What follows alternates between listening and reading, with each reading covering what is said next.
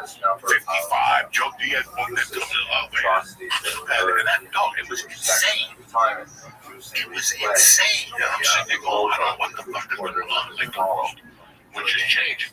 And I'll never forget that this in the context of the that war, was a fucking cold war comic. Israel But I didn't know where she didn't think the kid away from her. She started someone go, damn, that bitch was selling her eggs. door-to-door fighting. We did a show one time.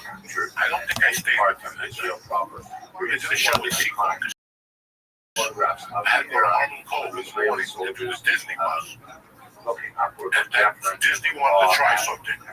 So they wanted you did something in the city for Disney, you did the parking ride. They wanted entertainment for the buses. So I got a call for $75 to do a bus, 75 each way. So you got two of them. You went over and back. And we're just going to do one thing. You got to be there at 8 in the fucking morning. This meant, however, that I didn't sleep tonight. I was out all night in baggage. And when I showed up to the job, I had a baggage. So I'm sitting down on the back of the bus because they said the comics sit in the back and on the right, on the front. And as the bus is moving, you have to come. This is a horror right there. This is fucking. You were standing up while the bus was moving? Oh, yeah. Oh my god. No, let's get to the fucking story at hand, dude. So I'm sitting on the bus and I meet this girl, and I'm talking to this girl, and she's looking at me because she knew what time it was. She knew what time it was. She's like, were you partying last night? I'm like, yeah. Can't you smell it? She's like, oh my God, what were you doing? I go, you know what I was doing. She goes, do you have the 11? Very different. I go, yeah. There was no booze on the bus. I couldn't drink. I wasn't even thinking of doing it on the bus until I met this broad. So I go, hold on 1 second. I'm going to go in the back and do a line, and then you meet me and go in there. It was the other way around. They would take the package, go in there, and you come out, give me the package, and I'll follow you, and then you get out the back. It's a fucking bus. 2 people ain't even spit in the fucking back. So I go to the back, I go, me and George, though. 5 minutes go by. Oh no. 10 minutes goes by. 15. We'll get to the city. I'm about to get on fucking. Well, I don't know if it's on stage. We're about to stand next to the bus driver. Do a little fucking musical there. And dog, I'm waiting out there. And I'm like, she's you're coked up. You're like, this bitch is doing all my coke. So they start pounding on the fucking door. I was surprised it would last 15 minutes. No, you right now. Maybe she'll D like the chicken belly down. The chicken belly down. Blood all over her face. And they just picked her up. The guy's like, I don't know what happened. They smacked them in the face. Shut up. Shut up. This is the second girl that OD'd this week. Maybe you should get different stuff. That was the best line. Don't stop doing it. Just get different stuff. So she finally opens the door, and I'm like, what the fuck are you doing? And I go, where's the coke? And she goes, right here. I was taking care of myself. So I took the coke, and she went out. Never thought about it again. I think I gave her the rest of the package on the way back to New York. Never saw her again. Bumped into her at the Ha, where losers go to die. And there she was one night telling me about her kid, the husband, the drinking, the drugs. November of You know, this bitch, in the middle of all that, stuck out and tweeted. She goes, why don't you tell her about the time you busted into my bathroom door?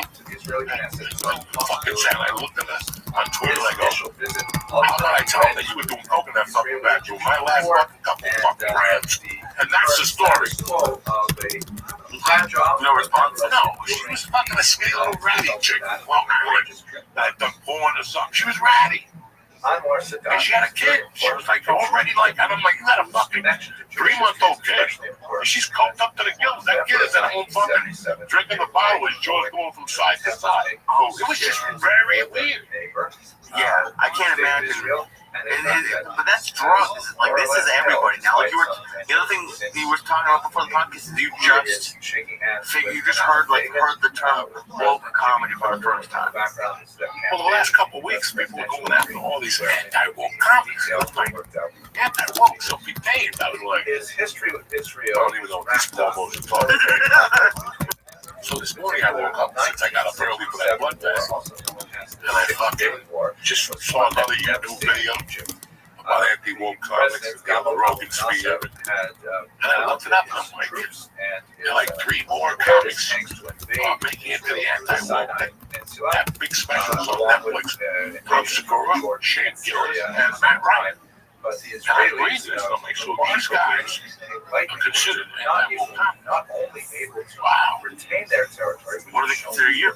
yellow, they actually expanded it, taking over the I'm fucking Golan old Heights dick. the West Bank, which is And now you have to give them a label now. and the Not Gaza blue Strip to the south, comedy, it's not and edgy massive comedy. Sinai You know, at the end of the day, it's just fucking comedy. from Egypt. Just fucking say it. Was a huge But they blow want to to fucking, pride and they Arab want to turn pride in everything into general, a Republican, something that Democratic, Saddam was independent able to thing. regain They can't by wait. his They can't wait. And surprise they probably attack in Israel going in anti-woke 1973. Republicans and that No, kind of some stuff. Arabs says Anti-woke for the Republicans and for the liberals. No, something, yeah, conservative. Yeah, Conservative. And I'm like, although Saddam was Oh my not God. successful, comedy is the fucking more everyone. than very marginal Comedy is gains, why do they? really just out of the very western Why do portion of the fucking Southern white people have to make everything so much more difficult? They just add intelligent words and they just, it's like this hurricane ever. Okay. CNN, what does it stand for? Scaring poor white people. It's going to be the worst storm after. We got knocked down to a category fucking 5. How can one day, you see it in the morning, this morning when you woke up, what did you guys see on the news? On the computer page. 3 dead, 10 shot. 3 shot, 10 dead in the Bronx. Specifically to meet with his By 1 o'clock, it was a mass massacre to speak to in the Bronx. his photograph, or rather, What do they call photograph of the period it? shows They call Sadat it shaking something that hands it with really Menachem Begin, wasn't. was one of It Israel's wasn't. We're gonna attack. No, you're in a bar in the Bronx. We get shot all the time in the Bronx. Right. Nobody was going to do a terroristic attack or to shoot gay guys like in Florida. It's the Together fucking Bronx. with Somebody gets shot in the fucking President Bronx. Jimmy Carter, Every they were night able was to work out a bad deal which or hit by a essentially car. dictated That's what it means, the Bronx. Puerto Rican, you're going to get stabbed every fucking night. That's what that means, the massive Bronx. territorial But last night, possession, I don't know if you guys, which you know, certainly 10 assuaged people the got shot in the Bronx. However, Three they people were dead. not willing to And they're like, mass massacre. They called it something else. the Gaza Strip. A mass shooting. Remained in What's a mass Israel. shooting? It was And three Israel sticks with a inherited very What mass shooting? You think they got together and demographic talked to fucking, you know, the CIA, let's go up there and shoot. Israelis Three strikes the again, too much fucking white news people. of the return I of don't even know. Zionists. I didn't look into the article. Mixed reviews. It was a On the gang one related. hand, Yeah, Israelis that's what it is. were generally There very wasn't no pleased mass shooter. Nobody came in and they went to his house. He had a football with a picture of 10 Puerto Ricans that he wanted to shoot. You know what I'm saying? Like jihad for Puerto Ricans. Plus, this is the world we fucking live in. Everything's got to have a fucking name to it to scare people. So it was a very wrenching experience, Petrify people. which would be Hurricane Evan, did everybody not see that? quarter The century later. biggest storm we'll see in this century. Evacuation of the Gaza Strip. Ah, What Jesus. Sadat earned for this was not the And I undying understand loyalty it might turn of into all something. Egyptians, but And rather the fucking riptide or something else. And then you got these fucking, Muslim New Jersey is members definitely infiltrated his What's the key bodyguard word at for very retard? high levels, and in fact, Autistic? autistic. October of That's like the dirty word in Jersey. They can't even say fucking autistic. watching a military You know? parade, they turned around and Well, the opened key fire word for on retarded. Sadat, You know, you can tell Jersey people that there's a riptide and they shark down there. stands there. How many people have drowned since last week in Jersey? Wow. You said they'll be like Like 5 that or is 6 great. or Jesus. Even after they touch, it's like anything else. But guess what? Unfortunately assassinated I think for it's just like, it's like you have good heroin. People want to die like they. the legacy Yeah, of his right. Nobody wants to buy heroin. Man. says much Nobody about dies from the it. state of You Egypt tell somebody you buy and the state of fucking Israel. Joey's and, Coke, his leadership heroin, a $5 bag, and much you're more in that. lasting. That shit's gonna sell like hotcakes. Everybody's gonna go over there to see if they can die or That's they it can for this week. And I think it's the same thing with the water. If you tell me if you ever got caught in a riptide, if you ever got caught in a riptide, you'll know that it's not a game.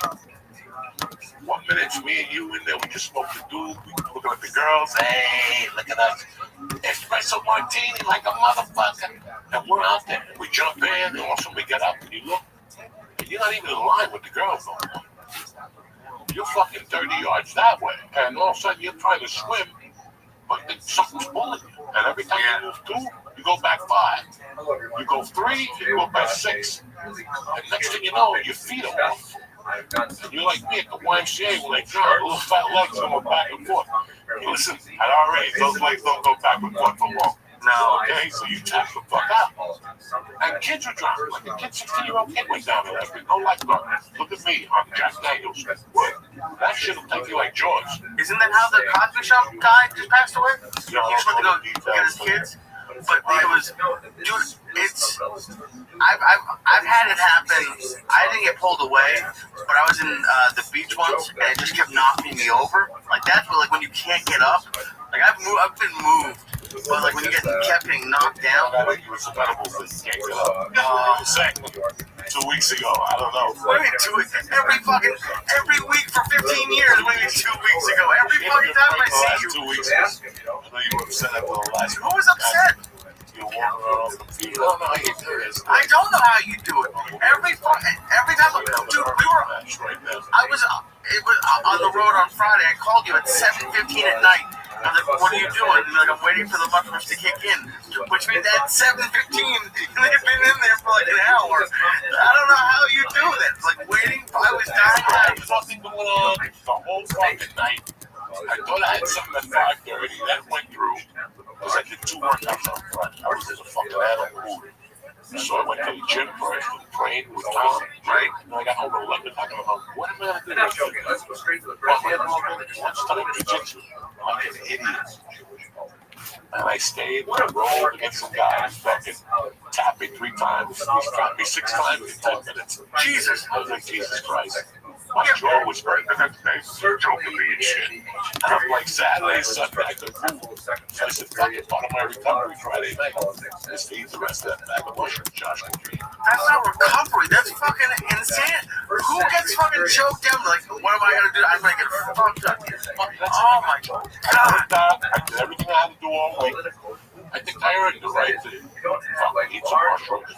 And then I found the last 500 milligrams. I forgot about that. You just found them in your car. And I threw that down too. I had 3 more of those cheese 50 milligrams. And I threw those down too. I think that's why you don't need vacations. You just fucking go fucking nuts. 2 or 3 nights, what is it, 2 nights a week? But the last Monday we didn't do that. No, I didn't eat a mushroom. I couldn't eat a mushroom. I go out to the blood test Tuesday morning. I just there was no problem. I was sleep. Right. I stick a needle in my mushroom and it's clogged. So I was like, I ain't eat no mushroom. I didn't do anything all week last. I didn't even have edibles. I found a 500 in my car that had not melted. A little bag of 7 weeks. Try to get along. But if I found it, I might need a quarter. Because you're a fag. That's why. Because you don't know that you don't believe in the fucking mental thing. I'm taking a chance. Come on, mister. I'm going to take this 500 milligram edible and I'm going to go find somewhere to do comedy. No matter how fucked up I am, even if it's a coffee shop, I'm going for a fucking adventure. I go for adventures all the time. Yes, but it's just not 2,000 milligrams. I get fucking. Oh, don't say that. I tell people because it's like a very minuscule version of you. I'll take a good joint or an edible and I'll smoke with people before shows, and I'm like, oh, I can't do that, I can't, or I'll take a puff. And like, I don't know how you. And I'm like, I have to. That's the training that I put myself through. Is I will go out and do mics or some shows high because I know that when I do shows with you, it's not a choice. So I do it. It's just I don't do it to fucking. You've never once. I'm surprised you honestly found edibles in your car because you usually don't keep them. But I always know when I lose an edible, and I know there's somewhere around. You know what I'm saying? How do you lose an I'm edible? one of those guys. I'm like, wait a second, I brought 4 edibles up there the other day, but I ate 2. So there's gotta be somewhere. There's gotta be an edible. I just have it in my mind. And one day I'm driving, I look at the glove compartment, looking for something else, and I go, that's where I'm at. What do we have here? Do they affect your memory at all, or no? That's fucking going Because people keep telling me that they've told me things, and I don't remember it at all. Because you're adults. You don't like training. That's why. No one has ever once said you need to get more edibles to remember things. Because the more edibles you eat, then you remember. See, let's say you write something when you're high. Okay. Well, let's say you hide something when you're high. Right. You're not going to find that thing until you're high. So you got to get high, and then you'll find it again. If I write a joke in my mind, I don't write it down, and I forget it, it goes mental down. Within minutes, boom, it comes back to me because I'm back in that state of consciousness. I guess, Jesus Christ. I wanted to show you something. I can pull You're gonna show me blue. My favorite is the black guy crackhead competition. Right, yeah, that was a good one. This is The blackhead with the firecracker in his eye. right. If they're not into that, I don't want to see that. It's just a picture, it's not a video. It's just See him later. We'll see him. we'll see him later. All right. You know, you talked about something. I spoke to you that the most hate I've gotten in 13 years was the vacation. Right. I mean, people were emailing me. Fucking, I went on my junk email. I must have found 10 emails about you. You fat fuck. You've never worked hard enough in your life. Blah, blah, blah, blah, blah, blah. You know, when you're a comedian, when you do what I do, what Lee does, or even what George does, he's an artist in many facets of his life. When he remembers, listen, man, it's not about, a lot of people said that you don't work hard. I was like, obviously they have no story. Obviously they never wanted to care. They just assume that you walk up on the stage or you call Joe Rogan and he gets you a spot on Netflix. People really think that, guys. People really think that, you know, oh, what sale is your, okay. You know, and it's not that. But the toughest thing about stand-up comedy is your mental. Stand-up comedy isn't about your feet or your arms or your hands or your material. It's about mental. It's all mental. Because the number one mental aspect you have to deal with is how many fucking no's can I take before I just become a serial killer? Fucking dumps. How many no's can I take before I become a line cook at a restaurant? That's it. Like, how many fucking no's can I take? So, art of stand-up is you got to be a little retarded because people can tell you no so many times. It's like that girl that told you no, and you're like, I'm telling you, it'll be different this time. No, you're retarded. You're retarded. It's not going to be different. You still don't have a job. You still live in your mother's basement. You still don't fuck, you know, it's the same thing. People have no idea the mental aspect of going for a movie and thinking this is going to change your life. Going to do a spot at the Broadway Comedy Club because this showcase means so much to you that you obviously might become something. People have no idea the pressure that we put on ourselves, or maybe no pressure. Like, that's why it worked for me, because I didn't beat myself up about it. But when you get there, you know what you have to do. And you know the other side of that fence. It's like politics. You're either going to win or you're going to lose. There's no second fucking place. So when you start campaigning, I want you to know that there's two sides to this.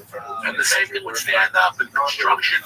Construction, yes, I have to measure and mix mud and deal with people and carry stuff in wheelbarrows, and I get it. But you know what? A mule could fucking put a board up.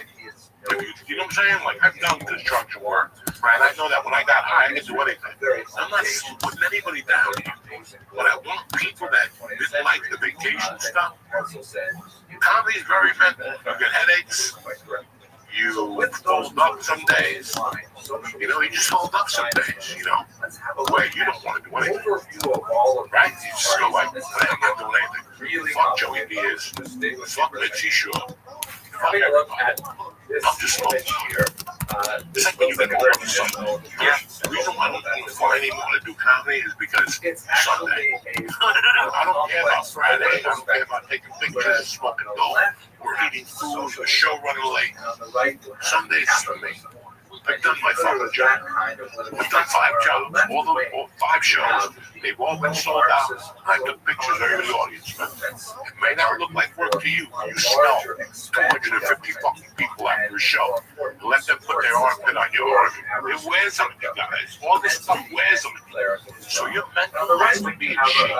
You have to, you know, that's part of lifting weights. That's part of reading. You know, that's part of writing.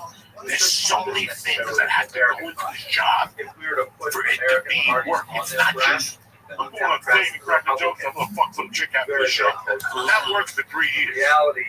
turn of the 20th That works century, for 3 years. It's patience. It's looking at different things and going, I'm doing a show there in February. I don't want to go there in March because I won't sell tickets. Plus, I don't have the same material. No matter what that guy pays, there's a business. It's just so much thought. Everything else is 10 minutes of your day. It's like people say, you don't pay me to do stand-up. You pay me to fly. Right. You pay me for the bullshit I gotta put up with at the airport.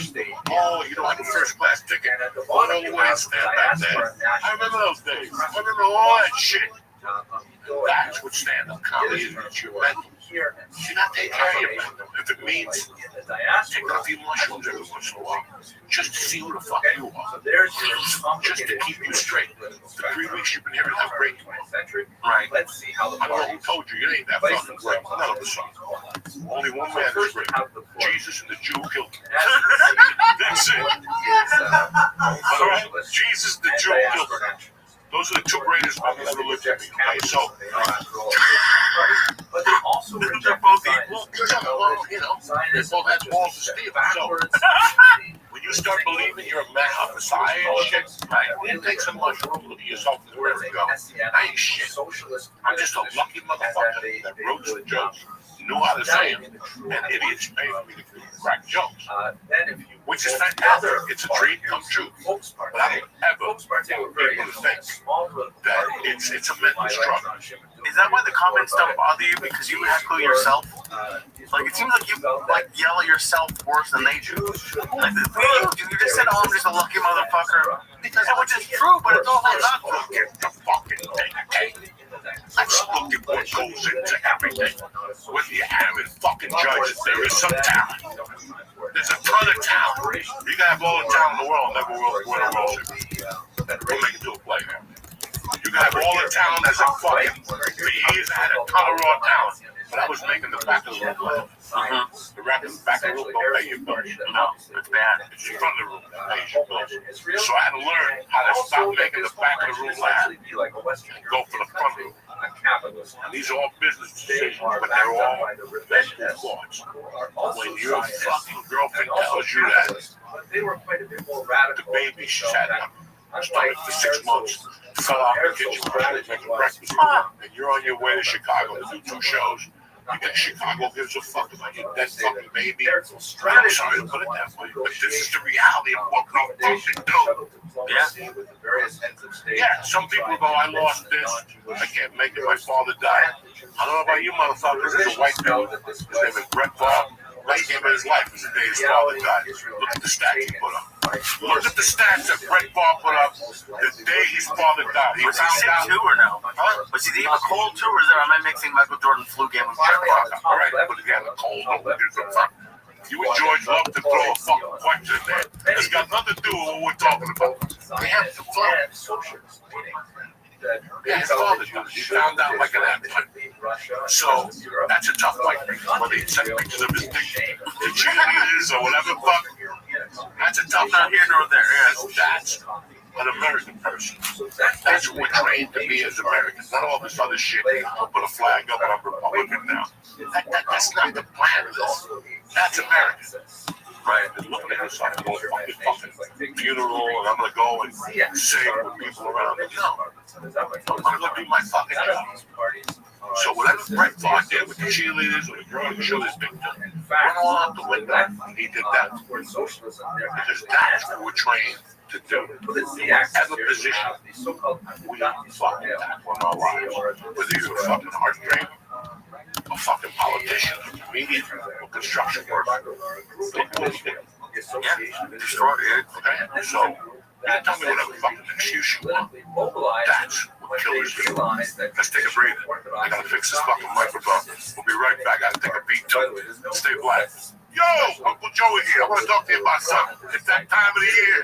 You want to be the biggest dick in the room in a good way. Blue Chew is the original brand offering chewable tablets for better sex.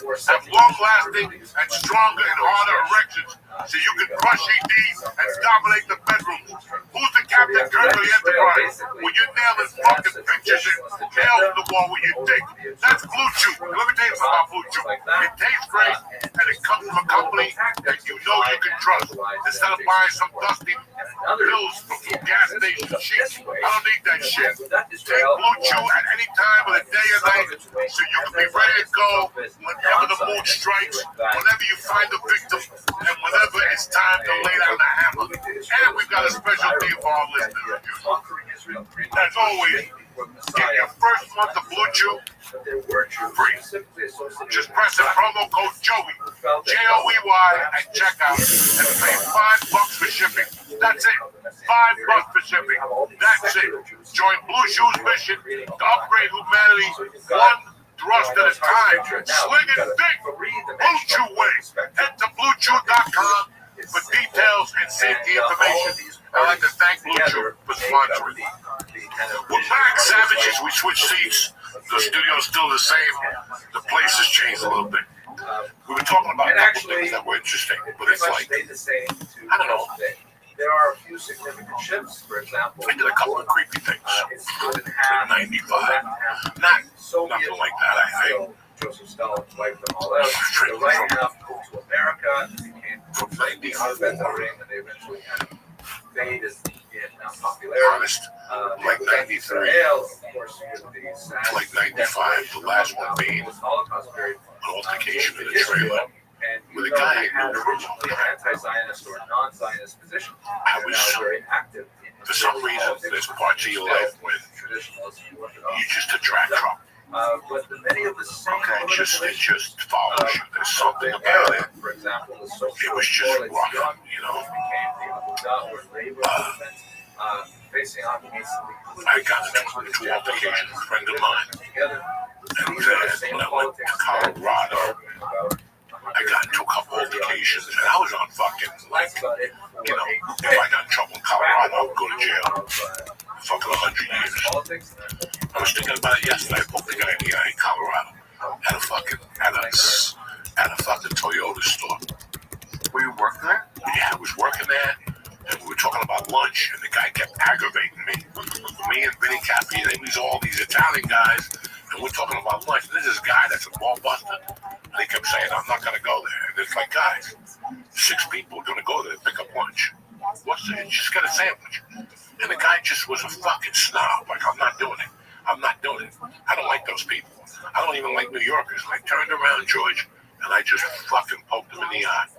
And he was like, I'm calling the police. And all the guys, the manager told him, no, I'll give you Saturday off. What, you like a Three Stooges style? No, how did you poke somebody in the eye? 2 fingers right in his fucking eye. Like, shut the fuck up. I just went deep in there. And that motherfucker. And then the one that hurt me the most was March of 95 when I smacked my ex's boyfriend. And my daughter was in the car. Well, my ex-daughter at this point. And that was what dawned it.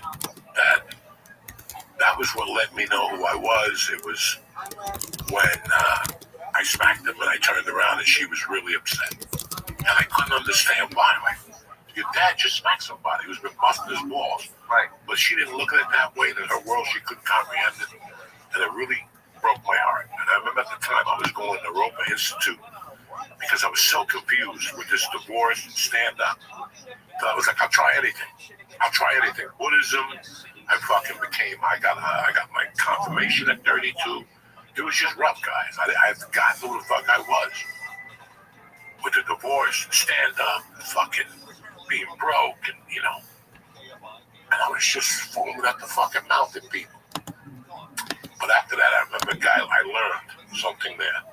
And the guy said that sometimes you have to think about not what you did, why you did it.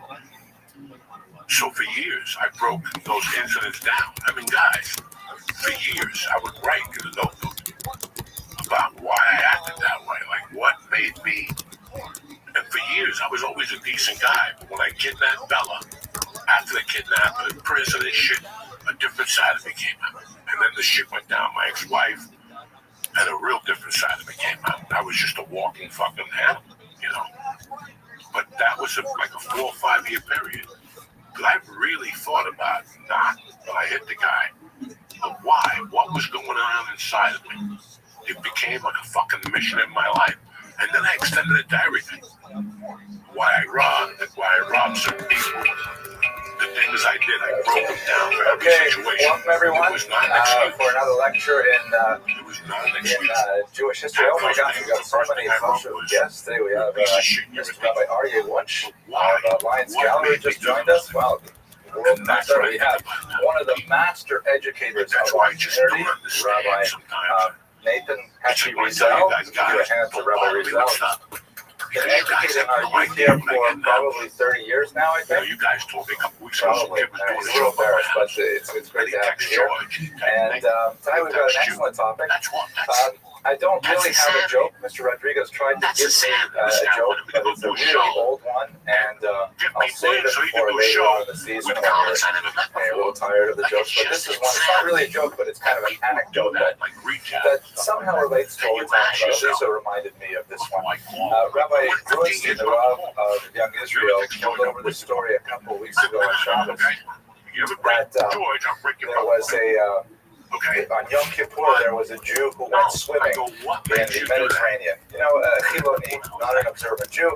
He went swimming on Yom Kippur in the Mediterranean off the coast of Tel Aviv, and there was like a huge rip current, and he was being pulled out to sea, and he was screaming and screaming, being pulled out to sea. And so the lifeguards, they were screaming, they rush out to save him, they rush out to swim out there, and as they get close to him, they think, he's yelling, help, help, all that, but actually what he is screaming over and over again is, Ani lo chozer b'tshuva, Ani lo chozer b'tshuva. It says, I am not going to repent. I'm absolutely not going to repent. And so he's like maniacally screaming this over and over again. So they take him and they drag him out of the water and they put him on the sand and they provide him a song. And afterwards they ask him, what was the story with that you're not going to do tshuva? And he said, it's very simple. Many years ago, when we lived in Europe, my father, he saw me going off the derech, going, away from the straight and narrow. And he said, look, I know that you're going to choose your own way in life, and you're going to land Israel, and you're going to lead your life in a secular way. But before you do, I want you to meet with the Slonim Rebbe. It's very important that you go speak to the Slonim Rebbe. So he takes him into the Slonim Rebbe, and they had a long talk. And when he came out, his father said to him, so what did he say? He said, look, he said basically one thing. He said, I'm not going to die before I do tshuva. I'm not going to die until I repent. So that's why I was screaming in the water, I'm not repenting. I'm not repenting. It's kind of a strange sort of dynamism between, mamim, believing and not believing, and trying to find our dynamism between those two extremes. Anyway, that's a fun story. So let's go straight to our topic. Saadia Gaon, a very important figure in early medieval Jewish history, really a pivotal figure and a fascinating individual. His personality was quite fractious and highly individualistic. He had absolutely no fear of any man. So says the various chronicles that speak of him. And in fact, when we chronicle his biography, we see that he got into trouble on numerous occasions, and nevertheless he was able to lose the screen. Okay, let's go right back to our screen, and we'll log in quickly. Excuse me for this. Mr. Rodriguez, make sure we edit this out when we do the final version. Okay, do we have the VGA? It's going to find it.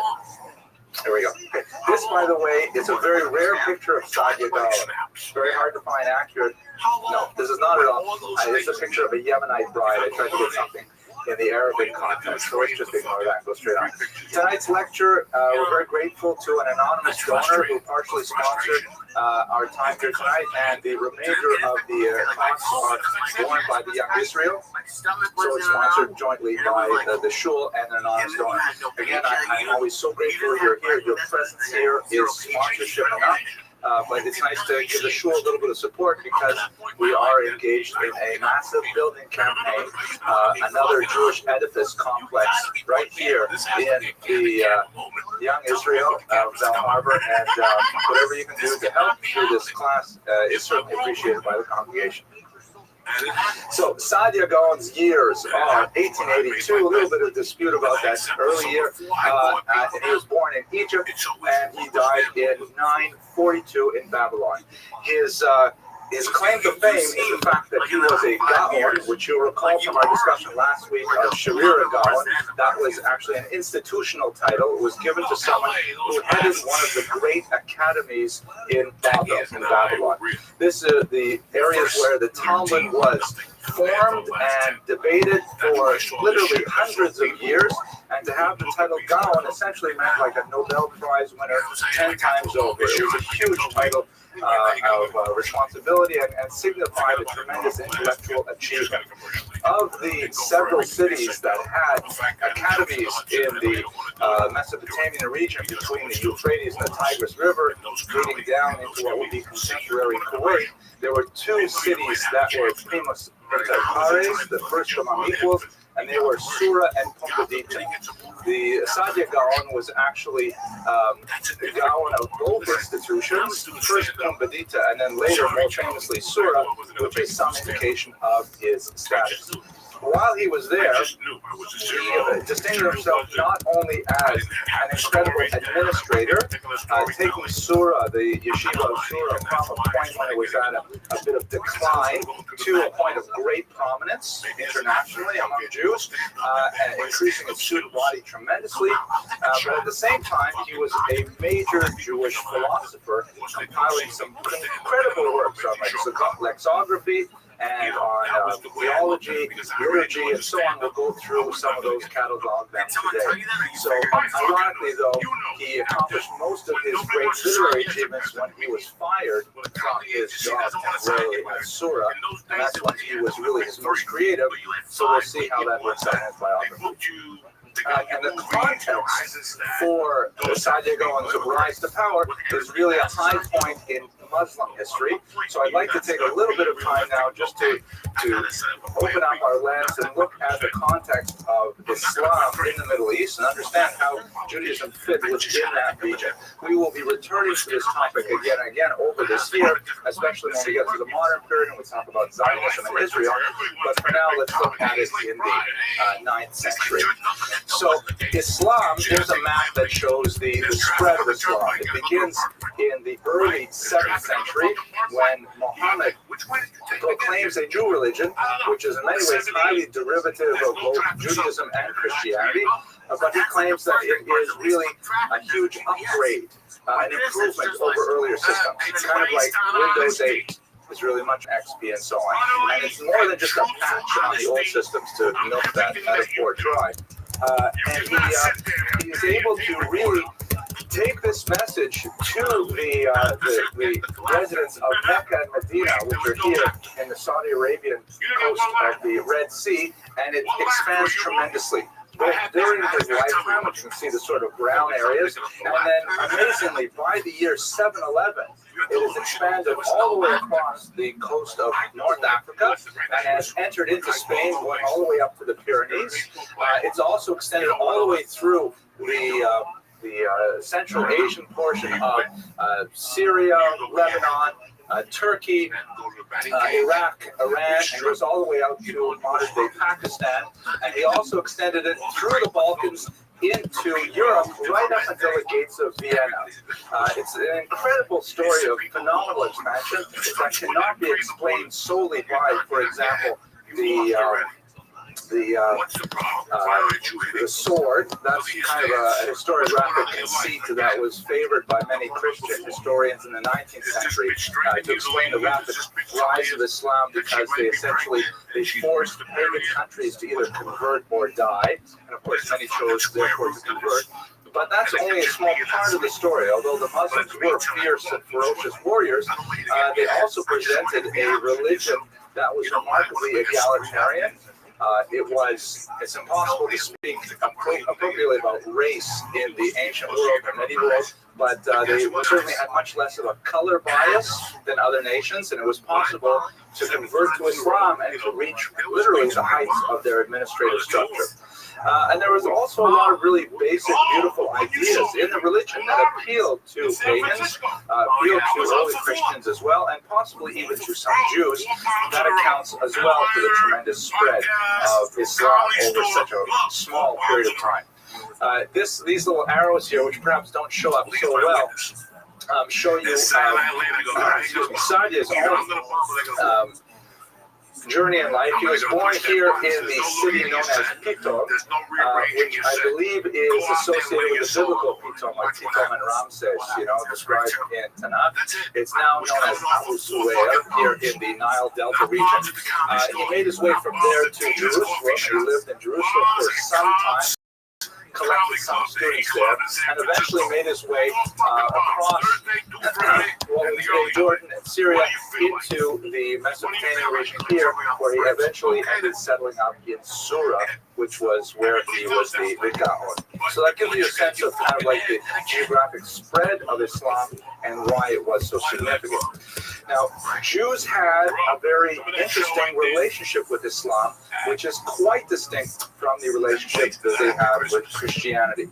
And in fact, over the last 2 millennia, we can pretty much divide Jewish history into two roughly equal sections.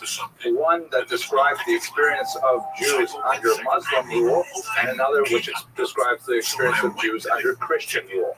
One of the most profitable areas of scholarly enterprise in the last 20 years or so has been, contextual comparisons of what was it like living under these various regimes. And the general consensus of scholars is leaning towards the notion that it was actually much better for Jews under Muslim rule for most of our history there than it was under Christian rule.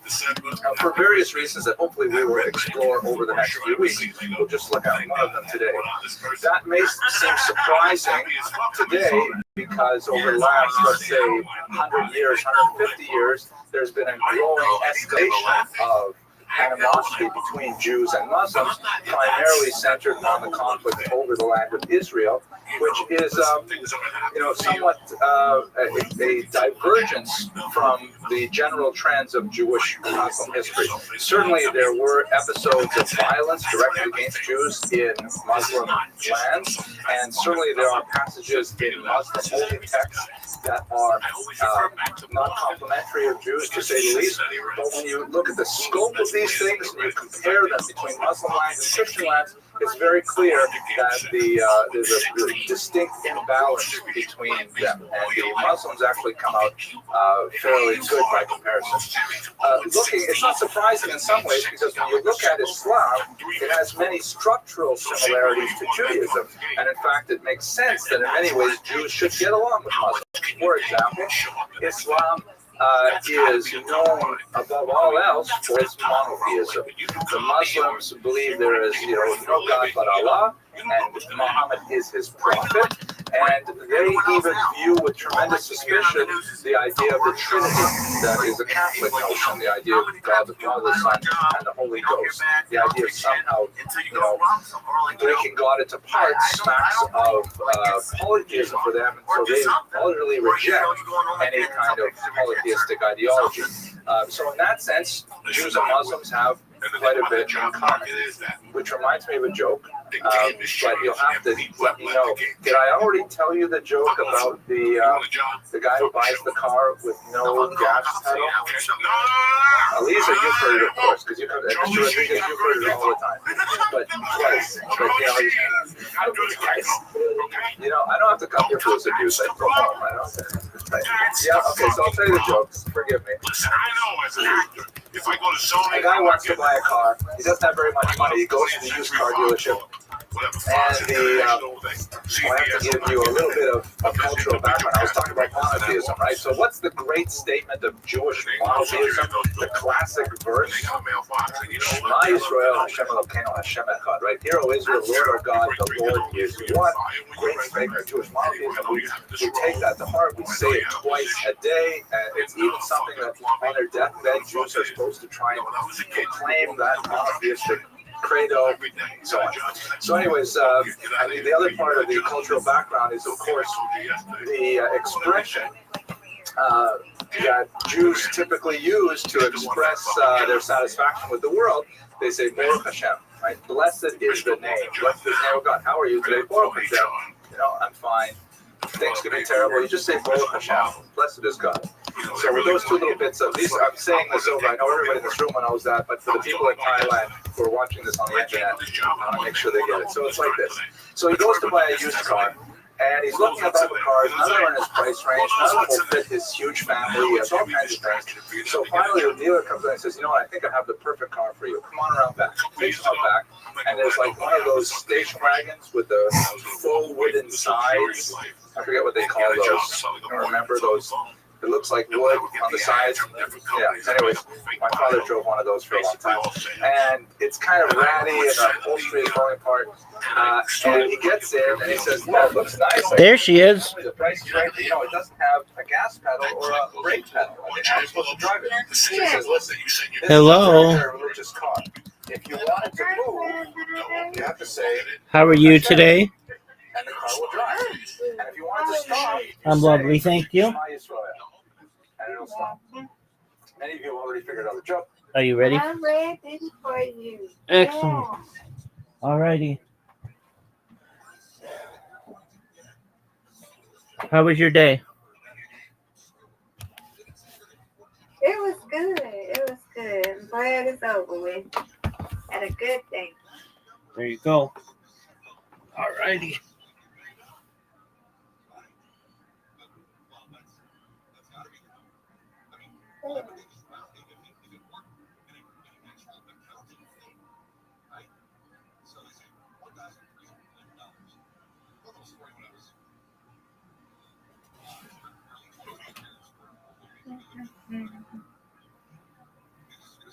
Remember, Rabbi.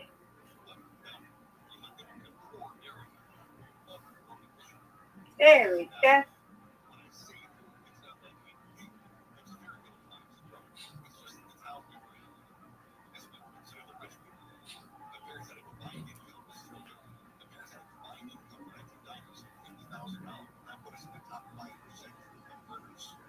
Oh, yeah, what's going on? Stand up. It's okay. Come on, Rabbi. You got this. Ooh.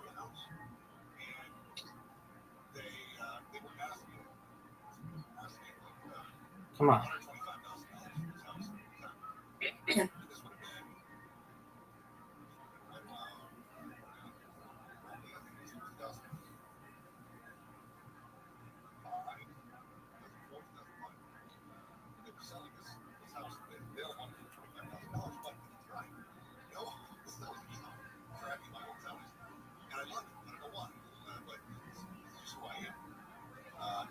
Hey, Rabbi. Come on.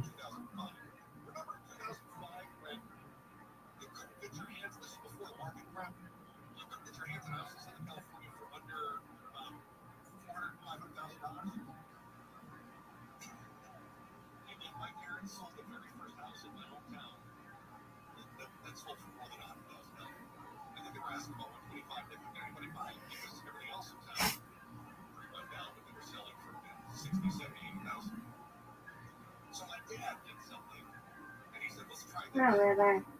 Strike. There we go. Yes. Good job.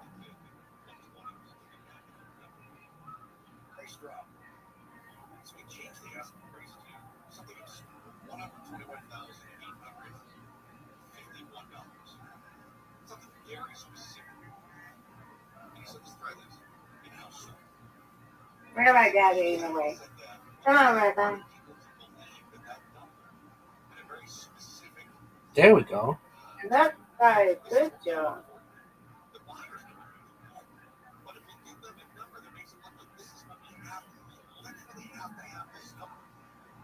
Nice going up. Right.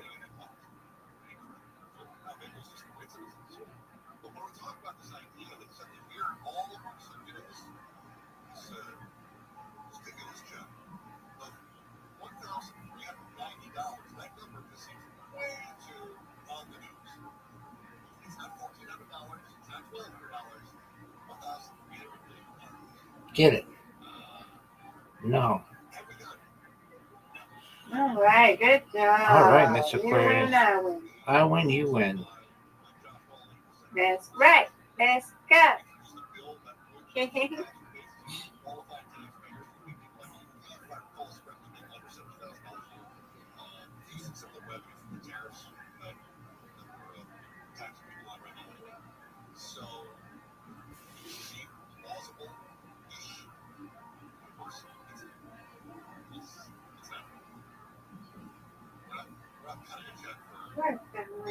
I'm not doing this. I'm not saying this. Stand up. Come on, Rabbi.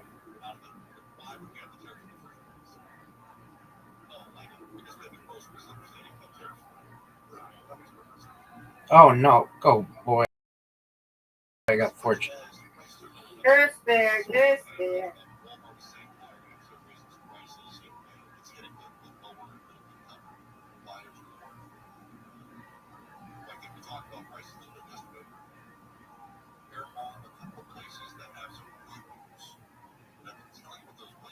Nice spare.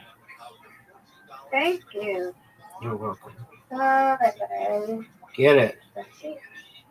No.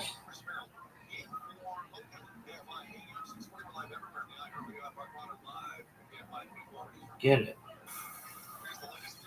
No.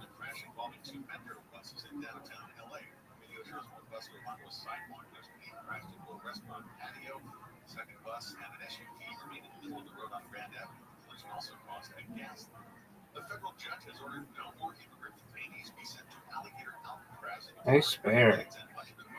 Thank you.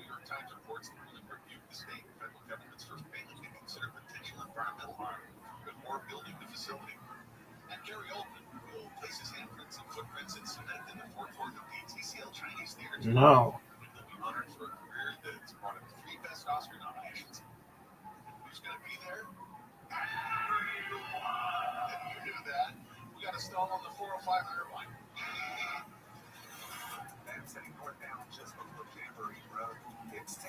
Get it. Come on, Rabbi. You got this. No doubt. Come on. Mm-hmm. Come on. Get it. All right. Mr. Aquarius about to put me away. I don't know. You have I just said. You're going to get this. Nope, I don't. You got this, Rabbi. Go. Comeback time, Miss Aquarius.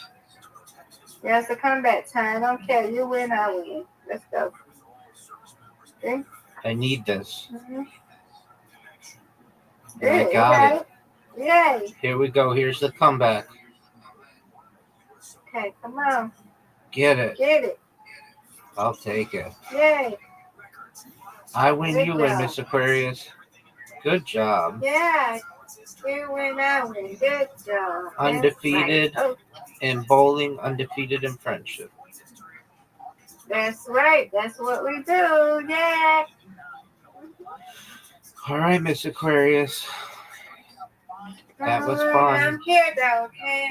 I'm put on mute. I'm going to go take my bath. Excellent. And then I'll come back later. I will talk to you in the morning, okay? Sweet dreams. Take care, Miss Aquarius. Thank you. You too. Thank you, ma'am. You're welcome. Thank you. You're welcome.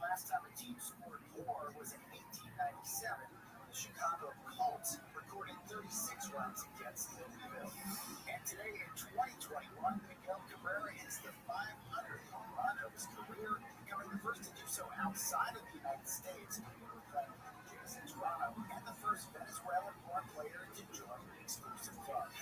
Now you know, today in sports history on iHeartRadio. Why did you tell the class what you did this weekend? My dad went and searched minnows and found a zillion of them in the street from our lookout rock. Then my sister and I escaped from an eagle slug camp and went back to my super twin fort for safety. Then we told stories till the dark, and the Big Dipper led us all the way home. Where were you, Joe? We went to the forest. It's not that far away. Ask your parents to take you and your friends to the forest this week. It's closer than you think. Check out discovertheforest.org. Brought to you by the U.S. Forest Service and the Ad Council. The free iHeartRadio app is #1 for music, radio, and podcasts all in one. Discover a new podcast from our library of hundreds of thousands of titles. Here's an iHeartRadio podcast preview. It's journalism.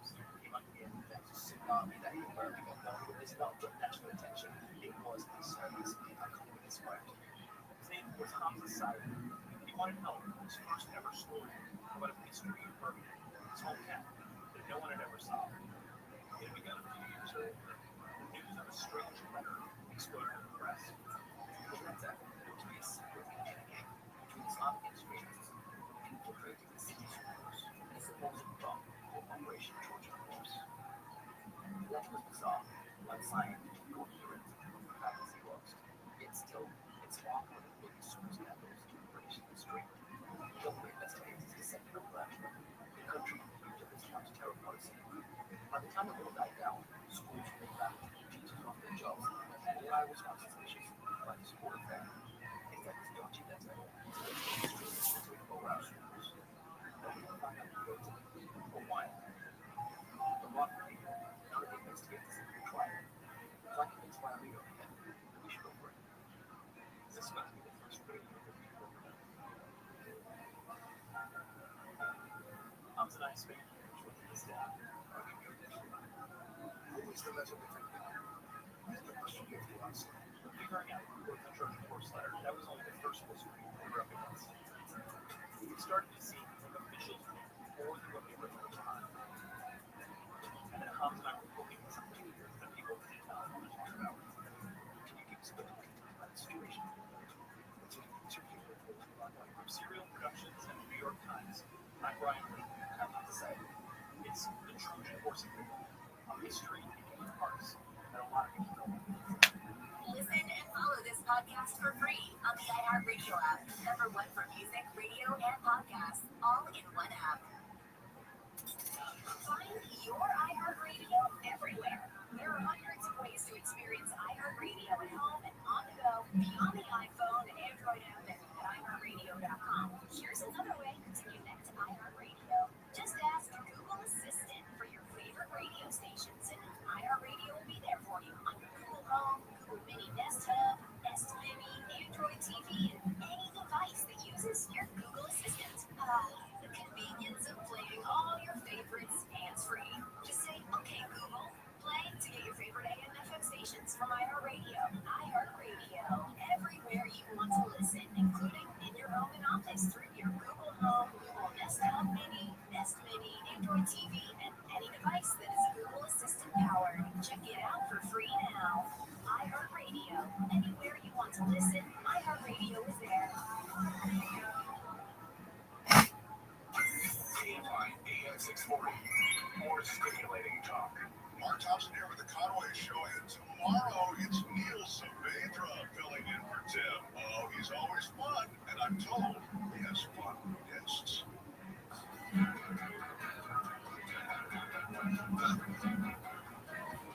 It sounds like fun. Chris Merrill, in Colonial, and I do my AM 640 more stimulating talk. You can listen anytime on the iHeart Radio app. Koala has a surprise for us at the top of the hour. Is this a good surprise or a bad surprise? It's the best kind of surprise. Oh, okay. Yes. It's like it. That's a TV. Well done, Victor. Koala's big surprise when they appear on a Paul show. They don't play Menendez. Because one half of the Menendez, Menendez, got supposed to. With that, I don't watch it. I covered that for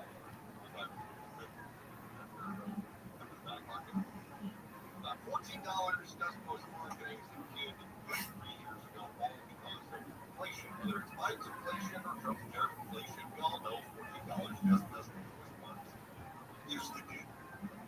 Well, not so fast, my friends, as the voice of said from the game at UCLA. Olive Garden is bringing back one of its most popular promotions, the never-ending pasta bowl. The all-you-can-eat offer for $13.99 is back for the restaurants and club members starting today. Everybody will be able to get the deal beginning Monday. But if you're an e-club, you get it today. It runs through November 16th. Today is last week. So it's back. It is going to start on the 25th. So, yes, but you have to be a part of their e-club. Like the day to be part of the e-club, you guys know. they just let their membership, you just sign up for their app or something. I don't know, but it always comes with strings, doesn't it? You gotta download an app, you gotta get a tattoo, something. Oh, okay, but the tattoo thing, because you never do it. It's Taco Bell, not the, the Toronto place. But I am so everywhere you go, you have to download the stupid app. Yeah, you can't even go to Taco Bell. I mean, you can, but they really emphasize, they lean on you with the Taco Bell in the app. Go to the app, order through the app. The price for McDonald's, they just hit the drive-thru versus McDonald's on the app. They're supposed to go to the drive-thru to say, are you using rewards today? Oh, no, I have a code. Okay, what is it? Why did you ask me if I'm using rewards? I don't, what does that even, like, do I have rewards? How do I use my rewards? My rewards? How does it work? Nuts. Too complicated. I just want some lousy fast food. I don't want you in my phone. Thank you. When I go to McDonald's, here's what I want. Hello, welcome to McDonald's. May I take your order? Yes, please. I would like the elbow meat with Big Mac. And yes, of course, obviously, supersize it. Give me a Diet Coke. I'm trying to fit it out. This is what we should be doing. Nope, you gotta have an app. Look at the difference in prices. Because all the specials are on the app. So if you just want to go to McDonald's, you're gonna pay out the nose. If you use the app, you're still gonna pay out the nose, but it's gonna smell better. Well, the McDonald's, I guess, is they're moving about the turf war too. They're lowering the cost of the combo meals after consumers were left sticker shock by Big Mac meals. They say they climbed to $18 in some places.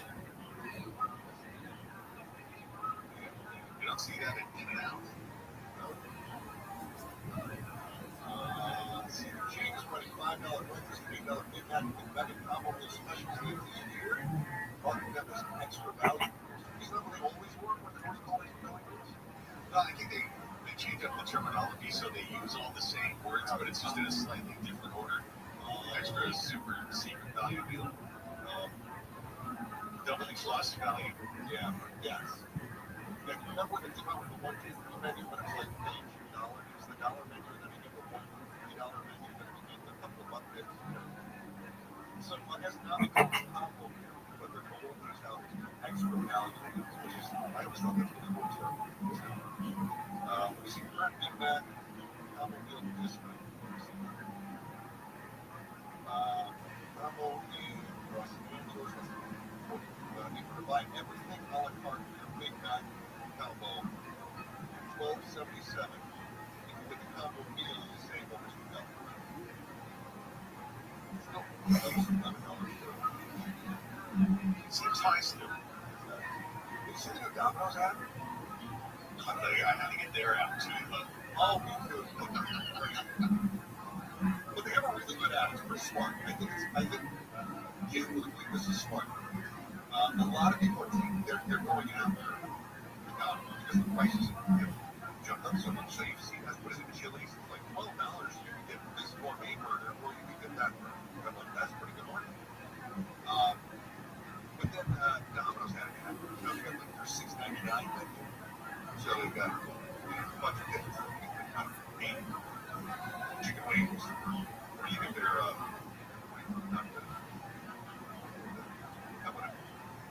sandwich one. Or they go, or you can get the medium one topping pizza.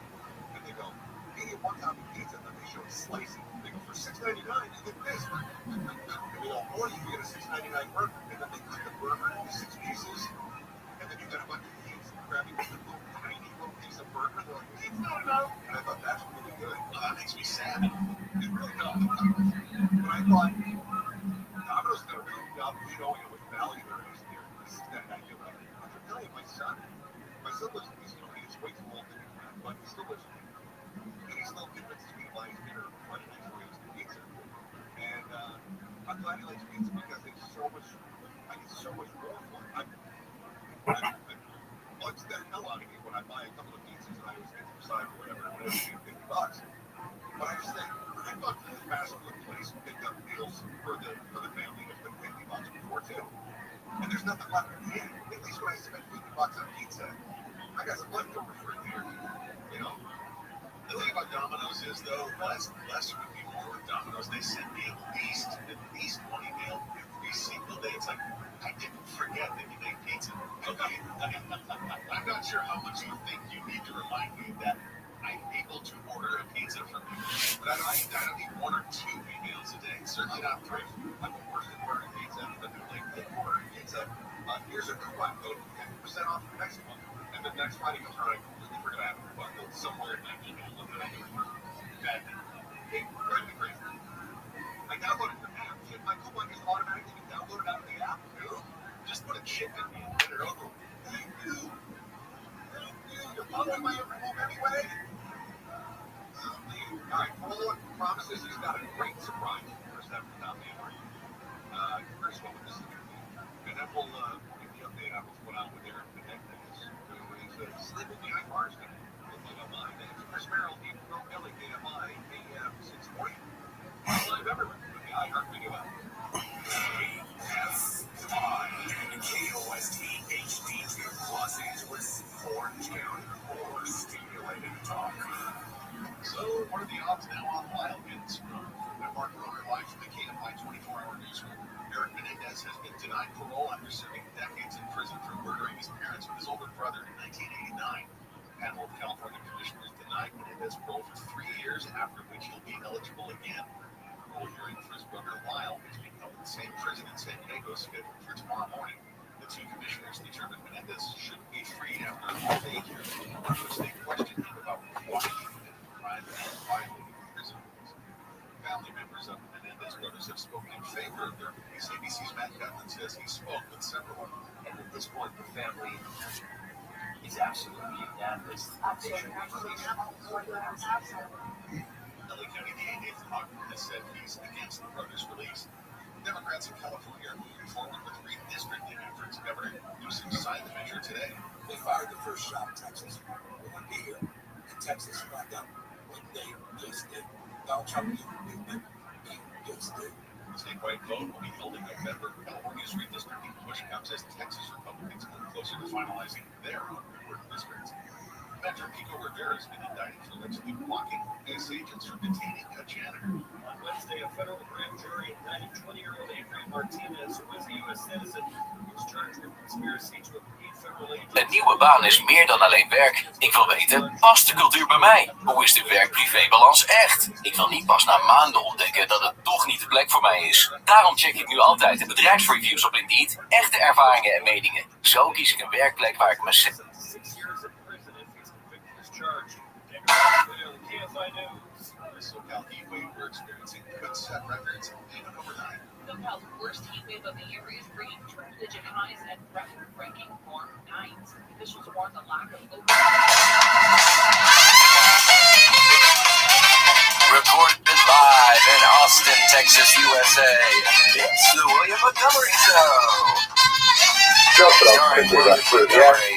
So he's driving the car, he's playing more than so nicely, he's thinking about how his mother, his dad, his kids, they're 11 more and then suddenly he realizes he forgot the phrase that makes it stop. And the car is speeding up, and he's honking the horn, and he's saying, I don't know what to do, and he's like screaming, and he goes the wrong way on a one-way street, and then he goes through a construction barrier, and he's going up a ramp, and he realizes he's going to the edge of an unfinished bridge, and in a moment he's going to go off the edge, and he's going to tumble to his death. So what can he do? He realizes he's about to die. He puts his hand over his eyes and says, Shema Yisrael, Hashem Elokeinu, Hashem Echad. The car stops right at the edge. Takes his hand off his eyes and he says, Oh, Lord, Hashem. Thank you for laughing. I appreciate that. It's very therapeutic. Okay, so Islam and Judaism, they have monotheism, a very major point. The other, perhaps more important point on an anthropological level is that Judaism, traditionally practiced, and Islam are both orthopractic. The term orthodox is a little bit troubling because the word dox comes like doctrine, and it's not really true that observant Jews have one doctrine. They have quite a large array of doctrines, but they basically agree on one practice. They basically agree on kashrut, Shabbat, there's a certain code of conduct as opposed to a code of belief is not necessarily held so much in such high strictures. So Islam has something similar, Sharia, which also translates as halakha, as the way. And so they have a unified code of behavior, which is at the same time religious ritual and civil and criminal. It's all one body of law. It's not render unto Caesar what is Caesar's. It is the whole system is guided by the entire religion. It's presided over by a group of scholar judges, just like the rabbis in Judaism. And so there's a lot of congruencies between the systematic thinking of Muslims and Jews in terms of how the whole thing works. And they have a lot more shared vocabulary. Christianity, by contrast, is a creed-based religion. And although, of course, it upholds high ethical standards, nevertheless, there's a lot more emphasis placed on what one believes, what one thinks, as opposed to what one does, when you compare it to Islam and Judaism.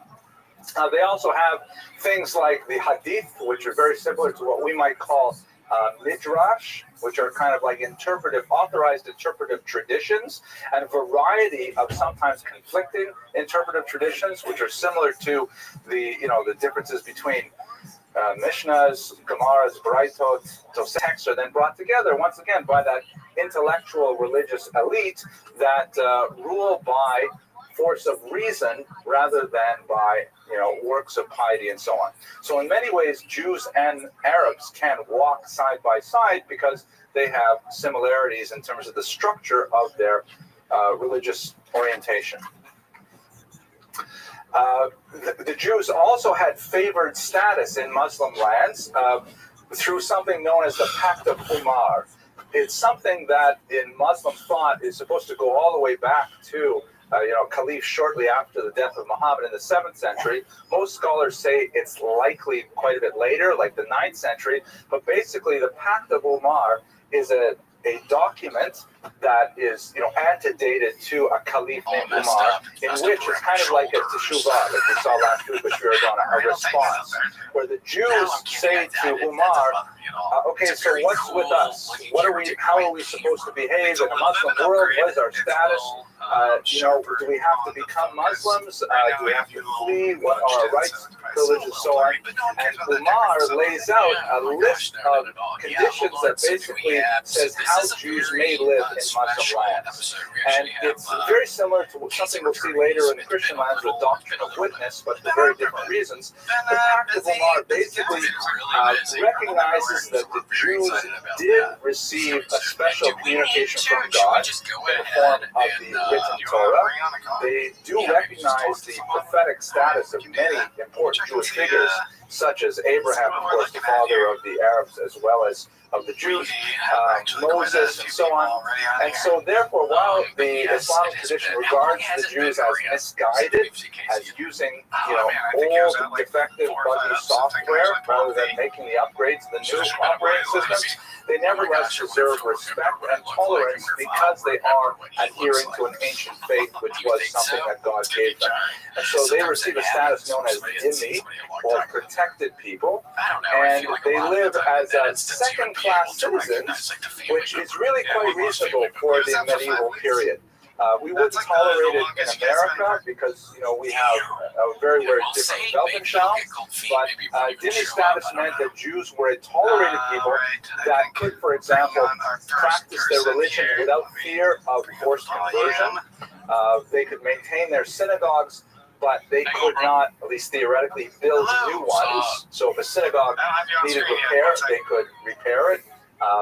They could celebrate all of their rituals, but not publicly. So public Purim, carnivals, or like the Jews back then, they never had these Hanukkah parades with Hummers, with menorahs on the top. It was just not done in the 19th century. I thought that was funny, but we've got it, so we'll just go on. So the dhimmi status, and they also had to, they were exempt from jizya, they were exempt, from zakat, which is a special tithe tax, a kind of a tax, because that was a religious injunction on Muslims, but they had to pay a double jizya, which is a kind of a poll tax, so they didn't really get ahead financially. So the Jews, by and large, were pretty happy with this status. stuff. Oh my gosh! Well, that's pretty sweet. Then you got the weekend, and then you got Saturday, Sunday. Correct. I wish I could have gone to a school like that. What grade is Well, he in? okay, that's a fascinating question. We probably have to break it up because, I mean, the Muslim extremists today, including, 9/11 type extremists, believe that the Pact of Umar should be upheld. They believe that Jews, should be allowed to live in Israel. Israel should be a Muslim country under the caliphate, but Jews would be a protected minority, as it was, in the 9th, 10th, 11th century. What is different, however, is that, since the French Revolution, the world has moved to this idea that everyone has equal rights, right? Égalité, liberté, fraternité. Everyone, by the way, except women, because they specifically excluded women in that. All men have equal rights. Some countries, including some of these countries, they have difficulty with women driving and things like that. We'll talk about that. I actually have difficulty with my daughter driving too, but I think for a totally different reason. But offend you. I was a guy buying drinks down there. I was like, whoa, my gosh, thank you, Mr. Lamstrade. You know what I'm talking about.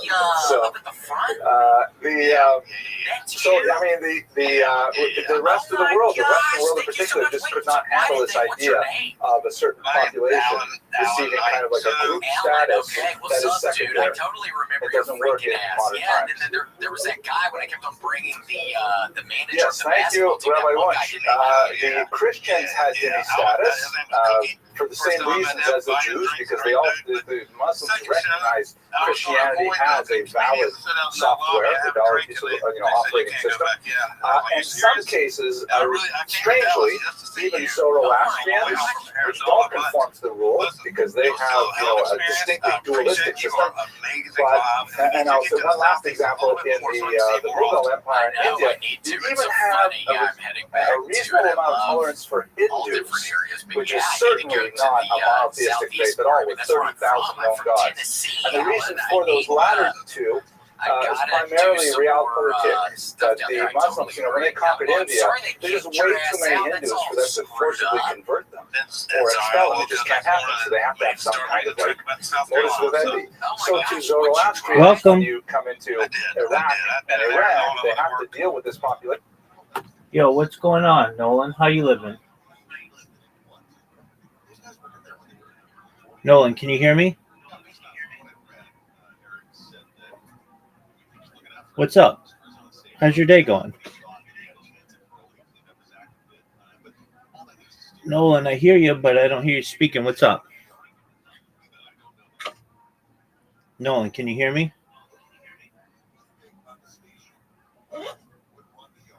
I heard you just zip. Nolan, can you hear me? All right, well.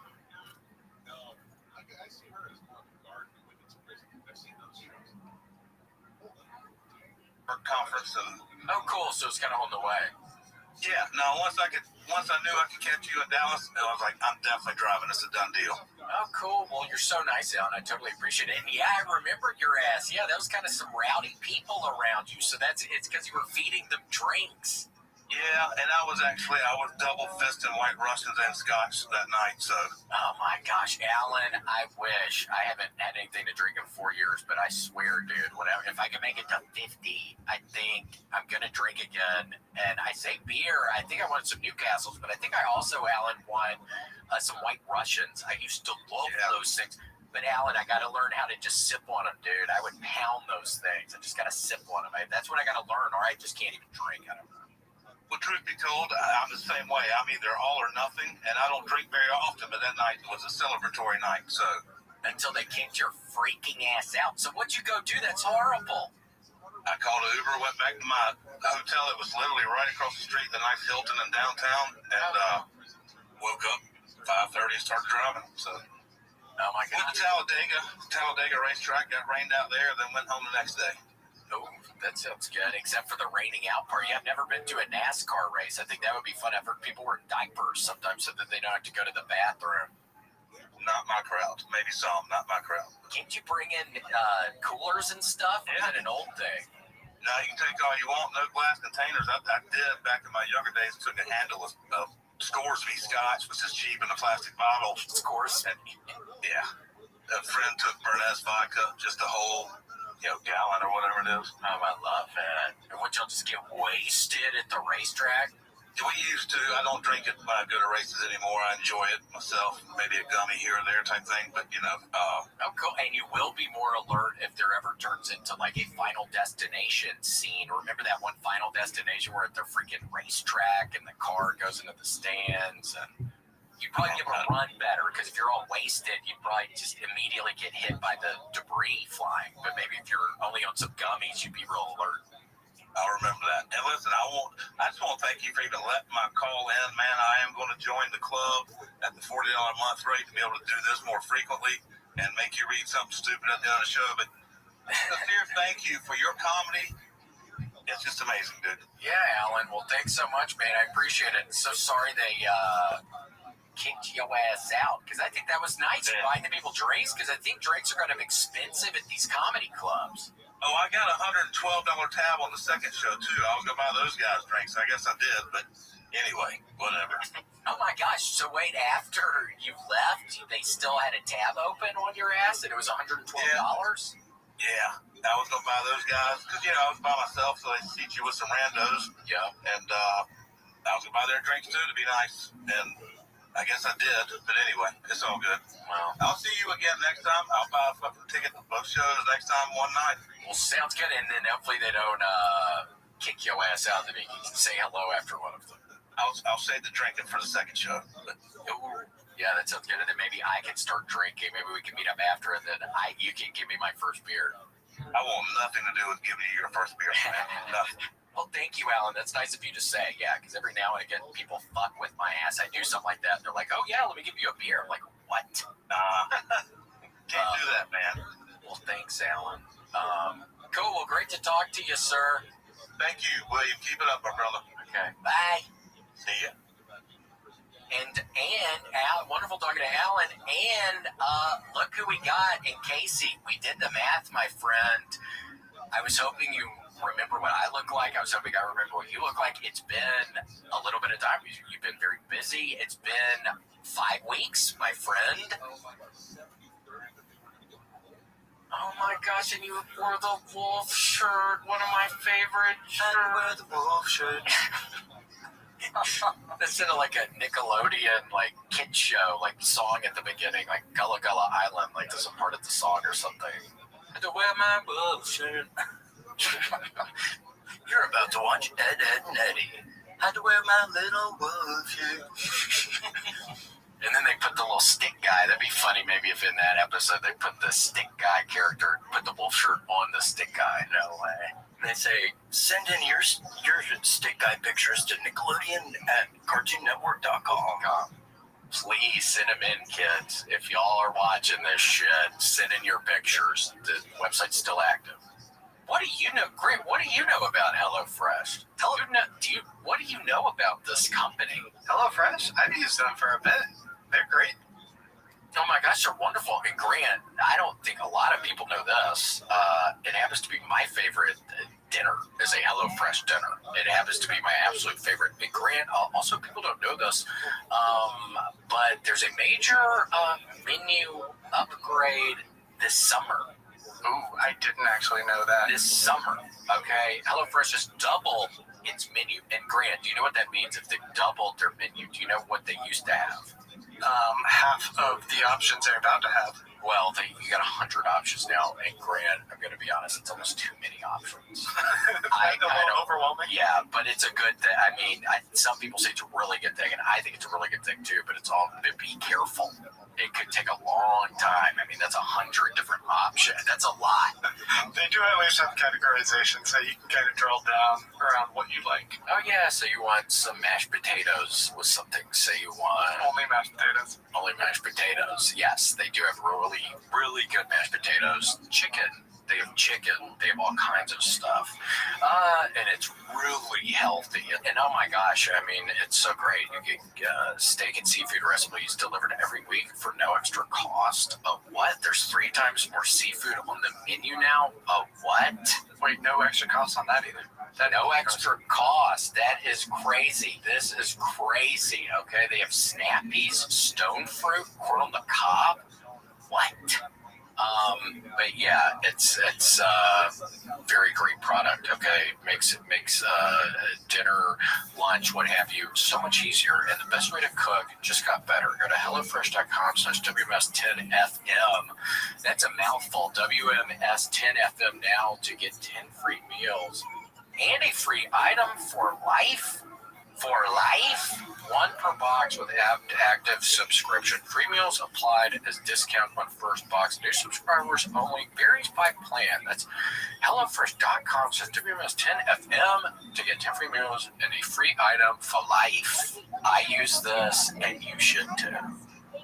No, we bought the domain. We own the IP. Sorry, idiots, it lapsed. Yeah, and every time we get a click, which I don't know if any of you people out there, that means basically when somebody goes on our website, we get 50 cents. So y'all just get on the website, y'all just click it into your browser, we get 50 cents. Dude, and it adds up so quickly. Oh yeah, there were probably 2,000 people yesterday. So do the math on that. Grant, do the math on that. 2,000 clicks, we get 50 cents. You have time, Grant? That's like $1,000, I think. Yup. Do it. It took us 10 years to get in the main for whatever. It took us 10 years, but it's like so sweet once you get through. It's like the crypto miners. We're pretty much like crypto miners for websites. Well, once you break through, you go, I never have to work again. I know. You just get the residuals, baby. Or sit back. Chill. Oof, I'm getting that Ren and Stimpy money. Damn. And that's a crazy one you got on that shit. A lot of butt cheeks and stuff. Or was that, what was on with the cow, Grant? Cow and chicken? Well, Ren and Stimpy had it. Yeah, no, you're talking about cow and chicken. But cow and chicken also was kind of perverted. I thought about cow and chicken ever. That was like kind of a nasty one. Well, I was like, we own the Java, right? We own the like the source, quite literally the source code to cow and chicken. So yeah, last night I was tooling around with it, and I think you're gonna be in for a big surprise when the new Mission Impossible comes out. I want to think you're messing with me, but it's like I know in my heart you're telling me the truth, so I can't wait. Yeah, and I think it's the last Mission Impossible movie, so everybody's gonna go watch that one. Oh yeah. Oh, it's gonna go out. I'll put it this way: it's gonna go out with a real bang. And Tom Cruise is doing all the stunts as always. That guy's crazy. He's getting older. He's getting up there, and he's still doing all these stunts. Well, I think he's a stunt addict. Like I've met freaks of all kinds, and he's one of the oldest guys still working in show business. What is he, 70? Yeah, I think he's 70. And he's still jumping on trampoline. It's crazy. And yeah, trampolines, God. Were you allowed to do that when you were a little kid? Or were you ever around them as a little kid? Okay, I'm happy you asked, because I've been meaning to address this. One of the few luxuries I had as a child, among many other luxuries, was a trampoline. And I learned how to do a double backflip. Damn. So, at once, I'm still in the air.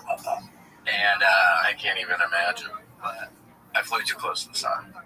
So I do the double backflip. I only knew how to do it for like a week. Scrape my nose real bad. I'm out. Were we talking like a scorpion situation where you hit your face and your legs going behind your head? Yeah. And it left the unique injury that can only come to human skin from a trampoline. And it's like a burn? You're never sure. So my whole nose, I almost lost the nose. Dr. Razmatazian was my pediatrician who said that. And he is not obviously I'm not judging anybody, but with that last name, that sounds like an Armenian person. Is Armenian? No, he was he was a big Sublime fan, so he would do fire sticks. But he was like a white guy, I guess you would say. Well, speaking of Sublime, somebody is releasing these concert things on YouTube and somebody else is taking them off, and I want to watch them because apparently there's a live version of Santeria. Like old school Sublime? Yes, that I don't think ever existed. It's some song. I think it's maybe that one that's never existed in a live concert. And some dumbasses in the comments saying, "Oh, I own the copyright. I'm taking it down." And he's taking it all down. And it's like, hold on, how does this? What do you mean you own the copyright to a Sublime? I just don't know. It's a random account saying that? Yes, but then apparently I get on the subreddit, the Sublime subreddit, and people are talking about it. Yeah, it's some guy who does have these tapes and stuff, but I don't know. It's fucked up. He needs to release them. Well, Yeah, dude, release the Sublime cut. You can't hold that hostage. I want to see Sublime at their most raw. I want to see him living in a van with Lou Dog. I know, me too. And it smelled like a Lou Dog in my arm. I know, and then he put his finger in his butt. I think that was that part of it, Grant? Is that in the uncut version? You got me. This isn't Magic the Gathering. This is real life, Grant. Let's get it together. We're talking Sublime. I don't even know. And by the way, I don't even know if I would see the new version with the sun. I don't know. Maybe it does. Why don't you like it? I don't know. I haven't even seen it. I've only heard one song. He sounds pretty good. You know, it's funny you say that. I've only heard the one song, too. That's all I've heard. It's like, I think it may be fun. I don't know. I'd still maybe go see that. Well, I remember the first show I remember the first show they did with the sun, and the internet was like, history is correcting itself. This is how Sublime was meant to be. Yeah, Rome's out of the way now. Yeah. Everybody's talking shit about the poor Rome guy. He toured with him for like 20 years. I know. Like, good riddance. They hated him for some reason. Well, he sounded just like Bradley. It must be a weird job to take someone, I can't think of a different example of this, in a band, and you're hired just because you sound like the lead singer who died. Queen does it, I guess. Do they still do music stuff? Right, Grant? With Freddie Gibbs? Yeah, can you put your windscreen down on your mic? Windscreen? The foam thing. Just push that down. No, Casey, just push that down. It's just making a little... There you go. Yeah, that's all. You're going to have to roll a little higher for that. It costs a little more mana than you're ready for. I'm not talking to you guys anymore. I'm just going to be here. Well, gee, I'm just ripping you. I haven't been here for Christ's sake. I know. All right. You can rip And look, you got a new camera. Look at that white camera. You see it, just the camera right there. Yeah, they got a new white camera. Wow, bragging my ass about that. That's like one of the rare ones, Grant. Uh-huh. They only made 50. Yeah, they only made 50, and they're getting 10 of them here. Wow, did you win that in like an auction or? It's like a 4th edition, revised edition Magic card kind of thing, like a Shioan Dragon. Oh, if you know your Magic the Gathering. Did you ever play Yu-Gi-Oh? No, it was a little. With the age thing. I wanted to like Harry Potter. It was like I was a little too old or something. Even though I had a couple friends who liked it. Never got into Yu-Gi-Oh, but I'm familiar. Did you like Yu-Gi-Oh? Well, what Grant was blabbing about, pretty sure he was speaking a different freaking language. I felt like he was doing an incantation. I sure hope not. I don't need any kind of bad energy like that right now. Neither do I. Have all kinds of stuff going on. I told William I got a rash on my thighs. And it got better, luckily, with the medicine. I went and saw a doctor. It was called a dermatologist. I'm one of the first patients of my kind. Did you hear this, Graham? You listening? Barely. Barely? What? You can't hear me? I can hear me good. I hear you. I can hear you. Oh my god. So, anyways. Don't do that. But they sat me down, they said, son, you got 2 options. You lose the thighs, as in they cut the thighs off, not the legs. The thighs. Or you lose the legs. So, we'll take the thighs. Yeah. And they said, okay, we just wanted to see what kind of man you were. You're going to be totally fine. What do you mean? Because they told you to take your pants down or something? It was like a test. Yeah. Oh, that's awkward. It was like kind of like hazing. And then, so I said, the thighs, right? And then the lights came on and everyone came in and they're all clapping. And What a relief. I know. Oh, thank God you're not going to cut my thighs off. I know. Wait, what were they going to do? Just, literally cut a big chunk out. Yeah, so they had one of those turkey carvers. And he said, it was, in hindsight, I should have known it was like a prank. Yeah. And he was like, we got to take them quick because the infection's going to spread. You know? And he presses the button and makes a scary noise. Yeah. I said, okay. I said, if this is what God wants, isn't God hands down? Isn't God hands down? Yeah. And I noticed a little movement, and they went, party season. And everybody popped out, and they went, congratulations. That's good. That's like my fantasy for my best birthday party ever that I never had. I always wanted to have like a surprise party where like I walk in, somebody's walking in the front door with me, kind of getting my and then I see everything, and then I see somebody like behind a curtain. And I'm like, wait, it's my birthday. Who's that? Oh Lord, wait, it's a party for me. But it never happened, and that's fine, Casey. Because sometimes I don't know. That's life, dude. Here's the thing. You're what? 38. You're 31. 38. Okay. Let's say, Grant, what are you thinking? Tell me to stop if you think I'm wrong, Grant. Okay. Tell me when to stop, actually. So here's William. Seriously, Grant, tell me what. It's not a freaking joke. All right, you should probably cut it out right now. Well, this is where William is now, right? 38. Tell me when to stop for how old he's going to be. Jesus Christ, dude. You're going to be over 110 years old, it seems like, according to Grant. So the technology, so why do you think that, Grant? Because most people don't live that long. What do you think? That just the technology's going to get better? Yeah, just sheer good luck? Or I think so. Or just, sheer good luck. Like I never slip and fall, or I never, I never get food poisoning again. Just stuff like that. Good genes. A good pair of jeans. Levi's. Yeah. I need some good jeans. You and me both pounced on that riff. That's mine. It's been crazy. Oh my gosh, it's been a while. It's so bad. Okay, so good. Well, it's like riding a bike. As soon as I walked in, I went, I'm about to bust a gut. This motherfucker. I'm about to bust a gut. This waffle. I started looking around. I started kicking some tires. Because you'll see in the footage, I was kind of shaking the camera. I went, God, so I remember it. Yeah, holy shit. Buddy. And I checked under the table, sure enough. Still my signature carved into it. KC plus GG. And did you see my little piece of bubble gum I put up there one time? Yes, I did. And it looked like your gums have been bleeding, maybe. I know. Well, got red. It's these Zins. It's the Zins. Do you still do them despite the blood? Yeah. Why not? Keep going. Keep going. I gotta stop doing it at some point, dude. I don't know. It's not good, Casey. I guess. I don't know. It's probably. I don't know. It's not. It's something on. It's on my mind. Well, I think you do too many. Because what do I need to do? You do doubles. Less? Don't you do doubles? No. Oh, I thought you did dubs. At one point in time, I did the 2 6s, which that was way too bad. Then after the Gators lost to Florida State, I finally looked at my gum because I was in such a horrible mood. And I was like, oh, shit. What else is wrong with me? Yeah, the Gators lost. What the fuck? Let's see other problems I've got right now. You start taking a moral inventory.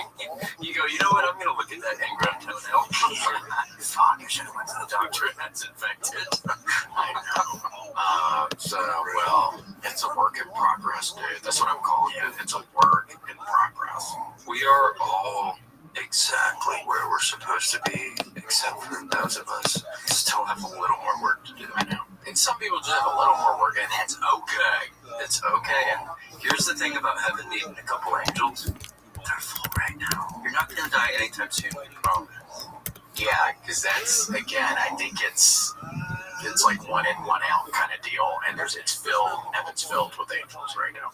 Basically, from the intel, I have been sort of, they call it transdermal location, and it's when it's from deep meditation, but I've been able to visit just glimpses. I'll get a glimpse of it, and it's basically like the line of like Studio 54. It's like, if you know Spot, that's fun. Yeah, for sure. Like Mick Jagger's wife is there, and like kind of like people you're like, oh, it's like I wish Mick was here, but his wife's like, that's cool, I guess. That scares me so bad, Casey, because it's like I'm so embarrassed to even say this. I'm worried I wouldn't even recognize her ass, dude. And then it's like she's probably gonna be like, who's this new person? Like, yeah, there's like 4 people.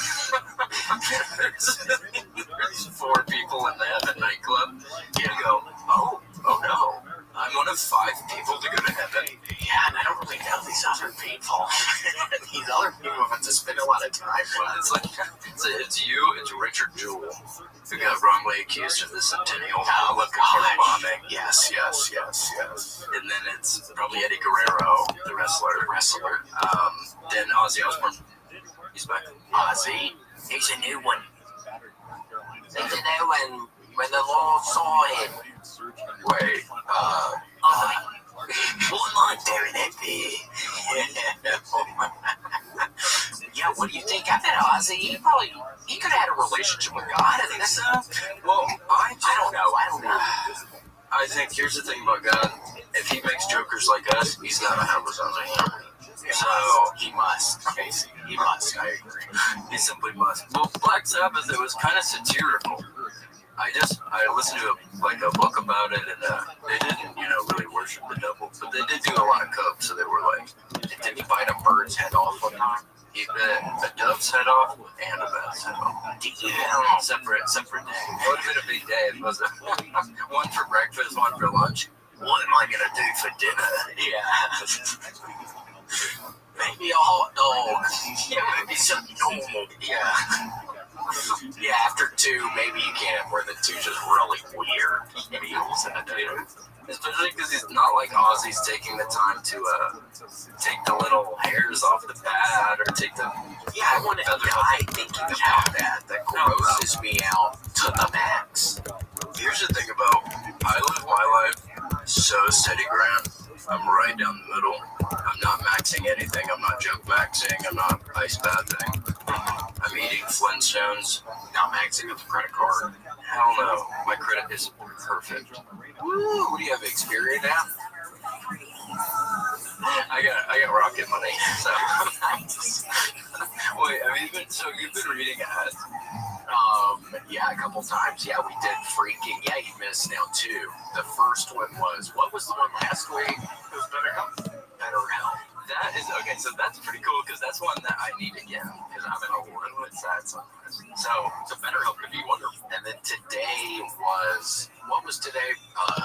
HelloFresh. HelloFresh.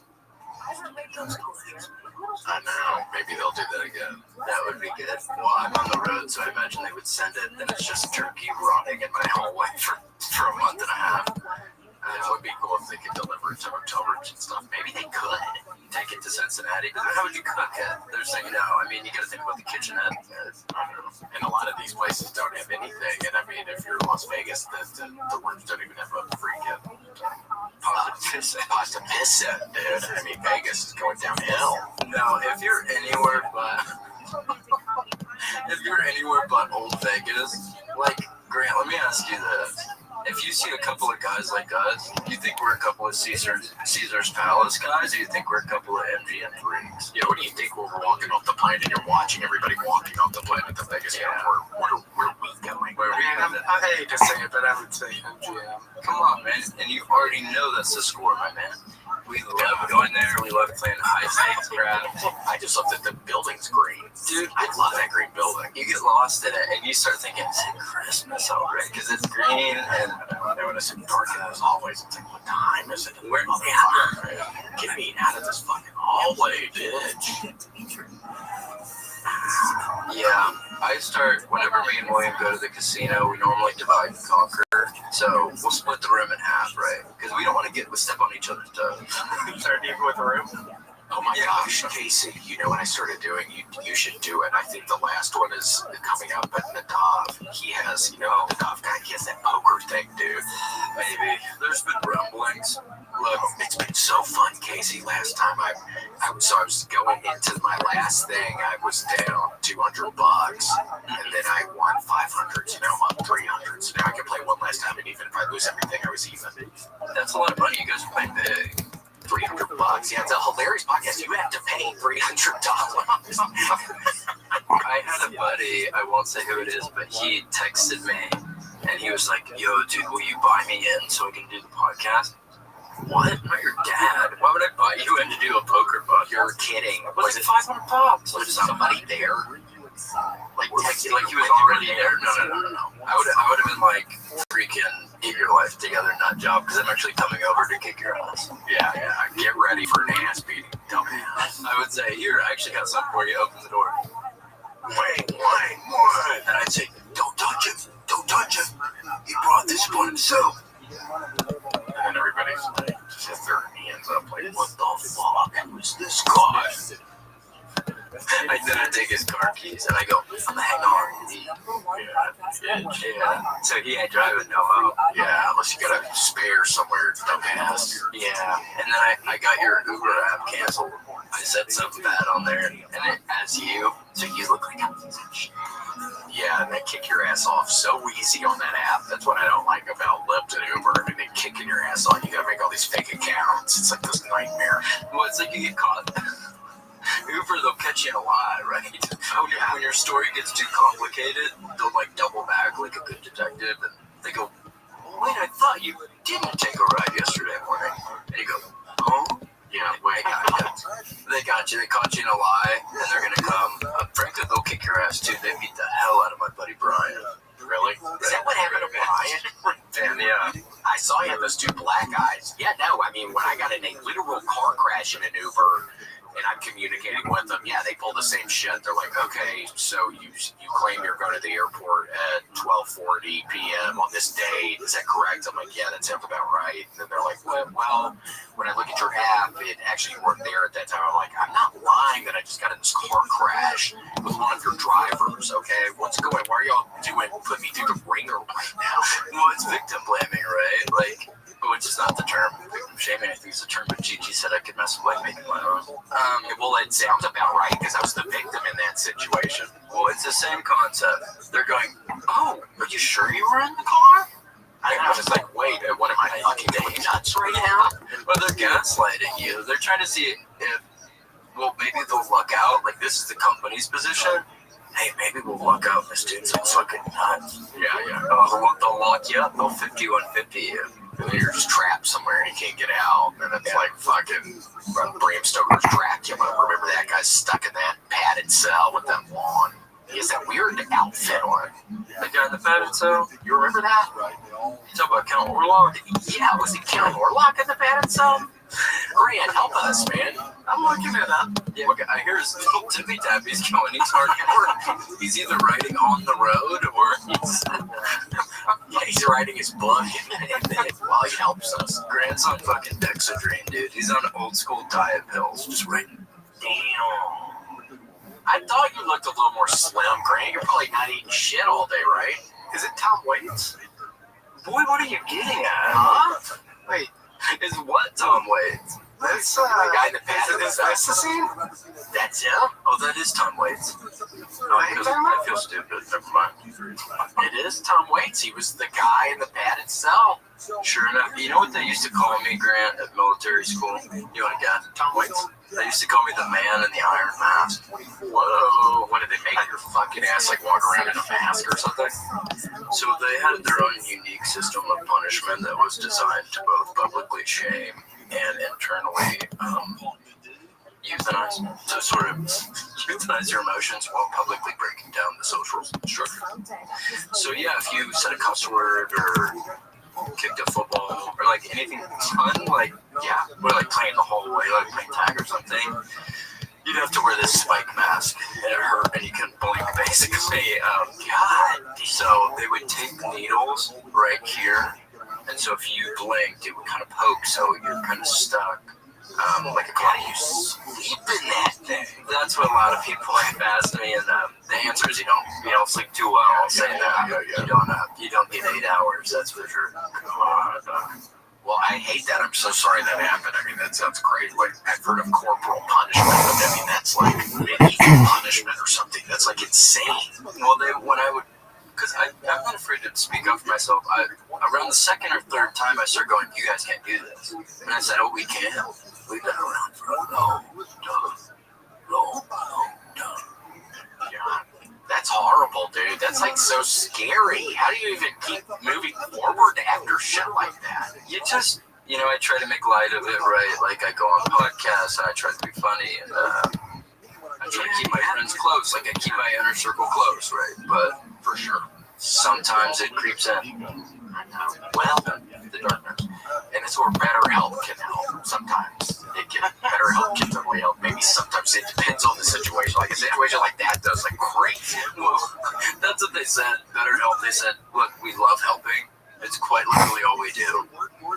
You should probably see, maybe you should go live somewhere and see something. They said I should go live at the state hospital or whatever. And see, that's the last thing you probably want to hear from a person trying to help your ass, and they're like, "Okay, you're a lost cause. So sorry. Just check yourself in. There's no hope at all." They said, "Well," I started checking my damn watch. I go, "I've been in here for a month." Yeah, you're already You're on that breakdown. Well, they call it a 5150, and Grant, it's nothing to be scared of, right? Right, Grant? Hey, 5150? Yeah. They correct. So it's Baccarat. I was getting to that because I went to a really cool one where you can gamble with that. So, oh my gosh, you can play Baccarat, you can play Pig Slots at Huff and Puff. We love Huff and Puff. Blow the house down like the ribs. Oh my gosh, yeah, what is it? The wolf comes, right? Oh yeah, blowing stuff. Well, you and me always had bad luck when we would play the pig one, but since then, I have come to grow as a gambler, and I've lost so much more money since then. So, are you still gambling some? You're in a place that there's a casino. I haven't been in 2 months. Oh, damn. How about that? So that's a pretty good amount of time. I know. Wait, what do you mean? Because, Casey, whenever I was with your ass, literally every time, and we were gambling together, you were always very lucky. So are you telling me that the luck right now in regards to gambling? Yes. So here's what's funny, and this is my own, I mean, you always had like crazy. Dude, it was luck, and I remember it would make you kind of feel bad because I could see it in your eyes that you thought you weren't winning because you were a bad guy, and I would go, it's not who's best and who's nicest. It's just like, it's kind of weird gambling with somebody playing slot machines, and the person you're with is just continuing to win. I could not stop winning, and I'm not even kidding. I would put $1 in, and it was like, congratulations, $81. Holy shit. But, okay, so when I was in Australia, they said I was losing money. I started losing money at like record speed. And I told this chap, I said, I'm having a tough night at the pokies. And that's what Australian people call the machines over there. Yeah, the pokies, they call it having a slap at the pokies. Oh, yeah, Australian people are so fun with their saying. I know. Whereas American people can be a little more like that. That's so much more whimsical, mystical, kind of better than, let's go slot machine. You guys want to go slot machines? I know a gas station has one in the back, but it doesn't pay cash. Yeah, it's like that's what you get in America, but over there you're getting. Well, all the bars have like legit, like Huff and Puff, like real slots, and it's a real cool culture. Anyways, I was losing money, and this is the first time I'm coming off being with you. I didn't gamble really last year on the road, and I go, I'm so excited. It's going to be such a fun night. I'm losing so much money. I'm losing money. And this guy pulled me aside and he said, listen, mate, you can be lucky in life, and you can be lucky in gambling. You seem like you're lucky in life. And I said, so it's one or the other. Yeah, one or the other. Can't have both. So what changed is now I'm on my own tour, and the headliner, he don't want no money. The feature. It's just the way the world works. You have figured it out, so you're not going to go chasing that anymore because he's right. Yes, I know, but I still do chase it. But I only do like maybe $200. We'll never play the dot. Do you like cards? See, I've had the funnest time playing cards, dude. I've had the most fun playing. Okay, well, is it just poker? Yeah, it's the Texas Hold'em or whatever. Okay, well, I think I would do it I would probably, honestly, I'm a bit of a cut-up. Like, I'd probably be somebody like Uncle Laser, who's being, like, funny as hell, but also, like, down to earth. Yeah, oh my gosh. Dude, Casey, you'd be great at it. And just watch, all I've been doing is watching World Series of Poker. But you got the itch. You really like it now? I have been watching it on TV. I have been recording on my YouTube TV, so now I watch it every now and again. It's a little, but then it gets kind of boring, so then I turn it off. But I can watch it for like 30 minutes just to get a general idea of what the people are playing with. That's all I'm looking at. I'm like, okay, now I feel like I have a little better idea. I used to, if I had like a king and a 3 or something, I would play because I had a king. But now it's like, maybe you don't play that. Oh, so you're saying like the hands? Yeah, just literally we're good. You can put it away. Yeah, thanks, Grant. Did you hear that? That was on Casey's police radio. Yeah, that was on the talkie. Actually, Grant, I was going to take a picture of it. Forget it. That was my personal one. So that's, if I need to get right to G, you have one too. Yeah, I think you forgot it. But if I need Motorola. And you can do the noise, you can click the sign effects that are annoying. Yeah, sure. What goes, hello, Mojo. You remember that? Dude, I bust up good. Every debris, dude, it'll make me bust like that when I'm about to take a nap or something. I hear that, and I just start laughing. I'm like, what the fuck is Casey about to fucking say on this goddamn William, it's almost 4:30. It was shut up. Dude, I'm trying to sleep over here, man. Erica's like, William, it's freaking 11 o'clock. Go to bed already, turn the beeper off. And I'm like, shut up, man. It's good shooter. He's on the Motorola. I'm gonna talk to him on the porch for a while. Yeah. So what are you doing? Are you looking at the moon? It's huge tonight. I know. It was so pretty recently. It was very big recently. What was the date? I'm trying to see if it aligns to something bad happening in my life. What is the date of today, Grant? Today's the 19th. 19th. So I'm gonna guess this was doing Rain Man math. That's why we're so good at DMGM Grand. I'm gonna say maybe it was the 14th. Is that what it was? I'm guessing. Is that when their full moon was 5 days ago, Grant? Let me go check the moon chart. Yeah, please. So go ahead and check that. And while you're at it, Grant, go ahead and pull up. When's my... Yeah, go ahead and pull up. Is the luckiest guy ever, was that from money or from success? Yeah, Google that so I can get like a tangible idea of if that guy was right, I guess. Well, Casey has success. I think he could be, yeah, dude. Just have a little fun. Maybe play the card game some. Dude, it's a crazy place over there, Casey. And also, by the way, there's a place next door that I'm scared to walk into. And it looks like that in slot machines. Okay, well, that more piques my attention. Places where, even in Texas, if you're in there, you're having a slap, right? And so he walks up, he just slides in an ashtray. And you go, "You good, man? You can smoke with nobody in here." It's pretty cool, especially in Texas, because nobody can't smoke in here. Well, all the little slot places are all fronts for the CARTEL. And no, which one? I'm not saying which one. No, I mean, no offense. And actually, I was just kidding. No, they're not. Yeah, we're kidding over here. Seriously, we're kidding about decent amount of stuff. We're kidding about this. Bunch of comedians here, huh? I was just joking, and I didn't mean anything by it. Those are good places, and I should say, just stop talking about it. It's making me nervous even talking about it. Just even mentioning it at all is making me a little nervous, like my hands are getting sweaty. Well, if I could say one parting word about it, that if it was up to me, there'd be one in every HEB. So you guys are doing great. And that's a really nice thing, Casey just said, too. Sure. It's like super nice. Well, HEB, what is HEB for us? Okay, good question. HEB for us is like basically like a water park. Yeah, I get my tortillas. Yeah.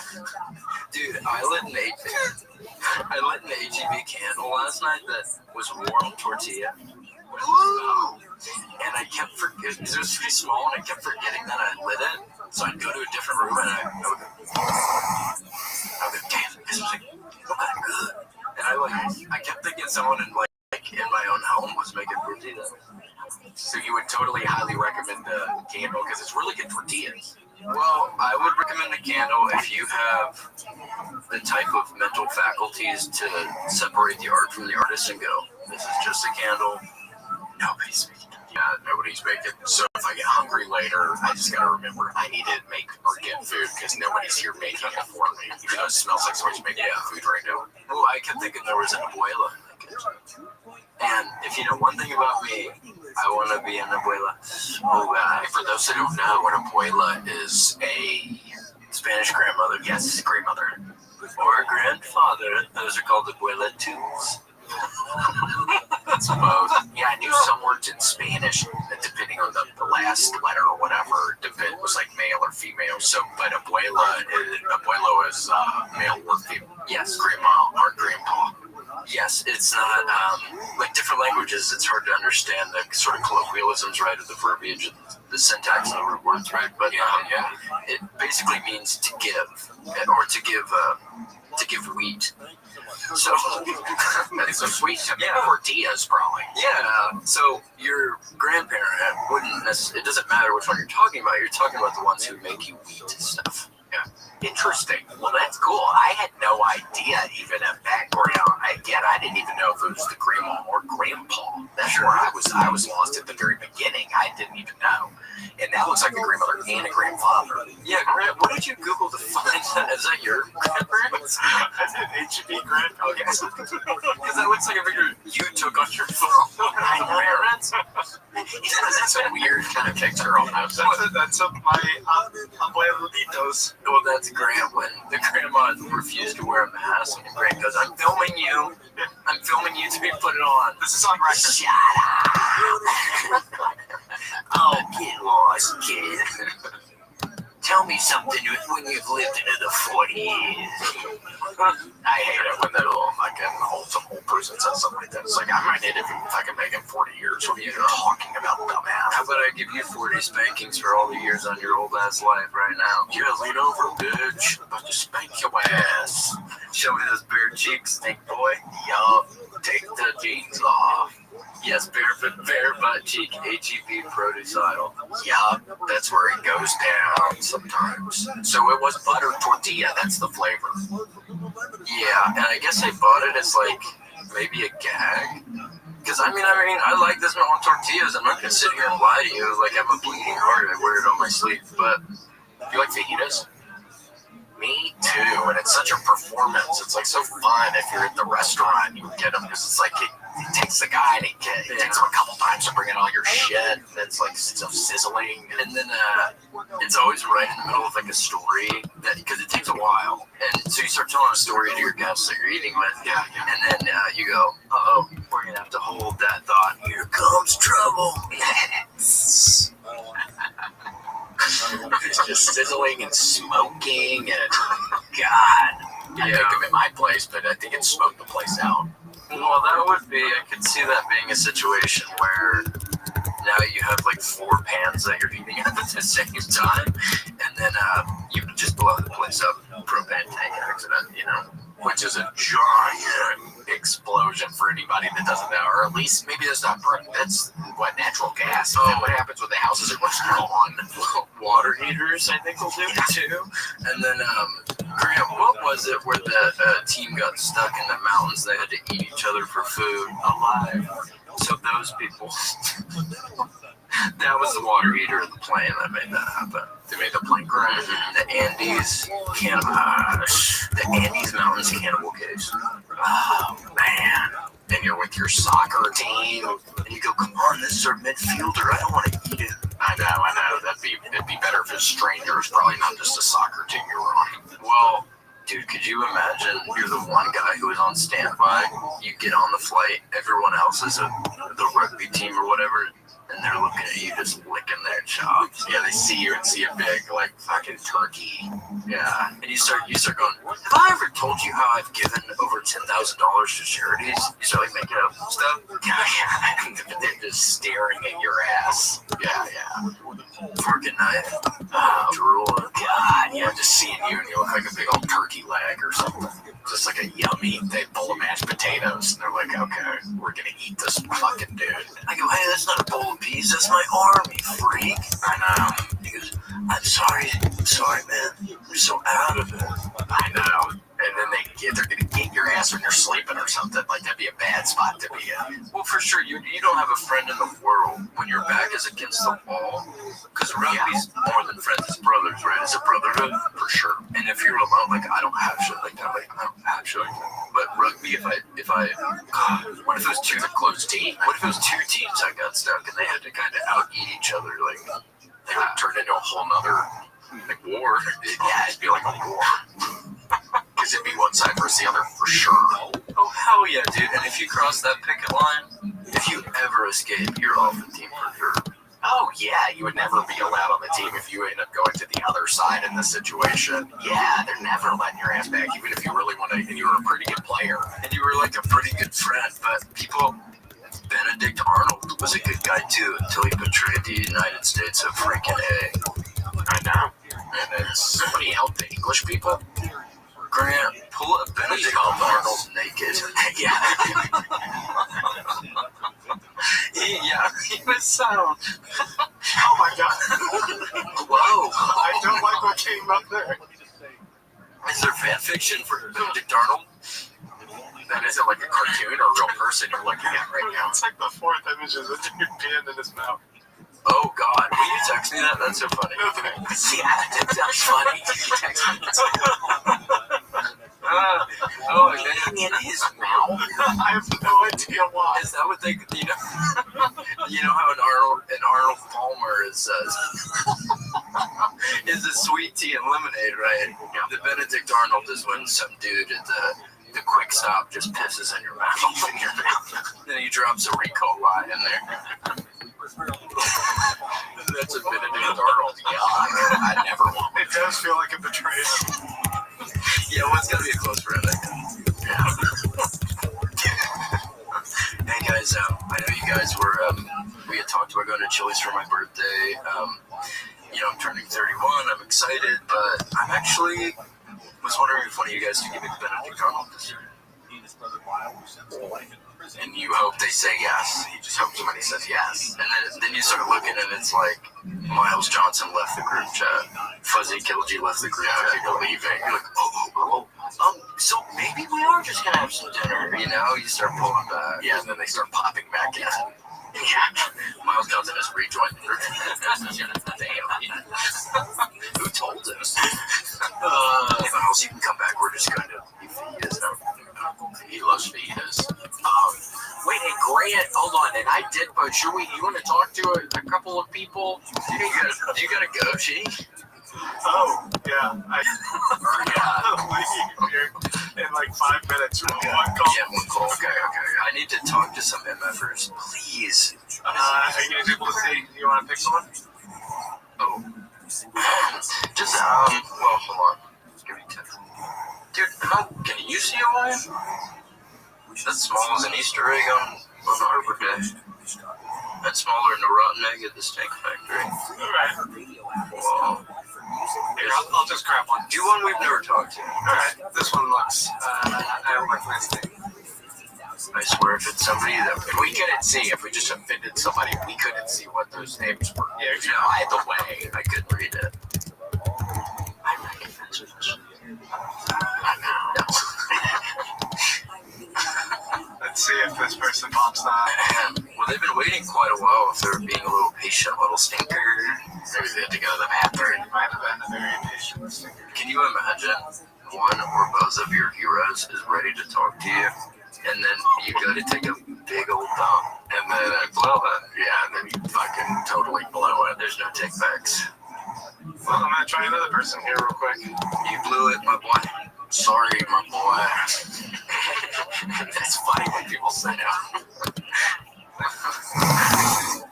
What's up, fellas? Whoa, what is up? Rock and roll. Oh my God. How's it going, dude? I can't believe this right now. Wait, holy shit.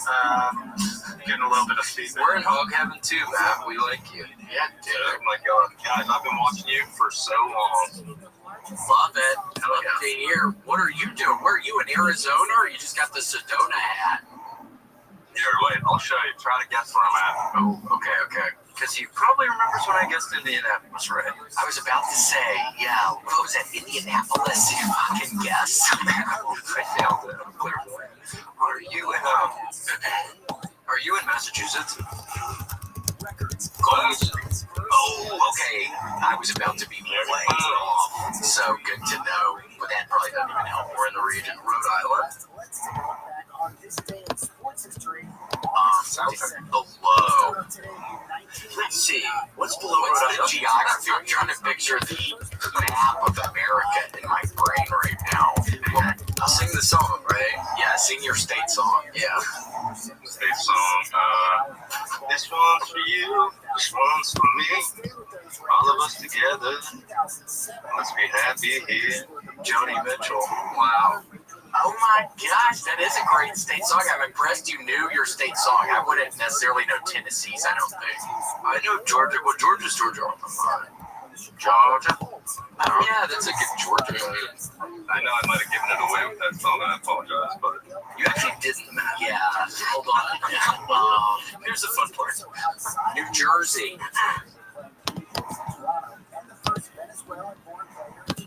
To the right of New Jersey. To the left of New Jersey. Are you trying not to make too much noise? To the left. Pennsylvania. Yeah. He's a PA. PA. I knew okay, but I was in the right area. Boston and Philly, very similar house structure. I just went on my honeymoon, and that's why I have the Sedona hat on. Never been out west. Oh, nice. I loved it. Yeah, it's cool out in the desert. It looks cool out there. I never heard of javelinas before. I never knew that javelinas were a thing, and they were like, "Oh, be careful when you're taking the trash out because of the javelinas." What is that? Is that like a Wendigo? Like well, I watched the video. They're kind of like a wild pig, but the video doesn't ever stop like a wild pig. So just picture like a little wild pig with like little horns. Yep, there it is. They have horns? That was cute. I think some of them have horns. I don't know, you don't want to mess with their kids, because if you mess with their kids, they'll squeal and they'll get you. Oh, that's me too. Me too. I'm fiercely loyal. Wait, Matt, so how was the honeymoon? Were you and your lady getting it on? Isn't that what people do on the honeymoon? Yeah, you had Sedona pockets down there. Yeah. Oh, I love it. That's exciting. Well, we actually had to split an Airbnb. It was split down the middle, so. Wait, what do you mean? You and like another family, or you and your wife split it, or what do you mean? Is it like another breakup situation with Jennifer Aniston? Very similar to that, yes. But I think what the situation was is I think there's a lot of tourism out there, so people are just buying up property and literally just splitting places down in half and having somebody rent one side out and then the other side out. And then what, so you couldn't have too loud? Yeah, or I had to keep it kind of quiet or something? Well, they also said not to do it too loud for the javelinas outside. Because the pigs will try to get in. It kind of mimics like the child's call, so, you know. Oh my gosh. That's kind of hot almost for something. That you have to keep it a little quiet or the pigs are going to come get you. That's hot as fuck. Yeah, the pigs are going to come watch you if you're too loud. That's hilarious. Oh my gosh. I don't think I'd ever be able to do that. I would like, in my fantasy world, I'd like to think I could, somebody would be real loud or something, but deep down I know that's probably not the case. So you're saying you couldn't rock some world is what you're saying? Yeah, I don't have the confidence right now, dude.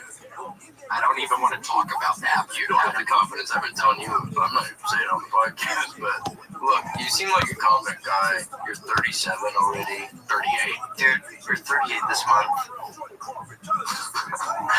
Don't you think William could just wreck some shit? Like, just live. I don't think you realize how attractive you are inside and out. And it's just kind of like, Matt, stop it. I don't even know this guy. I didn't even tell him that. I swear to God, I never met him.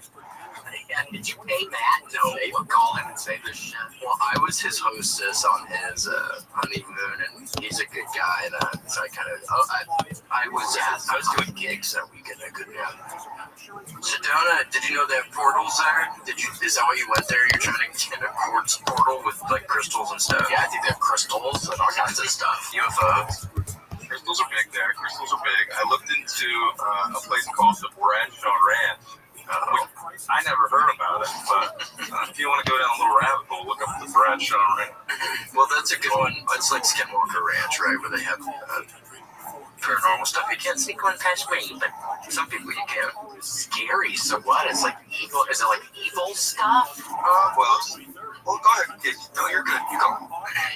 So apparently, from my little research that I did, there's good vortexes out there in the desert, but there's also some bad vortexes out there with paranormal activity. So. Oh, Grant just put on the screen that he's got to go get a crunch wrap. Yeah, he's got to pick up his kids. Well, Matt, congratulations on getting married. So exciting. Glad you had a fun time, dude. I love you guys so much. Thank you so much. I love you. Yeah, I love you, dude. Thanks for calling in. That's awesome, dude. Congratulations. Take care, guys. Bye. Bye. See you, man. That's so weird. My voice. Grant, can we edit out what just happened? Happened. Yeah, that's natural. And then we got to thank Nolan Void, Opolonio, Papa Coon, Patrick Casey, Poopsicle Blood, Robert Clushall, Ruby Jewel Sparkles, Jenna Kai from the Big Island, Zarak, Sean King, Lord, Shiva, Skin Bomb, Gaming Critter, The Wizard, Vader Reed, Vicious, McFisty, White Magic, William Casey the Catch, William Gear, William Ramsey, Worm Tribe Show on YouTube, Choose Your Adventure, Zombie Warlock, a Team Monty Subleski.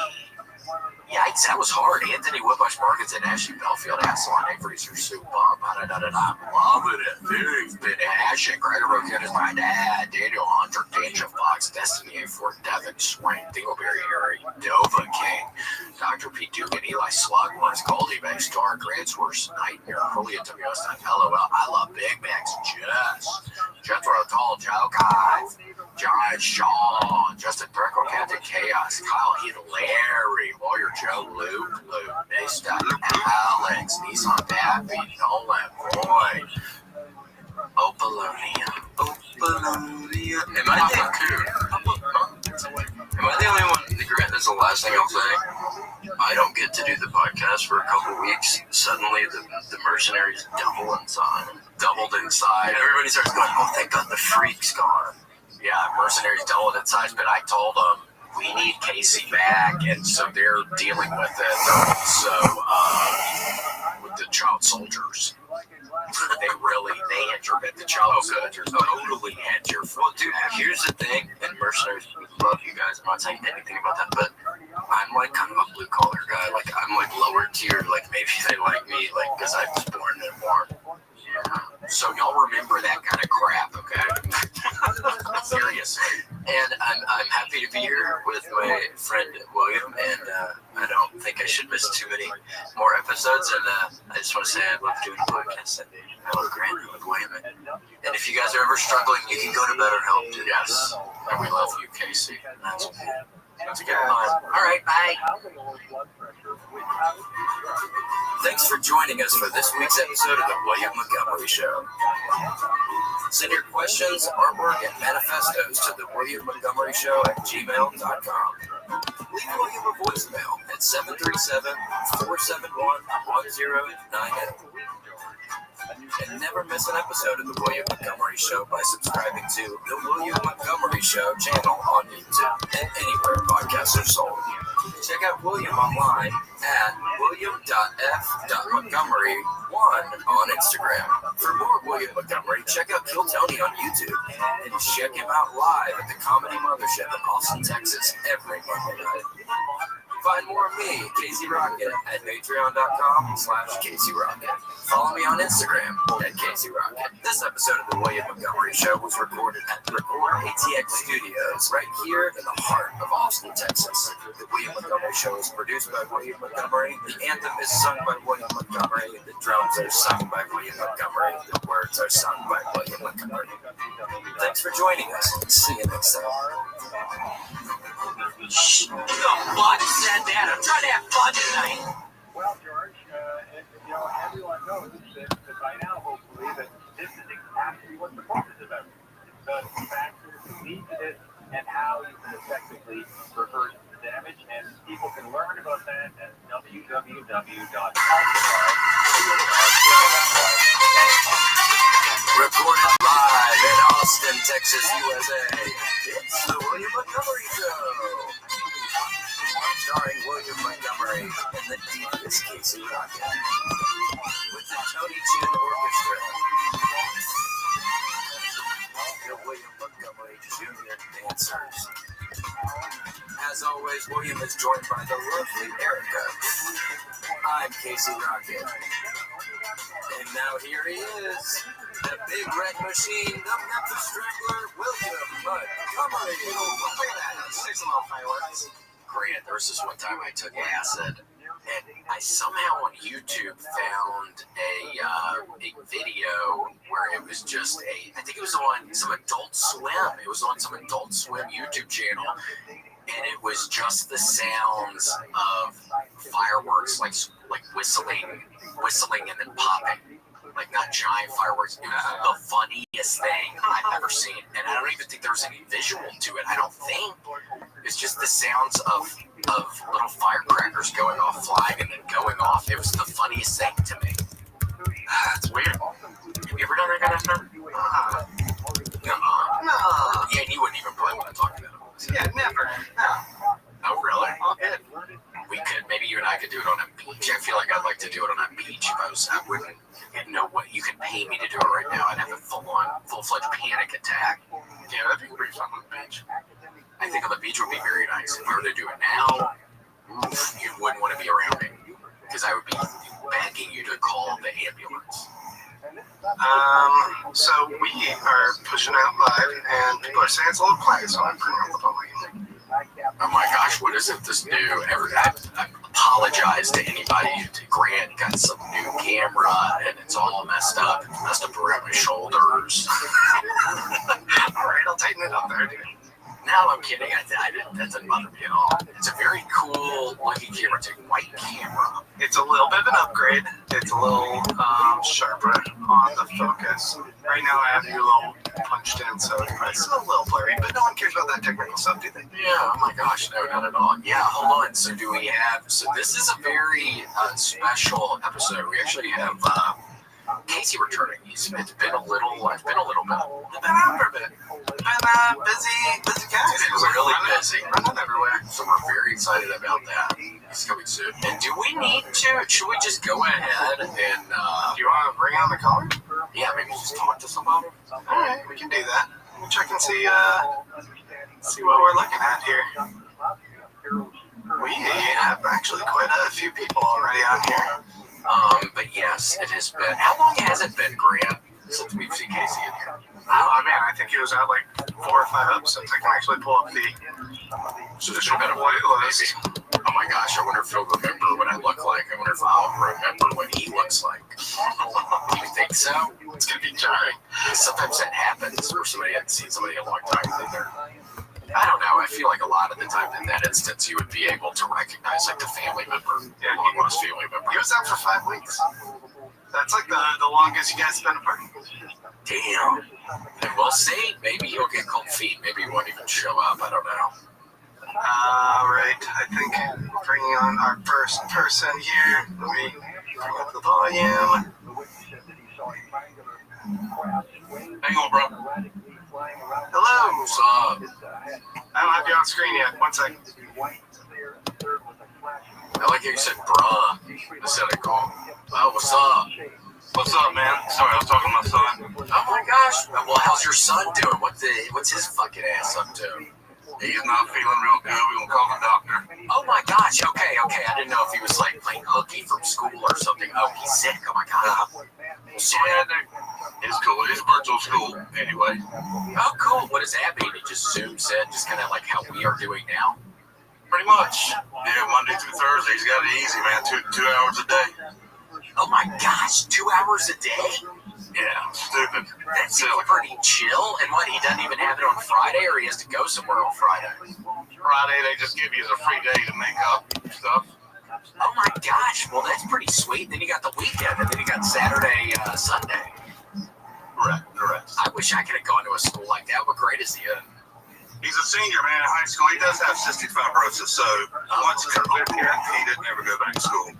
Oh, okay, I see. And my other son, sorry to move around, I'm on the fan messing with you. Oh, it's fine. Yeah, I might blow my hair a little bit. Man, I had the worst tangle in my fucking hair. I took a shower earlier that had the worst fucking tangle up in my hair. It was awful trying to get it out. The talking here, I just cut mine and then I shaved the line by accident, but it looks good. Wait, you did that yourself? Yeah, my wife will clean it up, but she's not home from work yet. Oh, I see. Just put the number 2 guard on go. Alright, I was at your desk. First get educated. Virtual will send you a free info kit on gold. Just text the word coast to the number 989898. Again, text coast to 989898. Consider diversifying a portion of your savings in your gold. That way, if the Fed can't stay ahead of the curve for the country, at least you can stay ahead for yourself.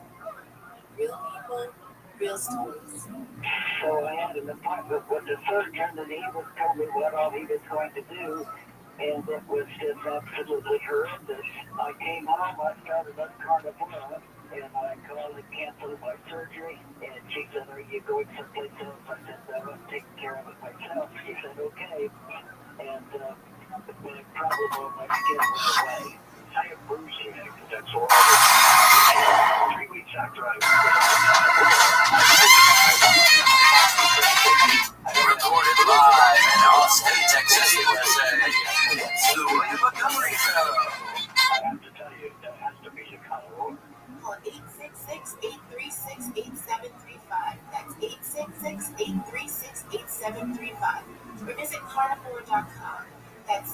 RNIBORE.com. Use coupon code George to get 15% off your order.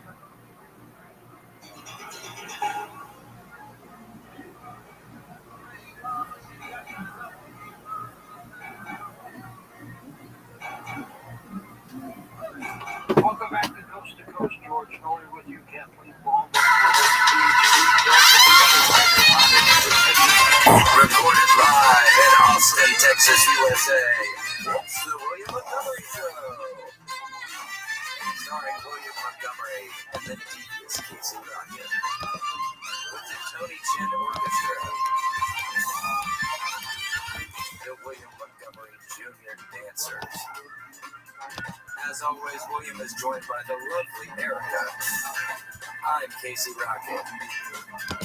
And now here he is, the big red machine, the Memphis Strangler, William Montgomery. One of my favorite, I'm from Memphis, Tennessee, one of my favorite rappers, Project Pat. He had a wonderful line in a song that always stuck with me. It was, I've been eating so many shrimp, I've got iodine poisoning. And now that I think about it, Chloe, I'm lying to you. I don't think that's Project Pat. I think that is maybe E40. I think that's somebody else. Have you ever heard that line before about eating too much shrimp and then iodine poisoning? It sounds oddly specific. I know. And also research. You know, it feels like someone close to him that could have happened to. I know. Was eating too much, I don't know, seafood restaurants or something. And then, yeah, you gotta be careful with also, I think, the other little canned fish. You can get mercury poisoning. Yeah, That's from 3-6 Mafia. Oh, it is Featuring Mafia. UGK and Project Pat. Okay, excuse me. Okay, so it's UGK. What does it say? Give the full line, because I feel like I'm missing, because that doesn't really rhyme what I said. Sipping on some syrup. The line, we ate so many shrimp, I got iodine poison. Oh, okay, yes, from sipping on syrup. That doesn't even rhyme. I know. They just wanted a way. They knew that they would hook their listeners by just starting with sipping on syrup. They're like, okay, in. I know. They're like relatable, and then he's like, they hit them with a fact. I know. I ate so many shrimp, I got iodine poisoning. And then, yeah, in the midst of sipping on some scissor. She said. Yeah. Stupid. Stupid. You guys are stupid. Oh my gosh, yeah, UGK. Did you ever do syrup? Yeah, I tried. Did you like it?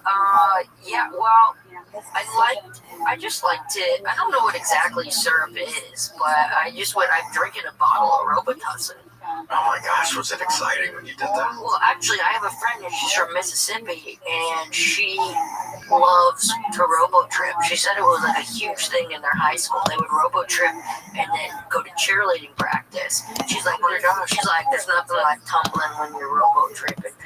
Oh my god, you're in Mississippi somewhere. Yeah, Jackson, Mississippi. Capital of Mississippi, for those that don't know that. I didn't know. Yeah, I've learned so many things today. I know, be careful eating shrimp, because that really can get you poisoning. But I do think if you get that vein in the back of it, you're maybe a little better. Wait, so what type of syrup is it though? I know you mix it with Sprite. So this is, I know it's purple drink. Yeah, it's purple drink stuff, and I think people get it. I think if you can't, it's drink, because I guess it can be different colors. I think maybe there can be orange sometimes, so it's not necessarily purple drink. But yeah, I think it's for people if you get a real bad cough and you can't go to sleep at night, then the doctors give it to you. Yeah, I mean, Delsum, that was like, people were doing Robitussin, and then the whole thing was you got to drink a bottle of Delsum. I went to this rehab once, and not for a purple drink. What was it for? It was for alcoholism. Crippling alcoholism. But I do pills and stuff. Pills always scared me a little bit because I was always drinking so heavily. Then every now and again I take a pill. I feel like it'd be so much fun. I remember the first time maybe in high school at some high school party taking a Loratab. Oh, a bunch of like Bud Lights or something and being like, what is this feeling? Dude, I love this. Do you know that song? I can't remember who sings it. It's called Scarecrow. And it's like Percocet, it's like, what is it called? Oxycontin, Xanax bars, Percocet, Loratab, Valium's ecstasy. It's all over, Gav. Oh my gosh, that's Lil White, who is a Memphis rapper. Scarecrow. And I went to SMU in Dallas, And we were like, everyone was so into it. They call it a farming school because everyone loves pharmaceuticals. And like I thought it was because farmers or something. No, you Farmers think there. no, it's for pharmaceuticals. You eat those boys, they have the softest hands you'll ever touch. They never worked a day in the fields, I'll tell you that much. But, and I'll tell you more. So basically, we're like these like little preppy kids, and we're like just like taking oxy and like stuff, and just like listening to this like Percocet and Laura Tabs, and I'm like wearing like a Lily Pulitzer dress. Hilarious. I'm like scarecrow. Well, yeah, scarecrow. What's that you're popping? A powerful pill they call Oxycontin. Yes. But by the way, rest in peace, Scarecrow. Did he die from Oxycontin? He died from something. Powerful. Rest in power. Rest in power, Scarecrow. Rest in powerful pills. AKA Soul Kaiser. AKA. That's all I remember. He had different aliases. I swear the song you were talking about, I swear it's called Oxycontin. It's number 12 on this album. Yeah, that's it. Scarecrow is in there. It's in the chorus. I just didn't know. I thought Lil White was gonna have more creativity. I know. Look at Lil White. Just that white dude, and he's got the backwards. That used to be my look. It's like he's doing that thing, from Superstar, when she's like. That's what he's up to. Oh yeah, I was thinking for sure. Right when I saw that, I would smell my fingers after having my hands like that. I mean, you would have to. Would you smell your fingers? Do you smell your fingers after touching stuff? No. He does it all the time. Not really. Yeah, I just love. Because I am a smoker, except for actually I quit. Oh really? Yeah. Congratulations. Yeah. Hour ago. Oh my God! Thank you. Well, that's wonderful. You got to start somewhere. I know. Grant, can you believe this? We're at the beginning. Is this true? Congrats. Yeah. Oh my God! I quit. What's in your head? After I smoked, I put out. I said, I'm a happy non-smoker. And that's it. And then I practiced in my head. Like, actually, I might have said it out loud. I was walking around my apartment and people would, you want a cigarette? No, I don't smoke. I actually quit. Good to practice. Like I'm talking to myself. No, I quit. Sorry, thanks for asking, but I'm not interested. I'm alone. Yeah. Well, that's good. You have to practice because then you'll be used to it. So when somebody really does say that to you, you will practice and you'll be ready. And here's the thing. I did quit smoking for 8 months recently, and nobody asked me if I wanted cigarettes. So. Oh, really? Yeah, nobody was like, you want to smoke? I was like, I was practicing for that big moment. That's bullshit. That's life. Yeah, it's kind of like, when that one person says something to you and you're ready for a comeback, and they just are nothing but nice.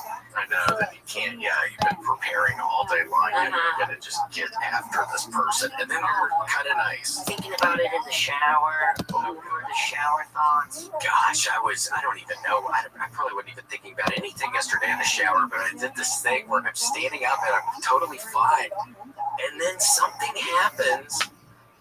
This episode is brought to you by BetterHelp. This is our first ad, and it's the most important ad I think it could have been, and it's BetterHelp. Everybody, it could be since the .com bubble burst, it could be since COVID. People are not doing good anymore, and you get better by talking to people. Oh my gosh, I used to shut myself down. I didn't start talking until I was 3 years old. Just talked to a lot of people. But yeah, BetterHelp is there to help everybody. Please never forget that. It's there to help everybody. It's there to help little Gator. No, I'm kidding. Gator's a little dog, so she wouldn't understand probably what the people are saying. But yes, oh my gosh, it's the largest online therapy provider in the world. BetterHelp can provide access to mental health professionals with a diverse variety of expertise. Talk it out with BetterHelp. Listeners get 10% off their first month of BetterHelp.com/WMS. Okay, that's BetterHelp.com/WMS. 10% 10% off. And you can start talking to people that can help you. And I feel like I'm falling over. And then I like grab for something, and then I like really almost fall over. But it didn't happen. I was able to catch myself. It's an incredible story. It's a little victory. I know, because it's like I'm doing it to myself. I like it's never. Were you joking yourself in the shower to come? And yeah, I lost balance, and it's embarrassing. Well, these are really quick. This guy, Grant has been doing it. That's like what would happen if you fell, go back. I know, my head would get snapped backwards. And then Exorcism shit. Damn, yeah, Grant. So That guy looks just like you.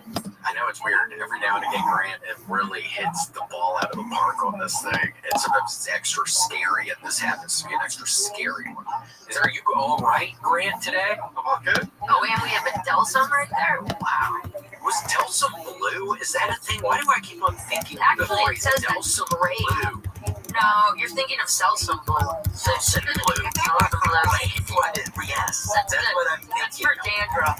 Okay, that's a dandruff thing. Celsum blue, not Delsum blue. I think that you're supposed to be advertising certain things and like your initial ads, and now you're really plugging a lot of products. Delsum blue They took it sponsored. I don't know. Now they're looking in the woods. The suicide forest where she hears about it. Would you ever step foot in that place? I don't really know much about it. I just know it's in Japan, right? Yeah, and I've seen pictures, where the people are Can all we see dead. a picture? Or they were in. Yeah, I'll pull up a picture. Not of. Yeah, there's some real Not of scary. my friend. We're gonna dox her, give her the exact address. It looks like this, I guess. Wait, no. I just be waiting for the Blair Witch to show up the whole time in there if I went in the suicide. I thought it was really supposed to be really dark. And I thought we were gonna do like some Deathly Hallows shit. It could be. It's probably really scary at night. It's probably real dark in there at night. Look at those trees. That's maybe daytime or something. I mean, I bet at night it's a little darker. It's like Daytona. My gosh, where they drive the cars on the beach. Wait, you can't make a filter on this. There we go. That's scary. Can you hang a body or two? Yeah, like the trees from the branches. Yes. Yeah, like maybe somebody wrapped up in a sleeping bag. Sometimes they go out there and I think they go to just sleep forever, and they bring their sleeping bag. Ooh, this is getting dark. I got a little dark. I feel like you're not looking at the right spots. Yeah. Is it like you want to There must be other pictures. Let me see. God, thank God none of us were at the Target. Yesterday they got shot up by the person. By what person? Someone who should have just gone to the forest. He should have gone to the forest. He should not. I didn't know about this article, and I have a news show. Oh my gosh, yeah, it happened yesterday at a Target here in Austin. Scary guy. North Austin. That's where I live. North Austin Target. The one by the campus? I have no idea. How many people? 3. Did anyone surrender? 3 and 2 guys surrendered in a garbage truck. Wait. Yeah, that's like the happy part. 3 people died, 2 people surrendered in a garbage truck, and then the main guy surrendered. Wait, what? How old were the people? Any association? No, it's just some weird. They were like hanging out earlier that day or something. They were friends? Yeah, like old school friends. So you didn't just walk in and just kill a bunch of strangers or something? No. I don't know. I don't need to be talking. I have targeted attack. Ooh, targeted. Yeah, you took the last subject, motherfucker. In the truck. Ooh, well, there's a picture. Did you take this one yesterday, Chris? No, you pulled the news. It's right there. Because Grant dead. Chloe, I don't know if you realize this, but did you ever watch the movie Nightcrawler? Yeah. Jake Gyllenhaal, where the guy like follows the police and then eventually causes accidents. Yes. So what Grant was doing. You were causing problems in the mid-2010s. He was doing that before Nightcrawler came out. It was a different time. It was less frowned upon back then, I think. Yeah, where you're just going around slitting women's throats and being like, we have an accident. I think it was more on the scene. I think there's a lot more of slitting people's messing with their brake systems in their cars. Oh my god! Do you have any casualties? Well, I mean, that's kind of on them if they don't check their brakes when they get in the car every time. Did you know that? We never even talked this much about it. I'm shocked you just said the thing about people need to be checking their brakes before they get in their cars. That's just a general rule of thumb. I think I don't check my brakes before I get in my car. What are you talking about? Where can I even look at? What if I wanted to look at my brakes? I don't even know where I would begin to look at my brake. What do I do? Get one of those things with wheels on them and put my back on it and then pull myself out of the car and look somewhere? And then, like, so I find one of those to get some overalls. I don't even understand. Yeah, something like that, I think. You just gotta check them. Oh, well, you're a real sick motherfucker. No, that's why we gotta stay in the He's kind of a bad guy. You gotta be really nice to get you. Seriously. Okay, I don't have a car. How'd you get here? I took an Uber, which she could have also messed up. I swear you didn't take one of the robot Ubers, did you? No, I never did that. However, the other day, they're always driving around my little neighborhood, and the other day I was very bored. I was very bored and thought to myself, what if I just walk in front of this right now and see how just fucking quick they are? Walk in front of them, but make sure they're maybe not going too fast, and then you can probably get some money. That's what I was thinking. Either I could test to see how good their brakes are, or I could get a little bit of money. I could call like Selena and Barnes. Oh my god. An injury attorney. Thomas J. Henry. That's one? Yeah, I think that's here. And correct me if I'm wrong, but Selena died in a plane crash. Selena? I thought she got shot by like her Oh, person in the fan club or whatever. Selena, as in Selena and Barnes. Oh, I thought you said Selena. Oh, I thought her name was Selena. That would be the craziest fucking ADD transition. Selena and Barnes. Wait, who's Selena and Barnes? Oh, Aunt Law, injury attorneys. 8888. Yeah, I think Thomas J. Henry's maybe 77777. Selena and Barnes, injury attorneys. Oh my gosh, you could call them maybe, and then if it's the numbers. How do those law firms even get those numbers? Does it cost a lot of money? Getting the number that is like 6666666. Ooh, I wouldn't get that one. Oh, that's a devil. Ooh, I wouldn't do that one. You know, one of my friends and I, we used to fuck with Selena and Barnes because, boy, they didn't work. So we would just be calling a lot with cases for them. Oh my gosh. We called once and they were crying and we like, I recently got herpes on a Bumble date. I need you to take him down. And they were like, ma'am? And she's like, and they're like, and she's like, and it hurts. And they're like, you should go to a doctor. Yeah. Here they are. Wait, they broke up? Why'd you do that tear in the middle? Died. Which one was Selena? I don't know. One died in a plane crash. Like a little plane, huh? So Barnes is on the right. Okay, Barnes is that guy on the right, and then poor Selena was on the left, and then Selena is above my head. I wonder if Selena and Selena would have been buddies, like in real time, like if their timelines had matched up. You think they would have maybe hit it off? She could have used an injury attorney. She could have used it. Maybe he could have helped with the fan club person. You could have looked at the books and stuff and seen. I don't know. I don't like talking about them. It's always a fan. It's always. Oh my gosh, Grant! This is actually. I like this. Right? Little rom-com here. It's a rom-com. Wow, who's gonna write this screenplay? Yeah. Who's got tips on that screenplay? Who's calling it? Seleno and Selena. No, there could be a better name than that. I don't even know what it would be, and what is it about? Falling in love or something? I don't know. And then him getting in the plane crash and then her dying on the same day, maybe. She doesn't die, actually, so she has to hire him for the injury case.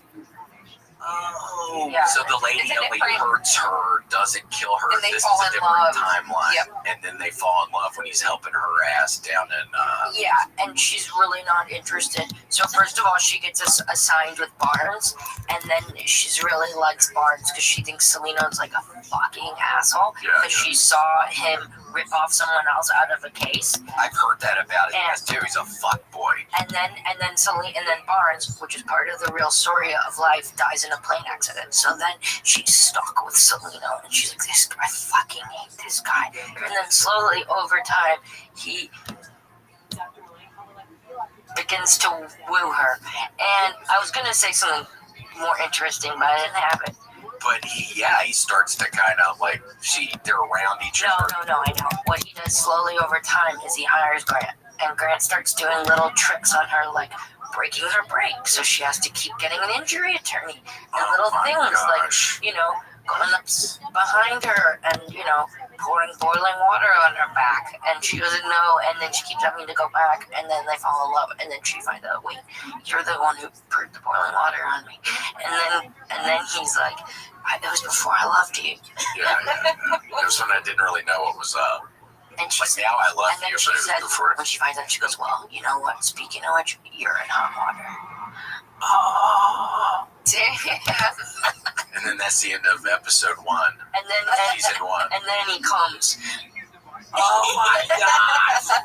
Yeah. I love this. Oh my gosh. Yeah, some sandwich. Huh? What did you say? Some sandwich. Yes. Yeah, oh my gosh, no, I love that. I mean, that was just effortless. And she's also in the movie industry. So. I am me. Yeah, she's a scream queen. Yes, that I didn't get the role. No. Actually, what are you talking about? My What's happening? So I was auditioning for a movie. Excited. Because my dream, I want to be in horror movies. And I could show you my scream sometime, but do you have a good scream? I'm not really sure. That's why I was saying I could. Yes, on command. You can cry. Would you like me to? Yeah, hold on. I have really bad news. Grant cut the brakes of the Uber you came here in, so they're not going to be able to pick your ass back up.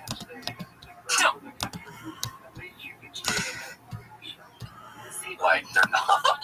Yeah, they're not going to be able to pick your ass back up. Got a fucking here. That's amazing.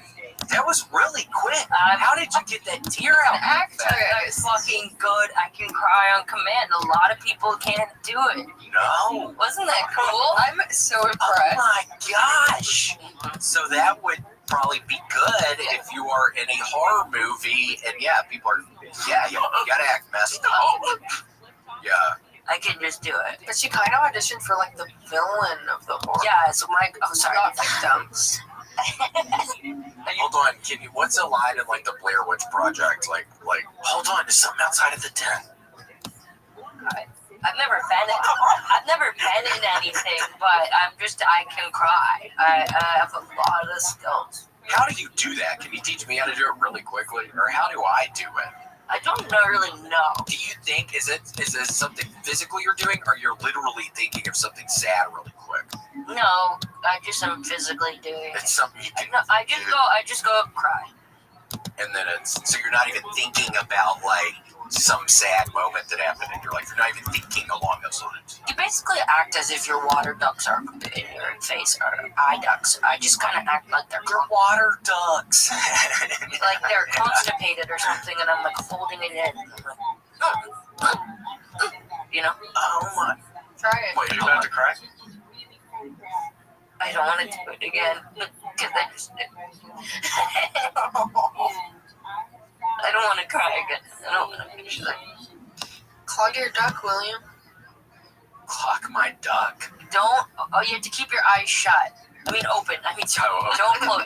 Don't wink. Okay, open. Don't blink.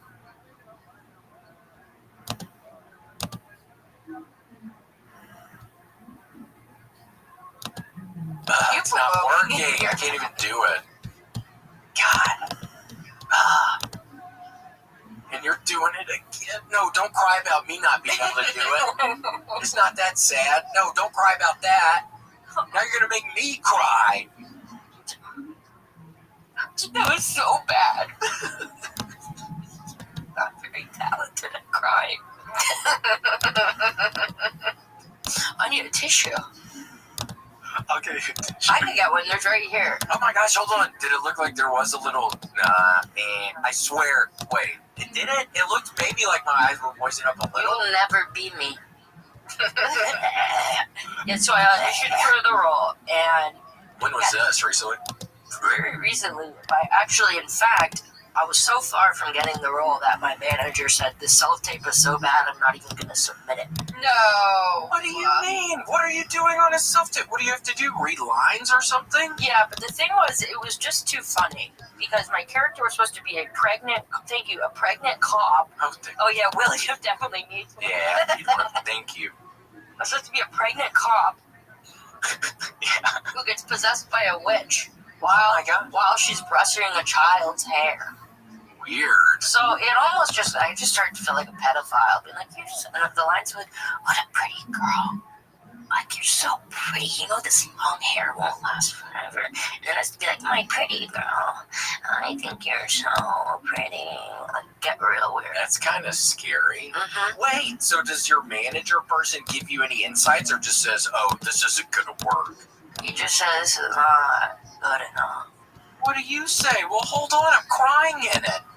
Or was it, no, you're right, you don't have to cry in this part. I was like, kind of laugh. It was too funny. Oh, I was shooting it at Jenna Sparrow was filming it for me, and she was like, she was making you giggle. Yeah, because she kept laughing, and I was like, I am being serious, and she's like, I feel like you're not being serious, and I'm like, this is about as serious as I know how to get. And then y'all both start laughing. Mm-hmm. And sometimes it's hard to stop laughing if you're like with a friend or something, and then the other person starts laughing, and then it can be like a contagious laughter. Especially if you're already embarrassed. If I'm like embarrassed by something because of then I start laughing, and then they start laughing, and I'm already embarrassed. So it's like that. I have that extra embarrassment laugh because like it felt nervous. I don't act at anything. It was the second time I ever did a self tape. I've never acted at anything. Oh my gosh, well keep on getting your name out there. Keep on putting your name in the hat because they're going to find something. Yeah, somebody's going to be like, hold on, we need somebody that matches your description and we need somebody that cries. And then you're going to walk up and they're going to be like, what? Here's the fucking thing. People use tear sticks.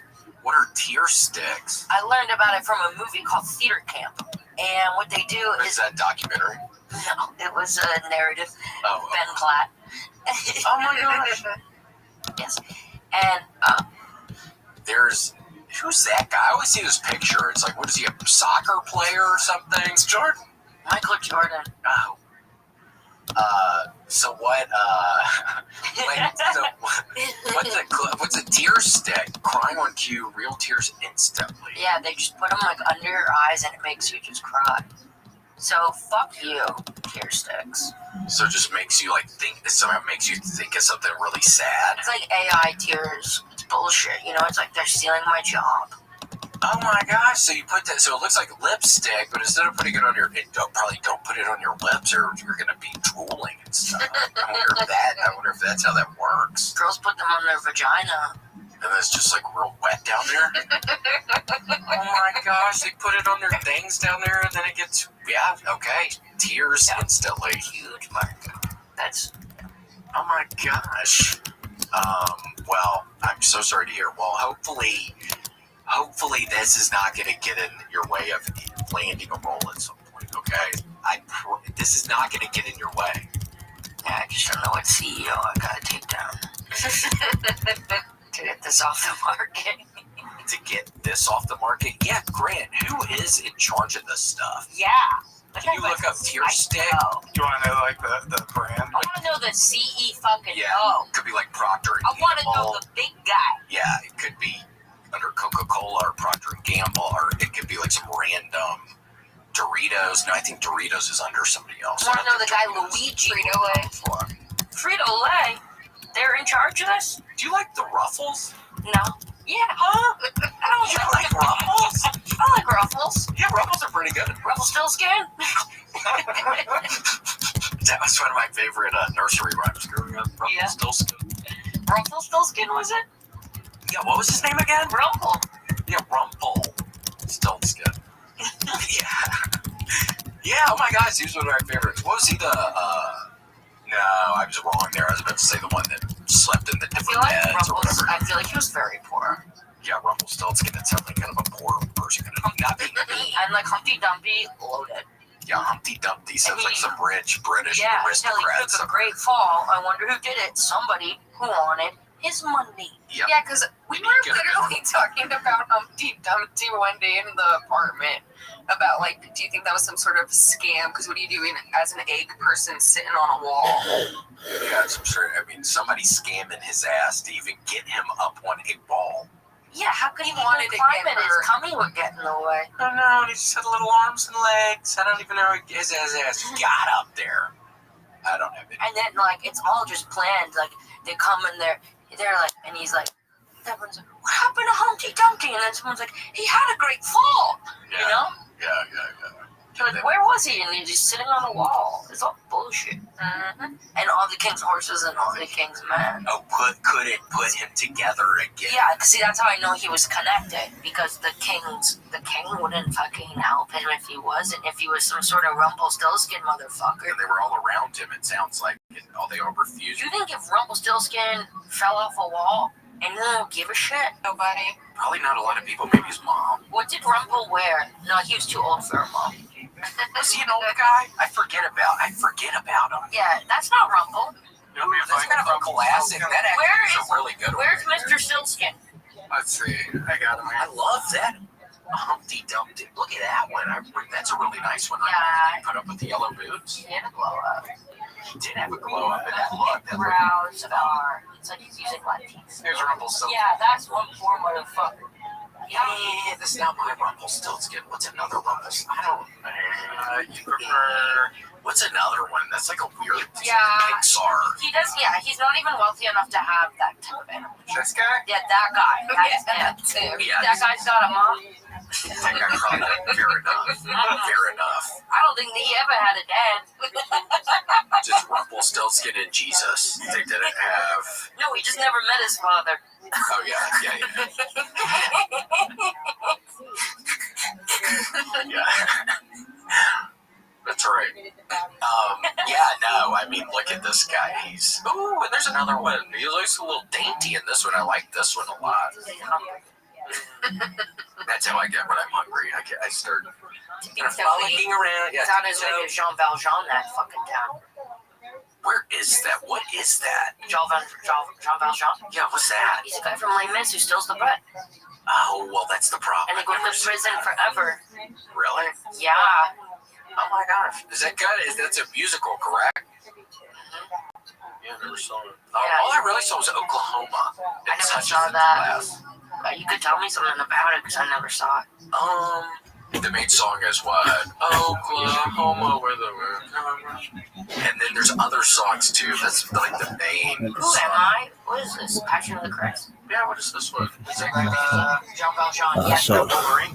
Didn't he play? Oh yeah, Wolverine did, but Hugh Jackman. Hugh Jackman, John Valjean, And then Anne Hathaway. That's why she got so thin. for doing a role in the John Valjean. She would play. How come? Because she played the woman who's so thin. Oh, there's just a character. She had to get like anorexic. Oh God. Can we see her? Yeah. Please? Please, Grant, come on. Don't freeze up on us now. Look, he doesn't like words like that. He doesn't like it when people talk like that. I'm popping around here. Here we go. I'm moving to the side. Oh, Anne Hathaway. Left her in Star Wars. I like Han. She's in Star Wars. No, Natalie kidding. Portman. Natalie Portman. That's different. One time I saw what's that fucking guy's name? Shit. Dennis Quaid. Not Randy Quaid. You know Dennis Quaid? Oh, yeah, Dennis Quaid. What is he in? A bunch of like bunch of kind of family kind of movies. He's in The Parent Trap for sure. Oh yes. Yeah, I met him all coked out at the back of the Comedy Store one night. Really? I got a picture with him, but it was when I was totally on one. I was wearing a wig that night, but I remember I was conversing with his ass back there that evening. Yeah, he's so hot. That's what I was just about to say. I couldn't believe it when I was standing right in front of him. Really? It's like I was thinking to my whole time, oh my gosh, I remember this guy growing up, different movies, different shows. Now he's right in front of me. I can't mess this up. Yeah, because he will never forget it. Yeah, I'll never forget. I'll never have got a chance to communicate with his ass again. And then I think I messed it up. How'd you get a picture of my ass at the back of the Comedy Store with him? Wait, there you are. So that's his son, and his son's the mom is Meg Ryan. Oh, weird. He From looks Sleepless like in Seattle. Yeah, he looks a lot like Meg, right? Yeah, more like Meg. He doesn't really Yeah, look he like looks the like a guy little next to him. bitch. Yeah, Meg Ryan. Wait, so what I was gonna say is, and then I met Randy Wade when I was drunk at Telluride. I went to the film festival like a long time ago when I was drinking, and I saw him, and I was like, I fucking loved you in Field of Dreams, man. And she was like, that was Kevin Costner. Yeah, I was just wondering that him and I was like, I fucking loved you in Field of Dreams, and I was serious. That's hilarious. He said that to his dad. Yeah, I just walked up to him. I was like, man.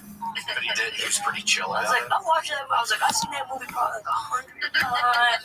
You're fucking fired. Just like, not even me. You've seen this 100 times. You built that baseball stadium in the cornfields. How'd you do that? And I was like, I want to come back. Actually, recently, as in over 3 days, I actually missed a couple spots due to it. I watched Field of Dreams. No, to watch Eastbound and Down. Oh. I watched the entire 4 seasons in 2 days. Oh my gosh, how was it? Was it good? I decided at the end of it, he has so many comebacks, you know? Have you seen it? I need to watch it all the way through. I think I've seen the first season and maybe the second season. I don't think I've seen it. He's just constantly having comeback. And like by the end of it, I was just like, I'm turning my apartment into a fucking dojo, you know? Because he has dojo. He has dojo. And I moved around all my furniture. And then I got tired. And now it's all just mixed up, and there's stuff all over the floor because I was like a quarter way through making my dojo, and then and then I got too tired to finish cleaning it up, and it's a mess. And I switched to a show called The Outlander about like the Scottish people in the Highlands, and their shit is a mess back in the day. So now I'm like, oh my gosh, so now it's cool. Yeah, now I'm like, I'm on my new journey, you know? I don't have to. And then, after Highlander, you need to find another one where they're cleaning up and stuff so that you can clean back up. If you want to, only if you want to. Like Good Will Hunting, when he's a janitor. Oh my god. But also a genius, so he's always cleaning at night. I think you should watch that. Oh, and then I could solve equations. And then you'd be good at that. Are you good at math? I'm horrible at math. Should we do an equation? What, like test me and I test you or something? Yeah. What's 6 times 4? That is 24. Okay.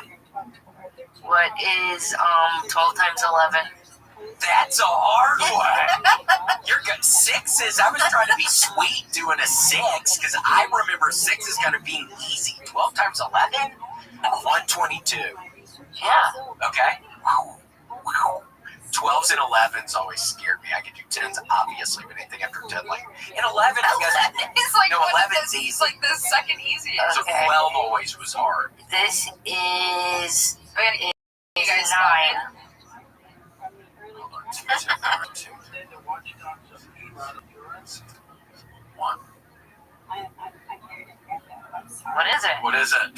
The correct answer is 9. What do you mean? I got that immediately. I thought, so what do you do? What was do first? 6 divided by 2 is 3, and then 1 plus 2 is 3, and it's in the bracket, so you multiply 3 times 3 is 9.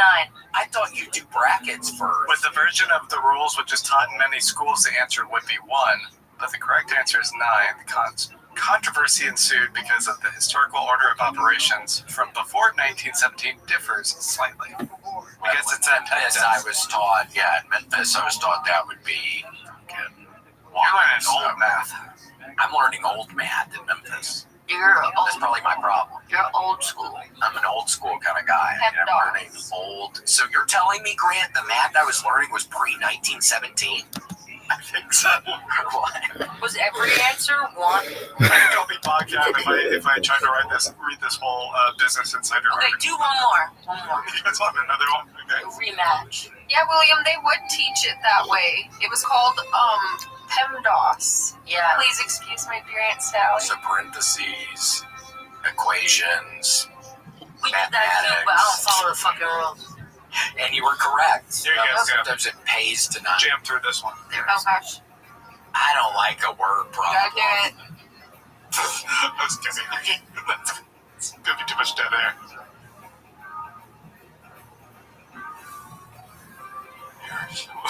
There are some people.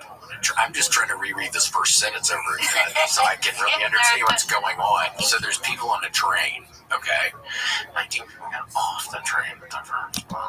17 people got on the train. Now you're making it harder for me. Now there are 63 on the train. 42. People were in the train to begin with. So 42? hold on. Now there's. Wait, no. Wait, 44. Let's see. Calculating the answer. Say 32. Oh, you're gonna say a number. He's just saying a number. Yeah, I can't do these numbers. There were 65 to begin with, but many are convinced the answer is 46. Oh, fuck! Ooh, wait, what did you say? I know what I did wrong. I'm a fucking idiot. What'd you say? 44. The answer You were close. The answer is 65. no, was closer than you. You're closer than me. You said 1. I said 32. Didn't I say 1 32? again. This is why I can like never that do one. this. I was joking. Yeah. 60. And Oh, what, wait, kids? hold on 1 second. Let me do this really quick. Oh, 65. Oh, wow. That's very good. Can you? What did you do? I want him to cut that other part. So Oh. it was like I got it right away. I see. I said I was genius early on. I don't want to. What was the right answer? There, 65. Let me put Goodwill Hunting right next to you. Oh, new equation. Wait, hold on. What was that last one? The answer is 65? It was 60. Yeah, will you put it back up for 1 second?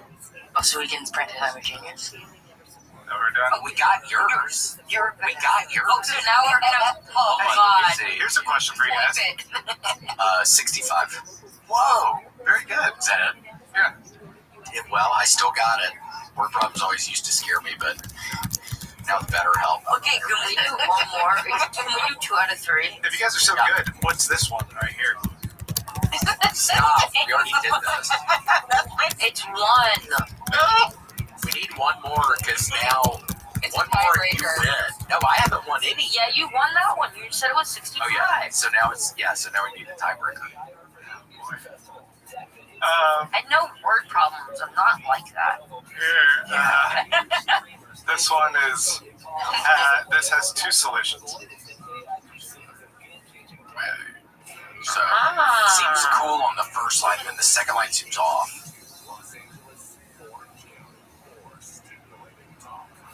You can't talk because it gets in my head. Oh my God. Okay. Did you get it? Oh my Wait, God. no. It's confusing me.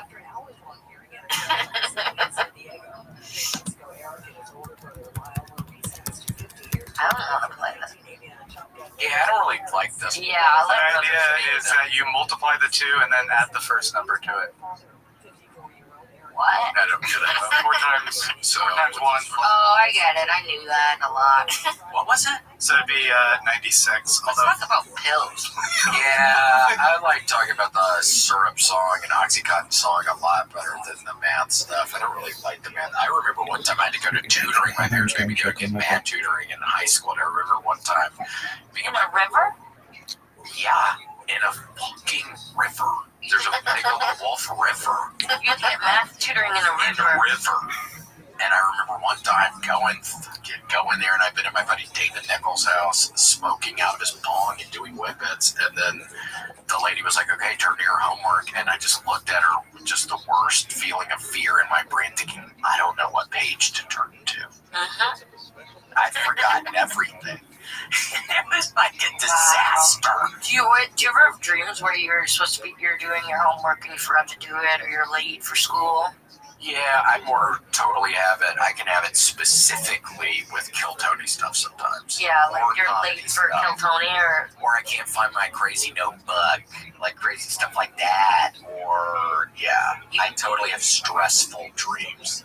Thank God not very often. do you call it a notebook or a spell book? He does say Oh spell my book. God. Do you really? In my dream, yeah, I say totally. spell book? I say spell book. That's so weird that I said that. I know. How'd you know that? What do you call it? A spell book? No, I was just thinking because you're like, it's crazy. So I was like, oh, this guy thinks he's a fucking wizard over here, like putting fucking. My spell book. Yeah, I don't know what somebody would think if they were picked it up. They would think, okay, these are just the ramblings of a crazy person or something. That's what I think would happen. Of a wizard. Yeah, but I realize that I'm kind of a wizard, so I don't care what the people think. I was really at a phase where I was like trying to really write like my truth, you know? And How's that going? So like a diary? no, well, I'd just be like in lists. I guess yeah, like it's Oh my gosh, I picture you putting on the crying stick on your eyes, just making your list of telling your. No, but sometimes I was getting confused. I'd read it because I'd be drinking and then I'd read it, and then I'd be like, oh, is this a to-do list or set list? And one time it said abortion, and I was like, abortion. I was like, I could get real confused. Oh my gosh. Yeah, William would write all his crazy ideas when he was drinking. All kinds of them. And did you end up using any of them? Sometimes. Oh yeah, every now and again. I never. Wouldn't always work. Sometimes it would work. Sometimes it'd be a disaster. I would always think I was a genius when I was drunk and writing. I'd be like, I'm gonna go drink and write, and I'd go sit and have a glass of wine, and then I'd like write a tiny bit, and then I'd just get another, and then it'd become more and more and more scribbles. And then by the end, I would just be writing, and it'd just say poop really big, and then I'd be like, all right, time to get coke. You know? Yeah. I'm like, good day of writing. That's how I would be too, for sure. Oh my god. I should start drinking. I would write something, and sometimes I'd wake up the next day and just look at my scribblings and just think, oh, dear Lord, what is going on? Yeah. This seems crazy. But that's life, I guess. I mean, I'm sure Lil White thought that. I mean, I think a lot of different. Little White's dead. He was in the airplane, I think, freaking Soul Kaiser. No, I don't know if we can take any pages out of his spell book. No. Yeah, Soul Kaiser. See, that would be a good name for either a Memphis rapper, like it was for Scarecrow, or also maybe a wizard, Soul Kaiser. But that's also a little evil sounding or something. I don't actually, the more I think about it, the more that I wonder if that's like evil or something. Kaiser? Soul Kaiser. I don't know. That just has, and then has like kind of almost German connotations. Yeah. And almost can have like World War II connotations. Yeah. And then it's like. And then it's like, okay, I don't know, who are you supporting in the Gaza war? Yeah, who knows? Well, if I wish Lord Infamous was still with us, because he could, I would like to. And again, that's one of Scarecrow. Dumbledore? That's one of Scarecrow's other names. That's his main name, Lord Infamous. What? It's Scarecrow's main name. Soul Kaiser, Lord Infamous. Are you a big Harry Potter kind of guy? No, it was a little, it kind of came along a little after my time where I was thinking, I'm too cool for school, ain't no way. I forgot that you went through elementary school pre-1917. Yeah, so I'm getting, Before your time. yeah, I mean, it was literally. Oregon Trail before it was a game. For sure. Yeah, so Would you even have been allowed to read witch stuff? Or wizard What, stuff? the school that I went to? I don't know. Or just with my parents? Yeah. Yeah, Francis wouldn't have cared about that. Okay. Were you religious? Am I religious? Yes. Excuse me? Yeah, oh my gosh, was I? Yeah, I still am. I try to pray at night. Do you go to church? No. Well, I went to church on Sunday, so. We used to always go to church every Sunday. I didn't because I wasn't baptized. Boom. Oh, really? You're not baptized? No. You didn't tell me this. Oh, is that a precursor? Whoa, yeah, for coming one. Wait, you're not baptized? Can you confirm? This is a Christian recording studio. My first ever concert I went to was DC Talk. Do you remember DC Talk? No, that's more my time. It was yeah, kind of DC Talk. It was a Christian rock band, so that was very exciting at the time. Surprised knowing you it's not BC talk. Yeah, tell me about it. God, with my bud. Wait, no. BC way, like BC powder. That's them? BC Talk, yeah, there they are. They're kind of cool. Oh, they were so cool. I loved Kirk Franklin. Who's that? Kirk Franklin? He was like Wonderful a Christian rapper. He's like a Christian rapper. Yeah, I used to have to get the edited versions of CDs at like the Kmart. Kmart always sold the edited versions because I wasn't allowed to get the unedited, the parental advisory CDs. Wow. Yeah, this kind of life I grew up in. Throughout the Mad TV or the Mad magazine. You know, I threw out all my magazines. The first CD I ever got was the Presidents of the United States of America, and the first song, Kitty, says the word fuck in it. My mom immediately Did they sing the Peaches song? Yes, it's on that same. Yeah, that was a great song. Yeah, it's their only banger, I thought. And then Lump. That was kind of a classic one. Weird Al Yankovic did Gump, about Forrest Gump. That was kind of like I also liked 311. Oh yeah, you said you liked. Does that mean you do not? I just lost touch. I know, fair enough. Me too. I don't really listen to them that much anymore. Oh, I love some 311. And then obviously Aqua was real hot for a minute. Barbie Girl song. I had that CD. I remember I went and I got Britney Spears CD. Where were you getting them? CD store. Oh, CD store. So not like a Kmart. They didn't really have any near my house. Oh, really? Just CD stores. Well, that's cool. Yeah, we just had the Kmart around my house, and then we just go to the Kmart and get little toys and get a 20-ounce Coca-Cola. And if I get a free Coca-Cola on the bottle cap, there were a lot of those going on. What's this? Is that your drink, Carol? That's the music video? Yeah, I was doing that. But I did watch a lot of TRL. Oh, yeah, that was fun. I enjoyed doing that one. Carson Daly got an eating disorder when he got older. Did he? Is he still with us now? They would call him Manorexic. Yeah, he's not dead. He just got real skinny. I remember seeing him on the cover of a magazine, like Us Weekly or something. I was like, oh, he's so sad.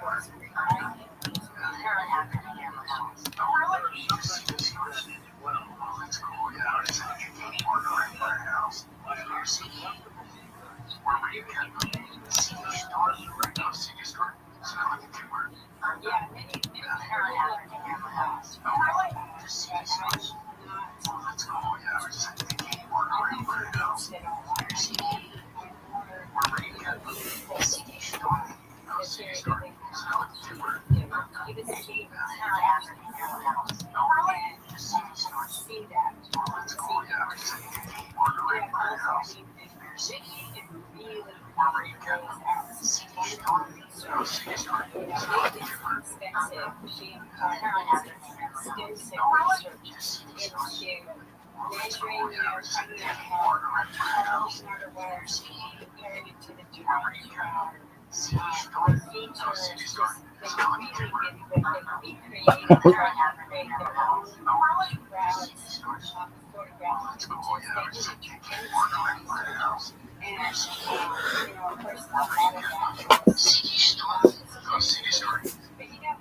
this is what happens when we have discovery. We have a group of people that have an agenda to find something, and then we have people who want to, they want to push it forward, and they have, really good research that and it's simply not realistic to try and convince them all to convert to Islam. Who is he with? There's so many. Not J-Lo. Formerly, only Jews and Christians had this status. Oh, Jennifer Lopez. Jennifer Love Hewitt. I believe so. Jennifer Lopez. J-Lo and Not positive. Jennifer Love Hewitt. Wow. Jennifer Love Hewitt. That could kind I of. said, no, hard questions, okay? Not for Let's go on. Jennifer Love So anyways, that's how Jews are Phineas. living. We'll That's see his that Prius playing out epic. in Sadia's Yeah, life. he's so Let's sick. look at Sadia in particular now. Just on His name was Sadia Ben Yosef al-Bayoumi. Bayoumi was one of the region where he came from. He came out from very humble origins. For somebody This to is something love. that came up again and again as he was proposed for high academic posts. A lot of the nobility, the Jewish nobility of these towns, felt that he came from Yeah, he looks humble very origins, cannibal, and that but it really looks they like should only he's be appointing scholars who came from really significant backgrounds as rabbis and scholars going back and forth, that kind of thing. But there was no question that his intellectual brilliance was so far above his competition that he inevitably won all of these contests without really trying. He wrote his first book at a remarkably young age. According to tradition, he wrote it at the age of 11, although he probably wrote it a little bit later when he was closer to 20. But at any rate, it was like an extremely complex rhyming dictionary in Hebrew, modeled on Arabic poetry, because at this time the Jews are all reading Arabic, appreciating Arabic culture, appreciating particular Arabic literature, and so he wrote a Hebrew poetry manual based on a fairly similar Arabic manual. And it is a work really of haunting genius to see exactly how he works with the Hebrew grammar to evoke all kinds of interesting meanings. We don't know why he left Egypt. It's simply lost, but he spent some time in Israel. It could be that the reason he left was because he was in an extended conflict with the Karaites. And let me take just a minute to mention who the Karaites were, because ironically, much of what we know about Sadia comes from the Karaites. Sadia was locked in a long, decades-long struggle with the Karaites, writing all kinds of ominous, invective against them, and they responded in kind. So even though a lot of Sadia's own writings have been lost, they are quoted in the Karaite writings which survive. So we're able to mine Karaite text to see what Sadia actually believed in many cases. Obviously, that's a difficult kind of source because it comes from a questionable origin, and they represent their own bias, but if we assume that they're quoting him correctly, then we get a funny sense of one. So who are the Karaites, very briefly? The Karaites were followers of one Hanan ben David, who came to the fore not much longer before Sadia, and he essentially argued that the Torah Shabbat Peh, the oral Torah that we spent so much time talking about last week, was in fact an invention of the rabbis and did not have any valid theological origins. The only thing that the Karaites believed was valid was in fact the written Torah, the first 5 books of Moses, and so they argued for a very strict observance of the written Torah without any layering additional meaning. As it turns out, that's a very, very hard thing to do, because the oral Torah has a tremendous degree of omissions inherent within the text, as we discussed last week. It has some extremely onerous legal impositions, like an eye for an eye, a tooth for a tooth, or, for example, in one of the classics, the Karaites would never eat short. I don't know why they wouldn't eat short. What are you doing with Dillard today? Right, because it says in the pasuk very clearly, He's in Charlotte, Los North Carolina with his wife and 2 children. We still communicate. Yeah. We Do you ever go to the Charlotte Comedy Zone? So for the rabbinic Jews, following the Did you oil see Torah, they understand it to mean essentially you shall not light new fires on Shabbos. You can't strike them. But if you have a fire already going, you may make use of it under certain circumstances with a covering, a black, and things like that. But you may make use of it. And so therefore, the rabbinic Jews were able to enjoy Torah on Shabbos, which contributed tremendously to their survival. Not only cholesterol intake, but the Karaites would eat only cold food on Shabbos. If I'm not mistaken, I think there's some poskim even say it is a mitzvah to eat hot food on Shabbat, specifically to show that we're not Karaites. It was very nice. That's a very hard mitzvah to keep, but I try every week. I really do. So they spread quite dramatically, and they had a major pocket here in Egypt.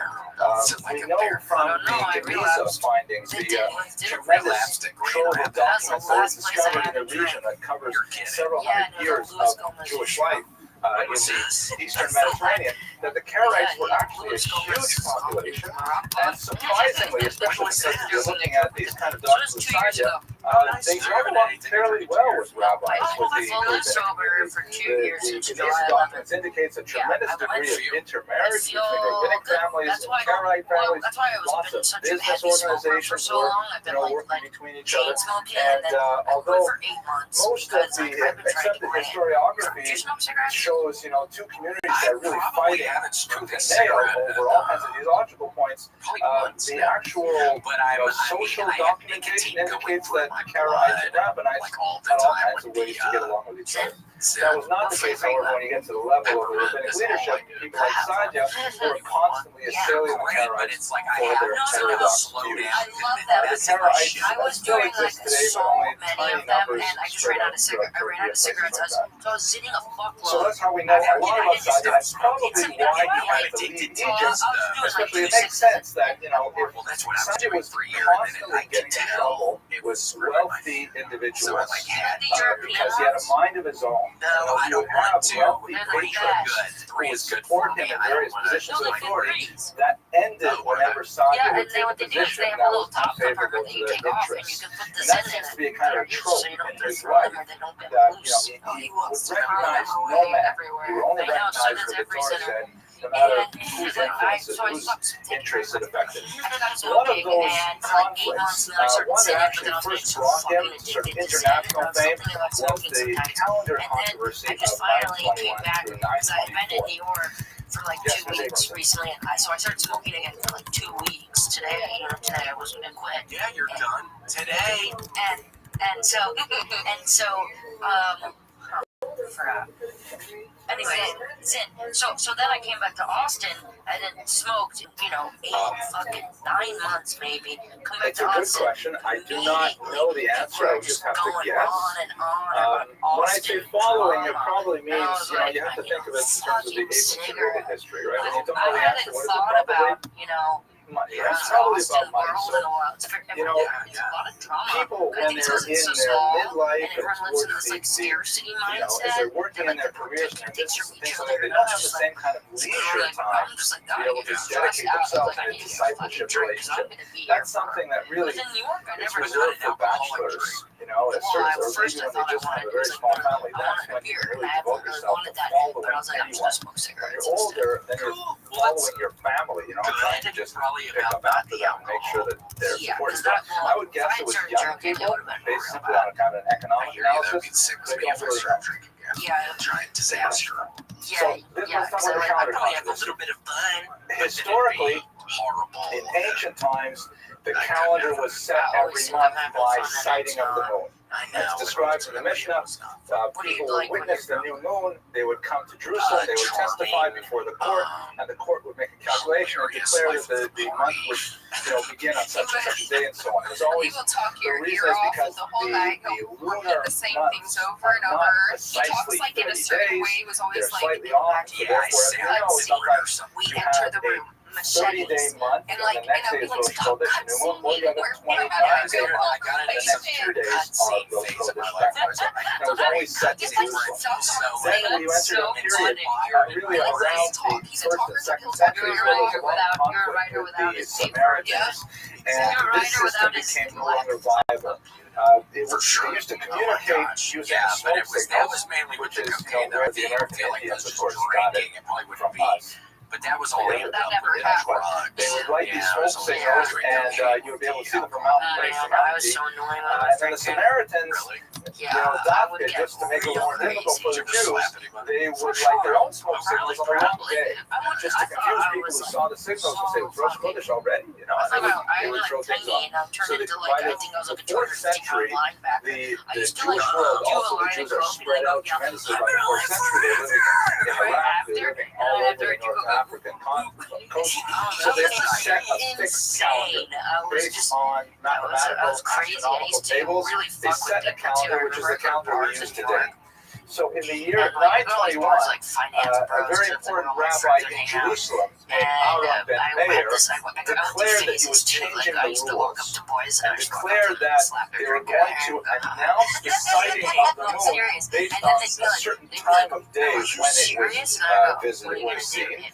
And according to his proposal, it meant that Rosh Hashanah would fall out on a Tuesday instead of on a Thursday, as anticipated by the written calendar. So this threw the Jewish world into quite a bit of tumult because, if you throw off one holiday of the year, all the holidays are off. And what happens if, you get the Passover, if you celebrate Passover early, so all right, it's not such a terrible thing if you eat the Seder early, but that means you're going to start eating chametz before Passover is over, which is a very serious transgression. And so there has to be agreement on the calendar. Sadia Gaon wrote some initially very polite letters to Aaron ben Meir indicating why his calculations could not be upheld. But it was very clear that this was not just a demonstration of rabbinical prowess.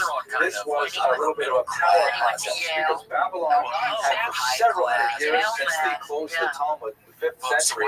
They had demonstrated that Babylon was the new center of the Jewish world, and Jerusalem, even though it was clearly the spiritual and historical center, was not the intellectual center where the entire Jewish world would be ruled. And so there was a desire on the part of the Jerusalem Jews to try and wrest that authority from the Babylonian academies. So Sadia tried to persuade him. He was unsuccessful. And ultimately, he wrote some very powerful invective challenges against Aaron ben Meir. They did go through at least 1 year where Aaron ben Meir lived in Jerusalem, and the rest of the Jewish world they followed Babylon. This only lasted for a little while until it was very clear that the Jewish people could not tolerate 2 calendars, and as it was really expensive, at the time it was ridiculous, all the gifts you had to give people for So what ended up happening is that Sadia Gaon won out, and the calendar controversy was resolved in his favor, which clearly demonstrated the authority of Babylon once and for all. So Sadia emerged victorious, and this had tremendous repercussions for his life. So he was appointed initially the leader of the great yeshiva of Pumbedita in 922, and he signed his name at the time instead of with the title Aluf that is associated there. But there were many people who felt that he should be appointed to the neighboring rival city of Sura because it had been going into significant decline, and they looked for someone as strong as Sadia in his personality to bring it back to life. Now, one more thing that we have to explain about the nature of Jews living in Islamic lands, particularly in this region of Iraq. The Iraqis or the Babylonians recognized a head of the Jewish community who was called in English the Exilarch, arch meaning leader, and exiled, of course, the exile, or in Aramaic, the Reish Laguta. the head Well, of Chloe, the thank you so exile. much for We even pray for the Reish Oh, Galuta's thank you. welfare that was our on time. Where can Shabbat, people find you? poor kind of places like You that, can so it find still me survives on an all allergy. platforms. But this at was kind of Gorilla like a Brand. On quasi-political YouTube, I appointee, have a news and there was women always show. this kind of My tension current between who's producer is really the Kurt. head of the Jewish community.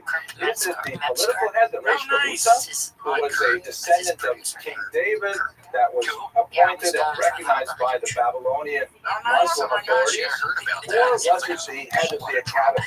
Was that really the head of the community? So, in this context, the Reish Galuta named David Ben Zakkai, also a very strong-minded person, decided that Sadia should be brought from Pumbedita to restore Sur. And as I mentioned earlier, he had a lot of opponents to his candidacy because many people said, who is this guy from Egypt? He doesn't have any input, he doesn't have any family background. Why are we making him the head? But nevertheless, his brilliance and particularly his performance during the counter controversy was undeniable, and his patron, the wealthy and powerful David Ben Zakkai, was able to make him the guy. The only thing is that when he accepted the position, he did so explicitly on the conditions. Now we have this from Shamira Gaon and Nathan Ababli, who are chronicles of Spirit, who said that David Ben Zakkai made him swear that he will not disobey me or plot against me or regard anyone but me as a Reish Galuta or associate with any of my opponents, which is kind of like dramatic foreshadowing that these things would not happen. The contemporary authority says, and I quote here, that he was not afraid of any man and does not show favor to anyone because of his great knowledge. And there came a time when Sadia and David Ben Zakkai ended up at front. There he is. Specifically over the issue of probate. Pimp, how you living, baby?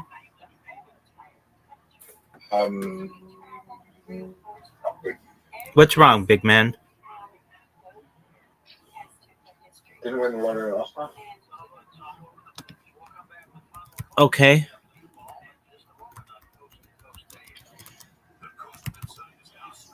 We will open the next one.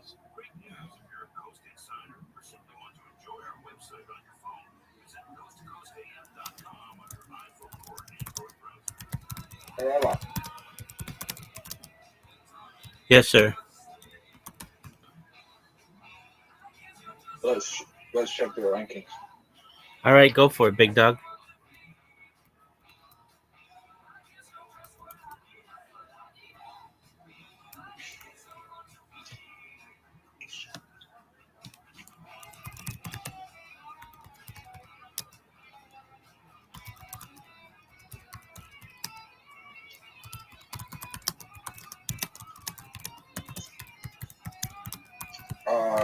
Number 10. Dude, you've been letting her down, dog.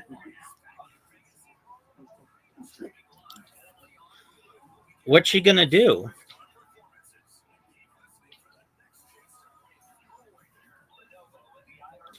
Should be fine. Oh, I don't know about that, dog.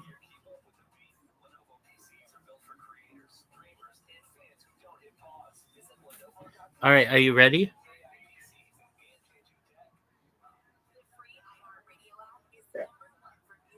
Okay, just a moment.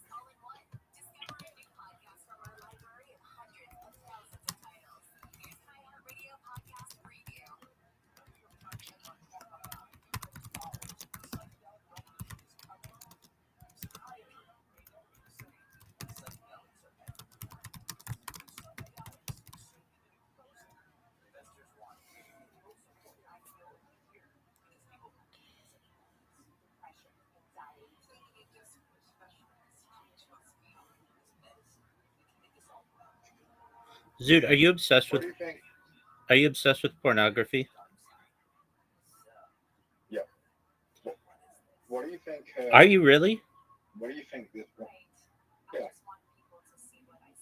Like, you have a problem? It's only a problem if it gets in the way of daily living. Of what? Only a problem if it gets in the way of daily living. Okay. So you really are into your pornography. It's not a problem. All right, dog.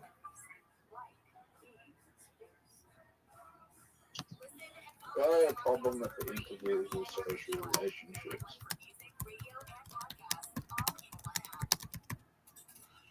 Okay. Did you know that you have an invitation? Yeah. We're playing the game.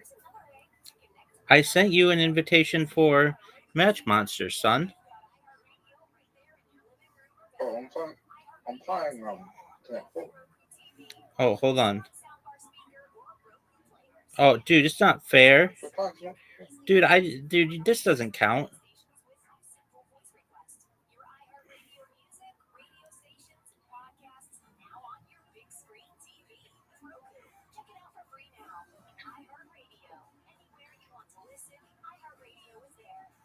I didn't know we were playing. This isn't fair.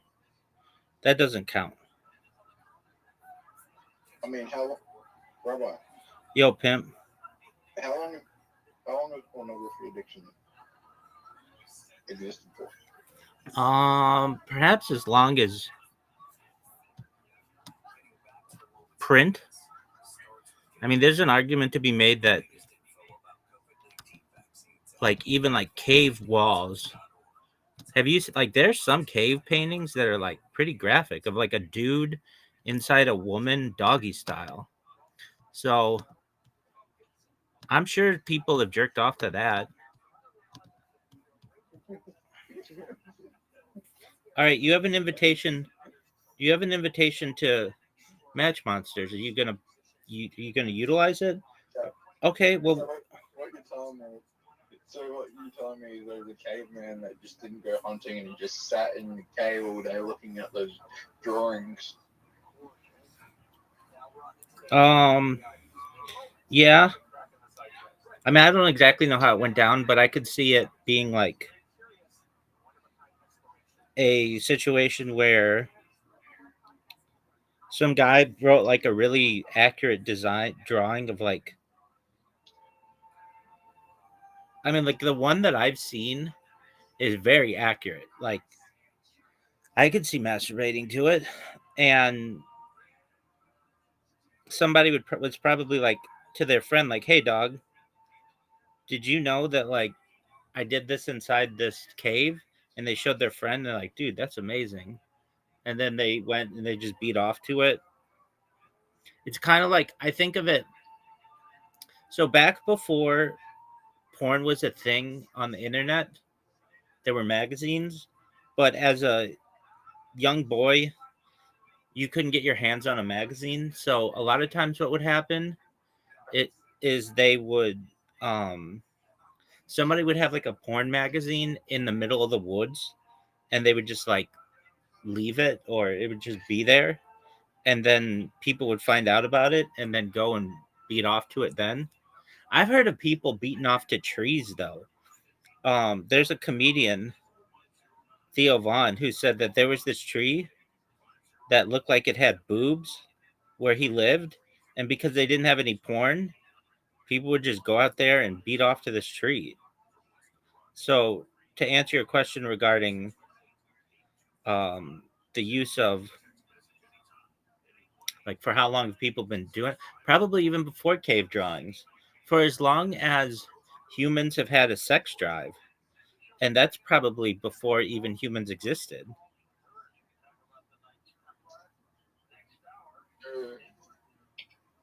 All animals masturbate. I don't know if that's true. I said do all. I was asking the question. Yeah, that's a good question. We'll have to look it up. I know dogs and cats do because I witnessed both doing it. I've walked in on my dog many times.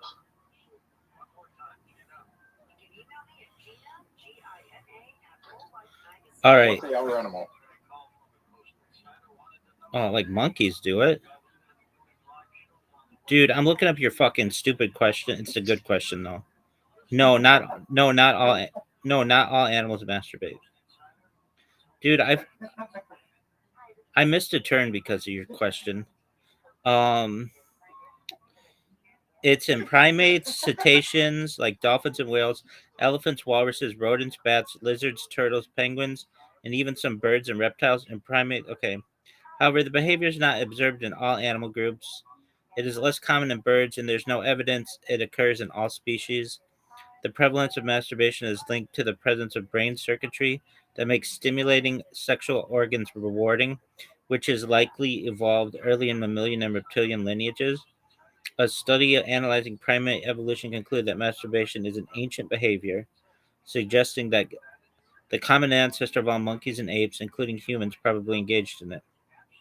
This indicates that while masturbation is widespread, it is not a trait shared by every single animal species. Dude, I fucking lost another point again because I'm looking up your questions. Okay. This is your secret strategy, isn't it?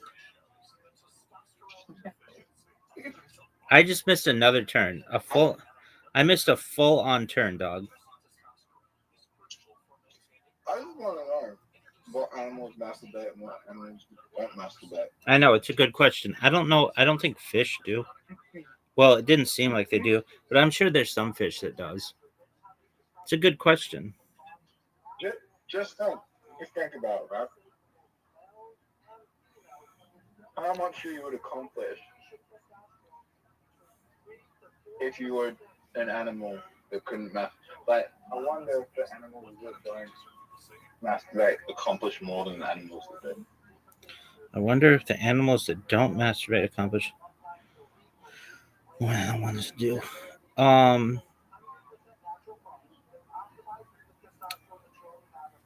I mean, it could go either way. It could be like masturbation stimulates them. I mean, it probably, you look at humans and you go, well, we're the most accomplished species, so it does have benefits. Right? Not necessarily. So, I mean, it'd be hard, but like you'd need like two twins or like a set of twins, one who masturbates and one who never masturbates. But even then, their experiences are different, so it's a tough thing to. It's a tough thing to quantify. The only way you can do that, really, like, believe it, is illustration, which is cool. No, I don't think that's the only way. I mean, it's the most guaranteed way. Not necessarily.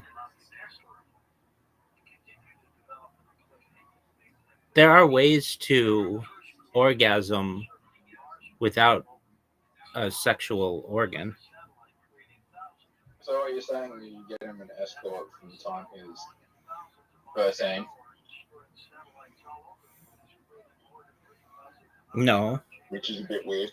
No, you could cut off a person's penis, but still stimulate their prostate and get them to orgasm.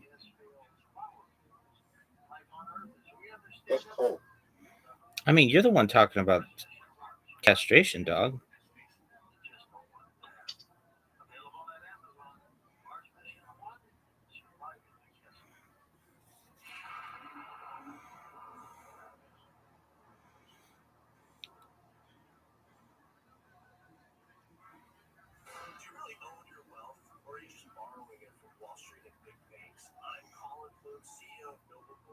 So castration doesn't work? No, it does. It means that somebody generally cannot reproduce anymore.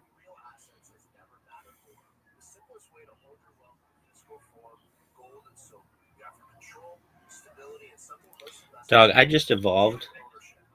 Even with losing all these turns, I'm whooping you.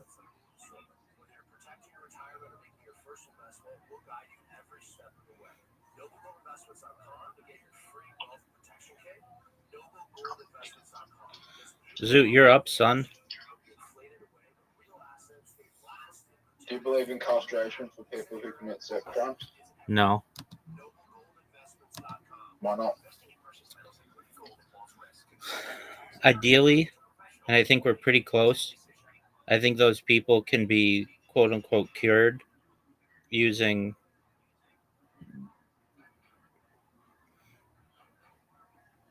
things like Neuralink, perhaps. Like basically changing it's a brain computer interface. So there may be a way to change their behavior so that they don't do that kind of stuff, and also have their victims be able to forget about it if they want.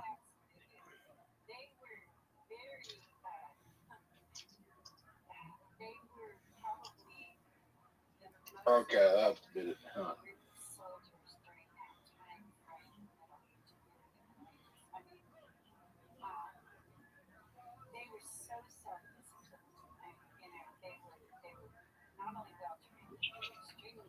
That's a bit what?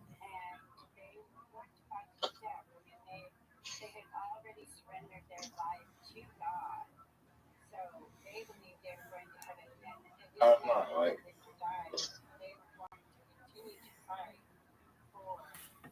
there could be a lot of side effects if you delete people's memory. I understand.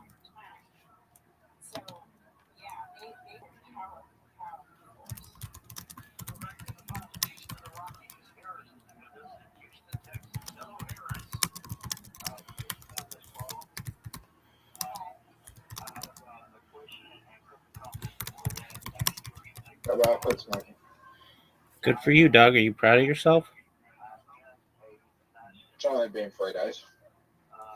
All right. Well, that's more than you had been doing.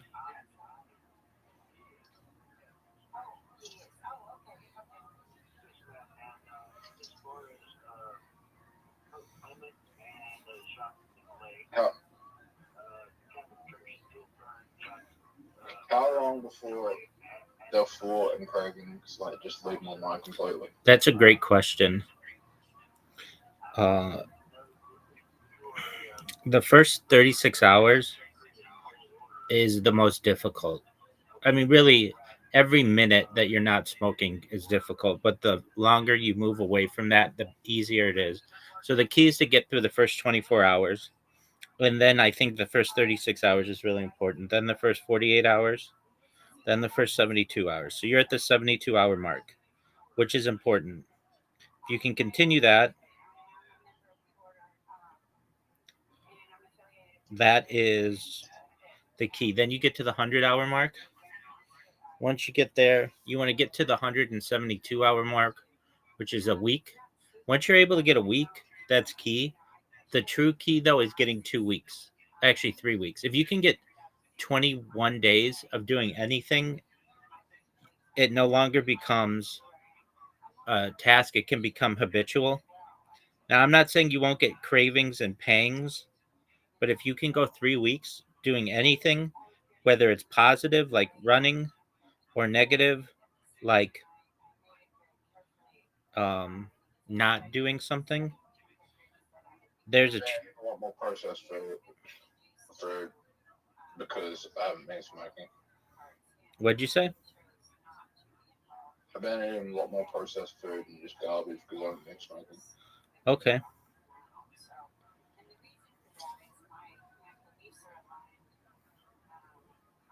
Oh, fuck. That's not the move I wanted to do. Dude, it doesn't matter. You're done and it's over. That's all that does matter. Dude, even with losing all of those, I did well. All right, let's play that game that you have wanted to play, Dungeon Tales. Yeah, Okay, so campaign is all easy, medium, or hard. We'll do all.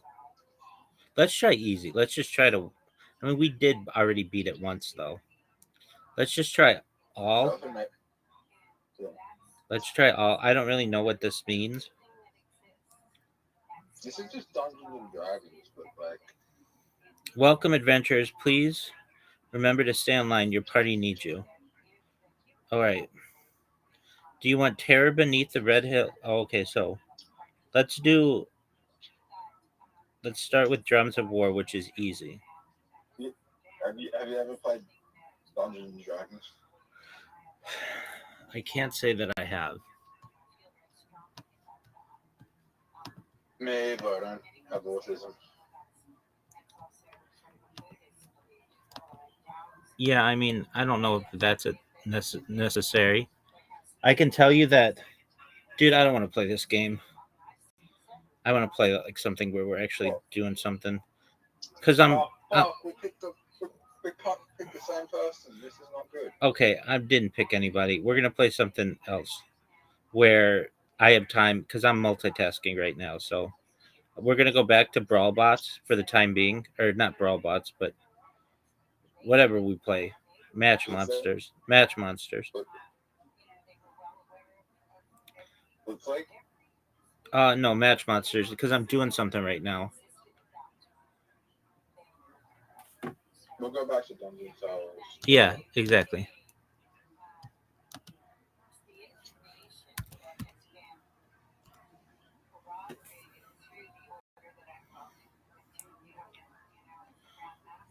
I'm gonna destroy you though. Wow, it's interesting that we get the same stage as last time.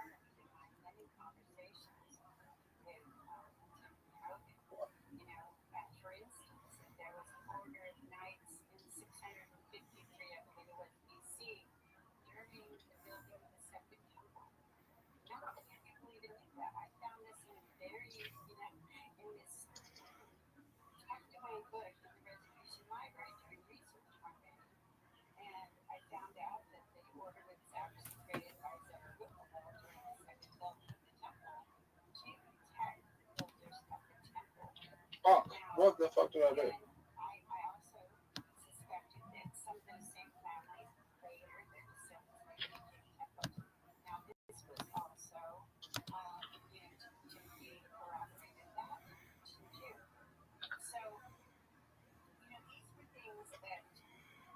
Oh.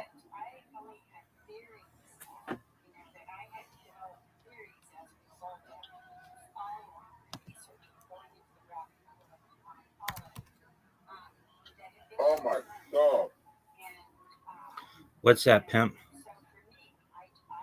Look at this move. I'm ready for it. 5. That was very good, dude.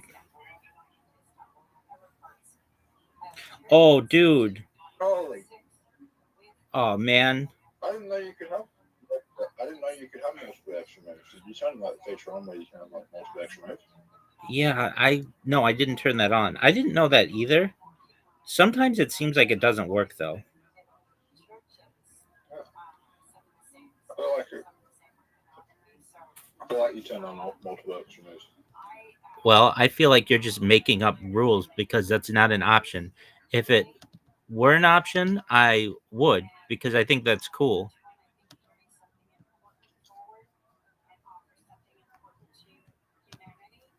Yeah, I'm not gonna evolve right now. Why not?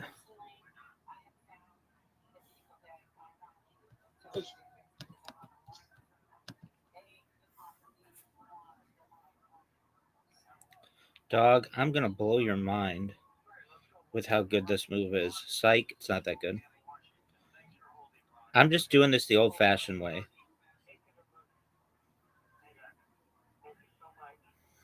I don't need your fancy stuff.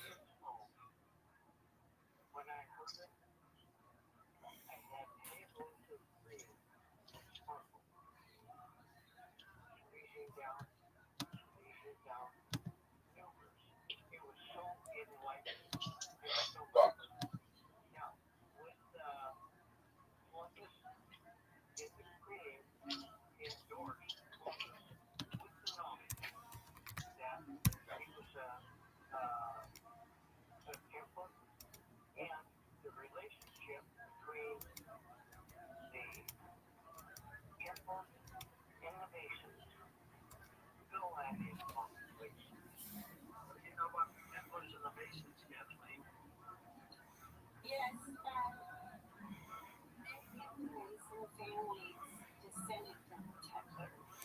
Oh, dude, look at this one.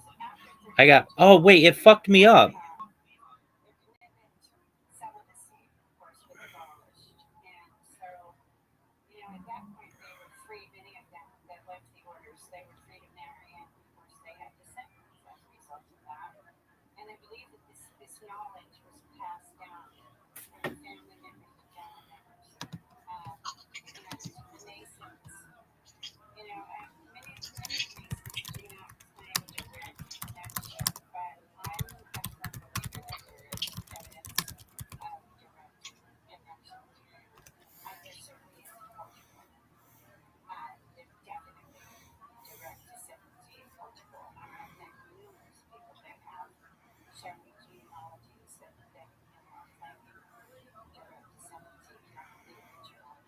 What are your thoughts on evolving? Are you proud of that move?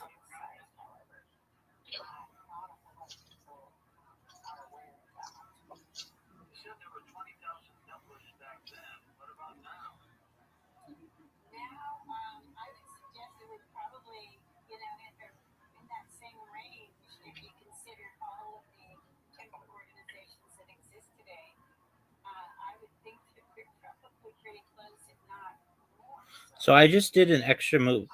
Okay. Maybe you can do multiple extra moves. I mean, I know you can. We saw you do it. Dude, I just helped you so much.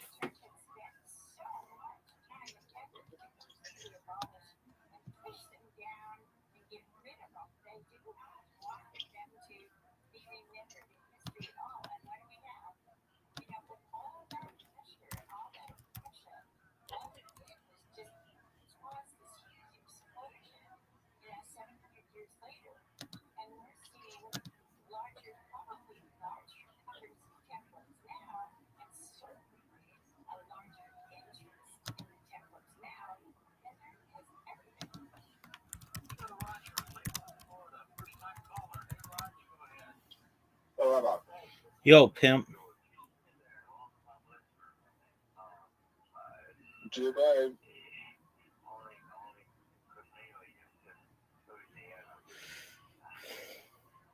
That lets you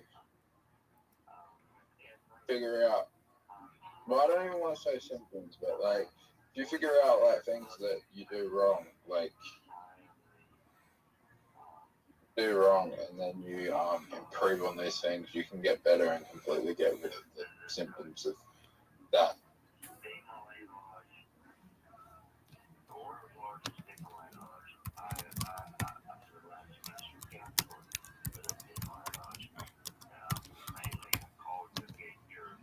What do you mean? Do you believe that you can get, if you look up symptoms of mental illness or like neurodivergency that you're diagnosed for, and you improve on all of them, you can get rid of your symptoms and just improve your quality of life? I think that's a possibility.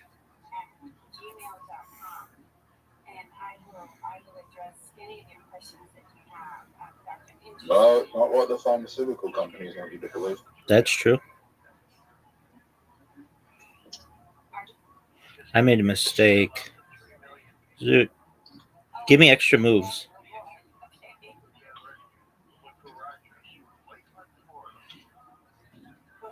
I'll take it. Yeah, dude, that's true. I mean, if you ask pharmaceutical companies, they'll tell you all the things that their drug does but they'll never admit what it does badly, like bad things.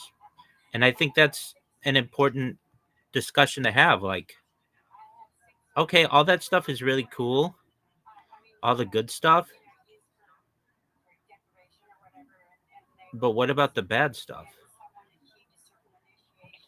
I mean, the person who diagnosed me for ADHD, they didn't suggest, they just made a recommendation. Have you thought about going over the medication route?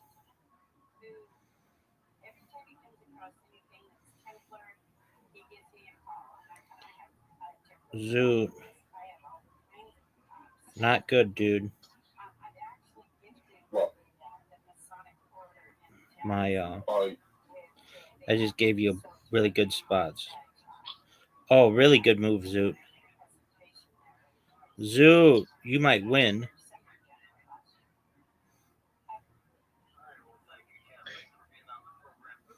Therefore, like, have you thought about going the medication route? I didn't say that we missed the time. I just said that.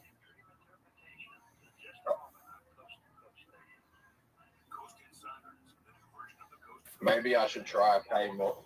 And I'm thinking now, maybe I should just try and pay more attention before I go to the medication route. Right.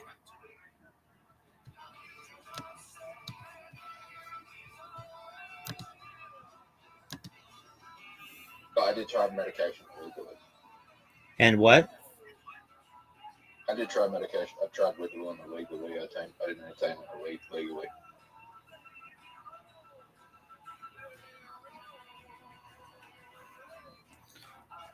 Oh, Zoot, what a comeback I've just had. Dog. Maybe one of the greatest comebacks in the history of this game. Oh, look at this move. Okay. Dude. Could I beat you? Yeah.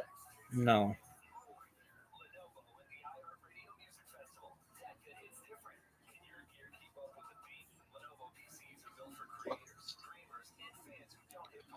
Oh man, I could come really close to beating you though.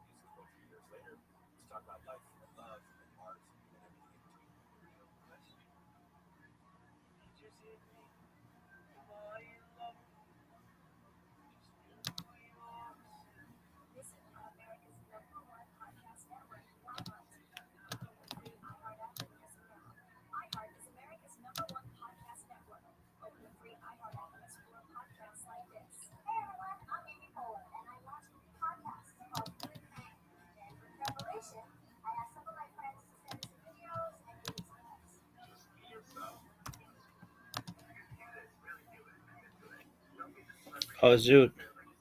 I wasn't paying attention.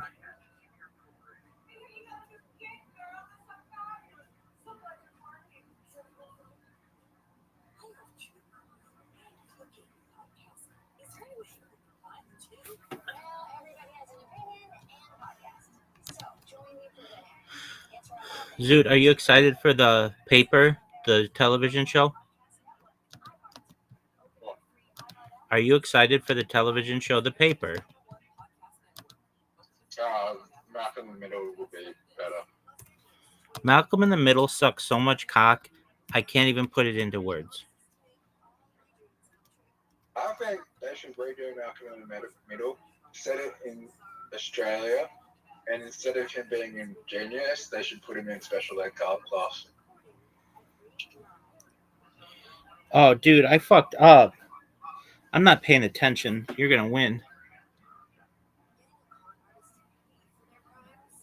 That would be so much better if they remade Malcolm in the Middle, set it in Australia, instead of him being a genius, they put him in special ed class. Dog, isn't that just like a different show?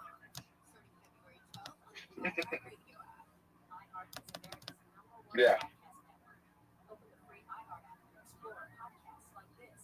But it would be better. Why would it be better?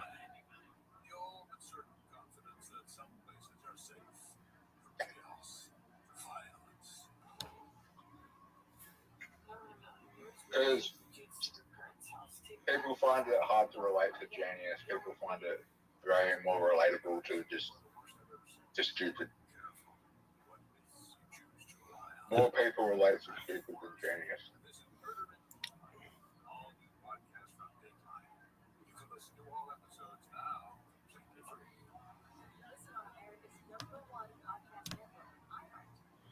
Dog, did you know that you lost? Yep.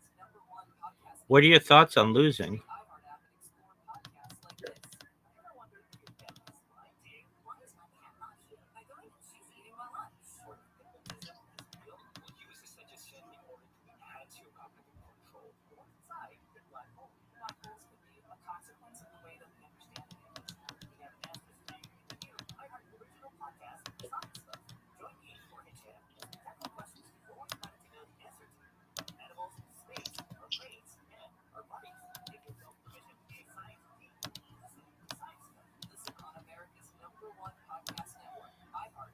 All right, dude. There are two ways to master comedy, right? That's incorrect. Oh, There are many ways to skin a cat. okay, the biggest like way comedy can be interpreted is observation and relatability.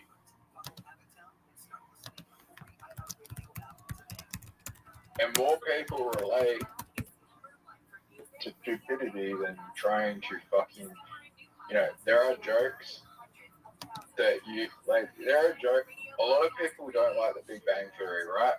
Yeah, because that show sucks. Because that show sucks because a lot of the jokes being told in that series like are jokes that you need to be like intelligent to fucking understand, so that really irritates people.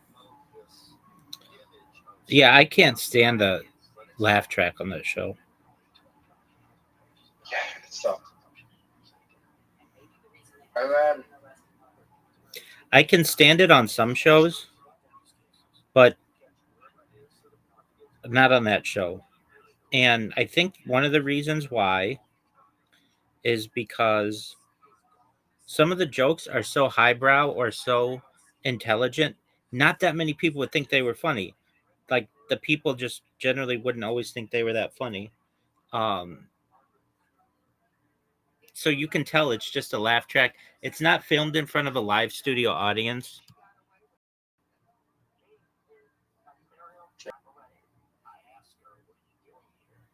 was Friends. No. Now there What was. show was Friends? They used to be Cheers, The Cosby Show, and they used to say, yeah, they used to say Cheers was filmed in front of a live studio audience. So like you knew. Word.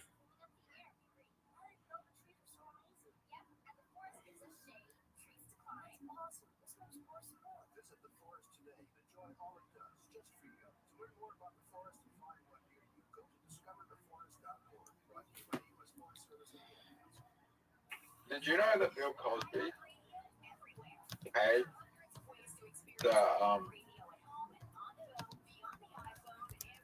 for the microphone and stage that Martin Luther King did his "I Had a Dream" speech on? Yeah, I'd heard that. Did you hear that from Dave Chappelle? I don't know if I heard it from Dave Chappelle. So I was watching Dave Chappelle before, and he said Bill Cosby did a lot for African Americans, and he wouldn't have a career if it wasn't for Bill Cosby. He does some bad things, but he rapes, but he also does some really good things. I made a mistake. Yeah, that's true. Dog, I'm a big Bill Cosby fan. I mean, again, I think you have to separate the art from the artist.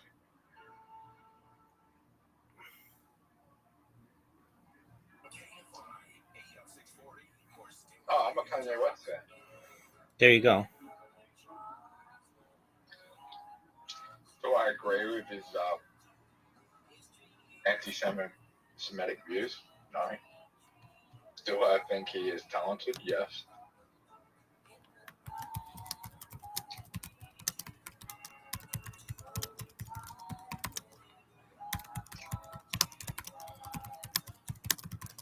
But I also believe that maybe about 20, 25 years from now, that some of his anti-Semitic songs will be cultural moments and more appreciated than they are now. Right now, it's just a time that it's shock because no one has done what he has done before, and it's very controversial and shocking. And over the time, that song will be more appreciated, either controversially or just a moment in time. I don't know. So I can't really explain. I'm not explaining myself and finishing my sentence right now, but I'm just saying that over time, Kanye's art will be more appreciated, even his more controversial moments.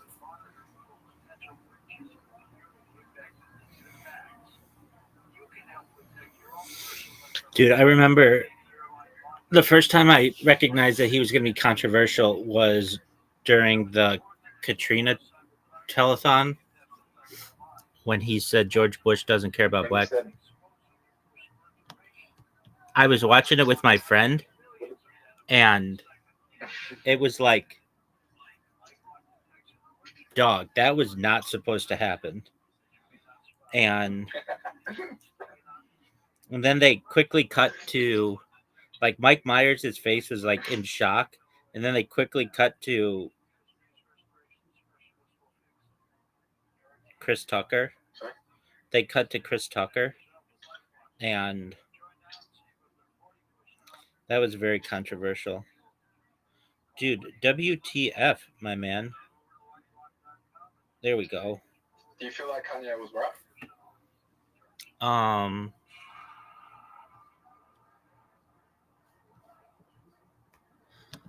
I think that George Bush doesn't care about a lot of people, not just black people.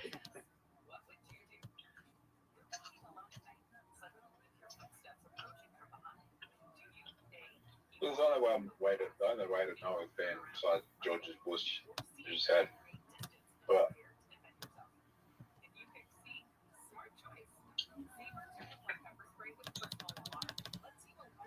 I think he does.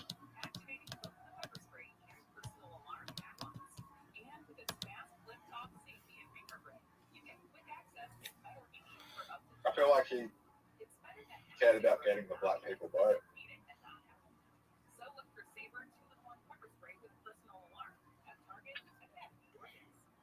Yeah, but he really didn't get that.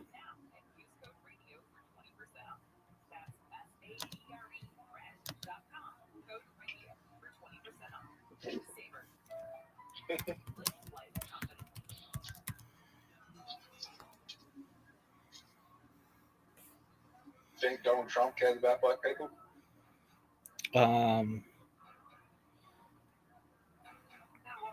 Some wealthy ones.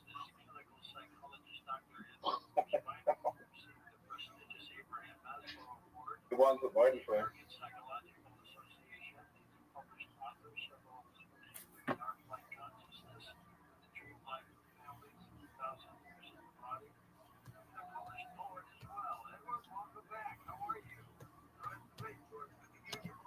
Do you care?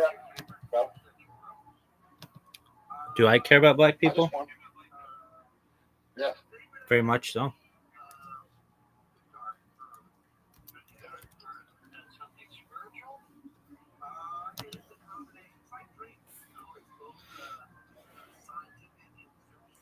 Yeah, I think there can be arguments that I've made that I care more about black people than I do white people at times.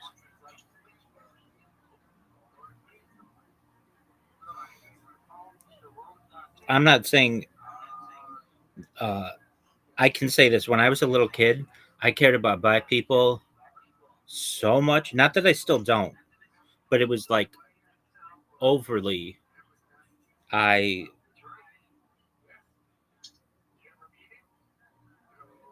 was and still am just an advocate for black culture black people, black society, black music, black media. I'll tell you, when I was 5 years old, I was put into this.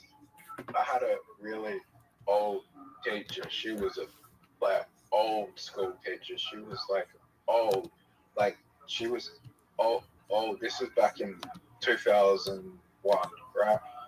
And she still, I don't know.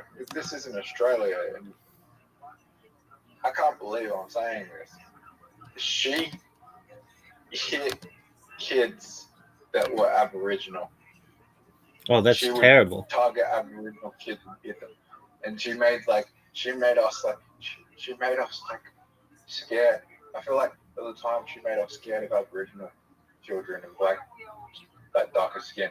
And I remember being like 5 years old and being scared of like dark skinned people a bit. And then I eventually got over it with time. But yeah, like because of that.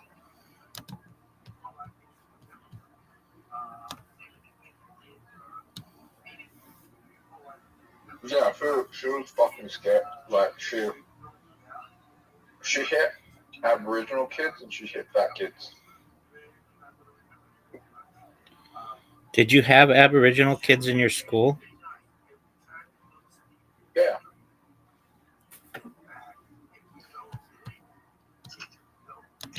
In my classroom, she picked one out of the classroom and just started hitting him. When we're playing like when doing PE. That's terrible. Not PE. What sport? What sport? Oh, it's running or something.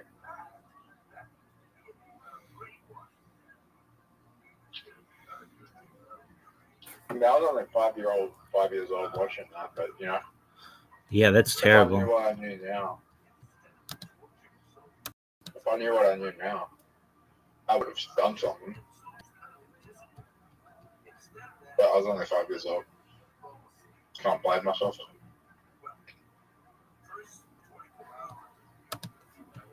Right. Like, what would you do if you were 5 years old and you saw your teacher start hitting another kid? Tell my mom. Tell my dad.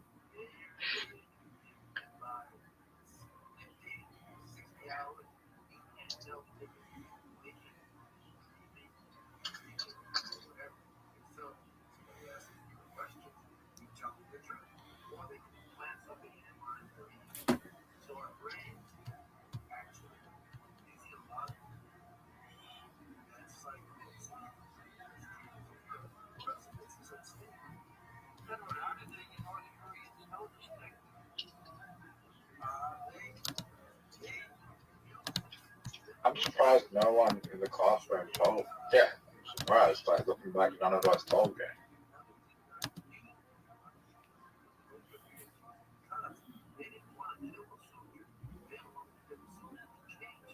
Yeah, why do you think that is? I mean, you were little kids, so you can't really blame anybody.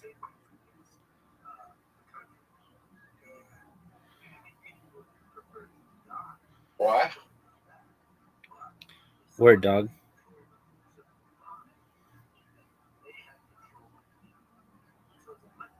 I feel like maybe if we told, I think a lot of us thought maybe if we told on her that she would get away with it, like nothing would be done and she would start hitting us.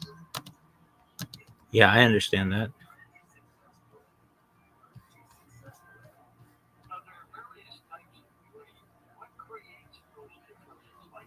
You don't know how powerful you are as a child how powerful an accusation is as a child to an adult. You don't realize that until later on in life. You don't know how much power you have as a child. That's true.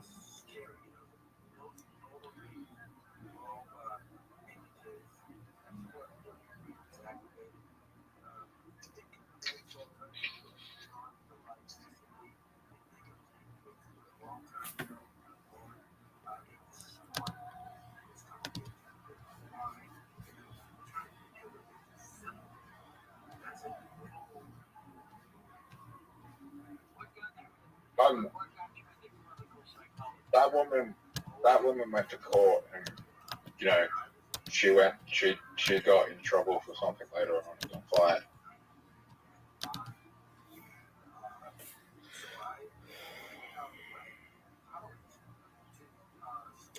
Well, that's good that she didn't work around children anymore. Oh, she died not long after.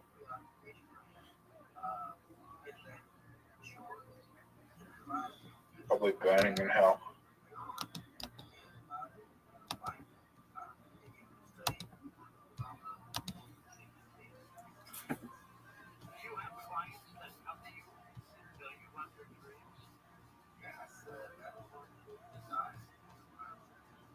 I'll tell you something.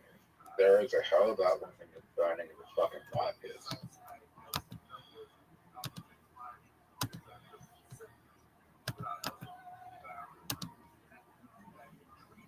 Zoot, you won. I wasn't even paying attention. I don't even know how you won so quickly. Because I had a good team.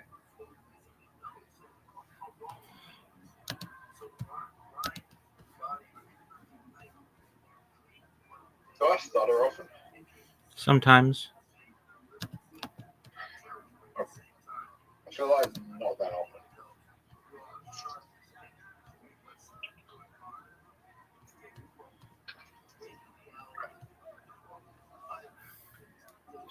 Yeah, not like someone with a major stuttering issue. I feel like there's nothing wrong with my speech. It's just sometimes I forget to finish my sentence.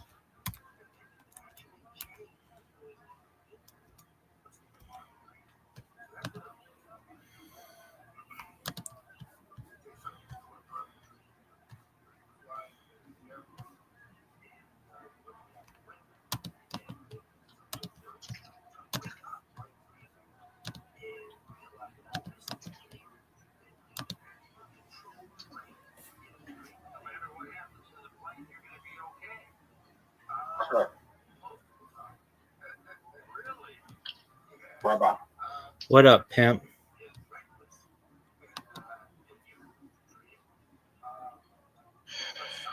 Do you think I'm going to win? No, I'm going to destroy you.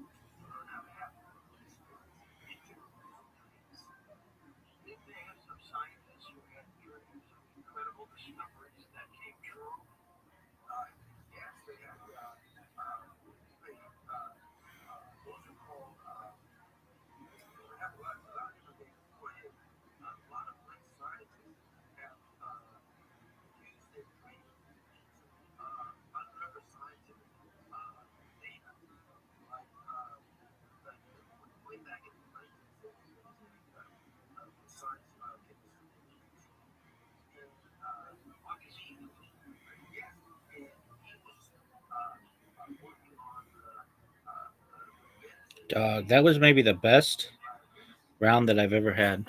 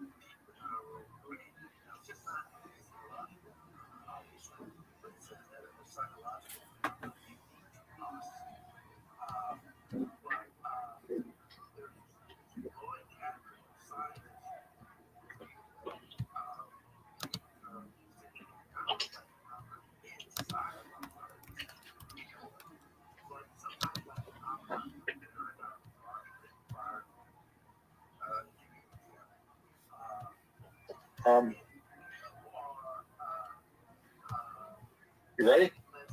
Yeah.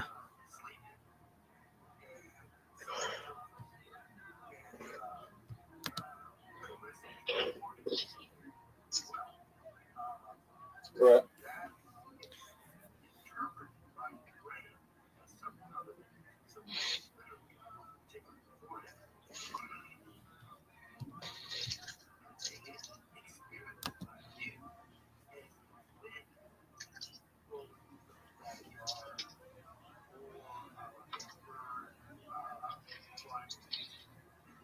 How big was Bill Cosby when you grew up? When you growing up? Giant. Biggest person on television. Really? Yep. In the 80s? Yep. And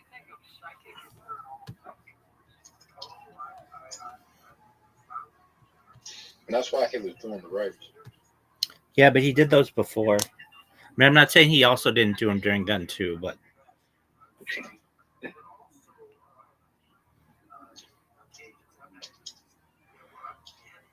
Why do you think he got away with it for so long? he was very powerful. He was literally called America's dad. So Oh, he, no one would have believed him. yeah, No one would have believed him. right. And he paid off a lot of people. So, like, I know one girl who said he drugged her. He paid for her college. And, like, I bet you this is a sad state of the United States, but there are people in the United States who would accept being drugged and raped if you would pay for their college.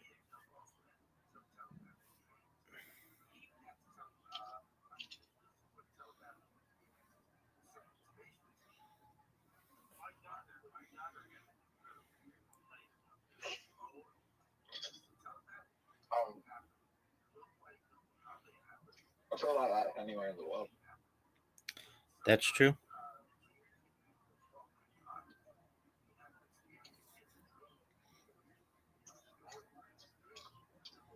I feel like there are people that would let their children get drugged and raped to get out of countries to go to a first world country. Some of these first world countries. 100%. It's really sad. But desperate times call for desperate measures. Oh, I fucked up.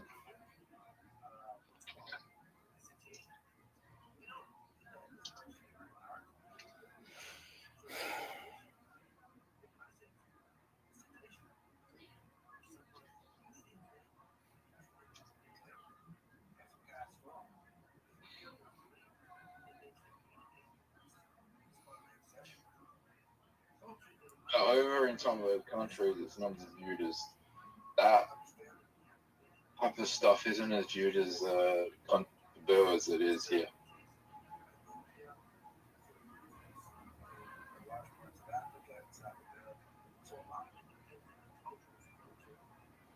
In some countries.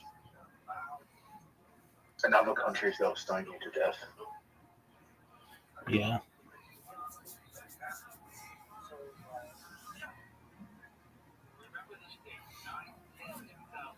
Dude, that was a big move, Zoot. What are you going to do?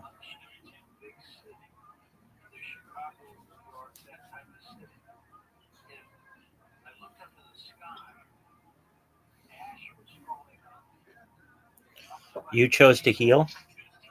Oh, no. Evolving heals you. Yeah, on this one, evolving restores 10 hit points. 10 health points. You won. I don't know if I won. Is it health? It's hit points, isn't it? Health points. Pretty sure it's hit points. Yeah, how'd you base that with health points? Hit points, dog. No, it's health points. No. Pretty sure that's not right.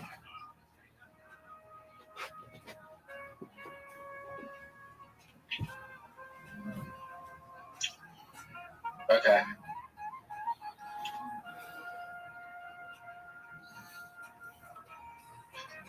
Oh, Zoot, that was really good. God. That was really good. Oh, medical. That was really good, Zoot. Oh, Rabbi. Yo, pimp. Do you know what my real name is? Yeah. What is it?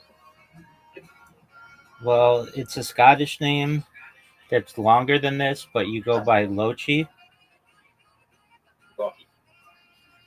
Okay, Lucky.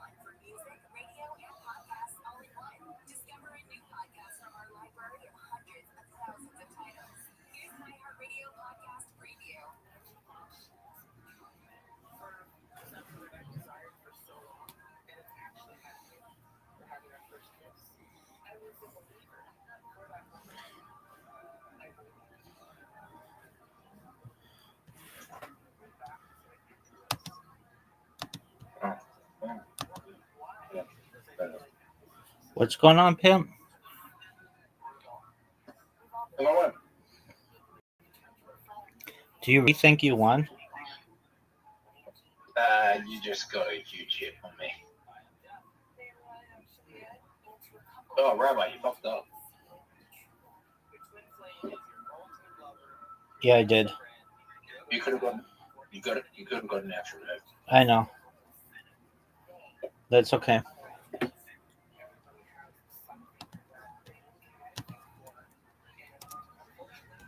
I don't know if the extra move would have helped though. We'll never know.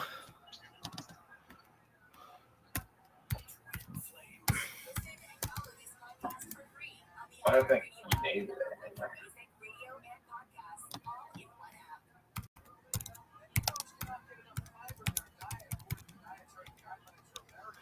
I don't think I need it. Rabbi.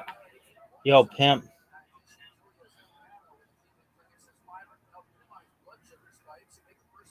Do you like Bill Cosby? I said I separate the art from the artist. I think he's very funny. He had an amazing show. But I don't condone rape.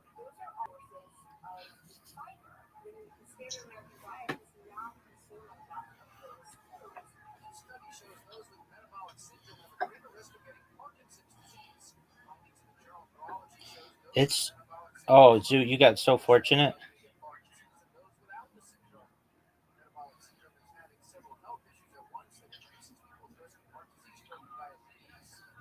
Zoo.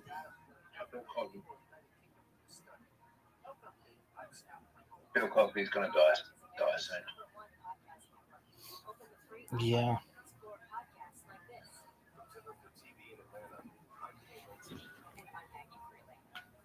It's gonna be like one of the most controversial deaths where people like, do we like celebrate this death and honor his legacy, or do we ignore him because what he did?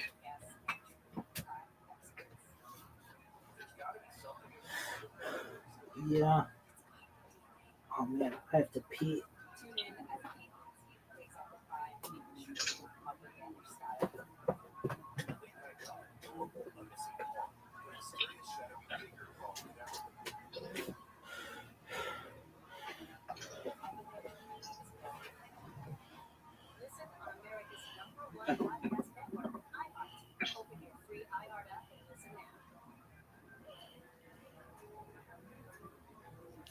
It's over, baby. All right, Zoot.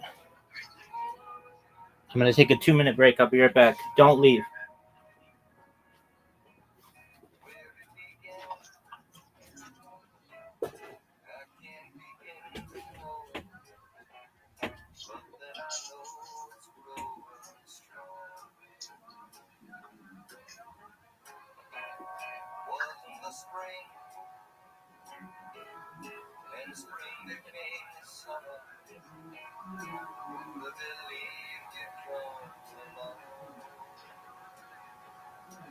Bring the water.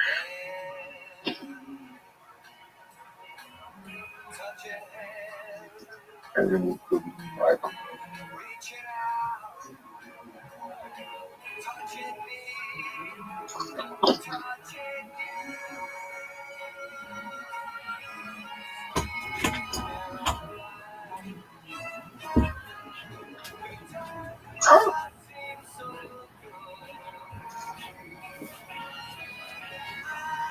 Zoot. Zoot. Are you there, big dog? Sure. Thank you for your patience.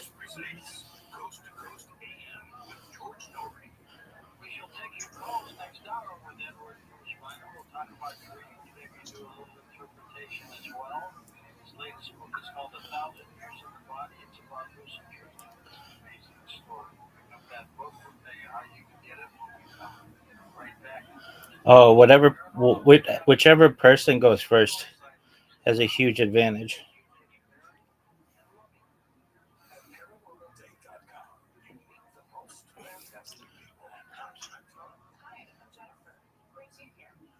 Not necessarily, actually. Well, that's a good move. And I don't remember.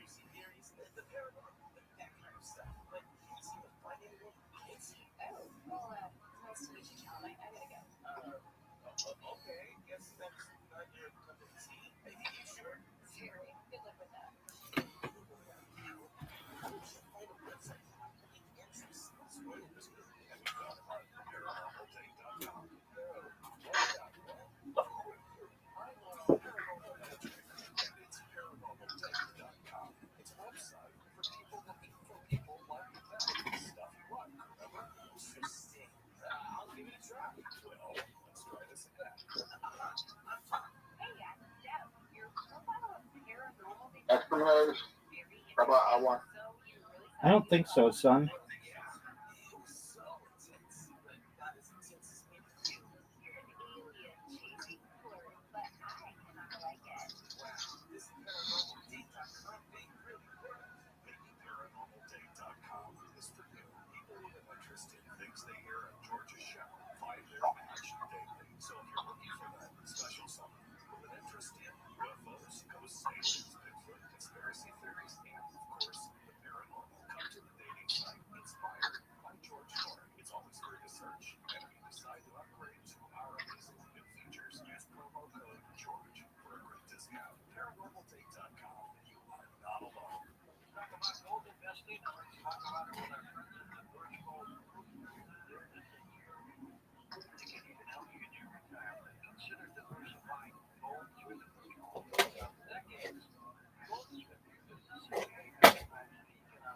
Bill Cosby.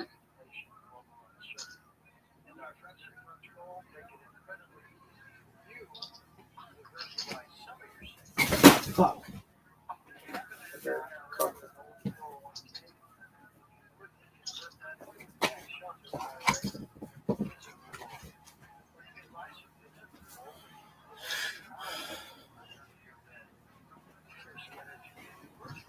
Oh, I wasted so much time. All right. All right. Rabbi, I'm not going to the city. Okay. Finish this game. Then you do whatever the fuck you want, son. There's women in the city. There's not women in this chat. Yeah, there are. They're not close by. They don't even have like Australia, do they? No. Or like South Australia. I had somebody here from Brisbane, a very famous influencer today. Her name is Chopsticks. Yeah, she's on Chopstick. Word Dog. She's on Kick. Yep. Does she have an Instagram? Yeah, it's just Chopsticks, I believe.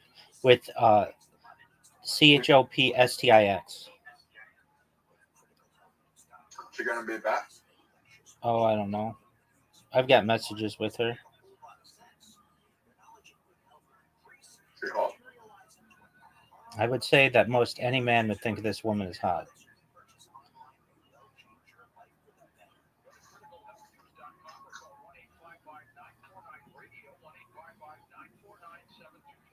Well, I'm saying the most beautiful woman that people think are ugly. No, this chick is banging.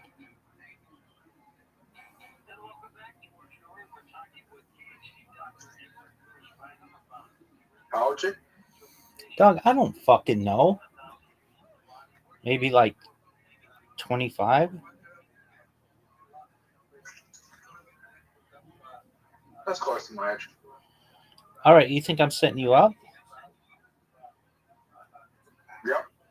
All right, that's cool, dog.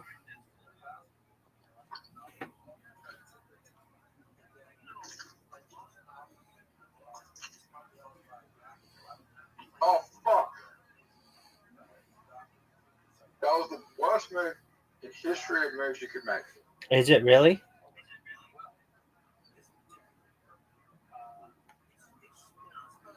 I mean, I guess I can do that.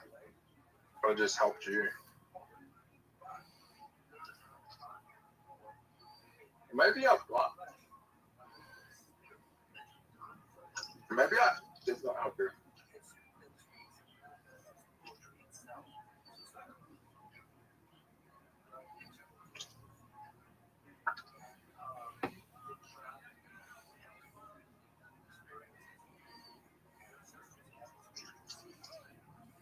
You just have.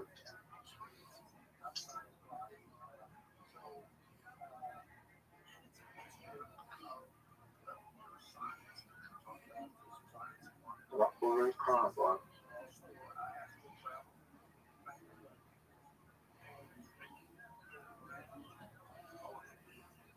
I got work in 2 weeks. What are you going to be doing?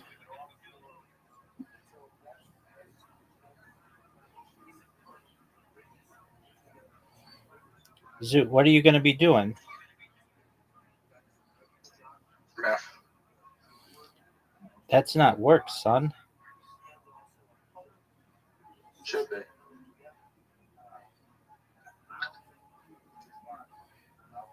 Alright, what's this woman's name? Chopsticks, CHOPSTIX. CHOPSTIX.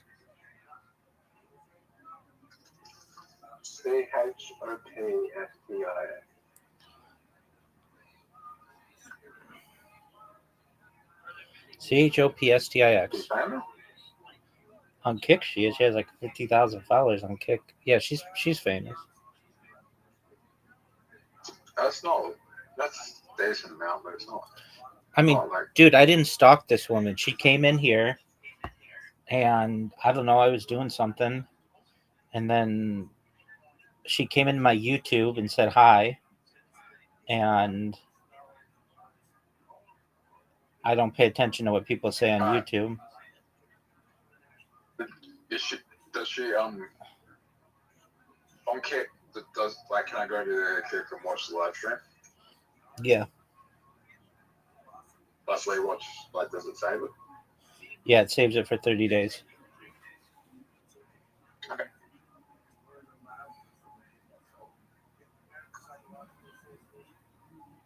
Do you think she'll be back? Zoot, you are asking me so many questions about this woman, and I have no idea about her. I'm just telling you what happened earlier today. Cool. Very cool, dog. When are you gonna get pictures for? When are you gonna get pictures for your Dating profile.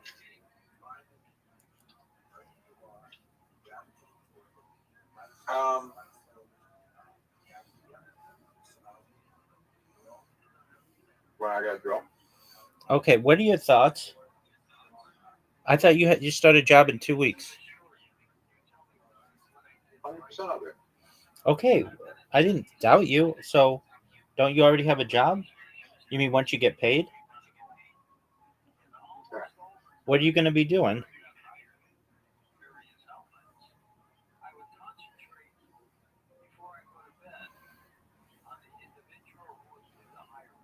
Building a cult. That's not a job. It's a business. Seriously, Zoot, what are you going to be doing? Starting a business. Okay, what business are you starting? Starting a cult. Zoot, you're not making sense, son. I'm starting a cult.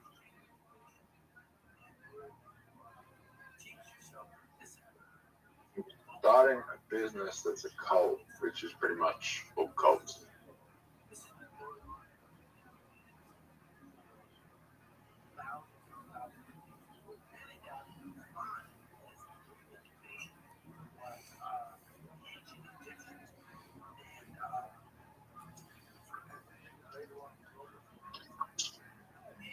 Zoot, did you know it's over for you?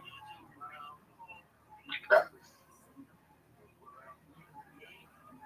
Why do all lottery winners go broke in the first 5 years? They don't. Why do the majority of lottery winners go broke in the first 5 years? They don't.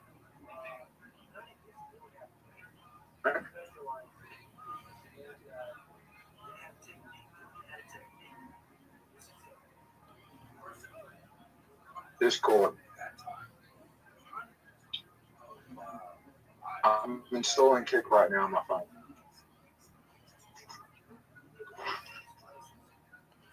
Okay. Do you have a username? Zoot, I dare you to any person on Kick. Create a throwaway account and ask them what they think about Rabbi Rothschild.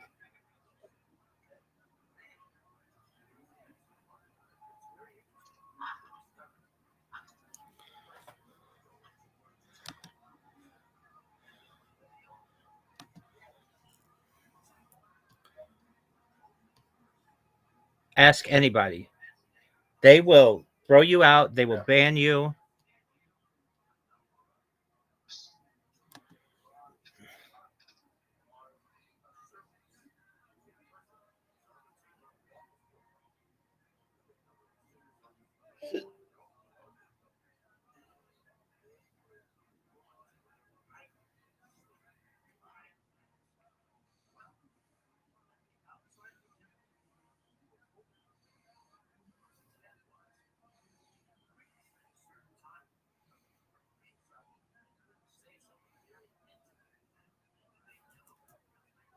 Of a will. He had gone on to do tremendous things for Surah. He immediately communicated with the surrounding communities and asserted the authority of Surah as the greatest of the academies and so on. But what ended up happening is there was a will that was placed in probate, and David Ben Zakkai, the exilar, stood to gain a tremendous advantage if the will was adjudicated in his favor. Sadia Gaon, looking at the will, saw that it really would not go in David Ben Zakkai's favor, that the law really favored another claimant for the monies in the will. And so therefore, he demurred and said he would only sign off on this will if another particular rabbi would sign off on it. The other rabbi signed off on it, giving the money to David Ben Zakkai, and so then it went right back to Sadia, and at this point Sadia said he was hoping that the other rabbi would be the first refusal, and therefore Sadia would not take the blame, but Sadia refused to give in, and he said he would not sign off, and that the will would not go to David Ben Zakkai. David Ben Zakkai was furious, and he fired Sadia Gaon. Sadia Gaon says, "You can't fire me, I'm going to fire you." And so he fired David Ben Zakkai. And he had this really strange situation where both people of great authority disavowed the other, and they were kind of arm wrestling, so to speak, over who was going to be the true head of the people of Surah, and really the Jews of Babylon, and really the Jews of the world. It was quite a long standoff where David Ben Zakkai, the Reish Galuta, appointed another Gaon of Surah, and Sadia Ben Gaon, reciprocated by appointing rival Exelar, and they're all kind of like in this strange kind of family dynamic with the four of them there, and no one's recognizing anyone. In the end, the Muslim authorities stepped in, and they said in Arabic, Ganuk Shoin, enough already, and they demanded an end to the fight. This also was, Sadia's position was weakened when his candidate for the Reish Galuta had passed away, and so ultimately Sadia was forced to resign and to accept the loss of his academy. And so he had to step down, and David Ben Zakkai temporarily was ascended. And this was the time when Sadia actually went into a kind of like his own space, and that's when he began writing tremendously prolific and powerful amount of literature. So it's really a blessing for the Jewish people as a whole. It sounds oddly specific. Pause for any questions now? And also history and research. The Reish Galuta stuff. It feels like someone close to him. That could have happened. Okay, good. Still singing about that driving comment. Too much. Okay.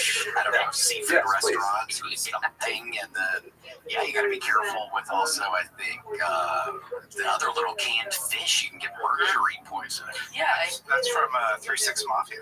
Oh, it is featuring UGK and Project Pat. Okay, excuse me. Okay, so UGK. What does it say? Give the full line, because I feel like I'm missing this. That doesn't really lie when I said. I appreciate your question. It gives me faith that the Jewish people are going to survive, because this is, as they say in Yiddish, plus ça change, plus ça la même chose. I mean, how often do you have, for example, a rabbi in conflict with his board? I think pretty much any time you have a synagogue, you will have a rabbi in conflict with his board. That's exactly what we see with David Ben Zakkai and Sadia Gaon. David Ben Zakkai represented, so to speak, the board, and the sponsorship and things like that, and Sadia Gaon was doing his own thing, and the two of them were in conflict. So it's really part of the Jewish tradition. Oh my gosh, yeah. It's not so bad. Did you ever do syrup? We got used to it. Yes, Ms. Abramson, I knew you covered something. Yeah, well, I just liked it. I don't know what exactly syrup is, but I just when I'm drinking a bottle of Robitussin. I would hazard a guess that people favor Sadia from Mississippi, because he's kind of like loves to robo trip. She he's said like it a was like cowboy a here. huge thing in He's their like the high man school. They standing would up for robo his trip principles. and then go to cheerleading He's practice. representing the She's like, Torah, whereas she's like, really it's nothing David like Zakkai tumbling when you're robo is tripping. upset because the will didn't go his way. But as many of us know that Jackson, Jews often have tremendous conflicts over wills afterwards. Families break up over these things, so we can understand that. That's so many things today. So I'm just guessing, but I would say Sadia probably on the upper hand. He certainly comes out better in the end. Who remembers David Ben Zakkai except if you're come to a class like this, right? Wait, But so people know Sadia Gaon. what type of syrup is it though? Okay, I know you so let's make go on a little by right. now, what was I know it's special about his writings? stuff, and I Perhaps think the people most significant thing was not so much the content, but the style. One of the things that Sadia innovated was he borrowed very heavily from the dominant Muslim style of theological writing of the time, a style of writing which is known to experts as kalam, and specifically the Mutazilite style. I don't really know much about the Muslim styles, but what I can tell you about it in this short period of time is that they were very particular when it comes to essentially creating numbered lists. They were very big on numbering their paragraphs, on starting with general topics and slowly winnowing them down to more and more specific ideas, and putting in their terms to purify silver from bronze. Right? So you have a big hunk of metal, and you have to heat it up, and you have to slowly take the silver away and separate it from the rest of the metal. And so Saadia Gaon really instituted this whole idea of creating treatises on specific halachic topics, and then, breaking it down logically into a sort of a Greek way of thinking that the Arabs had inherited, the larger point first, and then a sub-point, and then a sub-sub-point, and then the corollary, and so on. Everything numbered 1.2, 1.3, all the way down, and a very, very logical sequence that was deeply appealing to the Jewish mind. This is in contrast to the traditional, what was the then traditional way of writing, which was essentially to follow the kind of meandering and apparently chaotic trajectory of the Talmud, which is more like a conversation, a stream of consciousness conversation. It does have its own internal logic, but it's not a simple, straightforward logic. Simply to look up because the information is scattered so broadly over a wide amount of material and not easily indexed. So Saadia Gaon taking this Mutazilite style and imposing that kind of rigor of thought and a very clinical level of thinking, just made his writings way more popular, and the style essentially became a Jewish style after that. Anyone who's read, for example, Maimonides' Mishnah Torah, and Maimonides disagreed with Saadia on a lot of very important points, but he adopted exactly the same kind of style that Saadia did, with breaking up the whole Torah into sections, and then into books, and then into chapters, and then into individual sentences, and everything's numbered. Everything is organized and easy to find. This was a major innovation of Saadia. This was Saadia was really excellent at adapting to the zeitgeist, or is a good word for the undergraduates here. Zeitgeist is spirit of the time. Like the way people felt about things, the way people reacted to the world as a whole. That was the zeitgeist. And he found it, and he said, we can do this in Judaism, and he plopped it right in and it worked. Grant, can you believe this? We're at the beginning. Is this true? Yeah. Oh my God, I quit one. What's in your head? After I smoked, I put out, I said, I'm a happy non-smoker. He is completely fluent in Arabic. He's writing in Arabic. The writing literature is limited. I'm not an expert on Saadia's writings to know who he cites from Muslim writers. There's no question that he is completely at home in the world of Arabic literature. And the world of Arabic literature is overwhelmingly religious literature at this time. So, and that's true of many of the Jews in Muslim lands, which is not the case in Christian lands. Like we started this discussion a little earlier, one of the kind of oversimplified differences between the experience of Jews in Muslim lands and those in Christian lands is especially after the Crusades, Jews in Christian lands, with a few exceptions, let's say Italy, for example, they tended to become much more insular, much more inward-looking regarding the outside world as toxic, as dangerous, as something to be avoided, so on. And that held true really until the Enlightenment, 18th century, let's say. In Muslim lands, that bifurcation really didn't exist, and it was perfectly normal, for example, for Shmuel Ibn Abdullah to, be a high officer in the Spanish government and write Arabic love poetry and write on the Gemara at the same time. It was not considered a stira, a contradiction, to be involved in both worlds. Whereas in the Christian world, you don't see Jews really doing that kind of thing. Writing Latin. Maybe a big exception would be, let's say, the Ramchal, the great Rabbi Moshe Luzzatto, who did write, Hebrew plays. He wrote dramas in Hebrew based on Italian styles of the 18th century, as well as phenomenal works of Kabbalah and Musa at the same time.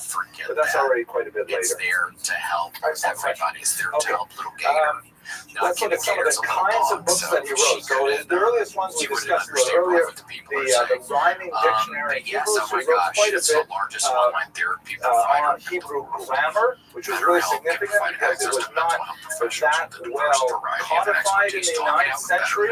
The Karaites, ironically, were making a lot of progress in this area because, again, they disregarded the oral parts, which did a lot more research on the written Torah and on Hebrew grammar. So in many ways, it's kind of like competing work. He wrote a very famous biblical commentary, which exists to this day, and it's noted for its very, very strict rational approach. This is one of the areas where my mind is kind of kicked on odd.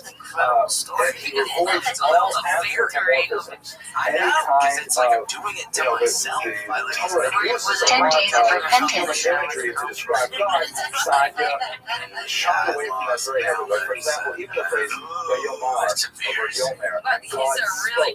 Speaking, of course, tentative slash tentative. Speech involves, articulation of breath and of your tongue and your teeth, things like that, and that's an anthropomorphism, even a fairly mild one. So he would render that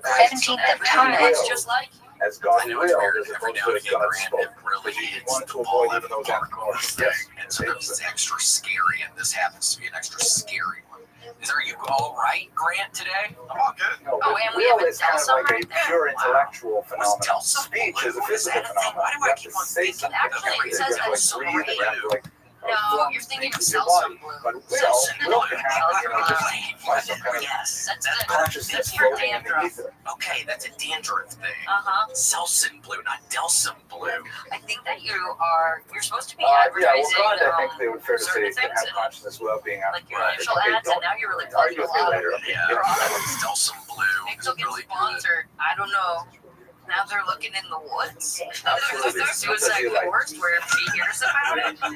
Would you ever Exactly. That's another good proof for your question earlier. Most of the Zealots were very much like this, and he rendered it similarly. Yeah, and I've seen pictures. Okay. Third, polemical literature. We've got a lot of things he wrote against the Karaites, and as I mentioned, we have a lot of the Karaite responses to it. Fourth, halachic literature. Of course, as the Gaon of Sura, he's writing to Shimon, he's writing responses all the time, and he's writing treatises on individual halachic topics as well. We saw that, for example, in the calendar controversy. One of his treatises was on defending the traditional method of calculating the calendar that we use to this day. He wrote liturgy, including one of the earliest sidurs that we have in existence today, still in use in some communities. And finally, in fact, most famously, he wrote philosophy. And perhaps his most important work is the so-called Book of Beliefs and Opinions, in which he really subjects Judaism to a searching and penetrating analysis of what really is it that we believe. Now, I know I started by talking about Judaism is so orthopractic, but I don't want to overemphasize that point. We do have, books that argue about what is Jewish belief as opposed to Jewish practice. And this is one in a great chain of works that would include, for example, Samson Raphael Hirsch's Torah, that are kind of overarching philosophical statements of why do we do these things, what are our fundamental beliefs. Among the many innovations that Sadia describes, or his kind of analytical categories, is he describes rational versus revealed commandments.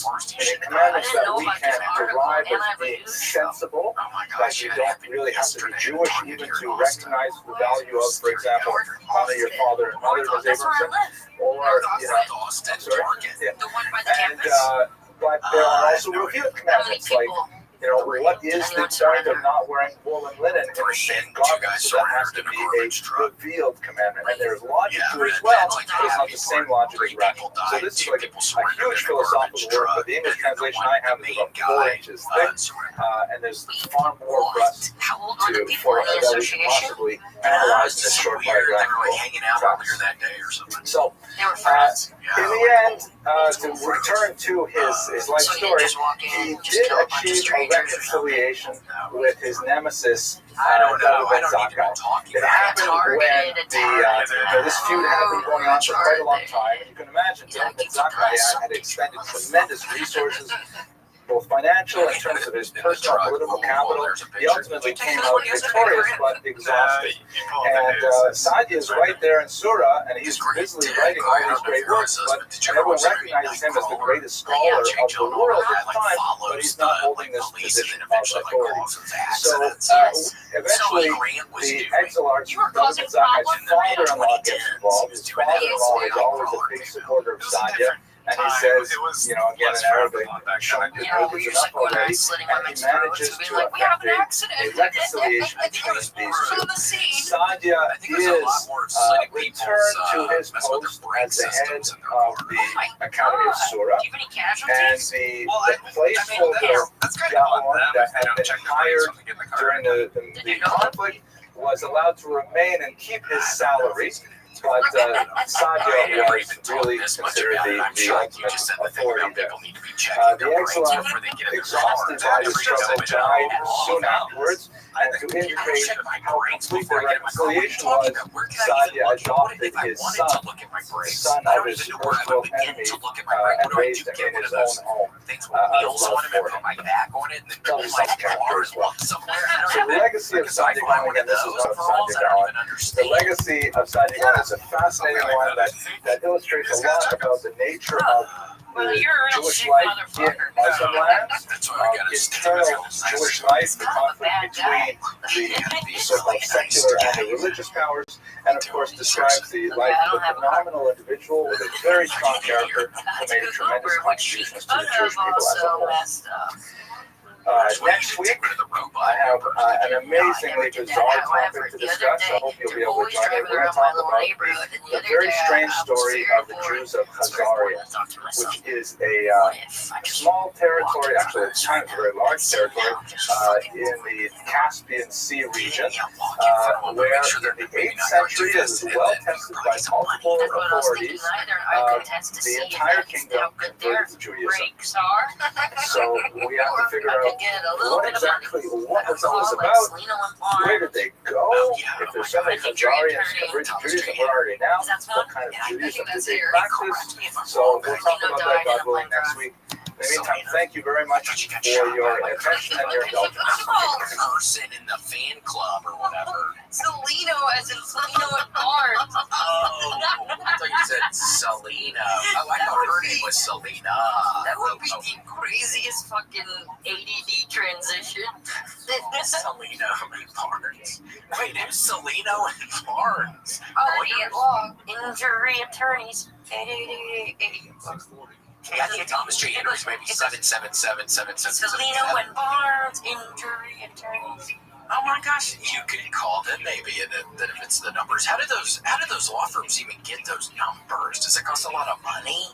Getting the number that is like 6666666. Ooh, I wouldn't get that one. Double. I wouldn't do that one. You know, one of my friends and I, we still fuck with Salino and Barnes because boy, they didn't really care. So we would just be calling a lot with cases for that.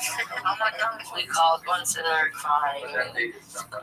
I recently got herpes on a Bumble day. I need you to take him down. And I was like, ma'am? And she's like, and they're like, she's like, and it hurts. And they're like, you should go to a doctor. Here they are. Wait, they broke up? Why'd you do that tear in the middle? Died. Which one was Selena? I don't know. One died in a plane crash. Like a little plane, huh? So Barnes was on the right. And Barnes is that guy, right? And then poor Selena was on the left, and then Selena is above my head. I wonder if Selena and Selena would have been buddies, like in real time, like if their timelines had matched up. You think they would have maybe hit it off? She could have used an injury attorney. She could have used it. Maybe he could have helped with the fan club person. He could have looked at the books and stuff and see. I don't know. It's always talking about them. It's always a fan. Oh my gosh, Grant! This is actually. I like this. Rom-com here? It's a rom-com. Wow, who's gonna write the screenplay? Yeah, oh my god. Who's calling it? Selino and Selena. No, there could be a better name than that. I don't even know what it would be and what is it about, falling in love or something, I don't know, and then him getting in the plane crash and It's then when her she- dying on the same day, maybe. She doesn't die, actually, so she has to hire him for the injury case. Oh, Yeah. so the lady It's a only different- hurts her, doesn't kill her. And they This fall is a in different love. timeline. Yep. And then they fall in love when he's helping her ass down in, Yeah, and she's really not interested. So first of all, she gets assigned with Barnes, and then she really likes Barnes because she thinks Selena's like a fucking asshole. Because she saw him rip off someone else out of a case. I've heard that about it. Because dude, he's a fuckboy. And then Selena, and then Barnes, which is part of the real story of life, dies in a plane accident. So then she's stuck with Selena. And she's like, this guy, I fucking hate this guy. And then slowly over time, he begins to woo her. And I was gonna say something more interesting, but I didn't have it. But he starts to kind of like, they're around each other. No, I know. What he does slowly over time is he hires Grant, and Grant starts doing little tricks on her, like breaking her brakes, so she has to keep getting an injury attorney. And little things like, going up behind her and, pouring boiling water on her back, and she doesn't know, and then she keeps having to go back, and then they fall in love, and then she finds out, wait, you're the one who poured the boiling water on me. And then he's like, I know before I loved you. Yeah. This one I didn't really know what was up. And But now I love and then you, she but it was says, before. when she finds out, she goes, well, speaking of which, you're in hot water. Oh, damn. And then that's the end of episode 1. And then Season 1. And then he comes. Oh my god! I love this. Oh my gosh. Yeah, so say I'm a genius. Huh? What did you say? Some say I'm a genius.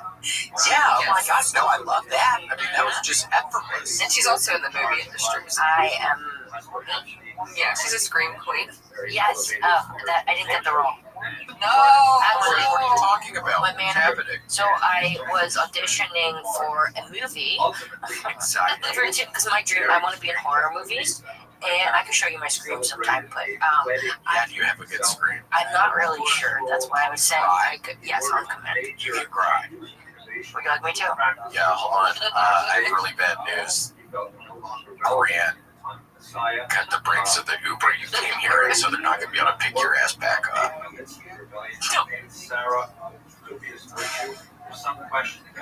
Like, they're not. Yeah, they're not going to be able to pick your ass back up. Got a fucking here. That's amazing.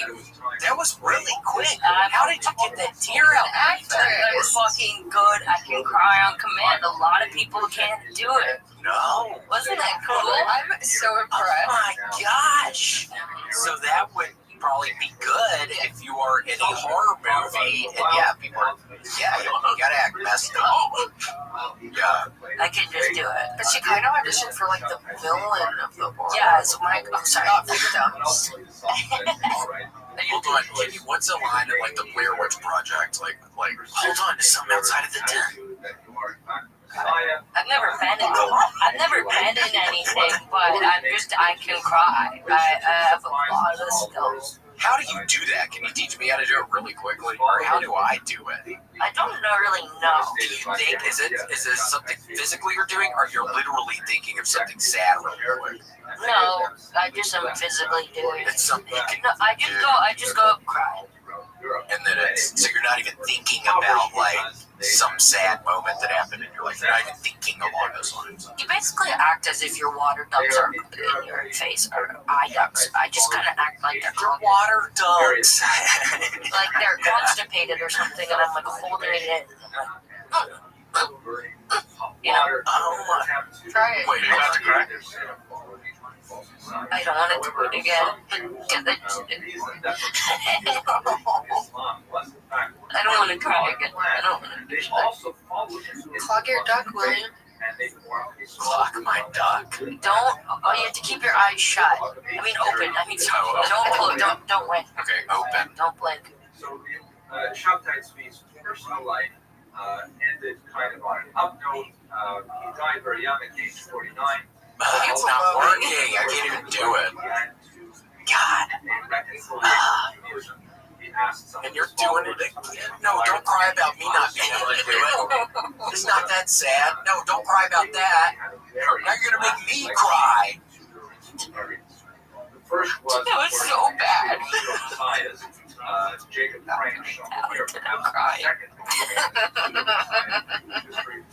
I need a tissue. Okay. I can get one. There's right here. Oh my gosh, hold on. Did it look like there was a little... Nah, man. I swear. Wait, it didn't? It looked maybe like my eyes were moistened up a little. You'll never be me. And so I auditioned for the role, and when was this? Recently? very recently, in fact, I was so far from getting the role that my manager said, the self-tape is so bad, I'm not even going to submit it. No! What do you mean? What are you doing on a self-tape? What do you have to do? Read lines or something? Yeah, but the thing was, it was just too funny. Because my character was supposed to be a pregnant cop. Oh yeah, Will, you definitely need me. Yeah, thank you. I was supposed to be a pregnant cop who gets possessed by a witch while she's brushing a child's hair. Weird. So I just started to feel like a pedophile. Being like, you're just, and the lines were like, what a pretty girl. Like, you're so pretty. You know, this long hair won't last forever. And I was be like, my pretty girl. I think you're so pretty. Like, get real weird. That's kind of scary. Mm-hmm. Wait, so does your manager person give you any insights or just says, oh, this isn't going to work? He just says, good enough. What do you say? Well, hold on, I'm crying in it. Or was it, no, you don't have to cry in this part. I was like, kind of laughed. It was too funny. I was shooting it and Jenna Sparrow was filming it for me. And she was like, she was making you giggle.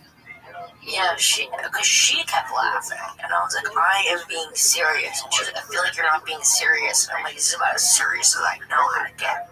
And then y'all both start laughing. Mm-hmm. And sometimes it's hard to stop laughing if you're like with a friend or something, and then the other person starts laughing, and then it can be like a contagious laughter. Especially if you're already embarrassed. If I'm like embarrassed by something, because I'm like, then I start laughing, and then they start laughing, and I'm already embarrassed. And it's like that. I have that extra embarrassment laugh because like it's all I don't act in anything. It was the second time I ever did a self tape. I've never acted in any film. Oh my gosh, we'll keep on getting your name out. You're gonna write something. Yeah, somebody's gonna be like, hold on, we need somebody that matches your description, and we need somebody that cries. And then you're gonna walk up, and they're gonna be like, what? Here's the fucking thing. People use tear sticks. What are tear sticks? I learned about it from a movie called Theater Camp. And what they do is a documentary. No, it was a narrative. Ben Platt. Oh my god. Yes. And who's that guy? I always see this picture. It's like, what is he, a soccer player or something? It's Jordan. Michael Jordan. Oh. So what? What's a tear stick? Crying on cue, real tears instantly. Yeah, they just put them like under your eyes and it makes you just cry. So fuck you, tear sticks. So it just makes you like think makes you think of something really sad. It's like AI tears. It's bullshit. You know, it's like they're stealing my job. Oh my gosh! So you put that, so it looks like lipstick, but instead of putting it on probably don't put it on your lips, or you're gonna be drooling and stuff. I wonder if that's how that works. Girls put them on their vagina. And it's just like real wet down there. Oh my gosh! They put it on their things down there, and then it gets tears instantly. That's. Oh my gosh. Well, I'm so sorry to hear. Well, hopefully this is not going to get in your way of landing a role in something, okay? This is not going to get in your way. Yeah, I just don't know what CEO I gotta take down. To get this off the market. To get this off the market? Yeah, Grant, who is in charge of this stuff? Yeah. Can you look up tear stick? You want to know like the brand? I want to know the CE fucking Yeah, O. could be like Procter & I want to know the big guy. Yeah, it could be under Coca-Cola or Procter & Gamble, or it could be like some random Doritos. No, I think Doritos is under somebody else. I want to know the guy Luigi. Frito-Lay. They're in charge of this. Do you like the Ruffles? No. Yeah. Huh? I don't like Ruffles. Rumpelstiltskin? That was one of my favorite nursery rhymes growing up. Rumpelstiltskin. Rumpelstiltskin, was it? Yeah, what was his name again? Rumple. Yeah, Rumpelstiltskin. Yeah. Yeah, oh my gosh, he was one of my favorites. What was he the, no, I was wrong there. I was about to say the one that slept in the I feel like beds or whatever. I feel like he was very poor. Yeah, Rumpelstiltskin, it sounds like kind of a poor person. Not being And like Humpty Dumpty, loaded. Yeah, Humpty Dumpty sounds like some rich British Yeah, Ellie aristocrat. took a great fall. I wonder who did it. Somebody who wanted his money. Yeah, because we were literally talking about Humpty Dumpty one day in the apartment.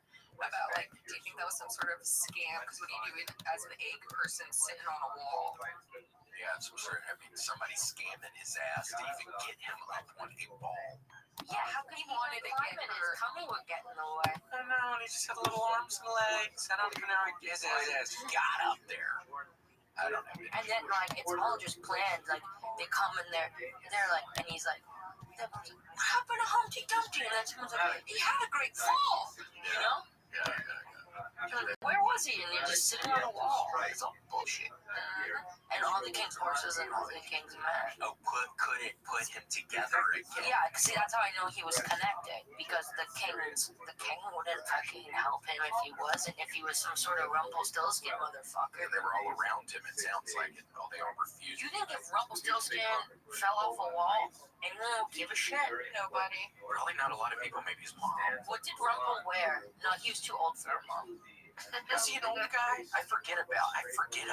Yeah, that's not Rumple. That's kind of a classic. That actually was a really good one. Where's Mr. Stillskin? Let's see. I got him. I love that. Humpty Dumpty. Look at that one. That's a really nice one. Yeah. Put up with the yellow boots. He had a glow up.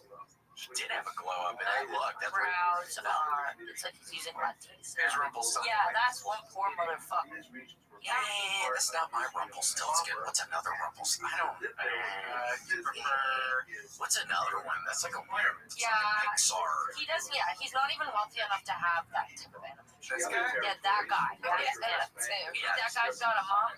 Fair enough. I don't think he ever had a dad. Just Rumpelstiltskin and Jesus. They didn't have. No, he just never met his father. Oh yeah.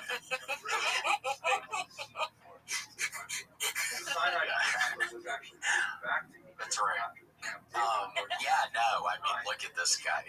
Ooh, and there's another one. He looks a little dainty in this one. I like this one a lot. That's how I get when I'm hungry. I start frolicking around. He's out of Jean Valjean, that fucking town. Where is that? What is that? Jean Valjean? Yeah, what's that? He's the guy from Les Mis who steals the bread.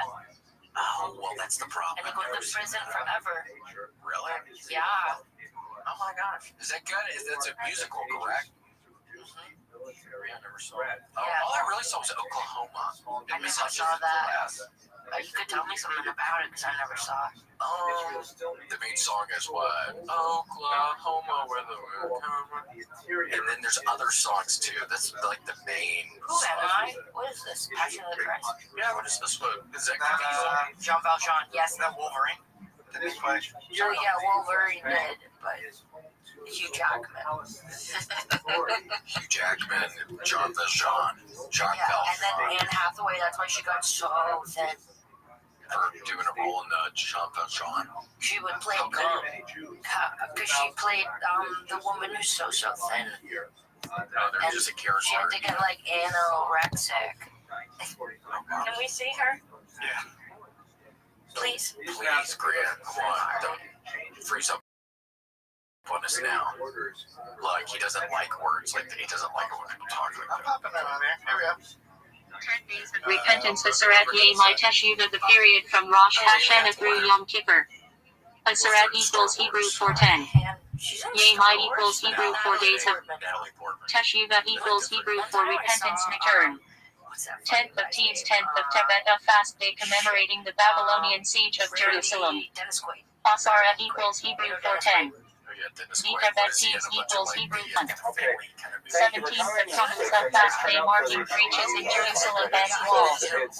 Shiva Asarat equals Hebrew 417. Thomas equals Hebrew for Thomas the fourth son. Abraham patriarch of the Jewish people. Ab equals Hebrew for father. Ham equals Hebrew for multitude. That's what I was just about to say. Clicker thing, but unfortunately batteries are dead, so we can't do it on that. What I'm talking tonight is not Vegan, and the subtitle is New Israel, because his 1977 revolution, when he came to power, represented a tremendous change in a lot of the thinking about Israel, the thinking within Israel, and as I hope to demonstrate the next 48 minutes or so, really represents a tremendous step forward in terms of the maturation of Israel as a state. Many people feel it's not such a positive degree in direction in which to mature, but nevertheless, we'll explore that in the next hour. I'd like to start with the joke, which I did receive from a member of the audience. I just want to adapt it a little bit. And Elia at TorahCafe.com is going to edit that before we put it on the web. But the joke goes like this. There's this great rabbi who spends a lot of his life studying the Torah, teaching the Torah, and counseling people, and offering sermons and things like that. And after a long, well-lived life, he goes up to heaven. And the angels are very happy to see him. They say, "Welcome, Rabbi." They take him into the anteroom, the vestibule, the decor, the curtains, things like that. Angels moving back and forth. And they say, "Please have a seat here while we process your admission." And put him down on a nice sofa, give him a little cup of tea. And he's sitting there waiting, very pleased with himself, because this is the culmination of a life well lived. And all of a sudden, here's the distance, a shofar blowing. And, angels start flying back and forth with great rapidity. And then they come out with these long trumpets, and they're blowing all kinds of sounds, and everyone's in a tizzy. And he says, "What's going on?" And one of the angels said, "Didn't you hear? Shlomi, the Egged bus driver is here. Shlomi, the Egged bus driver." Egged, of course, is the Israeli bus company, which is known for their somewhat chaotic and creative interpretation to watch it all the way through. I think I've seen the first season. So, anyways, he's saying, "Oh my gosh, it must be something exciting. It must be a hidden something exciting this time," something like that. And he waits to see who's this Shlomi. And the angels bring in Shlomi. And he's wearing like a grimy pair of khaki hats and one of those white beanie things, and he's smoking, and he's spitting out sunflower seeds, and he's swearing in Hebrew, and the angels just guide him in straight into the pearly gates, so to speak. I don't know if we have pearly gates, but you know, get the image. So the rabbi is saying, "Wow, that was wonderful. Who was this Shlomi? Did not look like such a tzaddik that he should be kept to heaven so much. And me, I really did dedicate my life to Torah and to Tefillah and to Avodah. And I'm sitting on a sofa." So he goes up to one of the angels and he says, "Kostutzach, how come he got ahead of me?" And they said to him, "Rabbi, you don't understand. When you get up and you give a sermon, that's all sleep. But when Shlomi drives his Egged bus, everyone starts dominating." All right, that's it for the joke. It will be cut out of the. So tonight's topic, Menachem Begin, 1913 to 1992. This is actually the centennial of his birth. I believe his birthday is right around this time of year as well. I'm sorry, it's not the specific date, but we are at the centennial of birth trophy, which is being given tonight. He's, of course, most famous for being the sixth Prime Minister of Israel, the first who did not come from a left-wing Mapai or Labour Party, as we shall see a very important change in Israel.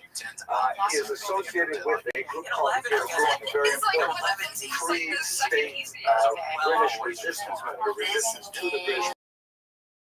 Controversial, as we shall discuss.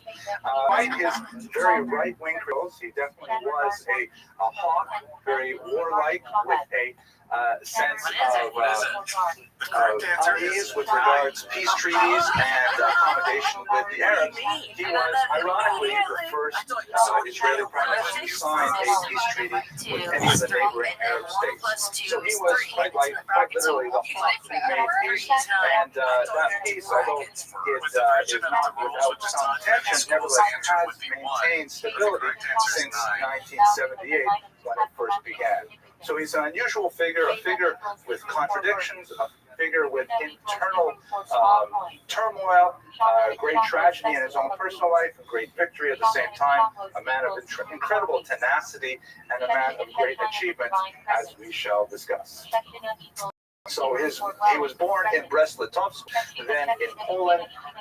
His father came from a long line of rabbis, although he himself was not practicing as a rabbi. He was working in the lumber business. The family was also very Zionistic.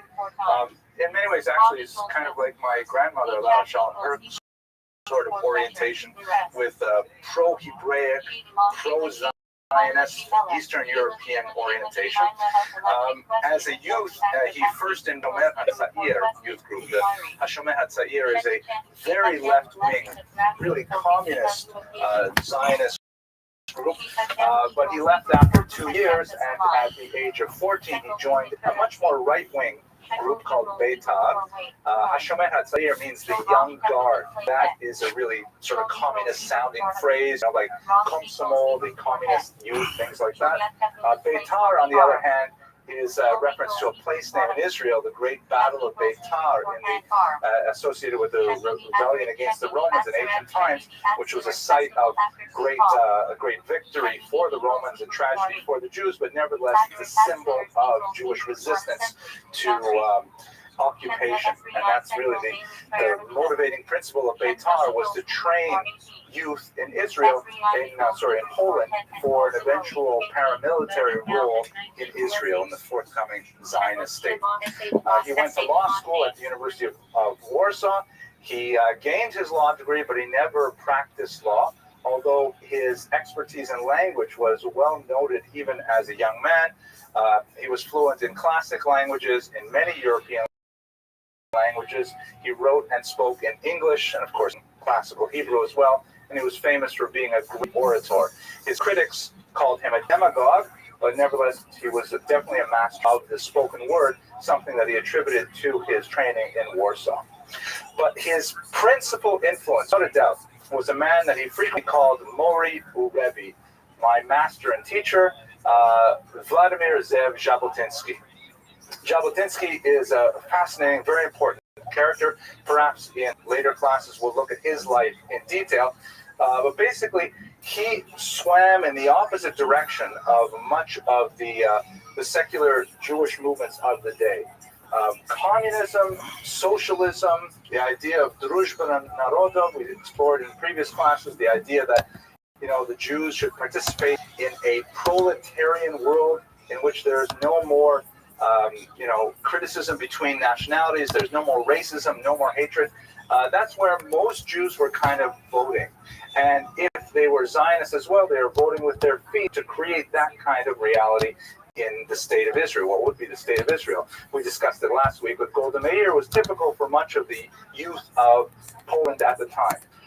Jabotinsky, on the other hand, had a radically different approach. Jabotinsky felt that fundamentally the Jews had to go it alone. This idea of all the nations setting aside their differences once they recognized that their true enemies were not national enemies, they were class enemies. He felt that was all garbage. It was all, just hogwash that people were lovingly drinking up, but it was meaningless. He felt that ultimately the Jews had to stand on their own 2 feet, and they had to take responsibility for their own survival and not trust to the general goodwill of society as a whole. This is also in great contrast to Herzl, who, although Herzl was not a socialist by any means, his vision of Israel was something like, Vienna on the Mediterranean. If you ever seen Haifa, for example, that's really kind of Herzl's city. People get along, they're polite, they say hello to each other in the streets, and there's not too much fighting going on. That's really what Herzl had in mind. So Herzl was spending most of his time going from world power to world power with the early shuttle diplomacy, trying to convince the head of England, the head of Germany, and so on to support the Zionist venture. Jabotinsky said that's all a waste of time. We can't trust anybody to do it on our own. The critics of Jabotinsky said he was an early integral nationalist. That's kind of like a nice technical term for fascist, meaning that they were very into typical things that were associated with fascists. A chauvinistic attitude, the idea that the Jews are better than everybody else. A militaristic bent, very much into parades and insignia and paramilitary drills. Less of a democratic structure, more of a charismatic leadership structure. These kinds of ideas were definitely associated with Jabotinsky. At the same time, I think it's unfair to put him in this kind of camp because he had a very broad-minded approach to the national struggle of many other peoples. And in contradistinction to many of his peers, for example, he felt very positively about the Ukrainian national movement, which was excoriated by many Jews at that time. So he was a really complicated character. Begin encountered him at an early age and became his right-hand man.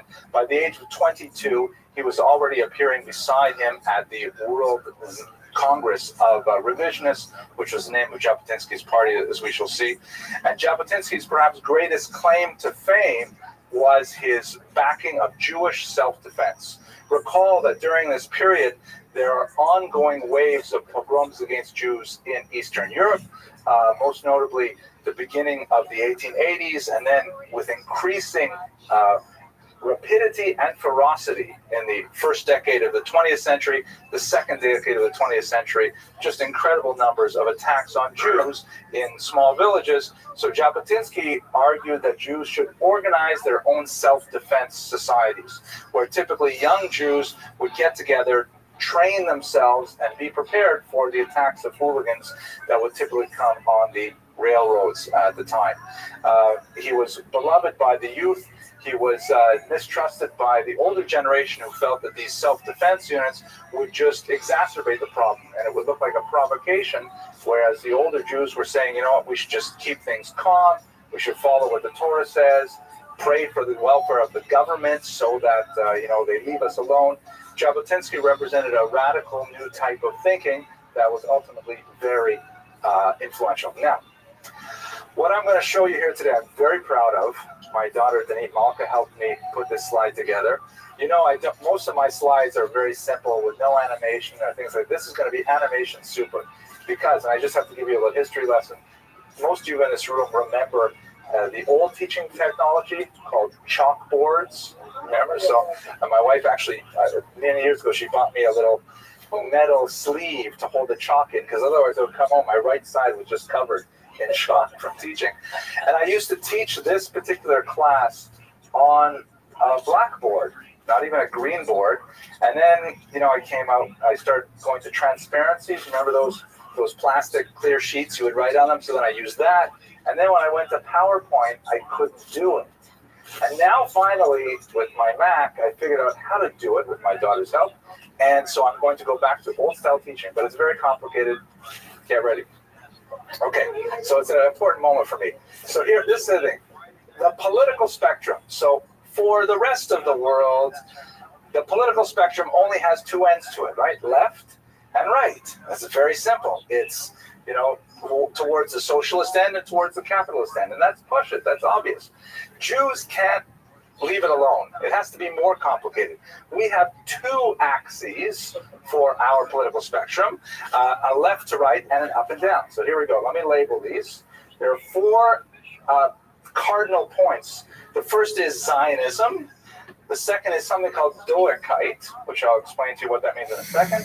The third is capitalism. The fourth is socialism. So what are these four elements in the Jewish political spectrum? So let's put Zionism up here. And by Zionism, obviously, we understand the movement to create a Jewish homeland in the land of Palestine.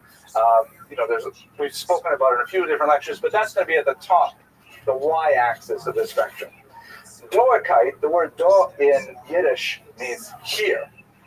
So Doikite means here-ness, and it's the opposite of Zionism, in that some Jews, let's say in Poland, would say, we should be striving to create a Jewish polity over there, Dortikite if you want, there in Israel. But other Jews would say, no, let's reorganize ourselves here in Poland, a diaspora nationalism. So Jews would separate along this y-axis, some more towards Dorikite, more towards Zionism. Then, of course, on the right wing, we have capitalism. You don't have, I think it's unfair to really call Jews fascists for reasons that are obvious, but there are some that definitely go further to the right, as we shall see. But capitalism is essentially, in favor of the free market economy. John Smith, the idea that, as long as you give people as much freedom so they do not impinge on others' freedoms, then the society will prosper as a whole, and so on. And that's contrasted with socialism, which is the idea that no, you have to have a command economy controlled from the top that regulates how income is generated and spent and shared and so on.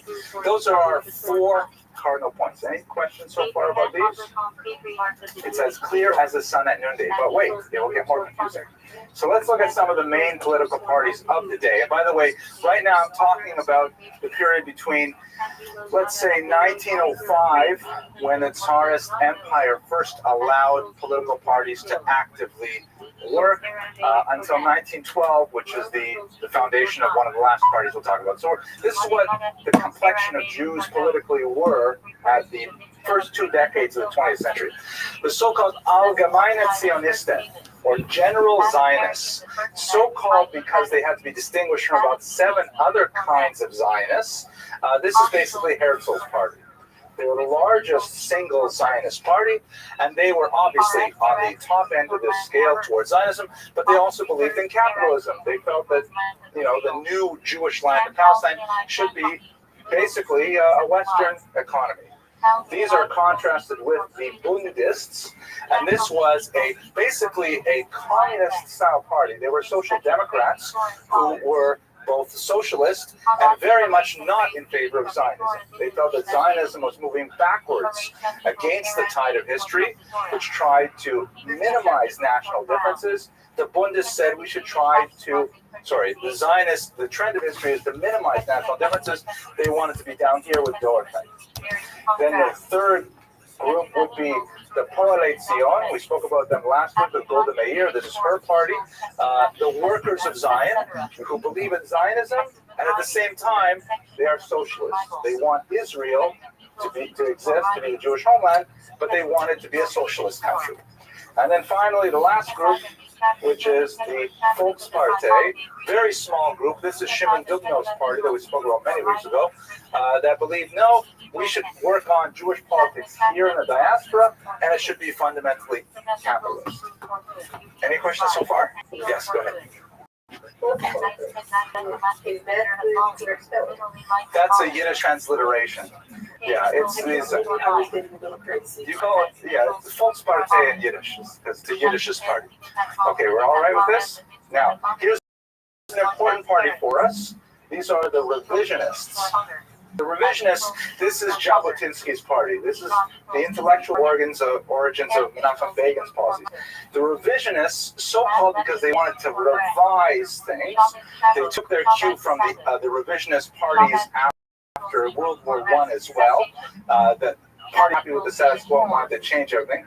They are ultra-Zionist and ultra-capitalist in the sense that they want no truck with other peoples. They really believed in the toxicity of non-Jews, and they were untrustworthy, and they had to be handled kind of like, with at a full arm's length. And essentially, the Jews had to stand on their own 2 feet and just take it. They believed in much more aggressive, even violent means to achieve this end. Very militaristic, and very kind of pessimistic about the possibility of a flourishing of peace in the region. Now, we'll see how that plays out in Menachem Begin's life in a moment. So far, have you really enjoyed the animation? Did you like the... Yeah. So, now here, I normally don't like this, but since I learned how to do it, I started having fun. Let me tell you what happened to these parties, just to turn our lecture a little bit, what happened to these parties since then. So I'm going to take you up to the present day. What happened to these parties? So first of all, what happened to the Bund? Isn't that cool? Did you like that? It came dropping down and made from that. Okay. They became, in the Soviet Union, they became communists, and then Stalin killed them all. So that was it for them.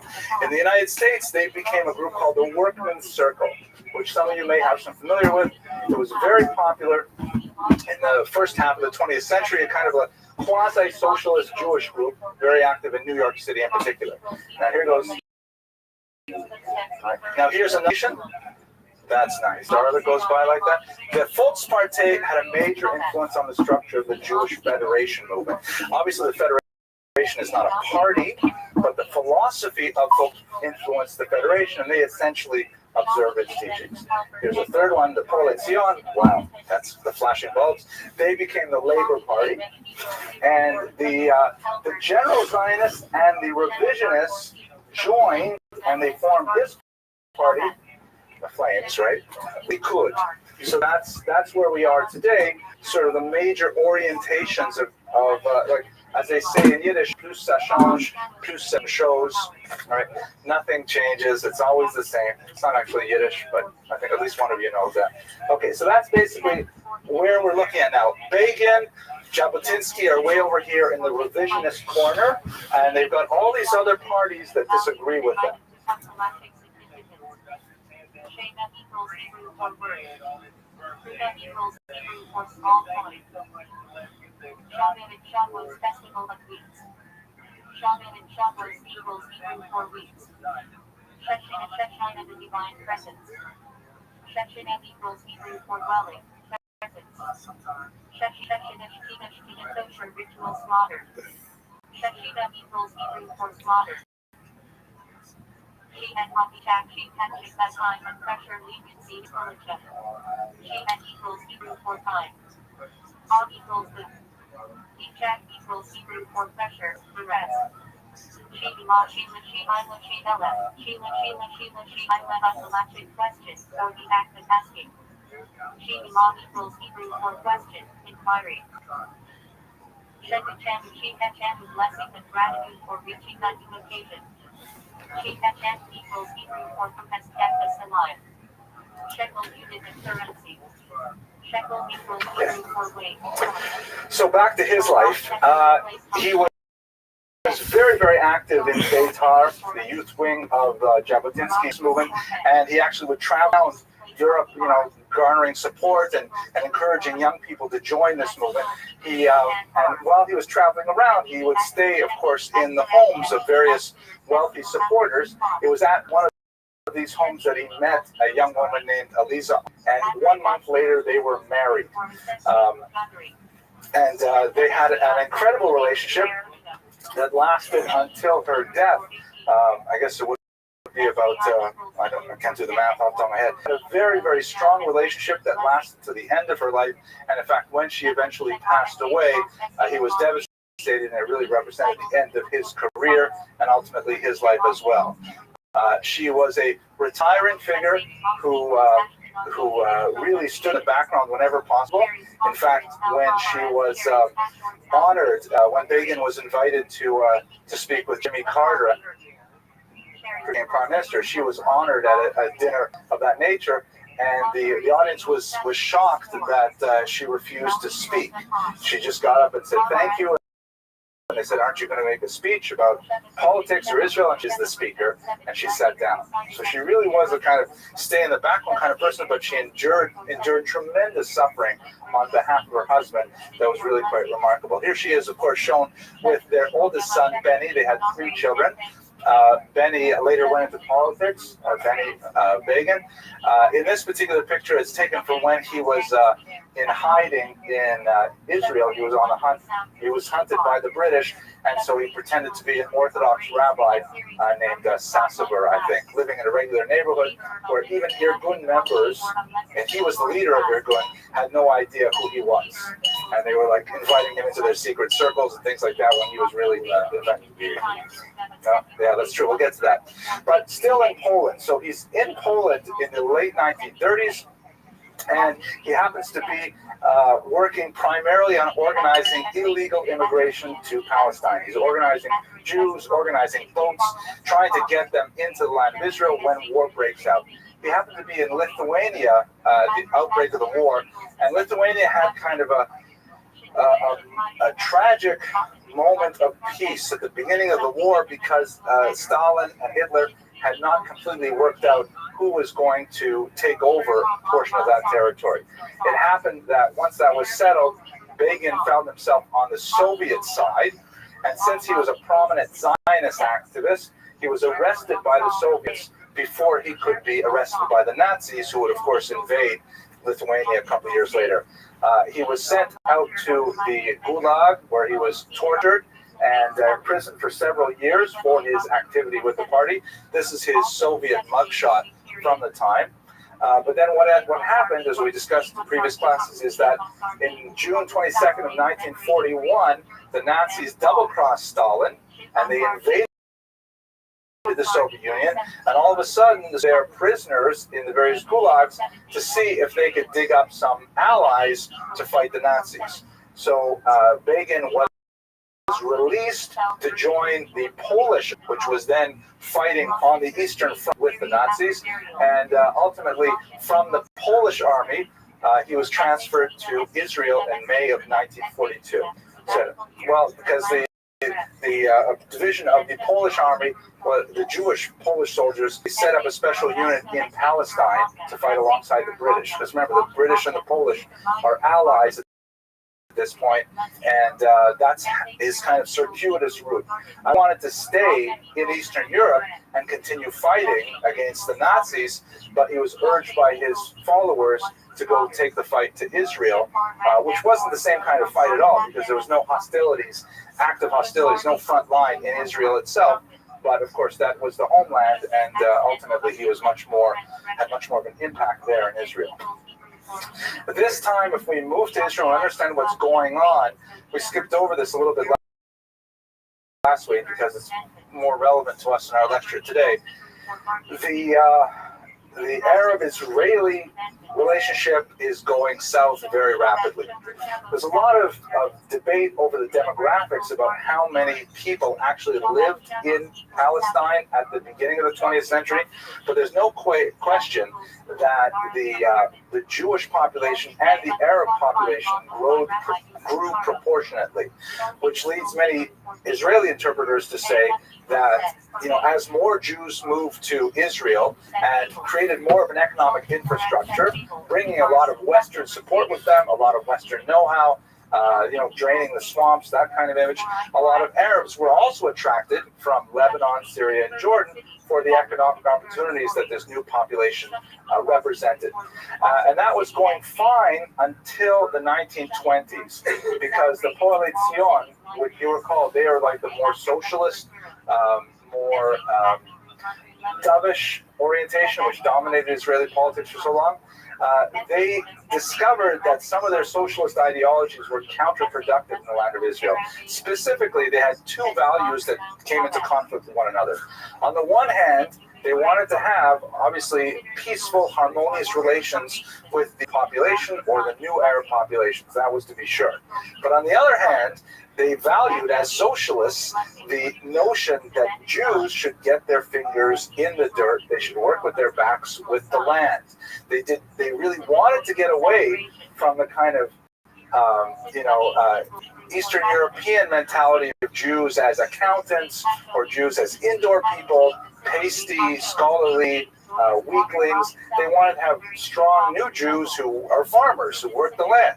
So the Arabs loved the economic opportunities of the manual labor, picking the oranges and, tending to the crops and things like that. But that meant that a lot of the Jews ended up being, like kind of small businessmen, managing these farms or managing commercial relations with the Arabs, and they were not creating the new Jew that they so hoped to do. So the Coalition instituted a policy of Jewish labor that was intended to get regular Jews, off their butts in their offices and into the fields working. Excuse my language. Can we cut that out, Elliot, please, when you do the Torah Cafe version? Get them into the fields, muscular and tanned, and that's the kind of idea. But that meant that the Arabs didn't have work. They had to let go of the Arabs in order for the Jews to work in the fields. And this sparked a significant amount of economic protest, because a lot of Arabs said, what is this? We came here, you need work, you're not hiring us, that's discrimination. And so you had an increasing level of economic tension that, eventually morphed into a violent conflict. There's several major riots of this nature. They were tied to other elements as well. I'm making it very simplistic by looking just at the economic aspect of it, but the rioting, it kind of mirrored the pogrom activity in Eastern Europe, and it was escalating rather than getting better. So this is the environment into which Jabotinsky found himself with the Arabs. Added to that was the fact that the British had just published a very anti-Zionist position paper called the White Paper, that was an attempt to deal with the violence that was increasing between Arabs and Jews. The White Paper was compared by this thing called the Peel Commission that argued for essentially a separation of Jews and Arabs with some internalization of certain zones like Jerusalem and so on. But on the whole, it benefited the Arab position. And many Jews felt that they had been betrayed by the British, who had in 1917 made that fantastic Balfour Declaration to include in their goals the idea of land for Jews in Palestine. The worst part of it, of course, was the World War and especially constriction on immigration. You recall that, we're moving quickly through the period, but Britain is in control of Israel at this time.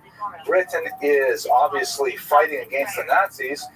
The Arabs decide to join with the Axis powers. So the Arab nations surrounding Israel become pro-German, and here has a little foothold in the Middle East.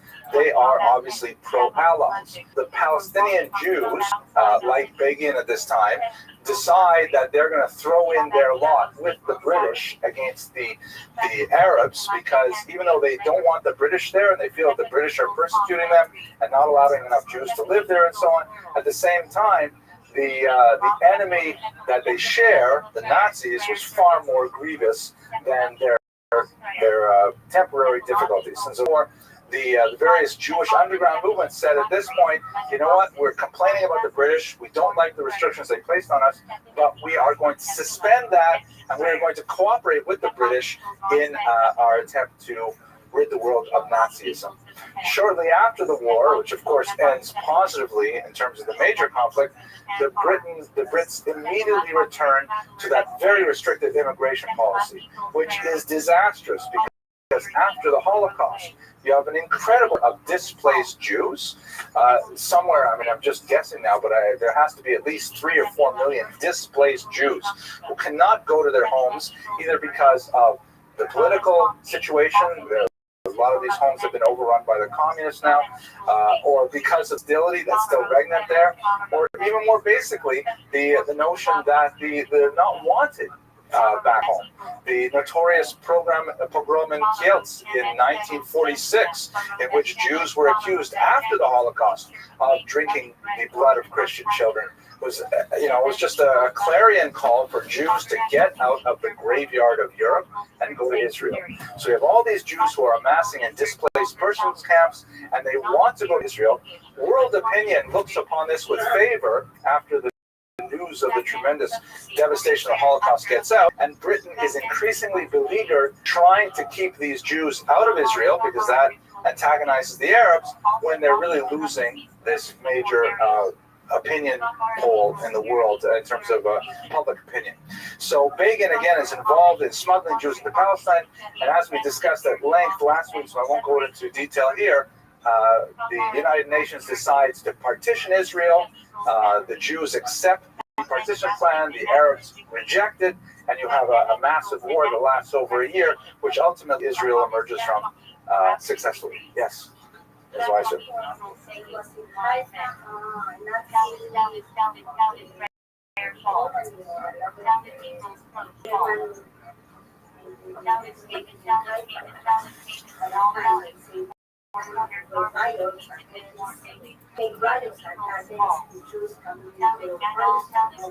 Oh, that's fascinating. I've never heard of a Nazi colony in Israel. There are definitely Germans there, but I did not know what that is. Wow. Wow.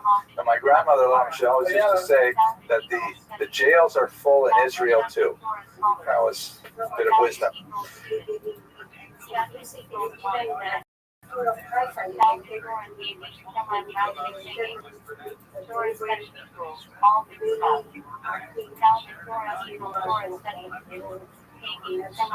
Incredible. Incredible.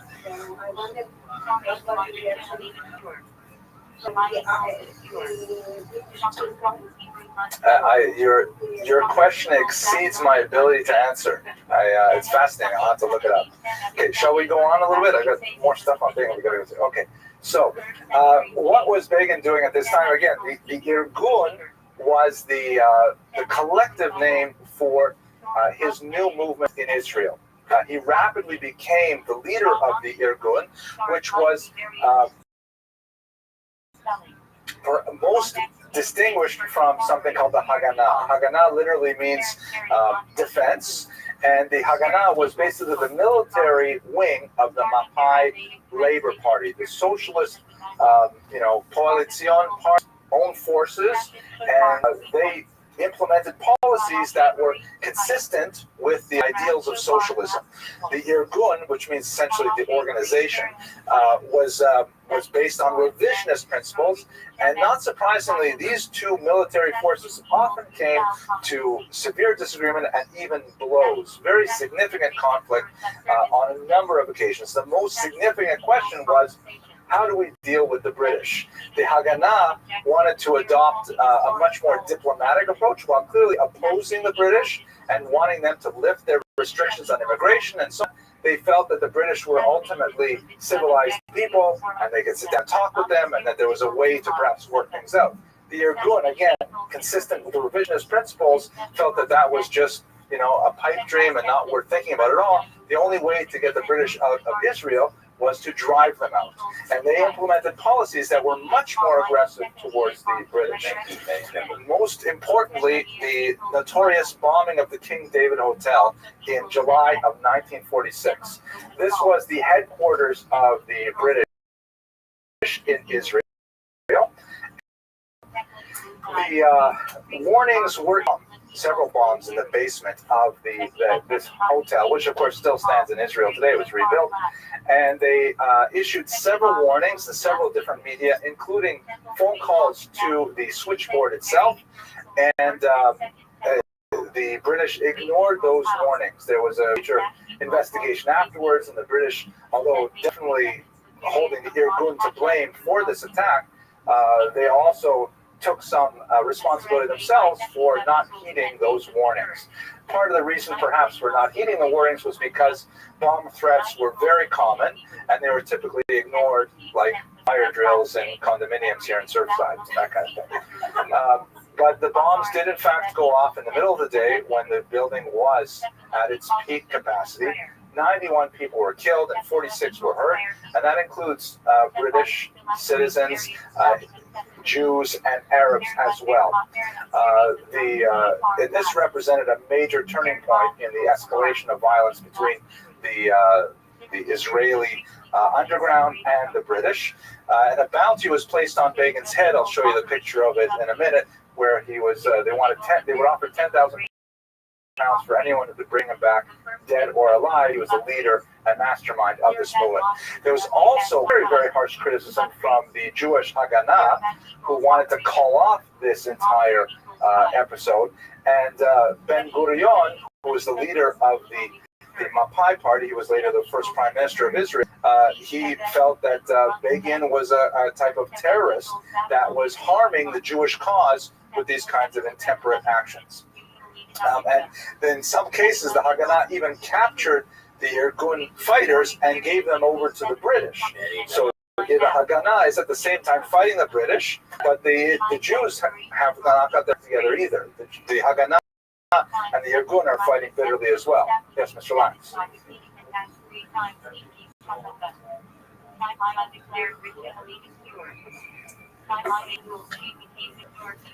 Well, I don't think that the Irgun's intent was to kill.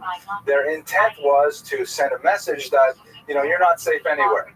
And by the way, we should realize what's happening to the British at the same time in India. They're having a miserable time with Mahatma Gandhi, with Jinnah and the Muslim Brotherhood, Muslim Party, I forget what they call it over there, and the British essentially give up on India at the same time too. They're just taking a beating from their colonial powers because they're no longer wanted in those places. So the idea was to send a clear message. and the message was certainly received. I think that it's true now that the Irgun was right as far as the British was concerned, because in most instances, most of the people that were British that were in Palestine at the time really didn't get much of a vote for the Jews. They were their position. I'm not going to, I don't want to pass judgment. My goal here is to just try and present the facts in as neutral a position as way, and of course you can interpret them any way you like, but I'm doing my best to maintain objectivity. I have students who are on the other end of that camera that have to hear this. Okay, anyway, here's a kind of a cool bounty picture, and it's helpfully circled for us too. Okay, another major event which occurred in the context of the Arab-Israeli War, and very important for understanding Begin's policies and Israeli afterwards, is the massacre at an Arab village called Deir Yassin. It really deserves a far more detailed treatment than I can provide in the short time I've allotted.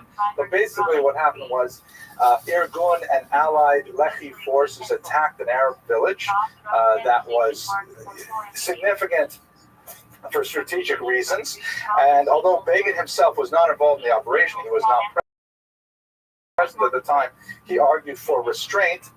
Something went wrong. A lot of debate over what went wrong exactly, but there was a horrible massacre of men, women, and children in this little village. Numbers differ. Some bring it as low as 100 people, other places as high as 300, but it's universally reckoned that this was a massacre of civilians by an early resistance movement become part of the Israeli Defense Forces, and the Israelis were criticized for this atrocity. Again, if we have more time, we can go into the back and forth as to how it went wrong. The warnings were issued, the loudspeakers weren't working, they were fired upon first, there are all kinds of things turning around, but the bottom line is there were about 200 dead civilians at the hands of a force of this nature. What is especially important for our purposes, though, is that Deir Yassin was a major turning point for the beginning of the Palestinian refugee problem, because many Arabs in Israel said, my gosh, these people are savages, and they fled Israel. They fled the war zone. Now, many Arabs felt that they would soon be returning with victorious Arab armies and claiming property from the Jews who had been driven into the sea.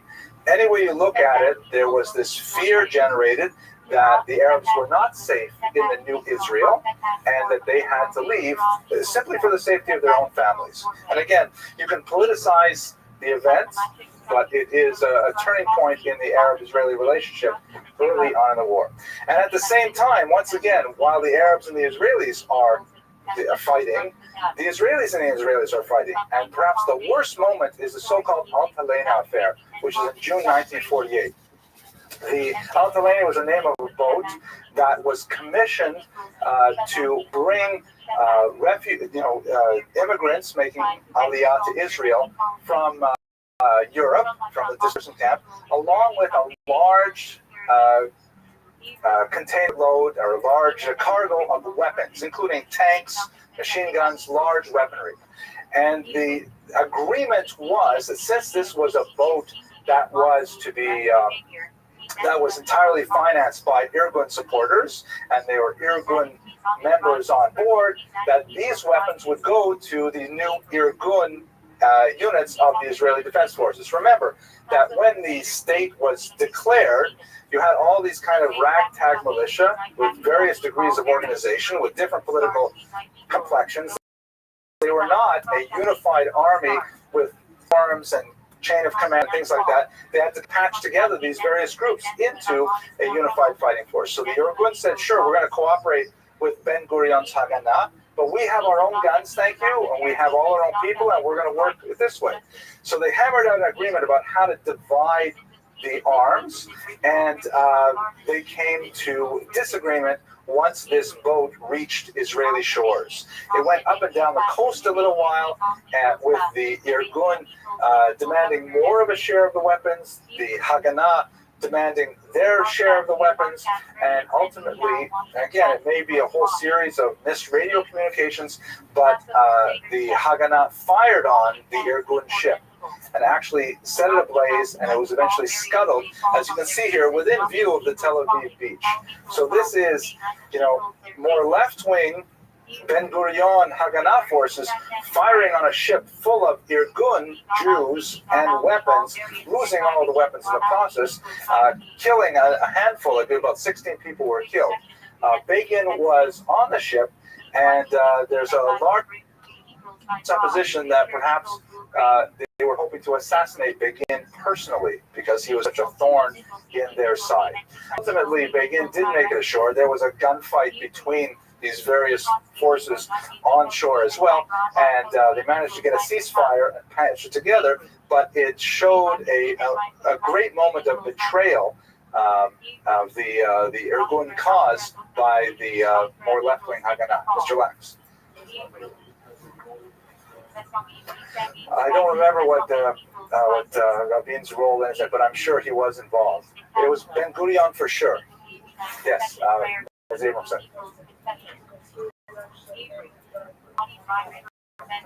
Oh my gosh. Okay, there you go. Thank you, Ms. Abramson. You're destined to be a historian, unless you can find a better Parnassa. No kidding. You were involved in this as well? Yes, I was. That's amazing. Do you want to share anything with us? Mr. Rodriguez, good. Now, I have students who would like to hear something. I give you the microphone. Just tell us something about your experience. Well, we were called out. I was in a brigade with Yitzhak Rabin. And we were called out to Kfar Vitkin. There was a settlement on the ocean, not far from Tel Aviv, not to let the people from the Altalena to come ashore. Oh my gosh. That's phenomenal. And they were right, because Begin had just a fight with the British. He had no history of building up the country or anything. Yeah. So they didn't let them to come ashore. So did you actually see the events of the picture? Yeah, I saw the whole thing.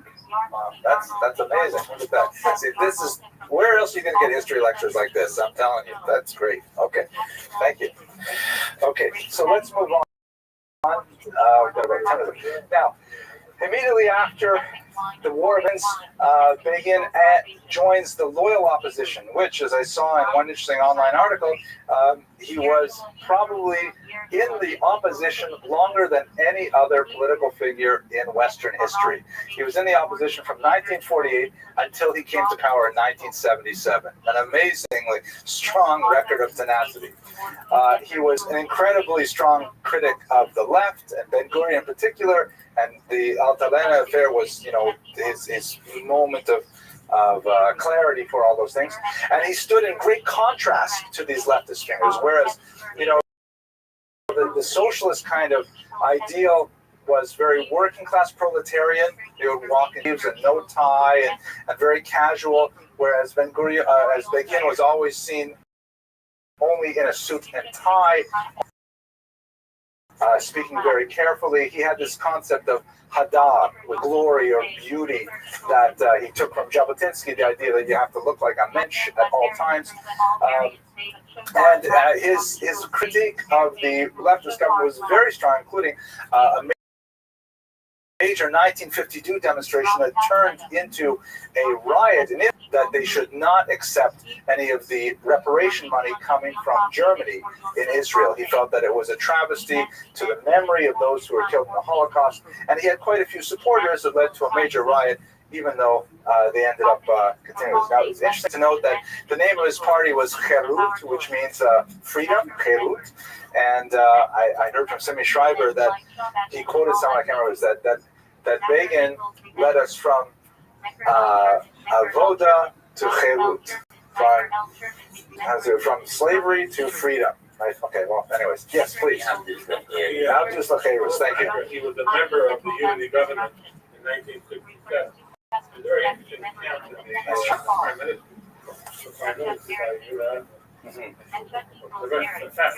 It's an excellent book, amazing book. to lose people questioning him. So, but he was a member of the. That's true. He joined the National Unity Government during the Six-Day War. And convincing people to do so. Right, absolutely. I should clarify that. By the loyal opposition, he did not lead the government, but he was a minister without portfolio in that government of 67. Now here, I know what I'm going to present to you, to most of you in this room now, is going to be obvious and old material, but remember I have 19 through 24-year-olds who are watching this online, so I'm going to give them some information that may be shocking to them. And that is something about how the Israeli government works. It's very important to understand this in order to get a sense of it. So here's a picture of what our current American government looks like, which, according to some opinions, is, not entirely functional. But so here's the Senate. We have two bodies, of course. Here's the Senate. We have 45% of the membership is Republican, 53% is Democratic, with 2% who are independent. These are rough numbers. The actual numbers of seats are different. I rounded it out. Here in the House of Representatives, we have 53% Republican, 46% Democratic, and of course 0% who are independent or vacant right now. And this is, it's hard to get politics done when you have a pretty evenly divided situation like this. But look at what Israel looks like by contrast. Okay, so you've got, let's see, I've got 3, 6, 9, 12 parties dividing up 120 seats. And there are about 7 parties that didn't get enough votes to get a seat, but they're still in the elections. So how are you supposed to get any politics done when you have this kind of situation? So the very important thing you have to realize about Israeli politics, and again, I apologize to those of you for whom this is obvious, is everything in Israeli politics is about coalitions. Whenever they have an election, the president, which is largely a ceremonial figure, the president like here where they're elected and so on, the president there is more of a figurehead for the state. The president invites the leader of the bloc that has the largest chunk. In this case, right now, that would be Likud, joined with Israel Beitenu, who has 26% of the seats, and says, okay, you have 26% of the seats, you have to get 51%, so go out, you have 2 weeks to make deals with the smaller parties to get them to join your coalition so you can have 51%. So they've never had, except for the time they have national unity governments when the two largest blocs come together, and that's only in the case of war, really, to deal with external threat. They've never had one party that controls 51% of the seats in the Senate. There's always these very complicated arrangements between various parties trying to agree on a common cause. And it makes Israeli politics in many ways very fragile and easily toppled over. So in this case, we have, in Israeli history, the labor movement had controlled the government, largely because of their coalitions with other parties from its inception in 1948 until the 1977 rebellion, or revolution, when suddenly Begin won the election. Now, he had been slowly gaining in popularity, but and here I mentioned, here's the National Unity Government in 1969. It should be 1967. I'm sorry. It was a difficult time for him to be in the government. He had a lot of disagreements with his co-members in the cabinet. But there were two populations in Israel, two large demographics that had felt largely disenfranchised by Israeli politics. Those were specifically the Sephardim, large numbers of Jews from Arab lands who had come to Israel after its establishment. In many cases, they were refugees because the Arabs, displaced them, expelled them once Israel was established, and they felt alienated from the very Ashkenazi, Eastern European approach of the traditional leadership of Israel. And secondly, religious voters, because the Israeli polity was led primarily by socialists who were anti-clerical, who were anti-religious, unfriendly to religion.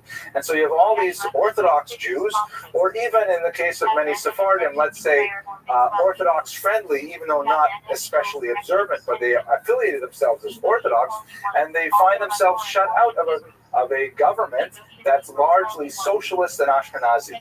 So these two large demographic bubbles began to grow, and their resentment was eventually sparked by Begin's standing for election. And he, although he himself was not strictly observant by contemporary standards, definitely very religious friendly, and he definitely knew how to speak to the Sephardim. And so these two groups propelled him into the position of authority in 1977. Now, if you recall this wonderful slide applicated, because we can't forget about these guys. Remember that we have these four axes. Okay, I'm gonna have to go through the whole thing. Now this part, I wish my computer ran out of batteries. Torah Cafe, will you send a regular supply of batteries so that I can keep this going? Okay, I'm joking. I'll get some batteries.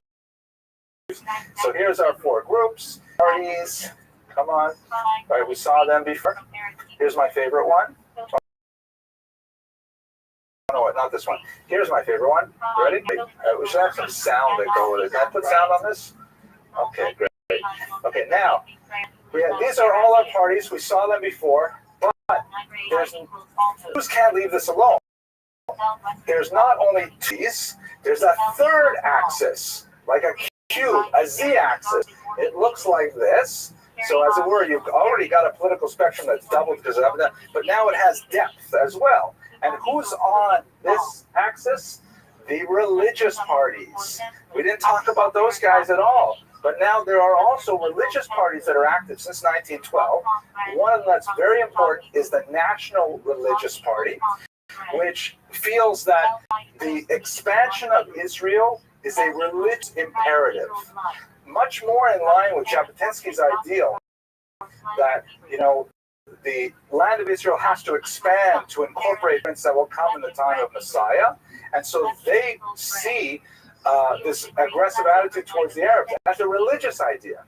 Now, that's obviously not the only position held by religious Jews. Another one that dates from before the war, called the Agudat Yisrael, also very popular and strong here in America today. They were religious, but they did not believe in Zionism as a political desert. They felt that Zionism had to wait for the Messiah. But have you heard that the Agudat Yisrael, they have a presence in Israel as well? That's because after the Holocaust, whoops, I have to do through a whole thing. Oh my gosh, that would be terrible. But basically what happened is I pushed the wrong button. Okay, come on, fast forward. We'll go through these. Come on. I know, this is tedious. I'm not going to do this again. Favorite one? Okay, there we go. Here we go. Israeli politics. Oh my gosh. Republicans and Democrats. This lecture would be over if we were only doing that. Okay, here we go. And here's the national. Okay, here's the Agudat Yisrael. And after the Holocaust, because there was really no Jews left in Eastern Europe, they moved to the Zionist position. And so you've got these two parties over here who are significant. They can be major power brokers in contemporary Israel, and we can add other parties as well, like Shas and so on. They join with the Likud, and they Begin that bump that puts them over the edge and gives them the election. I'm going to have to skip on a little bit because I want to. The dramatic moment in Begin's premiership, without a doubt, is his remarkable peace with Egypt. Now, as Yehuda Avner points out very effectively in his book, Begin did do a lot of the groundwork to allow it to happen. He knew Sadat's travel itinerary. Anwar Sadat, of course, the president of Egypt, and Begin to those same locations, like to see the Shah of Tehran, for example, Shah of Iran. And he met with him before Sadat would show up. And he would tell him, listen, if Sadat ever makes any overtures, we'd love to talk with him. And then, of course, he would go back to Israel, and Sadat would visit the Shah of Iran. The Shah would say, I just met with Menachem Begin, and he said really nice things about you. Kind of like Aharon, making peace, ironically. So when Sadat made a rather dramatic speech in Egypt about the possibility of bilateral talks with Israel, which was something that was in both Israel and Egypt's interest, because Jimmy Carter was trying to push multilateral talks in Geneva that had some disadvantages for them, then Sadat said he would be open to the idea of talking with anyone, even Israel, about peace. So right away, Begin initiated a conversation, and dramatically, Sadat took a plane to Israel to meet with him. A phenomenal sea change in Middle Eastern politics. I happen to remember it. I was only 2 years old at the time, but I do remember seeing it on TV. Not quite 2, but this is a picture of them greeting at the airport. Begin, again, consistent with his pro-religious attitude, insisted that his plane only arrived well after Shabbat on Saturday night, so that people can hear about this and so on. And of course, as we know, they were able to hammer out a peace treaty. I don't have time to go into the details of it, but one of the more difficult things was that essentially Begin gave the entire Sinai Peninsula back to Egypt. They had conquered it in 1967. They surrendered it in 1979 Accords. That was basically accepted by the Israeli population, but some very, very difficult moments as they dismantled the settlement of Yamit. In particular, in 1982, here you can see Israeli soldiers actually dragging children out of their homes in Yamit to give the land back to the Egyptians. But ultimately, as I mentioned earlier, even though Begin had a very hawkish personality, he nevertheless saw the opportunity for peace with Egypt, and it's ironic that he, of all the prime ministers, should be the one to actually seal that deal. I'm going to have to skip over the last couple things to stay on schedule, but his wife died in 1982, and Begin was never the same after that. She died when he was out of town. He was in Washington, and he retreated from public life. And he found that he did not have the heart to engage in political struggle anymore, so he eventually resigned shortly thereafterwards and essentially led a life of very deep seclusion. He had a heart attack in 1984 and ultimately passed away. I forgot to mention, by the way, that he was also a Nobel laureate for his signing of the peace treaty with Sadat. And Sadat, who also won the Nobel Prize, was later assassinated by his own bodyguard, who had become close with the Muslim Brotherhood. But when we look at the overall legacy of Menachem Begin, we see of tremendous intellectual resolve, willing to undergo incredible privation for his vision of the Jewish people, enduring torture and imprisonment under the Soviets, subject to a massive manhunt by the British, excoriated by the political establishment in his own country, and yet at the same time, it was only under his watch that we were able to establish this basically lasting peace accord with Egypt. Fascinating character of many contradictions. And with this, I want to thank you very much for your attention, and look forward to speaking with you next week. Thank you. Amen. Password is Hebrew 410. Together equals 15. B for Haman. That is Hebrew for the month of Ab. Shisha Sigrei I Mishnah 6 orders of the Mishnah. Shisha is Hebrew for 6. Sigrei I is Hebrew for orders. Mishnah is Hebrew for teaching repetition. Shesh mitzvah 10 miniyat 6 constant mitzvah. Shesh is Hebrew for 6. Mitzvah is infants. 10 miniyat is Hebrew for constant. Right, ladies and gentlemen, we're right on time. Why don't we get started? So today's lecture is on a fascinating topic, Golda Meir, fourth Prime Minister of Israel. And I'm hoping, as you know, this is a thinly veiled attempt to give a survey of Jewish history course in general. We use the figures that we do little biographic studies of as a sort of a foil to understand the larger patterns of history. As it happens, Golda Meir is herself history, so we'll be interweaving a lot of this, the early statehood period, right up until the Yom Kippur War into this class, along with her life. I want to mention that this is in many ways really a two-part lecture that overlaps, because next week we're going to speak, God willing, about Menachem Begin, and of course they are contemporaries and erstwhile opponents in their political viewpoints, although they had tremendous respect for each other off the political stage. So a lot of the material that we'll discuss today will be very useful for us when we return next week and look at the life of Menachem Begin, who represents more of the right wing of the political spectrum, whereas Golda Meir is on the left wing.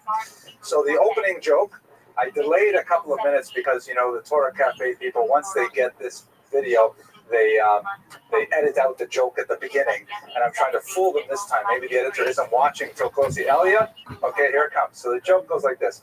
I do this thing with my students who are taking this class online. I have a few students in LA and New York who are taking this for credit, and I put in these secret biometric questions where, for example, I ask them, tell me something unique about yourself, like you enjoy fiction, or you like to balance the spoon on the end of your nose.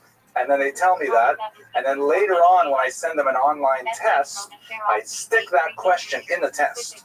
And that way I know it's the same person answering as the person. There are other devices as well, but I can't give them away because they're watching. Okay, so one of them is I ask my students, tell me a joke because I'm running out. And I heard this one today from one of my students out in LA. She writes, so a woman is washing dishes by the sink, and her 8-year-old daughter is standing on a chair, or 6-year-old daughter is standing on a chair helping her. And the daughter looks at her mother and says, Mommy, how come some of your hairs are white? And the mommy says, well, you know, every time you make me upset or make me cry, my hair goes white. The daughter thinks about it for a while and says, Mommy, now I know why Safta's hair is all white. Okay. It was better online, but okay. So let's talk about Golda Meir. Her years are 1898 to 1978. Her contemporary Ben Gurion, the first Prime Minister of Israel, called her, quote unquote, the best man in government, which was an interesting kind of compliment. She was known as the Iron Lady before that term was applied to Margaret Thatcher, because she was a very tough character. She was capable of tremendous acts of courage and kindness simultaneously, and she really was a very leader of the early state of Israel. She comes originally from Kiev, and she to America as a child, growing up in Milwaukee, where now the school that she went to is named after her, Golda Meir Public School. And then she moved to Israel as a young woman, where she immediately sought her métier in politics, and she rose through the ranks of the Labor Party, serving in various ministries until she finally became the Prime Minister in 1969. She served ably in that position until 1974, and in the wake of tremendous controversies, especially after the disastrous Yom Kippur War, she elected to resign, and ultimately she succumbed to cancer a few years later. But we're going to study, God willing, her life in the next 50s, and along with it, I hope to give you some of the basics of the history of the Yishuv and the early statehood period. I know for many of you, this is a basic review. Many of you lived through these events, either here or in Israel itself, and I apologize for the redundancy, but I think it's very important to review these things, especially because the videos go on the web, and younger people have not necessarily the same level of familiarity with this history, and I hope that they will appreciate it for ongoing generations. So, as I mentioned, she was born in Kiev. Her father was a simple person, a carpenter. When he eventually moved to Milwaukee, he ended up getting a job working away yards, so it was a blue-collar kind of background. She had 7 siblings, of only 2 survived childhood. One of them, her sister Shana, she was especially close with. Shana had a strong influence on her politics and eventually emigrated to Israel, made Aliyah with her in the 1920s. Living in Kiev, as we discussed in previous classes, this time of Jewish history was very difficult. There was an increasing level of anti-Semitism. The last Tsar, Nicholas II, was a notorious supporter of the Black Hundreds. He also underwrote the publication of the horrible forgery, the Protocols of the Elders of Zion, and there was notably a whole series of pogrom waves that was affecting the entire Pale of Settlement. Since 1881, there were ongoing attacks on Jews. They were comparatively small when viewed from the lens of the mid-20th century. We're talking about murders of Jews in the numbers of tens and hundreds at the most, but nevertheless, the constant pressure and fear of attack was significant. And when the gates of emigration to America were opened, then many Jews from the Pale of Settlement, specifically about 1.750 million Jews left the Pale of Settlement to come to this country. As I think we mentioned in previous classes, about 75,000 went north to Canada for the health insurance plans. Another 75,000 went down to South America and so on. But her father was part of that great emigration between 1881 and 1917 when the Soviet Union fell. He worked there for several years until finally he had enough money and stability to be able to bring the family over, and she came over at the tender age of, let's see, she would be 8 in 1906. This is a photograph of her when she was 10 years old. She was a tremendous student. She entered primary school with no English whatsoever, and ultimately emerged as its valedictorian. Her leadership skills were evident right from the very beginning. Many of the children were impoverished immigrants themselves who lacked textbooks, and so she, at a very young age, we're talking about primary school, organized a charity fund drive to be able to purchase textbooks for her peers. She was so successful at this that they loved her so much, and ultimately it's a great honor that the school would be named after, as I mentioned. At age 14, she bought a train ticket and headed out to Denver, where her older sister Shana was then living. And it was in her sister Shana's living room that she was first acquainted with politics. Shana had a wide variety of friends who were from all walks of political persuasion, specifically Jews who were socialists, who were Zionists, communists, atheists, the whole range, all packed into this one living room. And around her dining room table, where she cut her teeth on the major political issues of the day. She ultimately married one of the men that she met there, a man named Meyerson. Her name was, by the way, Hebraicized later in 1956 to Meir, because Moshe Sharet felt it was inappropriate that members of the government should have these European-sounding names. He asked all members of the government to Hebraicize their names, so she shortened Meyerson, which essentially means son of Meir, to simply Golda Meir, a more Hebraic sound. But at any rate, that's after her husband's name. So after some time with her sister in Denver, she moved back to Milwaukee, and she occupied a lot of her time, specifically with Jewish movement named the Poalei Zion. She ended up, maybe I should mention Poalei, well, I'll mention that in the next slide. Here's a picture of her with her husband, Morris Meyerson. They had a somewhat tumultuous marriage. They remained dedicated to each other throughout their entire life. He passed away in 1951, although ultimately Meyerson could not handle her political agenda and her political activity. He was a socialist himself, and he went to Israel because Golda made it a prerequisite for their marriage, but he was uncomfortable with the kind of rough and tumble world of politics as it's actually lived in the street in Israel. And I'm sure many of you, having been to Israel, you know that unlike America, where politics are so tame, I can't believe I actually said that. In Israel, politics are, immediate and relevant and matters of life and death. So people have quite literally arguments in the street over political positions. If you're standing at a bus stop and someone mentions a particular political figure, you're guaranteed an argument right there on the spot because people care deeply about their politics. This was not Morris Meyerson's personality, and ultimately they separated in 1932. He remained in Tel Aviv, and she went on to a very lively political career that I will describe shortly. They maintained an amicable separation.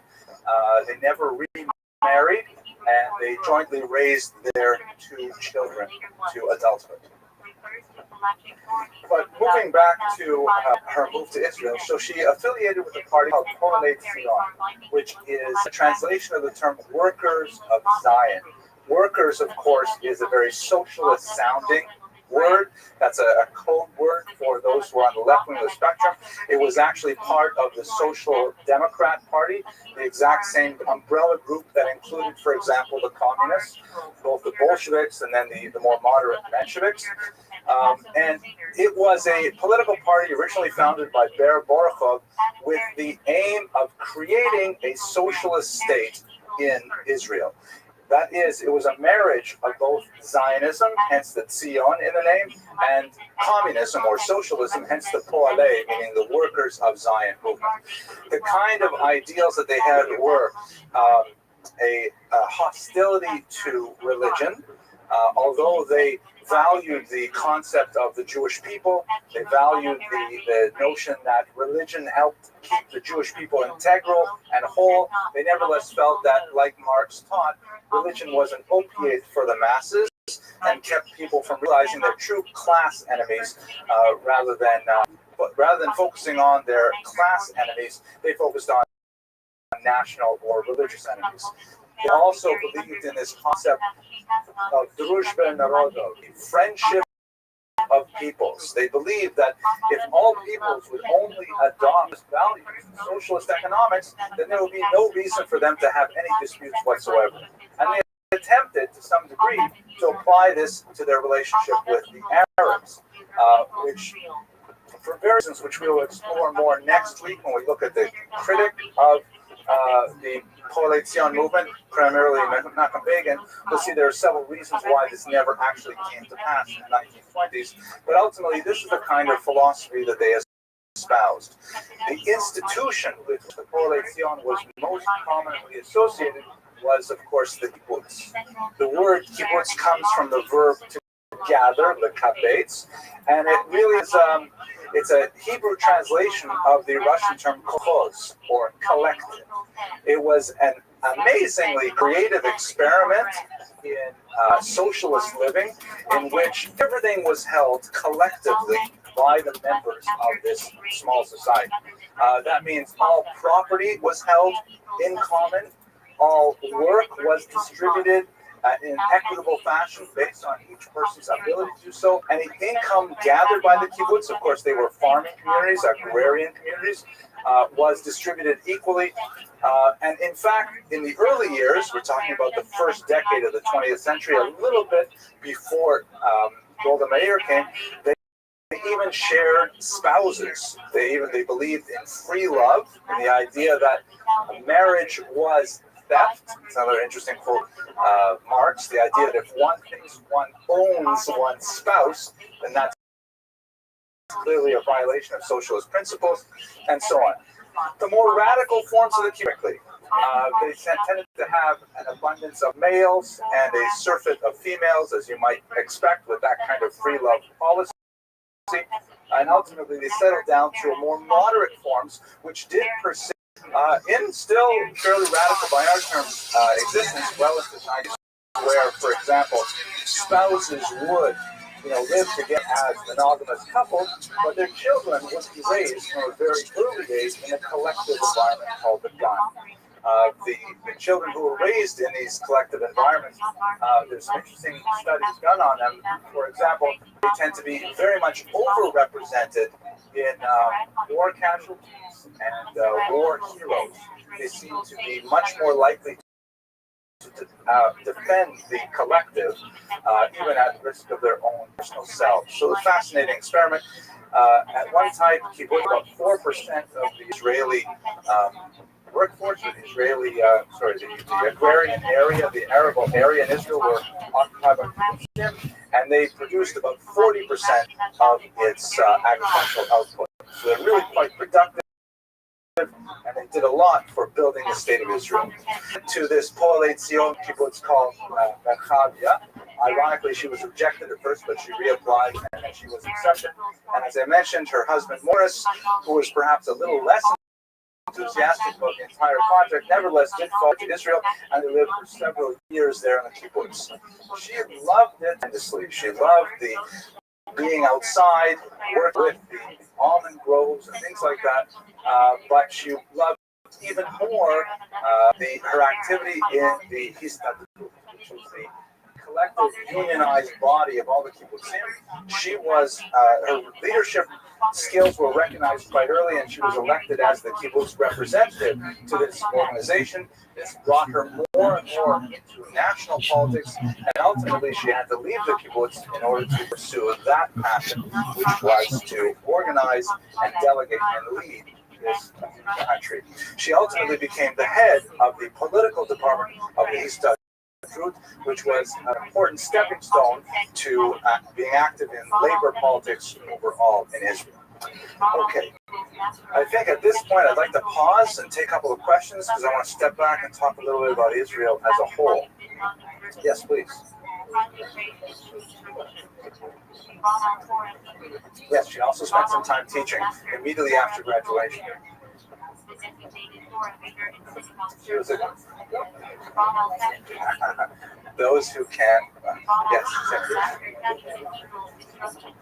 I didn't follow up on that. I will have to check Wikipedia later, where I got most of this stuff anyway. What happened to her children? Yes. Mabovich.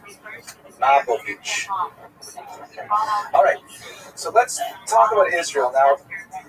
Amazingly, even though the vast majority of the students I currently teach at Third College South come from full-time Jewish day schools, they actually have quite a lacuna of knowledge about what is the state of Israel. There's a lot missing.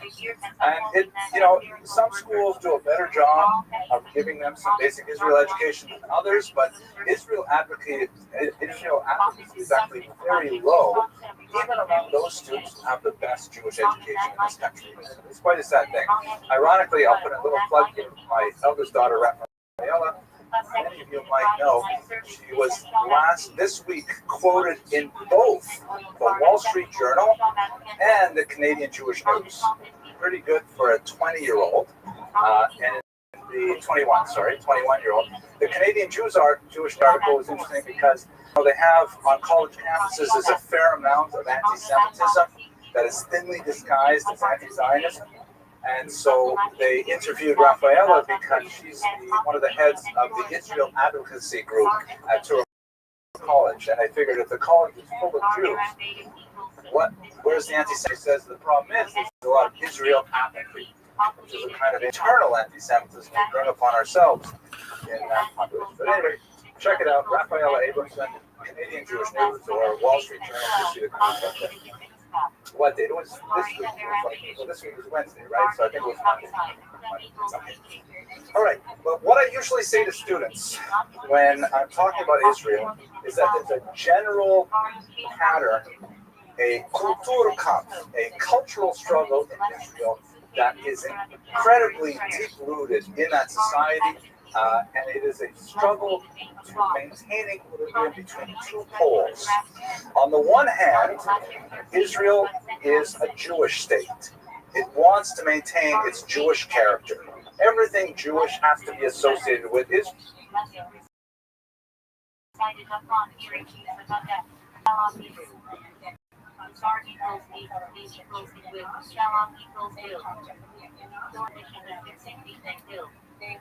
Central category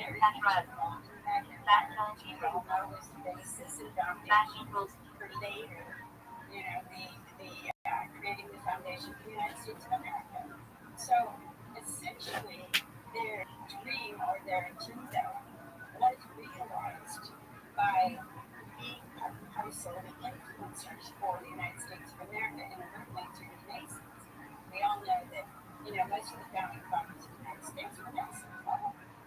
So we know that was the step. Of course, I think that they have higher hopes than we're displaying right now. But it's still not. Things are still being worked out. So we never know what's going to happen. But I do believe that they were also. I know they were in Brazil. I know they were also. They were in North America.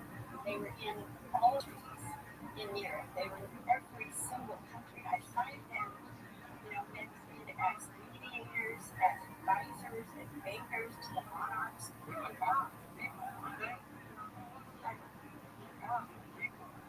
They were involved in every single, monarchy and every single government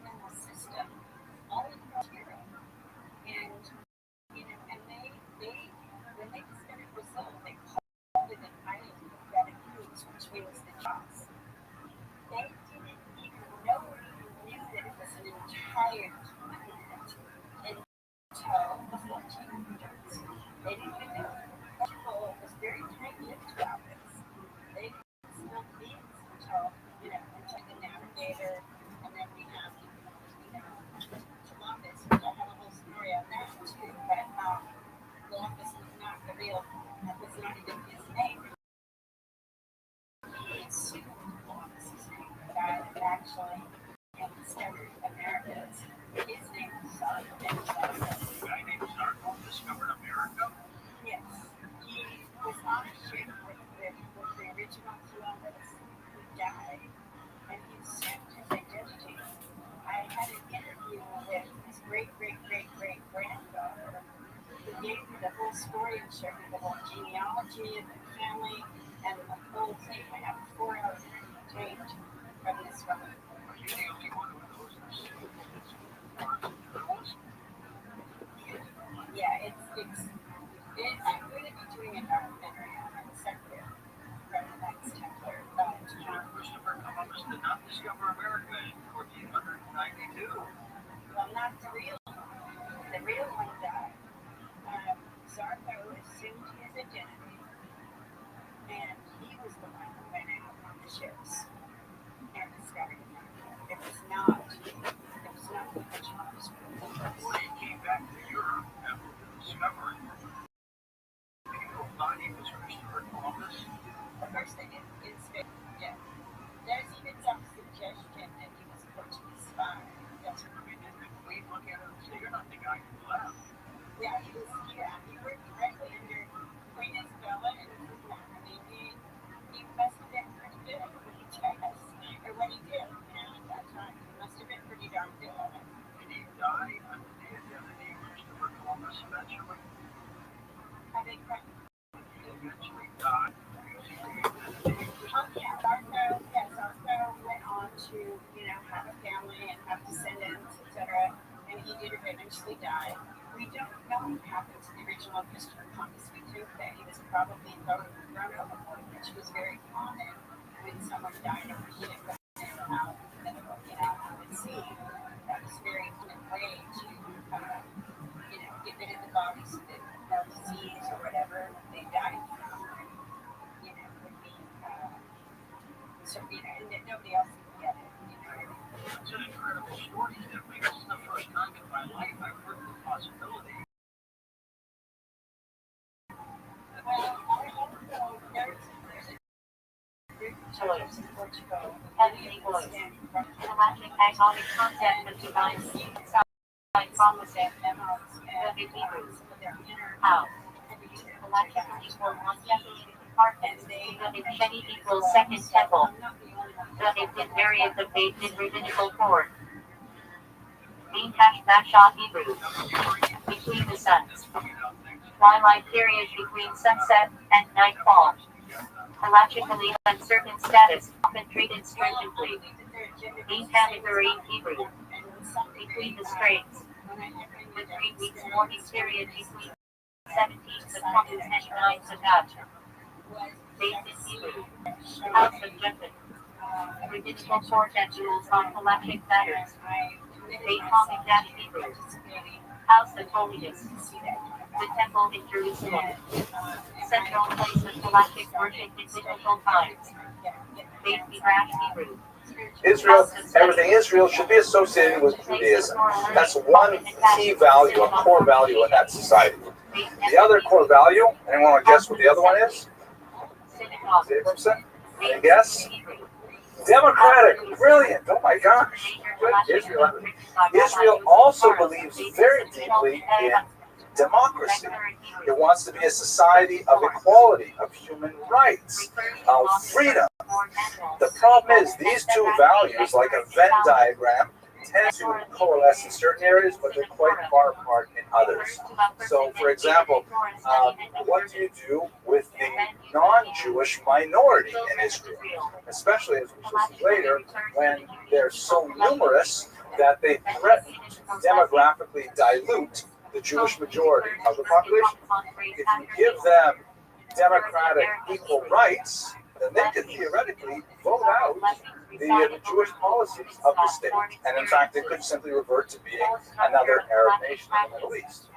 And on the other hand, if you trample on commonly accepted democratic principles and you restrict the rights of non-Jews in Israel, then Israel sacrifices a core value that they feel very deeply about. And so as a society, Israel is always vacillating between these 2 points, the more Jewish, the more democratic, and sometimes one or the other will suffer. We can also see this coming, see this at the fore, even within the Jewish world, because Orthodox Jews in particular will tend to view the definition of Jewish as being more Torah-oriented. And so therefore they will want Israel to be more observant, less movie theaters on the Sabbath, less buses running on the Sabbath, less non-kosher butchers, and less general Dizengoff activity in Israel. But on the other hand, if we move in that direction, then we limit the democratic rights of the secular Israelis, who are the majority of the population. So this struggle between these 2 opposing gravity, that is being Israel being Jewish and Israel being democratic, affects the orbit of this polity in the modern world. Okay, so we will return to this today and this week. I'm worried about my timing to the period when we get to declaration. So there's a period before 1917. There's growing settlement in Israel. It's called at this point the Yishuv, which means settlement, because it's not, of course, a state. It's known as Palestine in general parlance. It will be officially known as Palestine after the Turkish Empire falls. But in the context of World War I, which of course ran from 1914 to 1918, the British sought to, gain Jewish support, and especially the support of influential Jews like Chaim Weizmann, very important early Zionist in Manchester, I believe. And so, with a lot of lobbying, eventually Lord Balfour, the foreign minister, issued this declaration in 1917, which led to worldwide jubilation among Jews. It was overwhelming. The text reads, it's worth seeing it in the original, His Mad Government views with favor the establishment in Palestine of a national home for the Jewish people. Jews simply stopped reading because that's all they needed to hear, Manischewitz, because it's time to party. I mean, it says, look at this, the first European state actually voted or indicated that they thought this was a great idea. Establish the state of Israel. If you want, you can go online and see my lecture on Herzl. There's a lot more talking there about how we got to this point.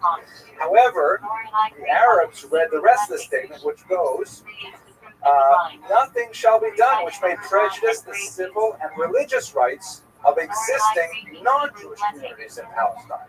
So on the one hand, the British are saying, we want to give this area to the Jews for the national homeland. On the other hand, they're saying, as long as the people living there right now aren't too upset about it. And it turned out to be impossible to actually bring this to fruition, because there was no way the indigenous population was going to stand for a Jewish state there. Ultimately, what happened after the Turkish Empire, known as the Sick Man of Europe, collapsed, the British were given control of the region in what the United Nations called a mandate. It was actually the League of Nations. At this point, it was incarnated as the United Nations. And this region they call Palestine actually encompassed all of contemporary Israel and Jordan over here. There was no real distinction between the two regions whatsoever. Some ongoing negotiations went on, and ultimately Jordan was established, and the British mandate was reduced to what we understand as Israel today. I'm just going to skip quickly through the 1920s and 1930s. The most important elements of those 2 decades were ongoing pressure for Jewish immigration. You have tens of thousands of Jews landing in Israel, and you have ongoing Arab protests. Major riots in Hebron in 1929, massacres in yeshivas, and the British are getting increasingly frustrated trying to maintain the principles of this Balfour Declaration. On the one hand, they promise the state to the Jews. On the other hand, they have to placate the Arabs. The Arabs also have a very significant demographic and political advantage because they are so numerous in the Middle East, controlling regions with a lot of oil. And this comes to an incredible head immediately after the Holocaust, when Jews are striving to make immigration to Israel. And the opinion of the world is basically that England should let them in because they've suffered so badly. There was a brief period of a honeymoon in anti-Semitism. For about 15 years, Jews had a certain amount of world sympathy, and England was trying to hold desperately onto the mandate. Ultimately, next week we'll talk more about the particulars of what happened in this time, because Menachem Begin involved in driving the British out. Ultimately, they handed it back to the League of Nations, now the United Nations, and they said, "Here, you guys take care of it." And the United Nations came up with the stupidest plan you could possibly think of if someone challenged you to do so. They divided the territory into 7 non-contiguous areas. 3 of them were designated as Arab zones. That is this gray area here, which is the Gaza Strip, and a little bit down into Negev. This area here, which would be known as the West Bank, roughly, or Shomron, Yehuda. And this region in the Galilee would be Arab zones. The Jewish zones were to be this eastern part, of the Galil, around the Yam Kinneret, the coastal region from Haifa down below Tel Aviv, and then this largely uninhabited region of the south, the Negev. And Jerusalem was to be an international zone. So divide up this tiny territory into 7 parts and hope that everyone would get along. As I'm sure you all know, how it turned out is that the Jews accepted the plan. They were happy to have even a crazy, patchwork kind of demographic outline like this in order to just have a state. The Arab nations, of course, universally rejected the plan, and the War of Independence ensued immediately thereafter. Very brutal struggle in which ultimately the Jews were able to amazingly consolidate their territory and actually enlarge it in a few places. So that, but let me pause for a couple of questions before we go back to Golden Meir. Well, I'm just talking so fast, like a blue streak here. Does anyone know any good jokes I could repeat at this point? I used to know a lot of jokes about living in Israel, but yes, please. Discussions about embellishment. Repetition refers either to one defender and action. Repetition needs to invite a prayer leader or to review a Torah setting. Message title. Legendary man. There's definitely, it's the same problem as always. The Tala is definitely jumping forward. This, by the way, has to deal with compromise that was put in place by Ben Gurion on the establishment of the state in order to garner support of all Jews living in this demographically threatened region. It's not good for Jews to be divided when they're fighting. And that compromise, the so-called status quo law, well, it's not really a law, it was just an accepted practice, was that, for example, yeshiva students received an exemption from serving in the armed forces, Orthodox women exemption, or they could volunteer for civil service, that kind of thing. And that has been challenged and ultimately defeated with the Tal law, which I believe was passed in the late 90s or early 2000s.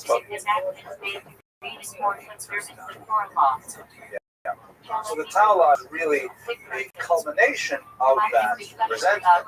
Why is that these guys are from the army? So it is jumping ahead quite a bit. Why don't we come back to it next week when we talk about Menachem Begin, because it deals very much with the revisionist perspective on the appropriate posture of Jews in the state. But excellent question. Any others? Okay, I'm on my own. All right. So she had an important role, obviously, in these early years. specifically her fluency in English and her powerful reputation as a speaker had her sent to America, where the young state was desperately seeking aid from Americans. She blew past all of their expectations. The government thought that perhaps they would collect $7 million from America for support. Golda Meir came back home with $50 million. So it was amazing how she was able to really generate support. We would see this again in Moscow. I'll show you in the next slide. Ben Gurion actually said of her that she was the Jewish woman who got the money which made the state possible. And really, this was the bottom line. She made the state possible through fundraising. She was also active in international politics, including a rather bizarre and courageous trip to Jordan when she disguised herself as an Arab woman to negotiate with King Abdullah to try to persuade him not to participate in a war effort. He, of course, declined, but he said to her, listen, why don't you wait? Why are you rushing this? Don't you realize, that maybe we can solve this diplomatically? Why are you rushing to have a state? And she famously quoted, she famously responded, we waited for 2,000 years, isn't that long enough? So she went back home unsuccessful with King Abdullah, but ultimately the Jews were able to defend their borders. This is what the new state looked like, a little bit drawn back because I want to include the Sinai here. So if you recall the way the UN partition plan looked, and this is if they had armistice in 1948, this is what the state of Israel would have looked like, just these kind of orange colors here. But after the War of Independence, they were able to consolidate a little bit wider waste by the Mediterranean. They were able to penetrate up through the Judea-Samaria region to Jerusalem, although unfortunately they were not able to conquer all of Jerusalem, and the Jewish quarter of the old city remained on the Jordanian side. So able to take over the entire Galil and consolidate a little bit of the Negev, which meant that they actually were able to increase their boundaries, although at great cost. One of the, and Golda Meir, of course, was very active. She was one of the earliest, she was one of the signatories to the Israeli Declaration of Independence. She was noted at that time that she was educated in America, and she knows the respect that Americans have for the founding fathers. And she says, reflecting the idea that I myself was a signatory to the Declaration of Independence of Israel was something that she openly put her name to. She also had a liberal approach, which is consistent really with her socialist politics, to the Palestinian refugee problem, which began really in the 48-49 war.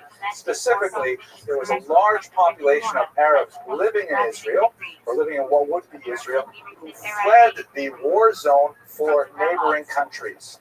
Ultimately, in most of those countries, Egypt, Jordan, and Syria, and Lebanon, would keep these Palestinians and their children and their grandchildren in refugee camps for decades, something that Golda Meir felt terrible about and resented deeply. But she also felt that the fact that these Arabs left Israel was a tragedy of incredible proportion. She even compared it to the suffering of the Jews in the Holocaust, a rather large comparison in the 1940s. The reasons for that Arab exodus were complex. And again, that's something I would like to push off a little more to next week's discussion of Menachem Begin, because he personally was involved in several of the most key incidents. We're running on battery, or are we okay? Running on battery? Time? Time or battery? Okay, this is okay. This happens all the time. We're just going to quickly plug it in. This is how and we're recording. We are back now. Okay, so we'll talk about it more next week when we get to Menachem Begin, because he was very much involved in it. But there are very different narratives of this exodus. Jews and Israelis generally have one version of describing why the Arabs left. Arabs, as you might not be surprised, have a totally different version, and it's really an ongoing problem that affects Israel today and is an extremely important element in the determination of, God willing, someday a lasting peace in the region. Now, shortly after the state was established, she was sent to be an envoy to Moscow, which was an early supporter of the state of Israel, actually voting for its establishment in the United Nations, amazingly so, because later they would change that position. And she issued passport number 1 from the new state. They didn't do it in alphabetical order, they just gave her passport 1. And she went to Moscow, where she was very successful in her mission. But there was one event that had a tremendous impact on her personally, and she spoke about it and wrote about it endlessly. She went to services at the Moscow Choral Synagogue, and she was surrounded by literally tens of thousands of Jews chanting her name, chanting the words Israel. Here's a photograph that shows her. Just see that she is, oh, you know what, I totally forgot. My gosh. Yeah, here it is. I've gone through 40 minutes, and we have, this is why we need like more professional. I have this remote clicker that the Torah Cafe people sent me. Thank you, and let's put it up here. And it has this nifty little red thing here, which is great if you have a cat, because they like to chase it. And this circle here circles Golda Meir, surrounded by a sea of Soviet Jews. And she was so overwhelmed with the support there that she felt that the mission that she was engaged in by establishing the state of Israel was something that was of cosmic proportions, because it affected all Jews worldwide. And she came back to Israel with renewed vigor and renewed strength to endure the challenges of leadership. This actually was later put on Israeli stamps, and I believe even some currency, this famous photograph of Golda Meir in Moscow. Okay, let's try it out.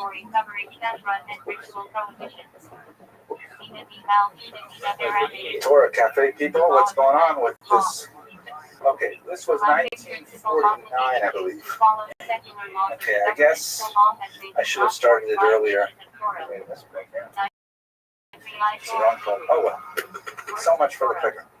Jumping ahead again a little bit, major events militarily. She was not the leader of the country at the time, but it's impossible to discuss the later events without looking at the Six-Day War, which is one of the most phenomenal victories Israel had ever achieved, and in fact it is still a stellar victory when it's studied today. I'll tell you a quick story about my yeshiva, or Sameach. There's a story they often describe there, where there was a young man in the yeshiva, and Or Sameach is the yeshiva for Baalei Tshuva, people who come to Judaism with a limited training and background. And there was, you ask about where people are from. Some are from Harvard, some from Yale, whatever. And one said he was from West Point. So they said, "What are you doing here from West Point? I mean, what a trip coming from West Point to a yeshiva in Jerusalem. How did that happen?" So he said, the story goes, that he was participating in a class on military strategy, and they had, a highly decorated general teaching this class with like 25 stars and things like that. And they went through many of the great battles of history. Waterloo, Battle of the Bulge, invasion of Normandy, things like that. And they studied what happened, why a certain general was victorious, what strategy was used, and so on. And they analyzed all these battles. And at the end of the course, this young man went up to the general and said, "Excuse me, sir, I'm very curious, why did we not study any of the Israeli wars? I mean, certainly they must have some merit. They're all quite different and so on. Why didn't we look at them?" And apparently the general said to him, "Young man, the reason we don't study the Israeli wars is because those victories are completely unexplained by any strategy known to man. They are totally miraculous, and I have no way to explain how the Jews won." So, at any rate, the Six-Day War certainly, and that's how we ended up in yeshiva. Of course, what am I doing in West Point, if I go to the West Bank? No. Anyways, so again, short form, because I want to discuss this again in more detail with Menachem Begin. Egypt in particular and Syria threaten the nascent state once again. They've had several skirmishes, the 1956 Sinai campaign in particular, but at this point, Egypt is really ready to complete Israel, particularly with its ally Syria. In June of 1967, it's absolutely clear this is their intentions. They threatened the United Nations, and its leader decided that it was unsafe for peacekeeping forces to maintain the border zone, and so therefore UNAMID removed all of the keepers on the borders, completely exposing Israel to Egyptian tanks. And so the entire world knew that Israel was about to be driven into the sea. My uncle Leon, he should live and be well, he described, he was a young man at the time, and he describes how he and his friends, they immediately got, dropped out of middle school to buy their tickets to get to Israel and to support them. And then by the time, they came to the airport, the war was already over, because it was an amazing overnight victory. Essentially what Israel did was it launched a controversial now preemptive strike where they attacked the Egyptians and the Syrians before they could attack Israel, relying on a Talmudic principle: when someone comes to kill you, get up earlier than him and kill him first. It's a very basic Talmudic idea, and largely for overwhelming air superiority. Through the tremendously courageous Air Force, they were able to destroy much of the Egyptian Air Force before it even got off the tarmac. There are photographs of exploded planes and Egyptians flying on the runways, not even having the chance to take off. In short order, all of these armies were defeated. The main outcome of this, however, was huge territorial expansion for Israel, which proved to be advantageous in some obvious ways, but at the same time, a great burden for Israel to bear, one that they still struggle with several decades later. Specifically, they conquered the entire Sinai Peninsula here, right up to the banks of Cairo and the Nile River here. They conquered all of the Gaza Strip, of course, which was attached to the Sinai Peninsula. They conquered all what we call the West Bank, so-called because it was on the west side of the Jordan River here, and they conquered this mountain region up in Syria known as the Golan Heights. Now, they had to decide what they were going to do with these territories. They basically had three options. One was exchange it immediately for peace, meaning just release that territory and sign a peace treaty with the country that had lost that territory. And many Israelis felt that, of course, that's what's going to happen. In the next 6 months, we'll sit down, they'll realize we're here to stay, and we'll have peace. We'll get our land back, and then we'll have peace. But ultimately, none of the Arab nations stepped forward, being willing to land back for peace. So Israel had to make one of two other decisions. One is to annex the territory, which means to completely own it, to declare it permanently part. Sounds like a reasonable thing to do. It was one fair and square, but at the same time, because you'll recall, Israel wants to be a democratic nation. Annexing a territory means you have to give its citizens, give its residents citizenship. You cannot, under international law, take over a country and then literally enslave the people there or consider them second-class citizens. If you want to claim that territory as your own real estate, you have to give them citizenship, which is precisely what Israel did in the region of the Golan Heights, which was sparsely populated, also ironically by a population of Arabs known as the Druze, who are traditionally friendly to the states in which they inhabit. So the Druze actually have a supportive role towards Israel. And because it's a mountain region that overlooks Damascus on one side, or the Galil lowlands on the other side, it has high strategic value, and they said, we're just going to keep the Golan Heights, thank you very much. They also agreed to annex East Jerusalem, which has high symbolic value for Israel. Jerusalem is, of course, the 3,000-year capital of Israel. The old city with the temple in it is beyond value for Jews and Jewish history. And so they said, we are taking East Jerusalem, we're making it part of Israel. And in fact, all the Arabs living there were given citizenship, given full Israeli citizenship, passports, the whole deal, in accordance with the democratic principles of international law. However, the larger population of what would be called Yehuda and Shomron and Gaza here, or the West Bank and the Gaza Strip, there was a large number of Arabs living there, and the Israelis were not willing to simply annex those territories and give the Arabs living there citizenship, so they simply declared them administered territories. And this is a kind of a neutral term.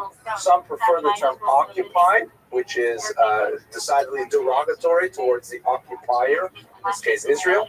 But that's essentially the status quo that was held in place until 2003, when the Gaza Strip was actually abandoned in a very controversial disengagement process.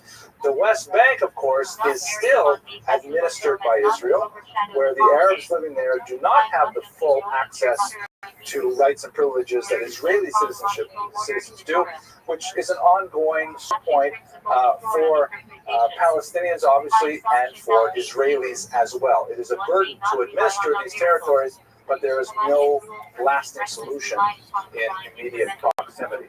God willing, next week we will address this in greater detail as well, because Begin had a plan that was attempted in some parts, and we'll discuss how that worked out. Okay, so this is the status just before she comes to power. Oh, here's a picture of East Jerusalem, which gives you a sense of how it was annexed, as well as regions immediately to the north and the south as well. So she comes into Knesset. I love this photograph, which I think gives you a real sense of her personality, right? She's got muscle, and she's a powerful orator. She had an uninterrupted reign in Knesset in various ministries, labor, foreign affairs, internal affairs, from 1949 to 1966. As I mentioned, her name changed in 1956 to Mayor. But she retired in 1966 because she was diagnosed with lymphomatic cancer. Is it lymphomatic or lymphatic?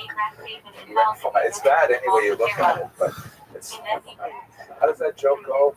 They're at a funeral, and someone says to the other one, look, it's 90 years old, never had a cold, and now this. She, in her tenure as Prime Minister, she was an outspoken individual. I think in many ways a lot of Bibi Netanyahu, because she had, a very effective command of the English language, and she could play a role on the world stage in a lot of issues. Unfortunately, part of her tenure was marred by the growth of Arab terrorism in this period. Realizing that that Israel could not be shaken with conventional military methods, particularly after the Six-Day War, the Arabs, under the newly founded Palestinian Liberation Organization headed by Yasser Arafat, launched a large series of attacks on more vulnerable Israeli targets throughout the world. Most egregiously, the 1972 massacre of athletes at the Munich Olympics, several bombings of El Al, ticketing ranges in airports. How are you? And time and time again, she was What's faced going with on, the challenges Pascal? of dealing with international terrorism outside of Israeli borders. Pascal, can you hear me? How's your day going, big dog?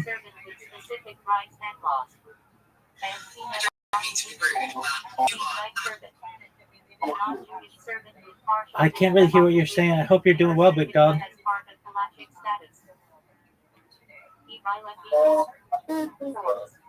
Oh boy, I can't hear you. Maybe you want to leave and come back, or check your microphone.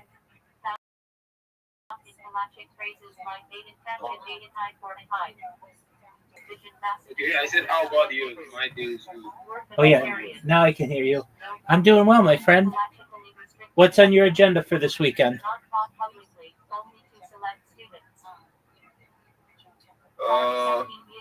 Said what? What are you doing this weekend? Nothing much. I'm not doing anything apart from playing football. Okay, very well. Obviously. Well, that's cool. Are you excited for the weekend? Yeah. Absolutely. Excellent. Well, that's wonderful. Yeah, so what do you do for the weekend? I'm going to watch Jewish history lectures. I'm going to study a little. just some vocabulary, and I'm going to create robots for the platform that I spam. Aside from that, going to just do my best to be a good person. How does that sound? It sounds nice. Absolutely. I've had a Do you know what fantasy football is?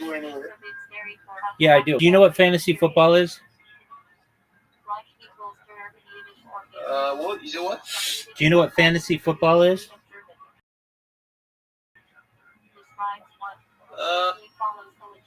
Not really. Okay, it's like. I know. Have you ever heard of it?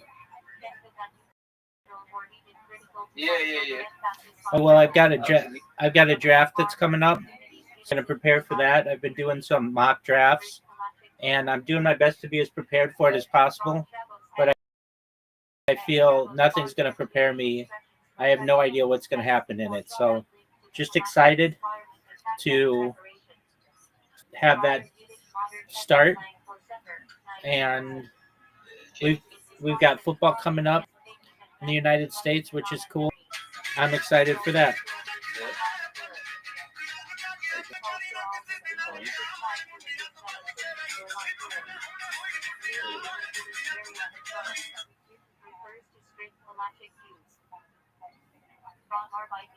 So I'm just chilling. Yeah, I got you. So what are you watching? Jewish history lectures. Feel free to watch, my friend. This is Professor Henry Abramson. As well as attacks within Israel, although they would not get to really the most terrible points until the 1990s. She had a well-known showdown with Austria that was really telling of the world mood. I'm here. I'm just adjusting one of my devices. Leadership skills when Austria, of course, being Central Europe, had a transit camp that was reserved primarily for Soviet Jews. There was a trickle of Jews that were allowed up in the 1970s, and they primarily went through this one camp.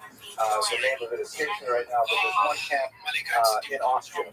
The Palestinian movement threatened Austria with terrorists who were to keep this camp open because the Palestinians wanted to slow the immigration of Jews from Russia into Israel, which they felt was a great demographic threat to their ambitions to take over the land of Israel. Austria caved in. The minister, who was ironically prime minister, was Jewish. He closed the transit camp, and at that time, Golda Meir was speaking to the Council of Europe, which I believe was in Brussels at the time, and she bitterly lashed out at Austria for its cowardice. She went to meet with Austrian Prime Minister, I think his name was Kreisky, afterwards, told him that if he really refuses to actually he was yielding to the Palestinians. If he does yield to them, there will be no end to terrorism for Austria whatsoever. And he ultimately said that they're not going to reach an agreement, so she left the room. And the first thing she said to journalists was that he did not even offer her a glass of water. And so Kreisky ultimately was shamed into creating an alternate transit camp for Soviet Jews to come through Austria, but ultimately she lost the overall battle on that particular site. But this is a kind of indicative of the leadership role that she played on an international level. Domestically, the end of her tenure as Prime Minister was marred by a horrible event, the awful Yom Kippur War of 1973. At this time, the young General Anwar Sadat was in charge, and he had some taste of battling with the Israelis, and he disagreed with the prevalent mood that Israel was unbeatable. Using a strategy that combined a lot of secrecy, once again, with the Allies in Syria. Sadat planned an attack on Israel that flew under the radar for much of the year 1973. The attack was planned specifically for Yom Kippur, holiest day of the Jewish calendar, when most Jews would be fasting. Although ironic, even though Jews call it Yom Kippur War, Arabs call it the Ramadan War, considering their month of Ramadan, and secular historians prefer the more neutral term October War. At any rate, Meir was the prime minister at the time, and her ministers advised her that, in fact, the troops were passing, and it looked like an attack was imminent. However, there was a big dispute among users as to what to do about it. Certain contingent of advisors said, launch another preemptive attack, just like in 1967. That's the only way that we're going to win. Others, including the famous General Moshe Dayan, said that a preemptive strike was inappropriate, that it's not conclusive. What'd you say? What's up, big dog? Okay. I've had enough. I'm quite a little bit busy. But before I go, what do you do for a living? I'm a certified project management professional. Okay. Okay. That's nice. Nice. You get paid for streaming live 24/7. Some. Later folklore associates it with mystical halachic debates.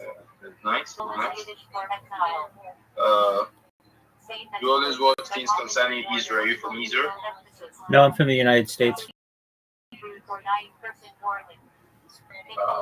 Okay. I'm coming here in the United States. You're coming to the United States? No, not really. Not really. You want to see me? Sure, if you want.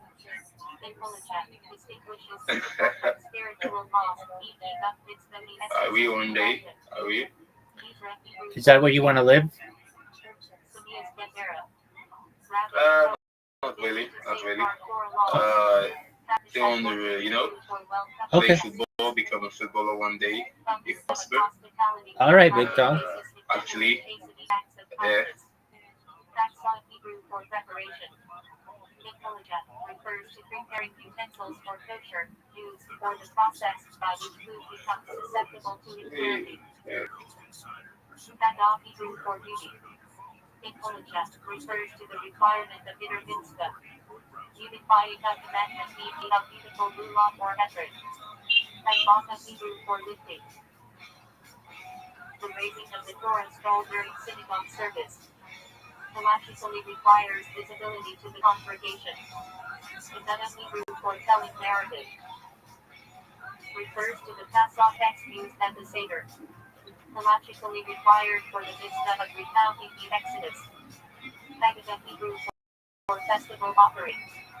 Sacrificial offerings brought on the pilgrimage festivals. Maybe just saber rattling.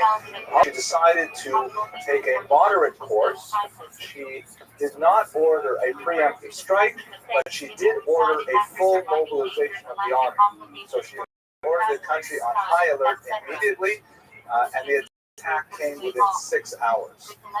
So ultimately, Israel was able to beat them back and even push the boundaries further onto the other side of the Nile River in the case of Egypt, after they had significant American support, but it was a devastating blow to Israel. They suffered very high casualties, and that, the glow of the David versus Goliath that came after 1967 was definitely diminished, because people saw that Israel was well.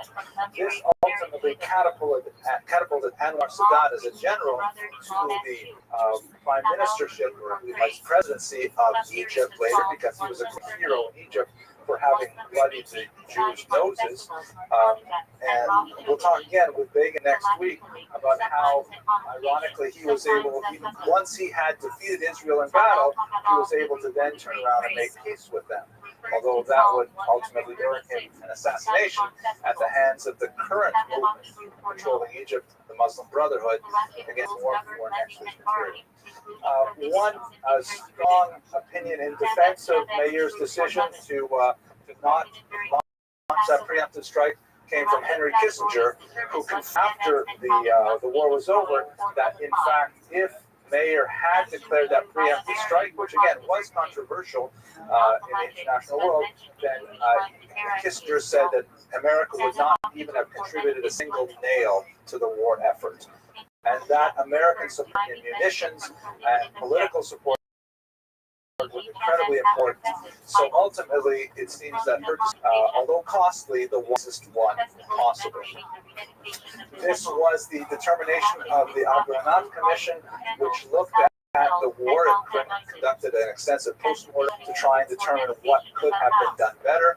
And it ultimately cleared Golda Meir of any blame for not deciding that preemptive strike. Yes, sir. Yeah, I need to go back to work, so talk later. All right, Pascal. We'll see you, my friend. Have a wonderful day, my friend. Yeah, yeah. You too. May appear in discussion and moderation. Cancer Hebrew Arabic for 5. Both object and shape charm. Magic that presents in Jewish culture. Cancer Hebrew for the practice. Intelligence often means customs beyond strict law. Arabic Hebrew for excommunications bans. Halachic sanctions imposed by rabbinic courts. Har Sinai Hebrew for Mount Sinai. Central to Halacha as the place where Torah was given. Haredi Hebrew for one who trembles before God. Refers to strictly observant Jews. Not itself halachic, but describes halachic lifestyle. Parsha Hebrew for authorization. Halacha refers to appointing an agent for granting legal power. Havdalah Hebrew for separation. Marking the end of Shabbat or festivals. Halachic requirement includes wine, spices, and candles. Hazan Shazan Hebrew for tender. Leader of prayer in synagogue. Halachic qualifications require proper pronunciation, moral standing. Hefker Hebrew for ownerless property. Her party went into an election immediately thereafter. Her party won the re-election, but several months later, she was simply too exhausted from the infighting and the recriminations over the results of the war that she decided she would resign, which she did in 1974.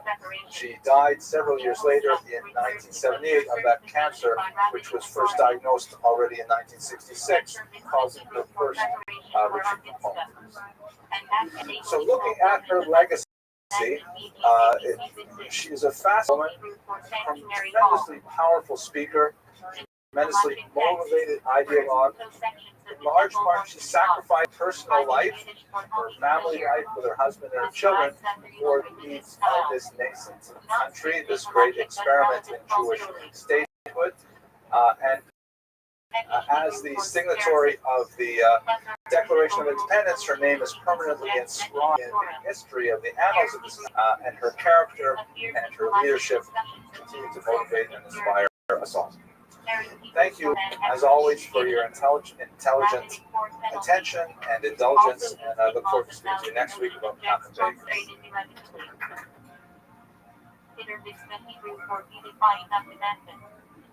Halachic principle of performing mitzvot with extra beauty and effort. Kiddush Chiddush Hebrew Novelty innovation. Halacha refers to Azun insight or legal reasoning. Hilchot Hebrew for lawsuit. Prefix used in halachic codes, e.g. Hilchot Shabbat. Hillel Aramaic Hebrew for celebration. In Jewish custom, refers to commemorations of Tzaddik death anniversaries. I think we've got a fantastic class planned for tonight. To say a couple of thank yous to the first speakers as well for that unexpected reading, and I especially appreciate the mention of my father, Yaakov, as well. We're waiting report a date on surgery, and it's still kind of up in the air. But it's true with this class. In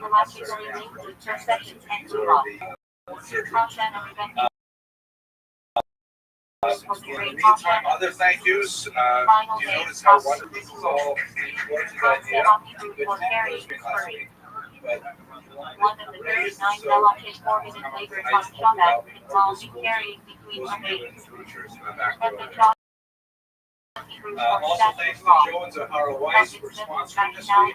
The classes are free and open to the community. I really like the idea that it's just available to everyone, but the school did encourage some costs to get these together and to have the videos filmed, the lectures filmed, and to have that beautiful reader at the back door. They don't come cheap. So if we get sponsors to offset the costs, we're asking for $200 to sponsor a lecture. Obviously, you pass the hardware, you like purchase your participation, sponsorship in itself. By the way, I hope you all had a chance to view last week. I tried to go live last Friday. It's at JewishHistoryLectures.org. You can get to it straight through that URL, straight to the Young Israel PH.org website, click on Jewish History classes, it'll take you there. Very lightly edited. Okay, so with that said, today's class is on a fascinating character who I here show the principle of this period of history. Called the most documented Jewish life of the 17th century, which is really amazing statement. But in reality, it's quite correct.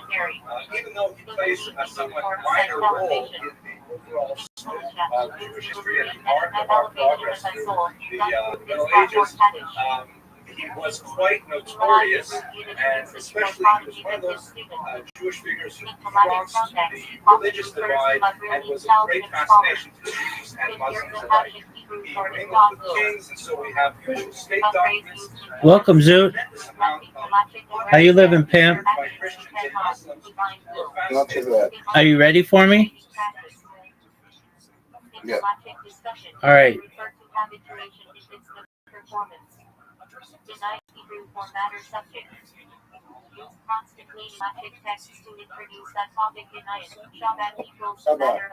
What up, pimp?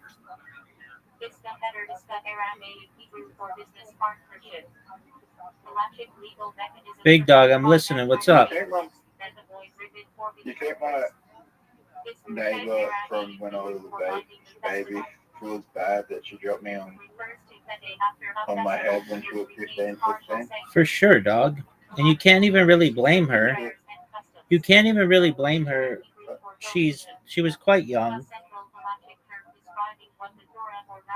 Yeah. And I don't even think it did anything wrong to you.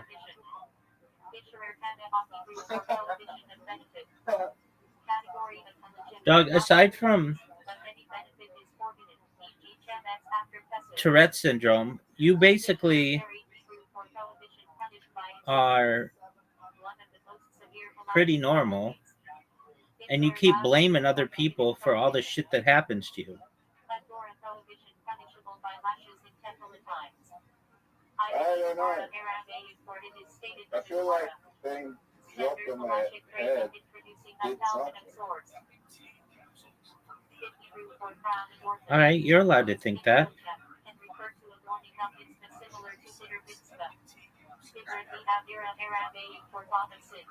Zoot, did you know you have an invitation?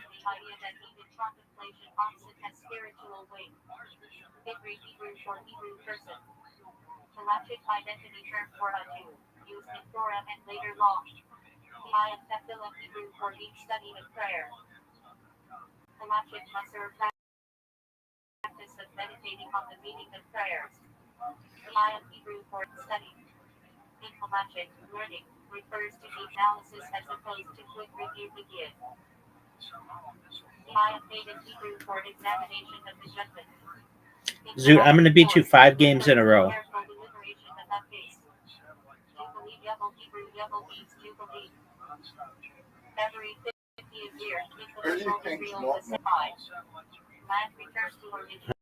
I don't know.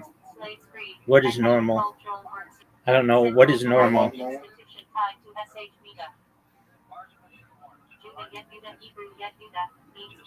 Neurotypical? One of the 12 tribes. Halachically, the ancestor of the kingdom of Judah, from which the term Yehudi derives. Jewish Yehudi heterogeneity means a descendant of Yehuda. In Pulacha, a Jew is one born to a Jewish mother or birth is according to Pulacha. Jewish law Pulacha, Hebrew Pulacha means the way, the path. The collective body of Jewish religious law governing daily life, rituals, and ethics. Jerusalem, Yerushalayim, Hebrew Yerushalayim means foundation of peace. Central city in Pulacha. Side of the temple, direction of traffic. Source of many lost tied to the land. Sanzu, did you go into the city and get some poontang?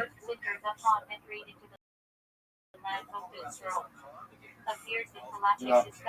Why not? My phone's nearly dead. Dude, charge it. You charge it's fucking off. Okay, well, you need to charge your phone, dog. Leader who sanctified the land. In Pulacha, many agricultural obligations are linked to this conquest. Shopkeep means judges. Refers to leaders in the pre-monarchy era. Halachically, deity judges are central to basic Finally. rulings. Justice Hebrew Tzedek means justice, righteousness. In Pulacha, linked to fairness reports and feelings Tzedek, turned off pursuit justice.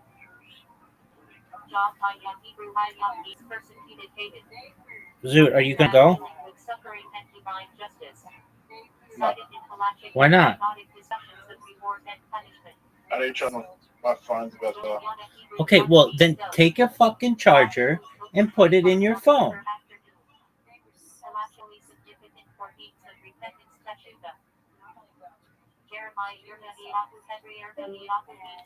Dude, this guy, I don't know what I'm gonna do with him. His words form the book of Lamentations, read on Tisha. Joel Hebrew, Joel means with his Lord. Prophet whose book is read as the Haftarah on fast days, connected to deeds of repentance and fasting. Jethro, Hebrew, abundance. Moses' father-in-law. Parsha Yitro contains the 10 Commandments, a halachic foundation. Jephthah Yitzhak, Hebrew Yitzhak means Elohim. A judge in the book of Judges, cited in halachic discussions of vows. Yisrael Yisrael, Hebrew Yisrael means God will Possibility that the Jewish Messiah had arrived, so we have multiple valences to look at this individual character and see a lot about him. Who he was and what he did. His dates are 1626 to 1676. He died just a few months shy of his 50th birthday. And of course, those of you who are completely new to Jewish history, his claim to fame was that in the year 1665, he claimed that he was trying to make himself as a Messiah, and he engendered a huge following all across Asia Minor and Europe. Many Jews were held in thrall by his teachings, the force of his melody, and his impact in the world, and many very significant Jewish leaders were actually bound to his cause. They were severely disappointed when, about a year later, he confronted the Sultan of the Turkish Empire, and he requested politely that he became Jerusalem in order to initiate the Messianic period. The Sultan made a counteroffer. You can either convert to Islam or I will decapitate you. And he decided to convert to Islam, leaving his followers tremendously dejected, a huge mark on Jewish self-consciousness for the next several hundred years. And we will explore the ramifications of that decision. But I want to start with a little joke. And I have to tell you, this is a joke that when I first heard it, I thought it was very, very funny, but it was just a little bit off color. And I was thinking, could I possibly tell this joke? Maybe I could tell it in this situation, but I couldn't put it on the internet. And I thought about it, so I edited it very lightly, so it would be guaranteed not to offend. So the joke goes like this. Well, it's not guaranteed not to offend, but hopefully it'll pass. And if not, I'll just edit it out. So the joke goes like this. And it deals, of course, we're talking about conversions. So it's in that vein.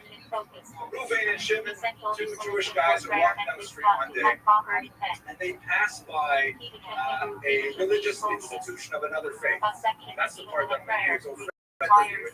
So I'm going to use the version that does identify the religious institution, and therefore hopefully we will challenges from other faiths watching this video. So they pass this institution of another faith, and there's a big sign outside that institution that says, Jews convert to this religion, $500. Today only. So Reuben says to Shimon, what do you think of that? Isn't that amazing? Shimon says, come on, just ignore it. You know, we're proud Jews. We're never going to give up our faith. It's just a ploy. And Reuben says, well, $500. I mean, you know, it's a Lucia. Why not? I'll tell you what, Shimon, I'm going to go in. I'll mumble a few words. I'll pretend, whatever. I'll collect the $500. We'll go. We'll have an amazing lunch, and So Shimon says, "You're just do whatever you want." So Reuven goes in. Who's Reuven, right? Reuven goes in, and Shimon's outside waiting in the park, and he's waiting. And comes back out, and Shimon says, "Hey, Reuven," and Reuven says, "Shimon says, so did they give you the money?" And Reuven says to him, "What is it?" I think we can just make that past the internet sensitive. Okay. So there are two principal historical the foundations of the Sabbatean movement that we have to consider before we look at Shabbatai Tzvi's life itself. Firstly, we have to understand the impact of the Safed circle, the Tzfat circle, that we discussed in some detail last week when we looked at Rabbi Yosef. This is the gathering of mystics and halachists that were very, very active in northern Israel in the beginning of the 16th and 17th century. And they had a tremendous impact. In particular, Rabbi Yitzchak Luria, known as the Rabbi Yisrael.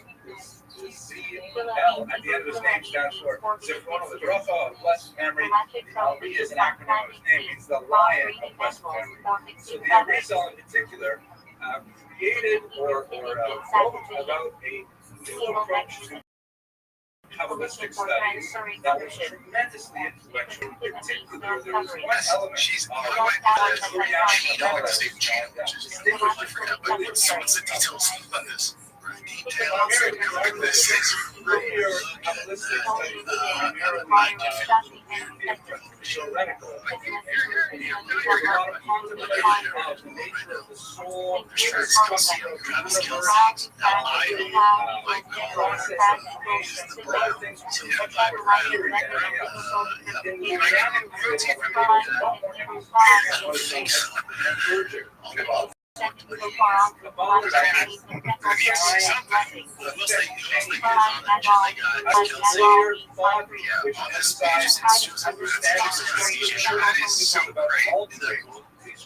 You said that to him in various prayers, it's different now, guys.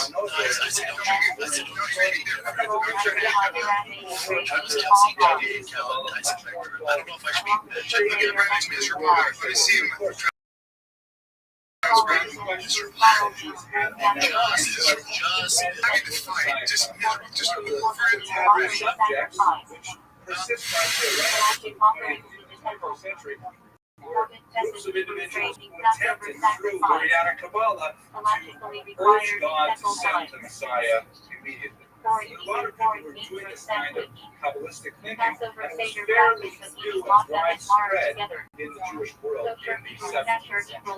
This is the element, the intellectual idea in which Shabbatai Tzvi began to explore his Jewish identity as a young man. In particular, besides these Kabbalot, these ways of unifying the Godhead, so to speak, there was this idea of repair. term very popular today, tikkun olam, the repair of the world, which is sometimes understood as a part of social action. In the Kabbalistic sense, actually 17th century, it meant some kind of fundamental repair to a rift in the universe. Something was wrong with the universe, and the tikkunim of the Jews who practiced Kabbalah would bring about its amelioration. This is especially so after the Spanish expulsion, which we discussed last term, which was such a huge shift in the majority of Chalmar Jews who understood Spain to be the ultimate the flare up, you can see that and the persecutions that followed in Spain and Portugal, suffering the Jews who had to wander to Turkey and elsewhere. The idea of affecting the Jews was much more profound than it ever had been perhaps since the destruction of the Second Temple. These are the kinds of intellectual ideas that are circulating.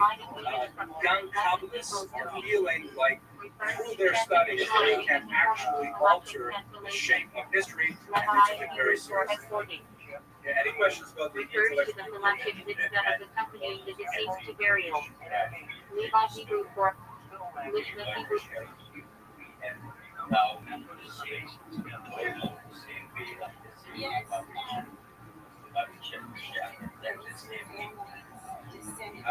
I'm not going to, I know that we have at least 15 lectures before we get up to the 20th century, 21st century. There are, what do you mean for they? I mean, we really need Welcome. Mashiach, and there's so much. Hello. Source, What's up? Oh, fuck you, man. Shine sight, as they say.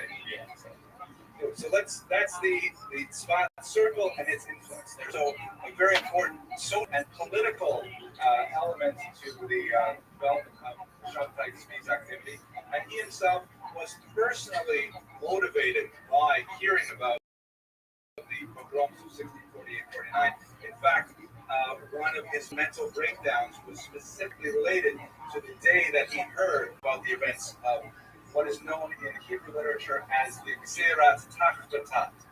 Tachbatat is the Hebrew acronym of the year 1648-49.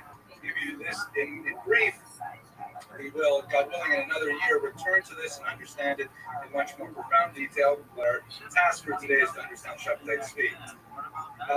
For approximately 400 years, Jews had been moving into Poland, Ukraine, certain parts of Lithuania. Russia itself, Russia proper, was actually closed off to Jews from the year 1479. But Jews were very heavily populated in the west of the Russian Empire. And in those areas, they were principally active as middlemen between the peasants and the landlords. There was an ethnic divide between those three groups, and in many ways there was a profoundly triangular conflict between the Polish landlords, who often lived in the cities in the north, the Ukrainian peasants, who lived in these large tracts of lands called latifundia, and their Jewish leaseholders, where the Poles would hire the Jews as a cabal, would be given the task of collecting a whole slew of taxes from the Ukrainian peasants. These taxes would include, of course, a tax on produce, grain being the principal output of the breadbasket of Europe, but it would also be a tax on tolls if you wanted to cross a bridge, if you wanted to go fishing, if you wanted to go hunting, if you wanted to pick apples, you name it. And there's even some evidence that Jews even collected taxes for the use of the village church, meaning that if you wanted to have your child baptized, Yo, dog. you would have to go through the How are you? What up, Crimes? How you living, pimp? What's good, son? Limited instances of this, but even one instance of that, the use of it spreads like wildfire. I figure you might be able to help me, but even if you can't help me directly, probably figure out how I can find them. Sure, go ahead. I'm trying to upgrade the RAM in my laptop. Sure. I just need to figure out what fucking RAM's like the best to upgrade to. Because like, I don't know if I'm able to upgrade speeds. Like, do you know anything about finding out what motherboards capable of? Yeah, what? our best bet is going to use AI. Just try it though. Yeah, I mean, I tried to like figure out what the best compatibility website is, but I'm looking for a laptop, not a rig desktop. Okay, so you want a laptop. I have a laptop. I can send you the specs on it. Just put them into. Did you put them? Ask AI the right way. Okay, so what you do is you take the spec, you go to chatgpt.com, you put it in there, and you ask, what's the best way to upgrade my RAM? And let's see what it says. I'm here to help you along the way. Yeah, all my other friends are sleeping. You're good, Tim.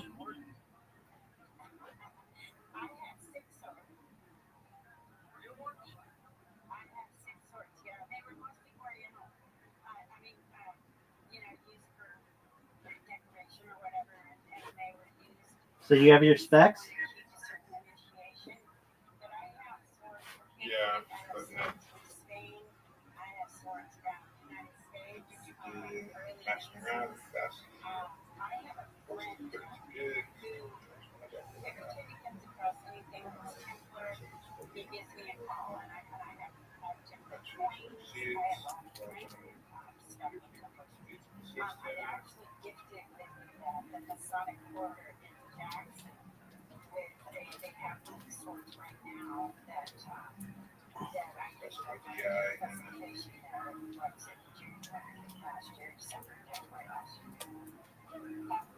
Alright, well, thank you, Kathleen, for being on the program. Good luck with your other book that comes out sometime next year.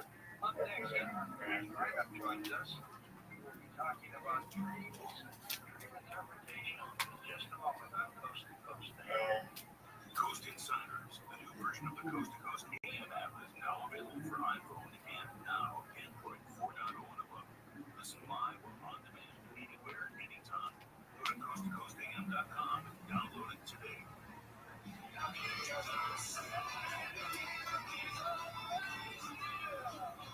So what's it saying?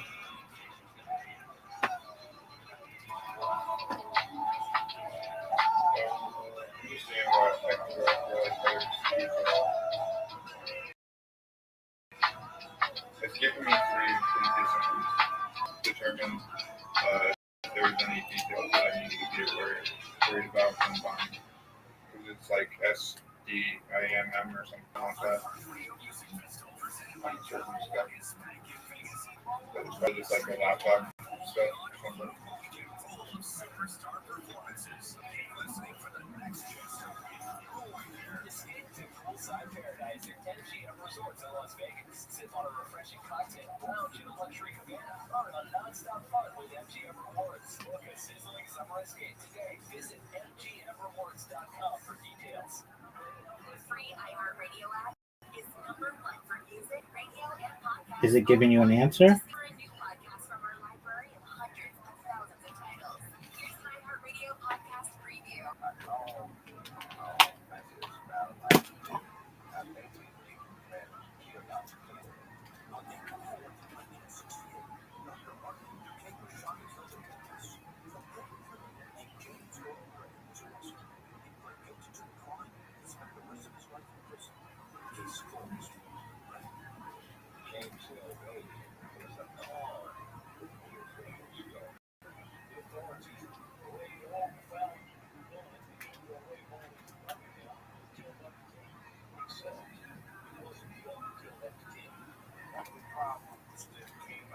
Is it giving you an answer?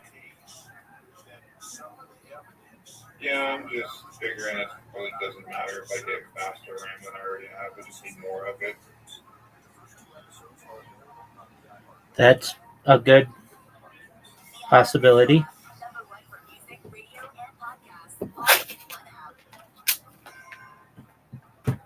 How much more are you going to get? I'm just going to double it. And it's going to be maxed out through the motherboard. Okay. You said it'll be at 16 RAM then?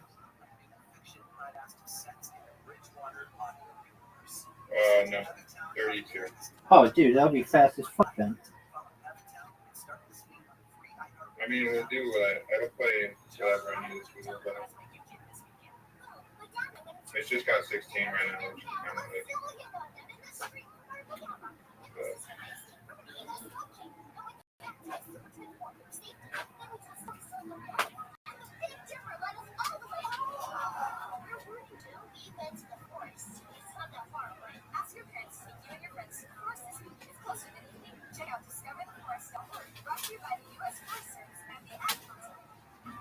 Free iHeartRadio app is #1 for music, radio, and podcasts all in one. Discover a new podcast from our library of hundreds of thousands of titles.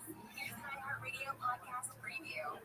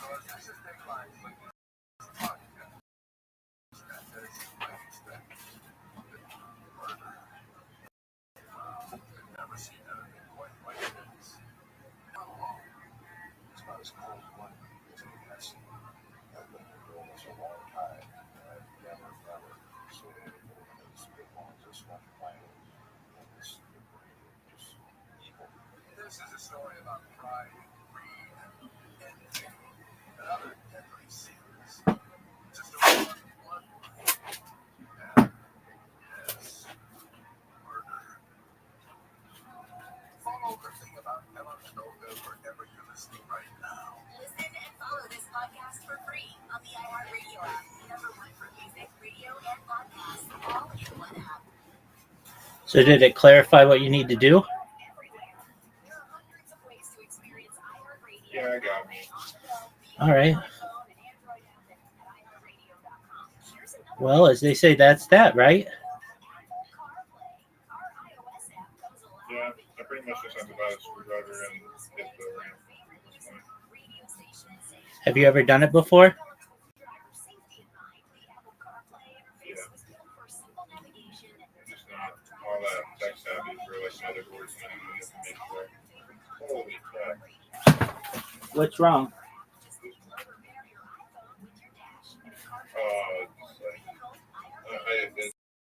The shock value when you like bring up the price was like the first one in line.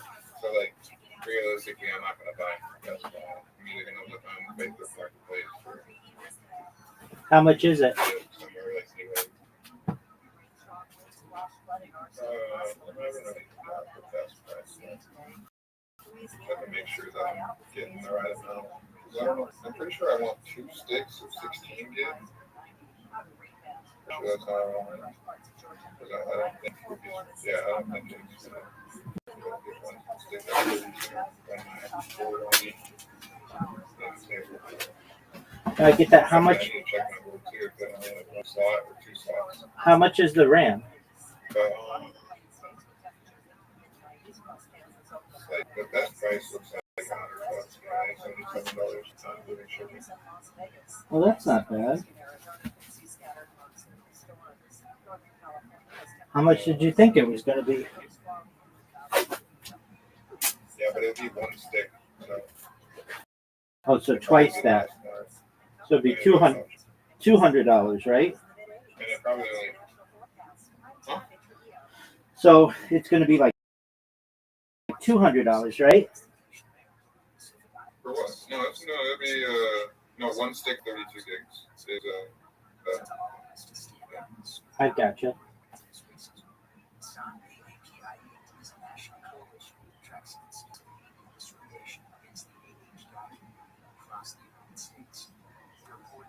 Maybe I click on it.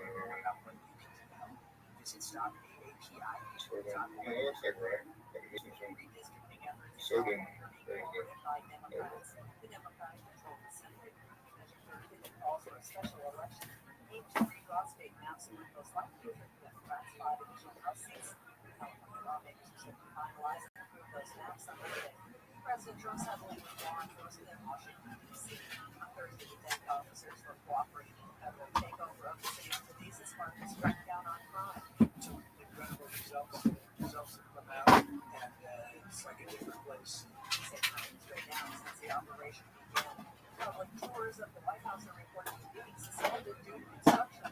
Despite the multiple reports citing White House officials, construction is set to begin soon on a 90,000 square foot ballroom that was recently ordered by the president. Websites of several lawmakers have posted notifications to constituents that White House tours are not available starting next month. That's politics. I'm Tana Trujillo. Listen to the Stephen King podcast wherever you get your podcasts. This week with Ulster Frank Lutz. KFI AM 640. More stimulating talk.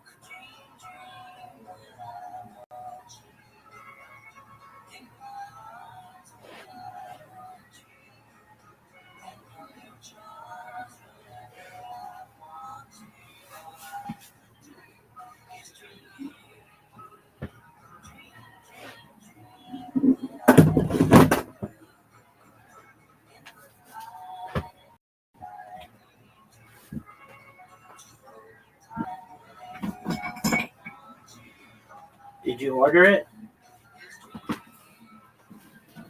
I'm not gonna order it now. Just gonna figure that out. And like, it'll probably be.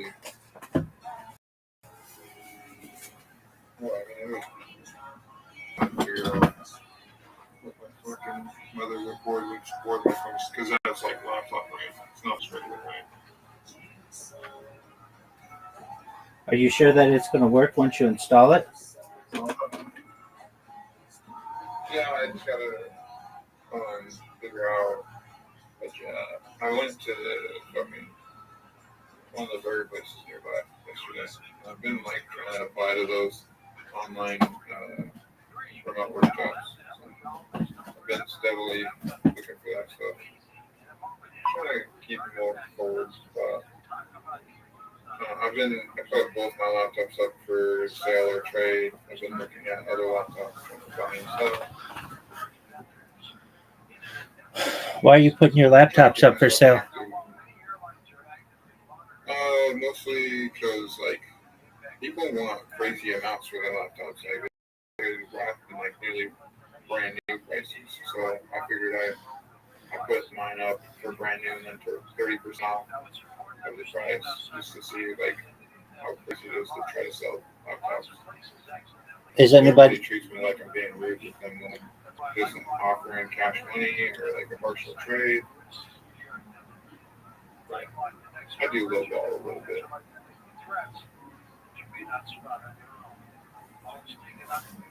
Have you looked at Amazon? What, to buy used merchandise? Yeah. Or refurbished? I don't really look too much on laptops. Mostly just because I only really have cash. And I'm looking for local meetups. Because, like, the laptop that I'm talking on is, like, brand new right now. It goes for, like, $650. And the laptop that I'm playing my games on, it goes for, like, $300. And I got it for, like, $700. But considering that you can get a brand new, like, 5080 laptop with, like, a really good Ryzen 9 in it for, like, $2,200 right now, brand new. Like, it's just very weird market. Gathering with singing, often spiritual but not strictly halachic. Lashon hair, lashon is Hebrew for tongue, hare Hebrew for the evil. Together. Evil speech. Halachic prohibition against gossip and slander. El Chachula El is Aramaic for throne. Chachula is Aramaic for the beginning. Meaning. From the outset. Halachic principle of what should ideally be done. Lechem Hebrew for bread. Central intellectual regarding meals and blessings. Lechem Mishnah Have you had Lechem a is pretty Hebrew steady for stream bread. of people Mishnah is lately? Hebrew for double. Oh yeah, definitely. Refers to the We two just loaves had somebody required at each right Shabbat before meal, you. recalling the double My manna. friend came in from Australia. Lining Yiddish I get and lesson equals to read. dozens of people over the course of a day, so that's good. Levi Hebrew for escorting. Refers to the halachic mitzvah of accompanying the deceased to burial. Levi Hebrew for attached join. Member of the tribe of Levi, with halachic duties in temple service. Mishnah Hebrew for its sake. Halachic requirement for intent e.g. Torah study, writing again. Lo Bashimahim Hi Lo is Hebrew for not, Ba equals in, Shemahim equals heaven, Hi equals it is. Together. It is not in heaven. Halachic principle that Torah interpretation rests with earthly sages. Lo plug Lo is Hebrew for name, plug native for distinguished, divide. Principle. Rabbinic law applies universally, without exceptions. Lo ta'asel is header for not, ta'asel equals, you shall do. Refers to negative commandment. Welcome. Lo did not Lo equals not. Yo, what up, Joe? How you living, Pam? Halachic prohibition of the Ten Commandments. Lo terzach Lo equals not, terzach equals you shall murder. Halachic prohibition of the How's your day Ten going? Lo tosser Lo equals not, tosser equals you shall turn aside. Halachic Yo, Joe, you principle gotta be 18 to be in here. rabbinic authority. Lo Yaakov Devaro Lo equals not, Yaakov equals profane, Devaro equals his word. Together. He shall not profane this word. Halachic ban on breaking vows. Layla Seder Hebrew Layla equals night, Seder equals order. Refers to the Passover Seder night, structured by halacha with symbolic foods, blessings, and retelling of the Exodus. Lashon Hara Heter Lashon equals tongue, Hara equals the evil. I figured Google AI was gonna work. Gossip or harmful speech. Google AI sucks. Lax Yiddish Latvi equals pancake. Fried potato pancakes eaten on Hanukkah commemorating the miracle of the oil. More Minag custom and halachic obligation. Chatula Aramaic Hebrew phrase meaning from the outset.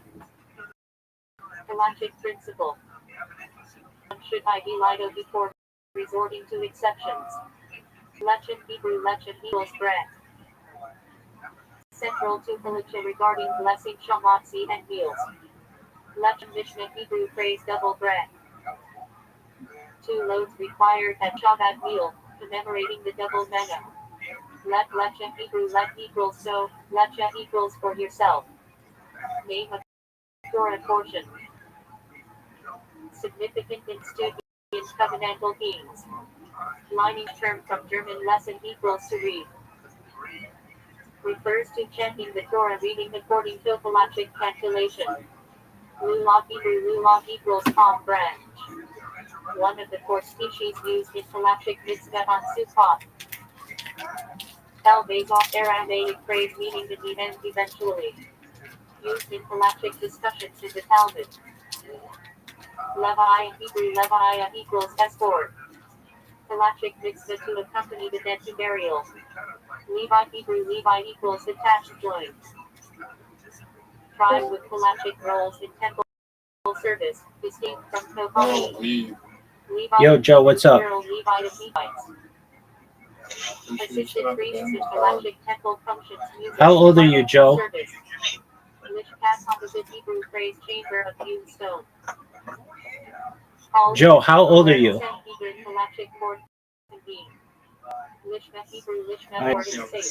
Hey, take care, man. Joe, you're getting banned, big dog. Lulav Hagadol Hebrew phrase the great Lulav. Sometimes refers to the mitzvah of the 4 species as a whole. Lulav Hebrew phrase the mitzvah of the Lulav. Specific halachic rulings regarding shaping of the Lulav. El Agayu El Shamra Hebrew to work it and guard it. Biblical phrase describing the best duty, interpreted halachically as stewardship obligations. Lo Bashanahim Pi Hebrew, it is not in heaven. Halachic principle. Torah law is interpreted by earthly sages, not by miraculous signs. Lo Plug Aramaic Hebrew principle meaning do not Jewish. Halachic rule to maintain uniform application of laws without exceptions. Lo Ta'aset Hebrew lo equals not, Ta'aset equals you shall do. Refers to prohibitions among the 613 mitzvah. Lo did not Hebrew phrase you shall not steal. Halachin in the Ten Commandments. Lo Turkach Hebrew phrase you shall not murder.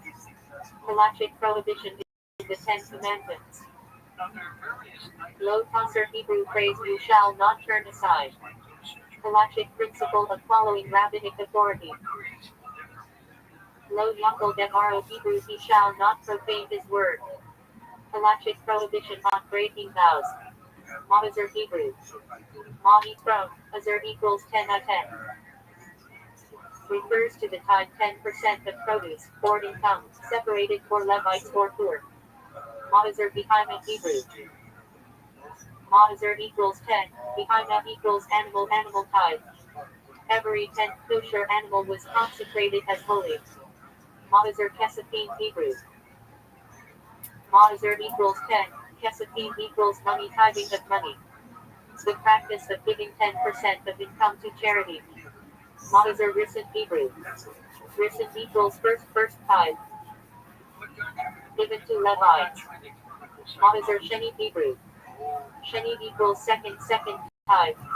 And it's very well known in Ukrainian literature and is in fact a profound element in their full culture, the idea of the oppressive Jew who would prevent Christians from engaging in religious activities.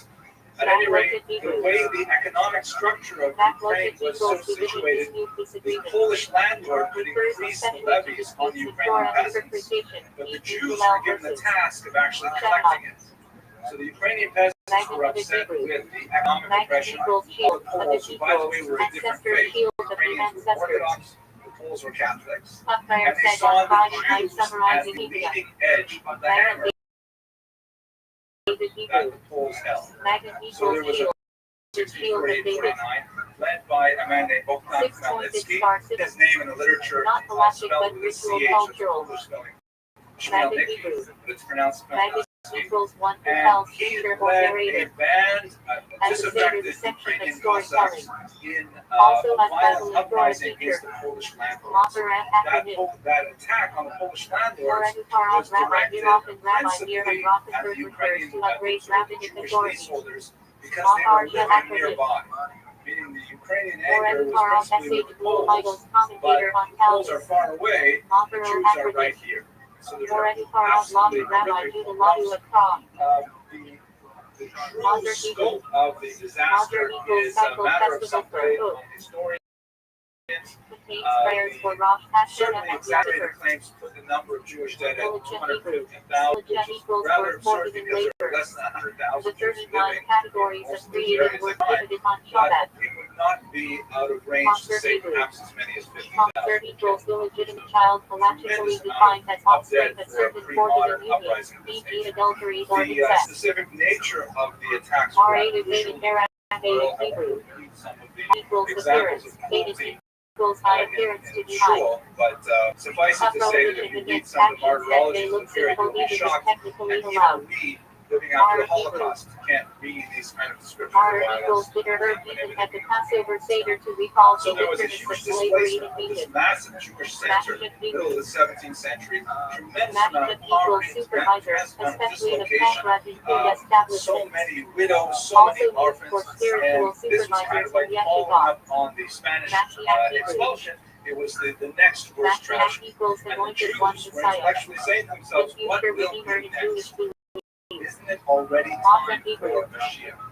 It's absolutely Masa equals then will get bread on Passover to recall race the open intellectual foundations of the thought of the Tzvat circle and with the political and social ramifications of the Gezerah Tachbatzat, then we can turn specifically Various to the life of agricultural Shabtai or Tzvi. animal portions Let me given pause to and ask if there are Kohanim. any questions to this one. Mata Asher Hebrew. Steve, no questions?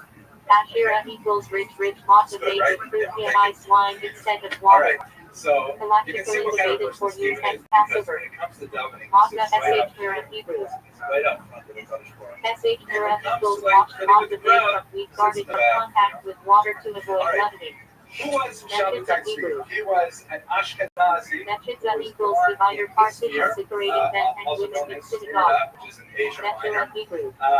He was either actually Metriza born equals on Tisha forgiveness, B'Av legal of galactic release from 1626, undead or it could be that that day was fabricated by his followers because there is a Metriza midrash that equals sale. says Chedex the equals Messiah wedding would be ritual born sale of on Chedex to 9 of Ananu before That's Passover. the memorable fast day that commemorates the various tragedies of the Metriza prophet equals people, obligated and a legally person bound should to be born perform on the office day steps. that corresponds with the midrash. Metriza One of the Kapara difficulties of Hebrew. understanding the details of I have Shabtai Tzvi's life controversy ensued because of the historical order of operations from by his followers, specifically with an eye to conforming to the various midrashim that assert that he is Mashiach. Nevertheless, in the pre-modern period, printing is now available, and it will actually play a dramatic role in Shabtai Tzvi's revelation as Mashiach.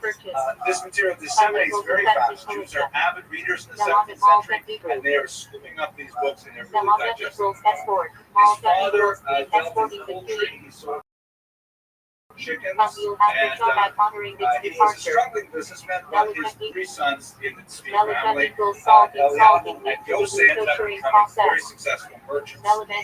They ended up following their brother Shabtai into as we shall see how that develops. But he came from a fairly humble background. Also He was Ashkenazim living in Asia Minor. And he was the scholar of the family. He was the baby of the family, and even his detractors are very happy to admit that Shabtai Tzvi Programma de hele zomer lang Porsche at the age of 15, he had run klopboormachine Easy Impact voor 89,99. educate him, and so he studied on his own. At the age of 18, Experience. Train by day, Joe Rogan podcast by night, all day. He did, however, have a very profound ascetic sense.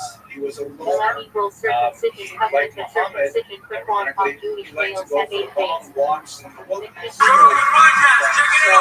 Joe Rogan Experience. Train by day, Joe Rogan podcast by night, all day. Nice to meet you. Pleasure. I love your channel, man. It's really great. You're really doing some really interesting videos. When did you get started? Well, I already started the YouTube. That's the year. That's crazy. It's been a bit of a long line. It was like one of them YouTube recommended things that just popped up. And I don't remember which one it was. Something on ancient history. Yeah, it was like, it was cool. I mean, yeah, I started just over a year ago, but no one started watching until like March. And I think you used to see me just after that point. It's been a bit of a big jump since then. But it's been very exciting. Very happy to be here today. Very excited to be in Boston. And yeah, looking forward to talking about information. So did you start off on a traditional academic journey and then sort of get sidetracked into a YouTube career? Like how this works? Yeah, basically. So I studied ancient history at university for 4 years. I've always been interested in history all the way through. Like I was fascinated by history as a kid. And got to the stage in my life where it was, thinking about going to university. So I thought, I'll do ancient history at university and study there for 4 years, graduated, all of that kind of stuff. But there came a point during my degree where I was kind of, a little bit, I didn't quite agree with the kind of high level ideas regarding the timeline of history and what we're taught about our ancient past. It wasn't that I disputed anything that I've been taught, and I have my great respect for the people that I met at university and my professors. I didn't dispute anything that we were taught actually on the course, but it was more the kind of high level perspective of history that I found myself having more and more questions about. Yeah, so there was kind of big questions regarding the origins of civilization and how deep civilization goes and how complex human behavior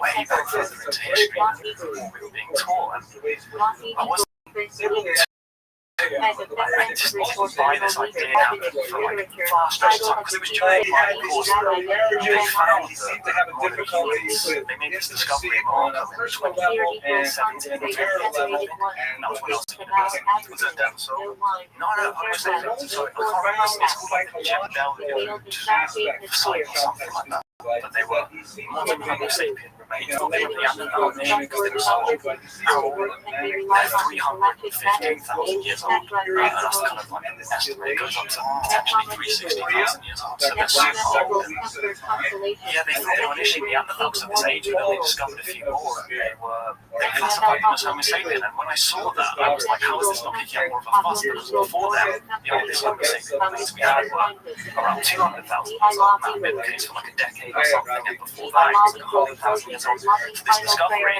pushed back the age of our species by another third, like 100,000 years.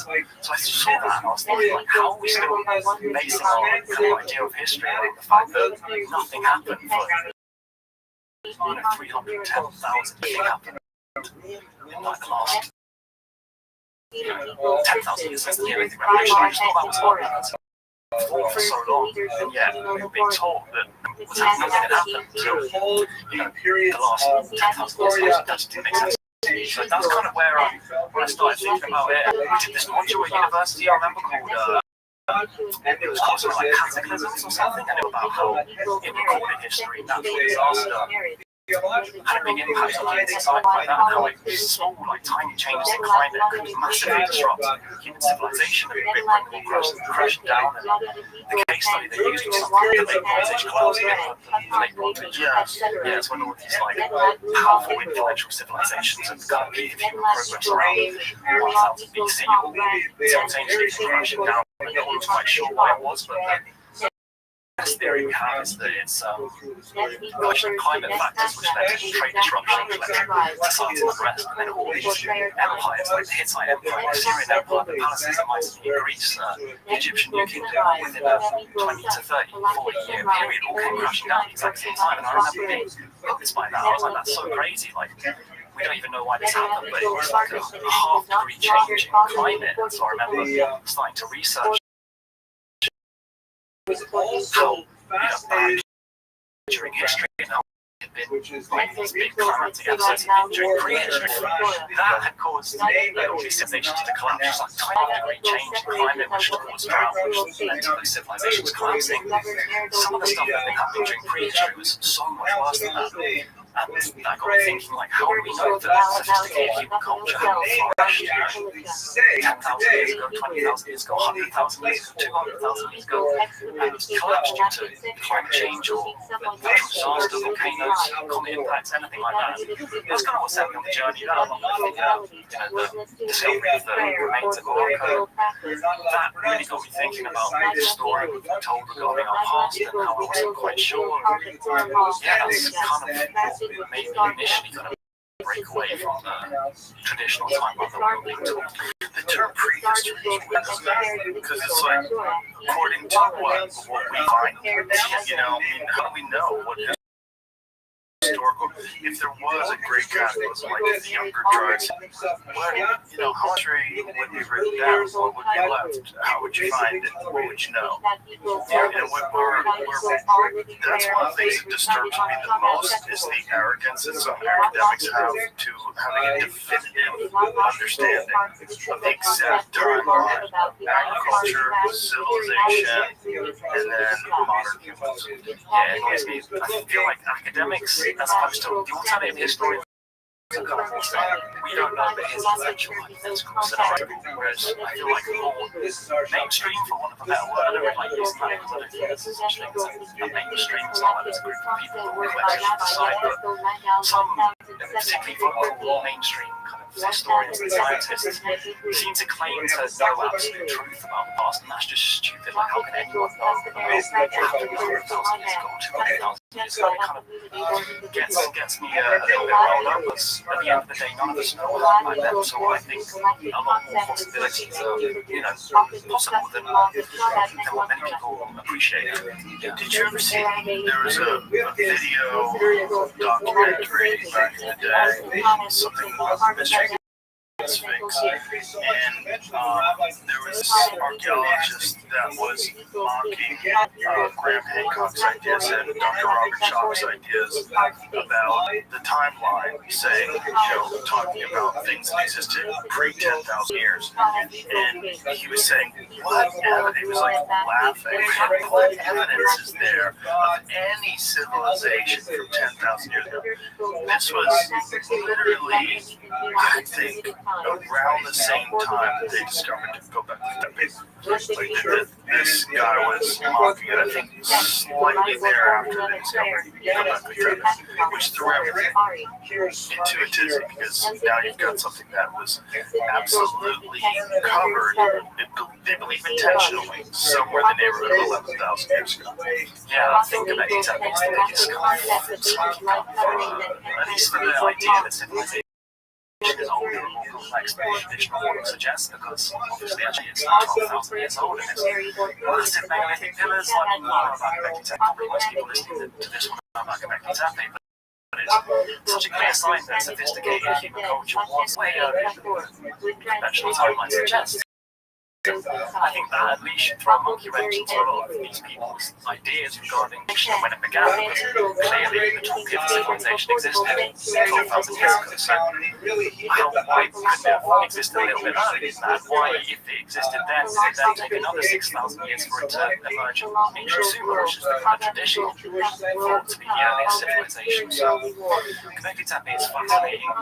It's a really interesting site. I think it will one day be called civilization. I'm certain that when enough time passes, we'll look at that and consider culture. The whole Tashtana culture, there's like 14 sites at least. They all share this kind of megalithic architecture, they all have shared symbolism, they all clearly connected. Like, it's crazy how it's not defined as anything other than hunter-gatherers. Even if you think that hunter-gatherers built Göbekli Tepe, then it's a massively updated definition of what a hunter-gatherer is, because clearly they had surplus. They weren't just living in sites in their spare time.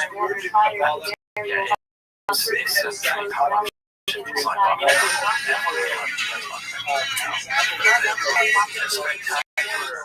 What they've discovered so far is they have only unearthed 5% of it, which is even more important, because you have so much stuff that's underground, you have no idea what's on those pillars. There's speculation that one of the pillars from Göbekli Tepe that is unearthed is some calendar of events, and they believe that it depicts sort of a disaster, like that these, whatever, they're making these images to either an impact or something, but there's a timeline that's inscribed in these pillars. Yeah, there's like a study that was written on paper that was written, and they think it's pillar 43, I think it is, it's kind of like a cosmic calendar, and it's like it was a prediction model of an impact that could happen or already has happened. And it's like a warning for the future. I mean, that is still disputed, there's been good research that's done into that, that suggests that's what it is. It's certainly a site that has cosmic alignment,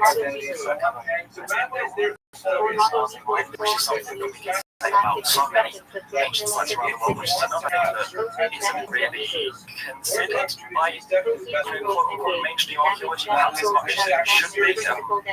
Yeah, it's a fascinating site, and I really think it displays a lot about how human ingenuity and civilization. People get a bit stuck on civilization because we have this very narrow definition of what civilization is. We're basically based on the old Isle of Mesopotamia, which is ancient. Because that was the earliest known civilization for so long. We kind of constructed this whole idea about what civilization is based on Mesopotamia. Well, I don't see what the actual civilization is, because there was just one civilization, and just because that was the earliest one we found for a long time, it still is thought of as such. It doesn't mean that that's the only way that humanity can flourish, because humans are so adaptable, we do so many different things, and we're clever in different ways, and we, change to different environments. I think that definition has really kept people kind of boxed in when thinking about how sophisticated human culture could flourish in different environments, with different pressures. I think that's kind of forced people to not consider what possibilities are out there.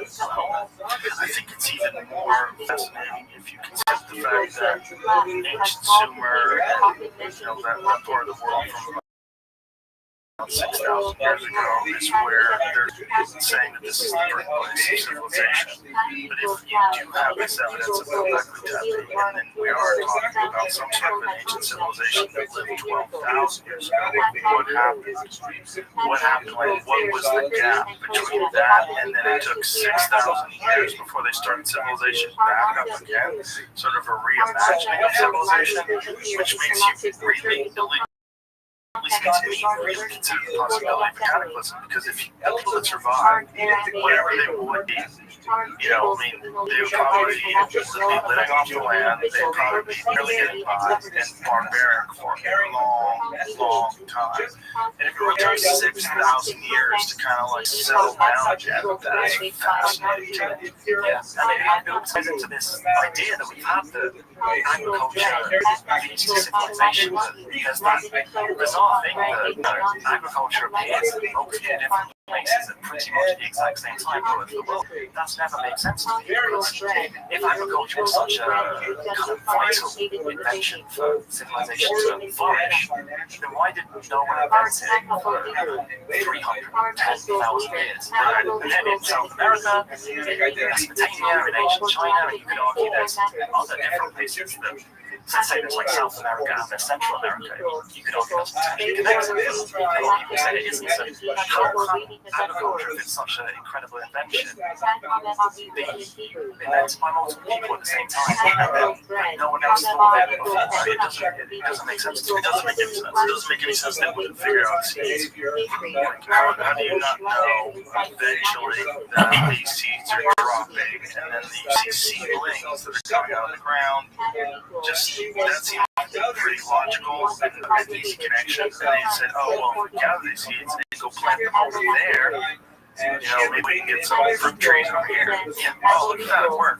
That doesn't seems like you figured that out in one lifetime. So I think the idea is the idea always has been that it's because of the climate, right? It's because of the Holocene, which began around 12,000 years ago. As we came out of that, we had some stable climate conditions that we still live in today. That's why they the invention of agriculture, right? And then the question I always ask is, what about the other warm periods that have come in the past? If as the idea is that stable climate agriculture, then why couldn't such a thing have happened in the period 120,000 years ago? Well, there's been 4 distinct wars that have lasted for like over 10,000 years while humans have been around, at least. And obviously, these Morocco remains of Homo sapiens. It's unlikely they're the earliest Homo sapiens that ever lived. They're just the earliest we found. So we could be even older than that. So it's only been 3 or 4 distinct warm periods before the Holocene. And if the argument is that the Holocene was what led to the invention of agriculture due to the stable climate, then why couldn't it have happened in the earlier periods? That's the first question I always ask myself. I'm fascinated by them. And the real problem is, so this is the present problem. This is something I talk about in my videos, so I kind of always ask the question, what if human culture had flourished in the year, for example, which was from 130 to 115,000 years ago? What realistically would survive? Because it's such a vast length of time that it's really unlikely, at least as far as I can tell. Obviously, I'm not a scientist, I'm not like a material scientist, I'm just the historian technically, but for any materials, but even our modern materials in our huge civilization that, 8 billion people, industrial society, sending rockets to space, all the crazy stuff that we're doing, even us, if we did tomorrow, I think it would be extremely unlikely that pretty much people would survive when we get onto these huge timescales of like 100,000 years. So I've been doing quite a lot of research into this.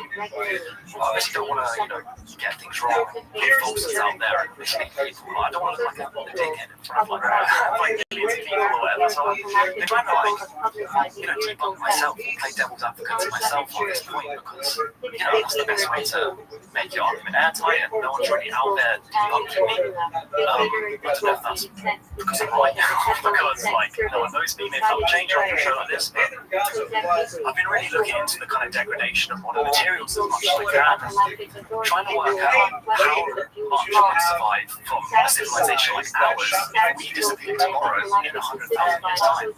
Right, like someplace like London or Manhattan, what would be left in 100,000 years? Of like an actual modern city. The scary truth is, it's almost nothing. Really. As far as I can tell, cement buildings, they would just deteriorate. They would go like concrete would crack and you get CO2 in there, freeze-thaw weathering, and these huge timescales of like 5,000 years, 10,000 years, it would just crumble down into absolutely imperceptible. Just 10,000 years.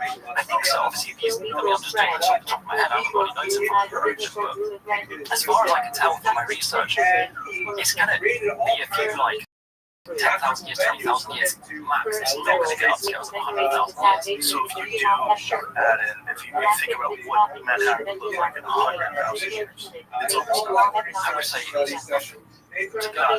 Just to get overrun by trees again. Yeah, because it's just such an incredible amount of time that all these materials that we build are just going to corrode and they're going to rust away and their metals, they're going to oxidize, they're going to flake until they're just tiny little fragments that are just sedimentary records and they're just invisible to see.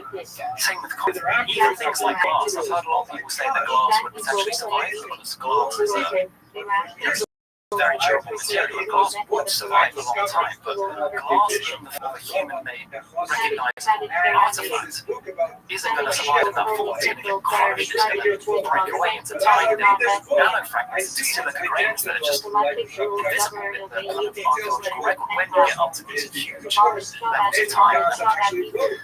Yeah, I mean, I would say almost nothing survives. But again, with the caveat that I'm just a random dude who's investigated this on the internet and researched this myself. I'm not a scientist. If anyone out there is a material scientist, I encourage them to reach out to me. But as far as I can tell, there are very few things that can possibly survive that long. We're pretty crazy. Apes are pretty crazy shit. So things like the weapons, like testing joints in the atmosphere, you could argue if you went to look for, we could see traces of plutonium in the atmosphere from our nuclear testing, or we could see our nuclear waste deposits, or things like half stone. Because stone obviously survives a very long time. Human half stone, you'd be able to find that. We do find that. We find stone tools, but just because ancient humans used stone tools doesn't mean they didn't use anything else. It's just stone is the most likely thing to survive. And the crazy thing is, do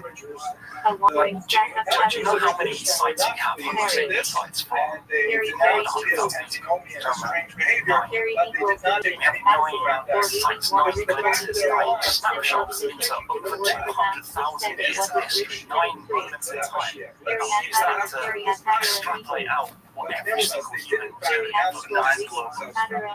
Yeah. This episode is brought to you by Whoop. You probably heard me talk about Whoop before, but if you hadn't, here is the rundown. With Whoop, the goal isn't just to live longer, it's to live better. Well, Whoop sent me their latest tracker, Whoop 5.0, and I love it. I love all the new features, especially the new battery. It lasts for over 2 weeks on a single charge, so you never miss a beat. But there's one new feature that's really exciting. Health Scan is a totally new feature on the Whoop app that shows how fast your body is aging, and if you skew younger or older than your actual age, helping you slow your aging down so you you can keep doing what you. It pulls from 9 metrics backed by science like sleep consistency, heart rate zones, and VO2 max to give you a personalized Whoop age. Join Whoop.com/JRE and get a free trial. That's join.whoop.com/JRE for 1 month free of Whoop. Check it out. And where are they most effective? And so, what do they find? What is the evidence? It's usually in caves, and it's usually just, the remains of 5 years or so. And that's kind of it. And so we see that everything up there, they just get their caves and potentials. Right. But it's 9 sites, 9 months, it's like 200. There's people that essentially live like that right now in some parts of the world, which is really weird. Right, because we want to think about technology and advancement of civilization being sort of universal, but it's really not. There's people that are living a subsistence lifestyle right now. There's people that are uncontacted right now. At the same time as Right? I mean, that's the weirdest ones is when you see them get invaded in the Amazon. When you see them contact these people and they're pointing bows at them and they're naked. Yeah, exactly. Well, we saw that some humans can do so many different things. As you say, right now we're stepping into space and people are living in very traditional ways of life. And that just because we find traditional ways of life in 9 sites to cover 200,000 years, in my view, that's just what we can see. That's just the kind of wisdom I think regarding what possibly survive. If you think of all the human lives, stories, cultures that have existed for the whole species' existence, if we only have 9 little glimpses, and to be fair, that 9 is, you could say it was up to 15 because sometimes it's debated, but either way, it's a tiny, tiny, tiny amount of science of human life. Just because in that fragment, in that snapshot, in that slither, all we see is some humans with stone tools in caves. Doesn't mean that nothing else was happening. Well, the good piece of evidence to that that would point in that direction is Egypt. Because Egypt, even if you accept the conventional timeline of Egypt, which is 2,500 BC for the Great Pyramid, go look at the rest of the world. 2,500 BC, you don't see anything like that. Nothing even close. Yeah, they were clearly, even if you kind of look at the conventional model of history, the ancient Egyptians were wildly ahead of everyone. It's just so weird. It's so weird. And that's if you, and the conventionals don't really give us any explanations of how they were doing what they were doing. Arrogantly dismiss any other explanations, which is really weird. When you're talking about these immense structures that are baffling, absolutely baffling to anybody who's being honest. What's your take on these Italian researchers that are looking at the tomography and they're looking at these things that they believe are underneath the Great Pyramid and some of the structures in Egypt? Yeah, the kind of, what's it called, the SARS toppler. I mean, I don't know, I'm always a little bit suspicious when you make sensationalist claims with new technology, and that doesn't mean it's wrong. I just It's bonkers. What they're saying is 2 kilometers deep underneath the Great Pyramid is structures. And there's hundreds of meters of these pylons, these pillars that are in uniform positions with some sort of a coil wrapped underground. I'm like, what is that? Is that real? And they reproduce it in multiple different scans, but I don't understand the technology. I understand what the errors could be, like what could possibly cause it to glitch. Yeah, I mean, I don't know. I would love it to be true, honestly, because I would love it. That's the problem. Is the same problem that I have with UFOs and everything else. You want it to be true, 100%. So it clouds my judgment, and then I have to get my analytical mind to say, shut up. Let's look at this honestly. But I mean, I think there's definitely something that's always been written about in ancient sources, and these kind of scans, and then people kind of, you have stories of people going down into labyrinths that aren't, accepted by Egyptology, and there's definitely massive mysteries surrounding Giza and the construction of the pyramids and what could potentially be below the pyramids, and this kind of new pyramid scan project has the potential, I think, to make big progress in understanding what is below Giza. But I don't know. Until there's better data out there, I'm not gonna jump to any conclusions and declare that this is like evidence of lost advanced civilization. No, you can't. But I am so excited about just the possibility that they're right, because they are right. That's the greatest monkey wrench into history that's ever existed. Explain away that with ancient people with stone tools or cobble. Explain that away. They probably try, mate, because it really doesn't make sense. Their explanation for the construction of the pyramids being wooden sledges.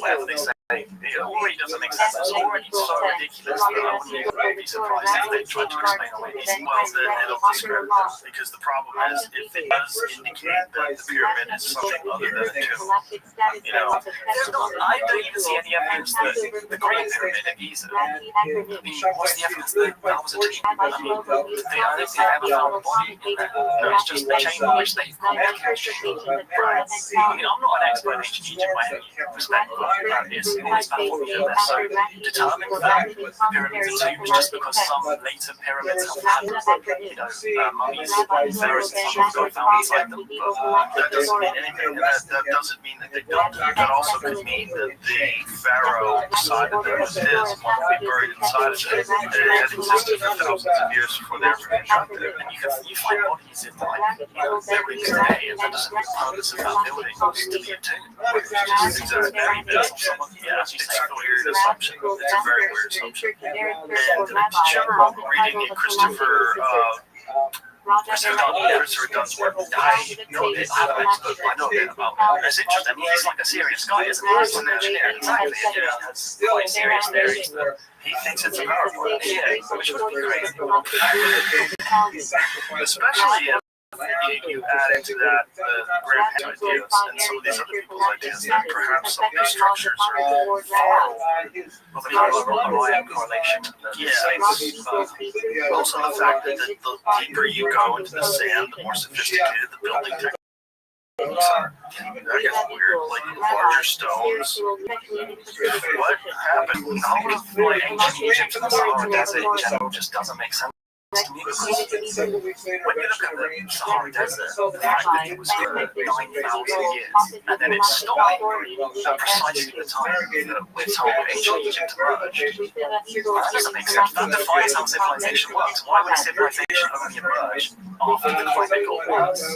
Right. That doesn't make sense at all. And so little research done in sub-Saharan Africa, where they've actually gone into the ground and done like large-scale research of these immense areas. Nothing. The Sahara Desert is vast, obviously covered in sand and extremely hot, extremely difficult to survey, politically unstable, and there's basically no archaeological work done across the whole of the Sahara Desert. It's massive. It's like the whole of North Africa right down to it's massive, and you can fit the United States, you can fit anything in there, like a whole preceding civilization for 9,000 years leading up to ancient Egypt. Like, it's the perfect place. It's like Mesopotamia. It's right by Egypt, and yet we have this blank spot for the 9,000 years before the development of civilization, which is kind of also the gap between, it's a little bit less than this, but the gap between Göbekli Tepe and the civilization. We have this huge area which would have been perfect for civilization, full of rivers, lakes, grasslands, perfect climate,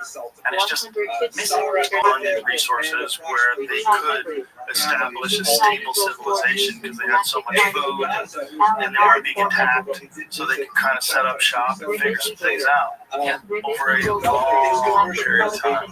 So my theory is that things were happening in the Sahara Desert when it was green Sahara for those 9,000 years, and then because it was really quiet, that's what I don't think people realise is that when the Sahara Desert turned from green lush paradise, whatever you want to call it, to the desert, it was like a few centuries. It's called rapid desertification, and it flipped more north at night, obviously. But a few centuries compared to 9,000 years is a rapid change. And for any kind of culture that was living there, you wouldn't have noticed it straight away. But in 50 years, you're like, it's getting polished. You know what I mean? Like, shit's going on.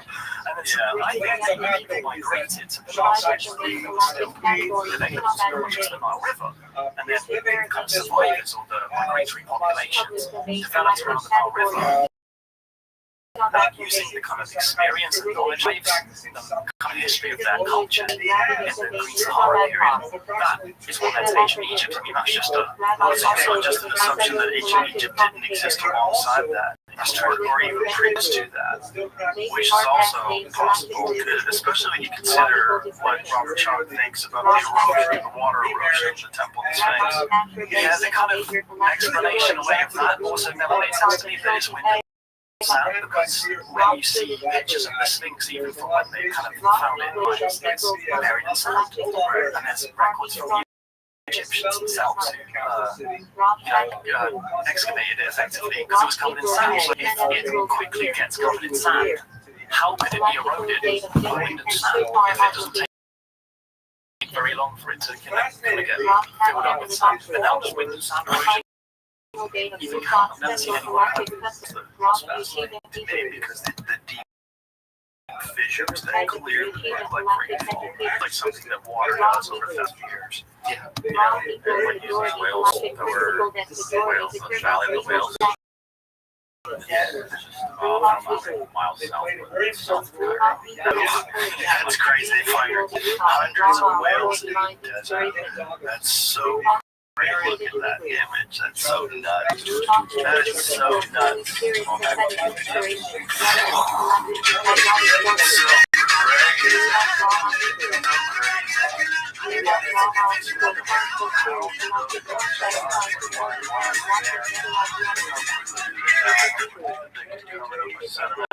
Find them all these years later. Because that's the weird thing about fossils and bones in general is that most of them never going to find because they get eaten, they deteriorate, they're gone. Like, it's very difficult to make a fossil. When you think about our quote unquote fossil record, it's really weird because it's hard to make a fossil. So we're dealing with a very small amount of beans that get turned into a fossil, and that is what we're using as our understanding of life. It's weird. It's weird because it's so limited. I'm not sure when was the Sahara was covered. I'm not even sure when that was. I think some people say that there's like a mass flood during the kind of young dry period. I think they're talking about million years, like bones. All of these whale bones supposed to be. I think millions of years underwater, right? So are we talking like Pangea time? But even you don't see it on the go, like kind of 12,000 years ago. Massive river system. By the time the river system here is 40 million years old. Yeah, 40 million years old. Oh my God. Killer whales documenting, how do you say that word? Cetacean? How do you say that word? Cetacean transition.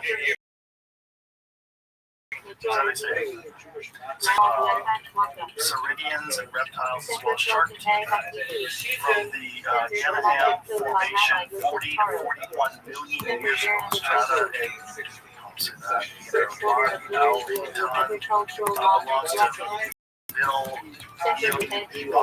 It contains extensive vertebrate fossils with a 200-kilometer area. Fossils are present in high numbers and often show excellent quality of preservation. The most conspicuous fossils are skeletons and bones of whales and sea cows. You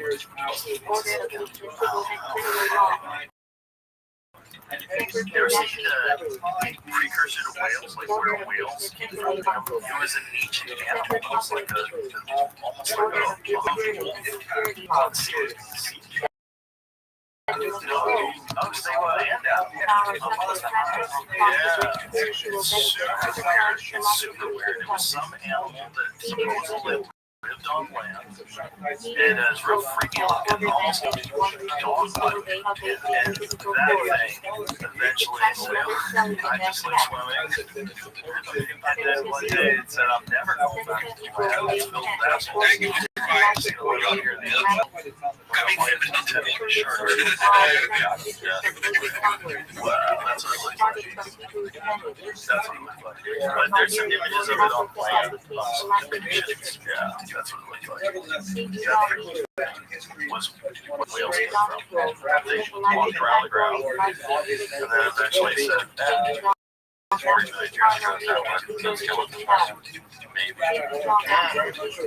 Interesting. Some of them, right? They do the whales walk. Wow. They were talking to a guy that found definitive evidence of dinosaurs in Egypt. So if you go back far enough, dinosaurs living in that part of the world as well. What's that one image you just saw right there with the mouth open? Yeah, that one. That's crazy. Prehistoric whale ancestors like that thing. That's crazy.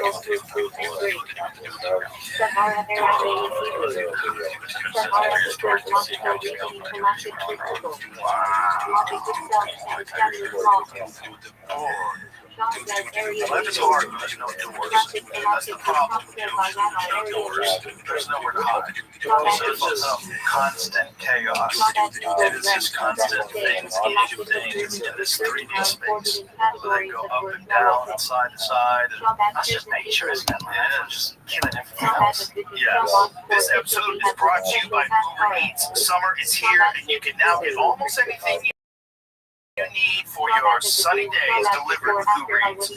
What do I mean by almost? Well, you can't get a well-groomed lawn delivered, but you can get chicken parmesan delivered. No, a bottle of rum? Yes. Uber Eats can definitely get you that for almost with Uber Eats or now. For alcohol, you must be legal drinking age. Please enjoy responsibly. Product availability varies by region. See app for details. We made it, but we figured it out doors. We did. Figured out walls and doors, and that changed the game. But when can we do that, Joey? That's the question. That is the question. A lot of people claim to think, and the kind of consensus always is that we didn't, years ago, we didn't settle down and form public communities until the Neolithic Revolution. I think that's one of the major paradigms, if you like, that we have regarding our past that simply doesn't make sense in light of new evidence. And what is that evidence that they wood construction far longer than they thought on construction? This is something I talk about a lot in my videos because I think it's a crazy find, and I don't understand why it's not kicking up all the fuss. Like, if I'm the guy that has to kick up the fuss about it, then I'll be that guy because basically, the idea has always been that humans were nomadic peasants that lived in caves or just kind of walked around the wall of ice until the Neolithic Revolution, the invention of agriculture, 12,000 years ago. And no earlier than that did we ever settle down and live in permanent settlements. The climate structure was something they found a few years ago in modern-day Zambia. And what it is this. These pieces of wood, and I'll get to the point about why this wood has survived in a minute, because obviously, why surviving this long is crazy. But there you go, yes, and the climate structure is these pieces of wood that have been joined together deliberately, cut in notches, connected together, tapered, and secured. And I think it was either a kind of raised walkway, like a dwelling, a hut, some kind of structure. Why is this so paradigm shifting? It's because it kind of screamed that humans potentially lived in permanent settlement. Sorry, I don't mean to say this is 476,000 years old, so this predates Homo sapiens. So allegedly, because we exactly found out that they lived 300,000. I think that shows this.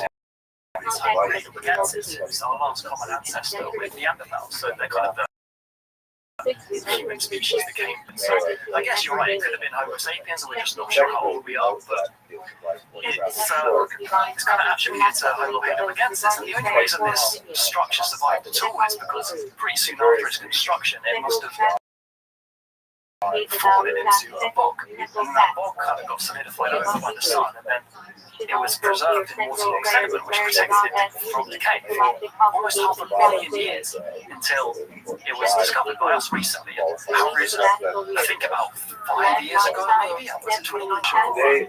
It's crazy. It lasted so long, you're rich. I would say it's a massive monkey wrench because not only does it kind of really dispute this idea that didn't settle down until, the revolution. It's a structure. I mean, it's just kind of it's so unlikely to have survived. But that kind of suggests that it's not the only one. There could have been loads of structures everywhere. As you said, Manhattan wouldn't exist in 176,000 years. It's ridiculous. It's just wood, which is less durable than all the other things we're talking about. Yeah, and obviously people maybe say, well, look, clearly things survive, but this is an extreme edge case scenario where it's unlikely that this structure would kind of sink into a bog, and that bog and it would stay in that for some, like it's they would find it, and they would find it exactly. 476,000 years. Yeah, exactly. We don't think that far for anything sophisticated because we think, nothing happened back then. And then you find this, it really suggests that humans were living in much more complex societies. The fact that they had the cognitive capacity to plan, structure engineer, and build a structure completely flies in the face of our ancient humans. Because we've always had this idea that there's been this very popular idea in kind of mainstream historical thought only got smart around 50 to 60,000 years ago, and that's just for the sake of the human species. Never got smart, never achieved what we call modernity. And this has always been the kind of idea that we went through this cognitive revolution around 50 to 60,000 years ago. And the most obvious bit in kind of academic thought is, have you ever read the book Sapiens? Yeah. You've all got it's an extremely popular, multi-million copies worldwide. By far the most popular book about pre-history and story of Homo sapiens. Sapiens didn't kind of do anything new. It didn't. Harari himself would admit this. It didn't. It kind of just collected the consensus of academia and presented it in a nice, digestible way to the kind of an audience, but he took this idea that's always been present in media regarding human intelligence, which is that while we've been around for quite a long time, we didn't achieve behavioral modernity until 50 to 60,000 years ago. Currently displaying complex cognitive traits like abstract thinking and planning and bearing on debt. Yeah, exactly, and complex language and things like that. And this just completely flies in the face of that, because if we have the capability to plan, construct, and enter 476,000 years ago, that means mainstream anthropology was off by over 400,000 years regarding the advent of permanent living. And that's quite the idea. Yes, exactly. So that kind of suggests there could be by similar margins about other developmental claims. Because, well, it's also when you think about the history of the Earth, there are times that we know that there's great bottlenecks that occurred because of some sort of massive natural catastrophe, like the Toba volcano, which was 70 years ago. People count a few thousand survivors on Earth. Yeah, there's loads of these bottlenecks. Yeah. Just that something happened. Right. Well, when you're thinking about what evidence there is, and then you think about, there's no one left except a few thousand people 70,000 years ago, so it's possible that there's been this rise of some sort of a civilization, and then massive catastrophe and a rebuilding. Just like if we're talking about the younger tribes, which is in this time period, we're talking about, what you're doing before, fairly recent, right? Very recent, right? And think about the 6,000 years it took for civilization to reemerge from that. Now you think, and you knock down the entire population of the planet to what they think it was. See if you can find out what the number was. I think it was very low. I think it was below 3,000 people on Earth. On Earth, yeah, just from one natural disaster. One massive super volcano, which is, by the way, just like Yellowstone. That motherfucker is bubbling. Here it is. Almost all of humanity leading 3,000 to 10,000 humans left on the planet. That's crazy. Wow. And super volcano isn't the only thing. There's so many others. What time period is this, Jerry? 74,000 years ago. So that's quite recent. Yeah. In terms of our story. Well, in terms of your theory that I thought was one of the most interesting ones you brought up, that you would call anatomical humans, just based on what we've agreed to, based on what we found 300,000 years. Like, what are the possibilities that there have been civilizations that emerged and were destroyed, and then there's no evidence of them? Yeah, because I mean, aside from the preservation problem, which we kind of already talked about when you get up to these massive timescales, very limited supply, especially when you think about what early humans were like building with. Yeah, like it's probably the things that can find in their environment, like wood, hide, plant remains. You have nothing left. Just look at what we know about the Amazon now, because of LiDAR and because of Percy Fawcett, because these people that made these journeys down there looking for these complex that at one point in time now we know did exist there. And just 100 years later, they call those people liars because they went back to the same place and there was nothing left. That's always been, thought of science that it's kind of the most popular idea of lost civilizations were civilizations of the Amazon, and it was always dismissed. Have you seen Detroit? Have you seen the evidence of Detroit, like trees going through houses? That's like 50 years. Chernobyl, the kind of exclusion zone where it's already like trees everywhere and taking root after less than half a century. Yeah. And then 100,000 years, right, what's going to be there? Very, very little. And then if you go 1,000 years, I mean, if anatomically modern humans, if we've discovered them in 300,000 years, what if somebody digs one up, that's what you do? And then you gotta go, oh, because there's also Neanderthals were stupid. They're kind of abandoning that now too. They think they had language, they had tools, they had society. There's so much evidence, and this kind of puts into the observation of which are the only smart species, like our name that we gave ourselves, Homo sapiens, literally means smart man. It's always been the idea that we're the smartest humans, and that's why we won. To be fair, we did win. We might just be the most evil. Yeah, we're slightly the luckiest ones, we're the weak.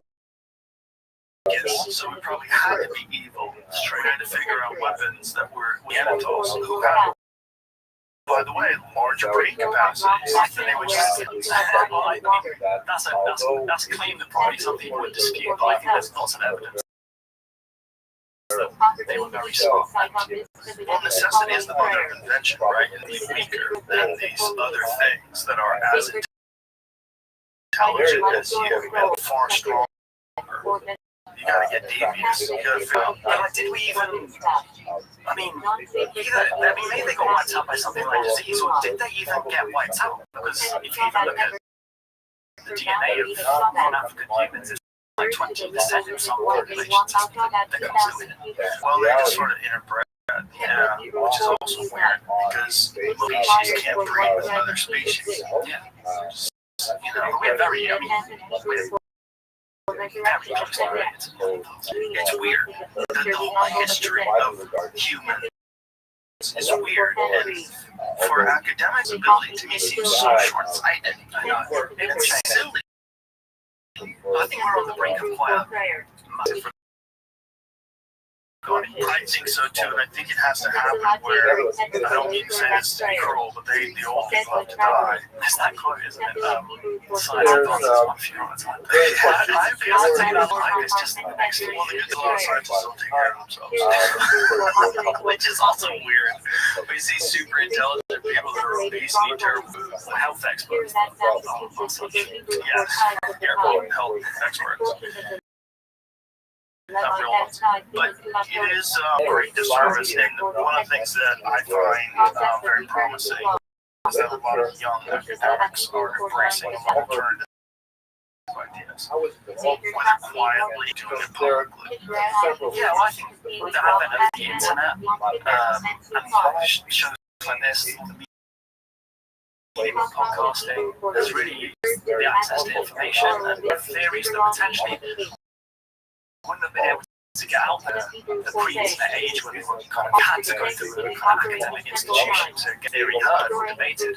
Now anyone can say anything for better or worse, and that can reach millions of people, and then if it's an idea that's popular, then it can kind of be in the public eye, and then it can be debated properly. And I think that's only the good thing. Obviously, there are negatives. I think that will increase, ideas regarding prehistory, for example. I think it will increase the rate in which these things will get accepted, because once the evidence is out there, and once you start talking about the climate structure, for example, how it completely flies in the face of both these paradigms, power of living and intelligence, it's out there now. People can see that this is completely kind of opposed to what we've always been taught regarding prehistory.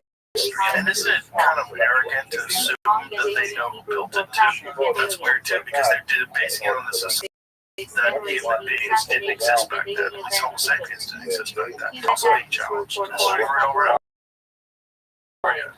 Yeah, the fact they base on Heidelbergensis is literally just because we found some Heidelbergensis remains like 200 kilometers away. And they're like, okay. I mean, it could have been, to be fair. It could have been. But I mean, right now, there's people that are living in Africa that are 200 kilometers away from them or apes. So if one day they found structures, in the future, so these are maybe chimpanzees, that's kind of crazy. I mean, that's the thing about history. It's not like a hard science. That's how we do it. But sure, that's why I don't. It's the only way to do it right now. It's the only way to do it. That's why I don't get why people make these definitive conclusions and then don't allow anybody to kind of speculate or hypothesize about anything else. It's gatekeeping. It's gatekeeping. It's also these people that have been teaching this one thing forever being threatened by the fact that they were wrong. The last thing an academic wants to hear is like, you wrote this book, these stupid people for decades. You were so wrong. Like, they will fight it with every ounce of their identity. Their identity is being the gatekeeper of their understanding of human history. They built a whole career around it. They can ask knowledge. Keep your knowledge on a particular subject, but it's gross because it's ours. It's the whole planet. It's all the human beings. It's like you have a few nerds who you wouldn't want to hang out with in real life. And these are the guys we can't explore these things. And those are the people that are attacking Graham Hancock with every possible, calling it the most dangerous show on television like this. But it's also, it's so obvious that if you watch the show, you're like, wait, this is the most dangerous show on TV. Yeah. It's like, just talking about these structures that exist that seem to define understanding of how things are built. Yeah. I think Graham Hancock says, but when I look at these ideas of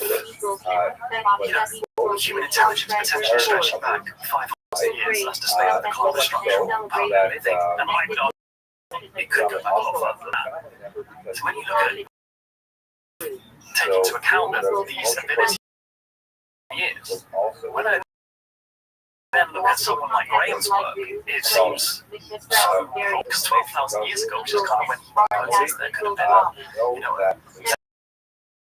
manifestation that was potentially wiped out the cataclysm.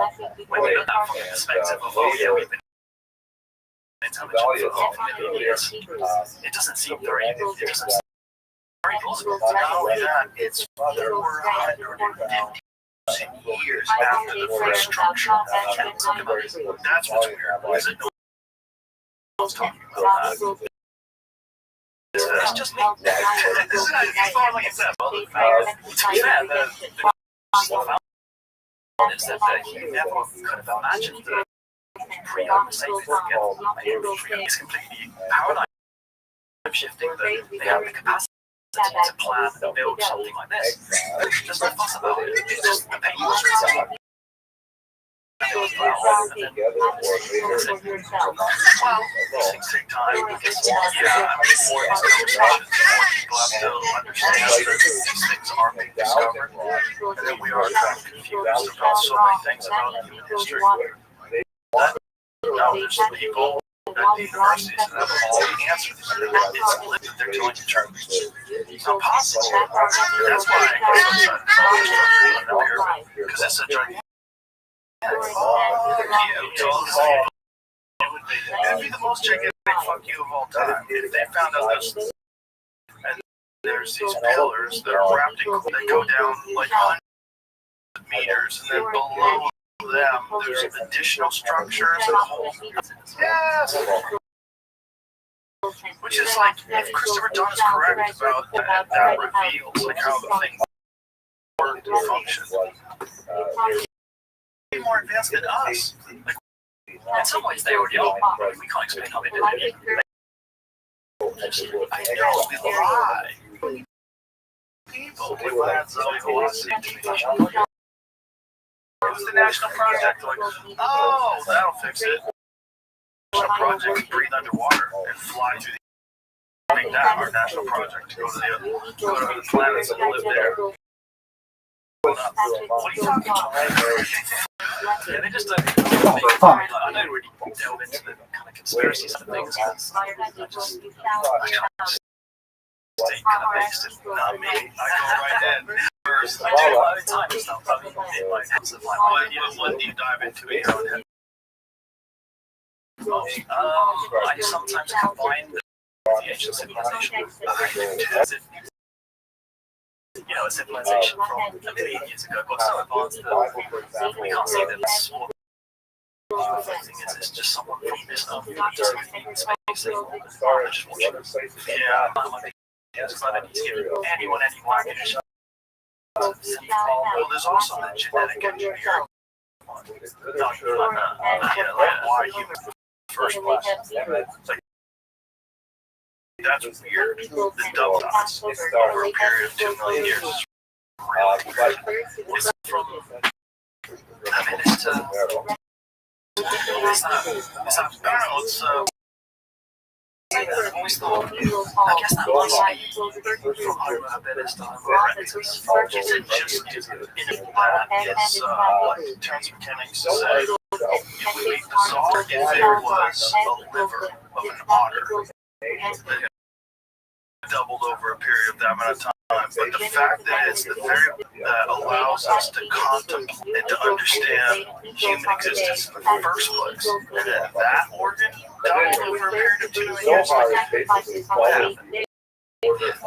Yeah, he's got the Wax's theory because he thinks it's structures. I think there could be something to that. I mean, because, you know, ancient cultures have always used psychedelic substances, basically all the way up until Western civil society kind of took hold. It's always been an integral part of human culture and society, and then us in our modern world have decided to outlaw that. A tragic mistake, to be honest with you. It is. Another thing history will forget. And I think that also one good thing of discussions that are happening on the internet that are kind of unchecked and untethered by academia. So you can talk about these things. Bigger Blink Brain Study website. Pulled over the time we've tracked it.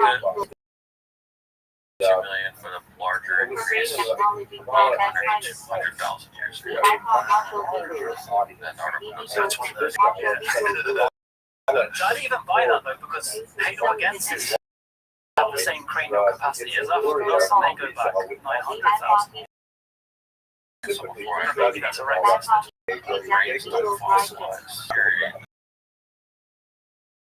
Prior declarations about Trump as That's how it's natural endocrine scientists also make artificial endocrine to study like one.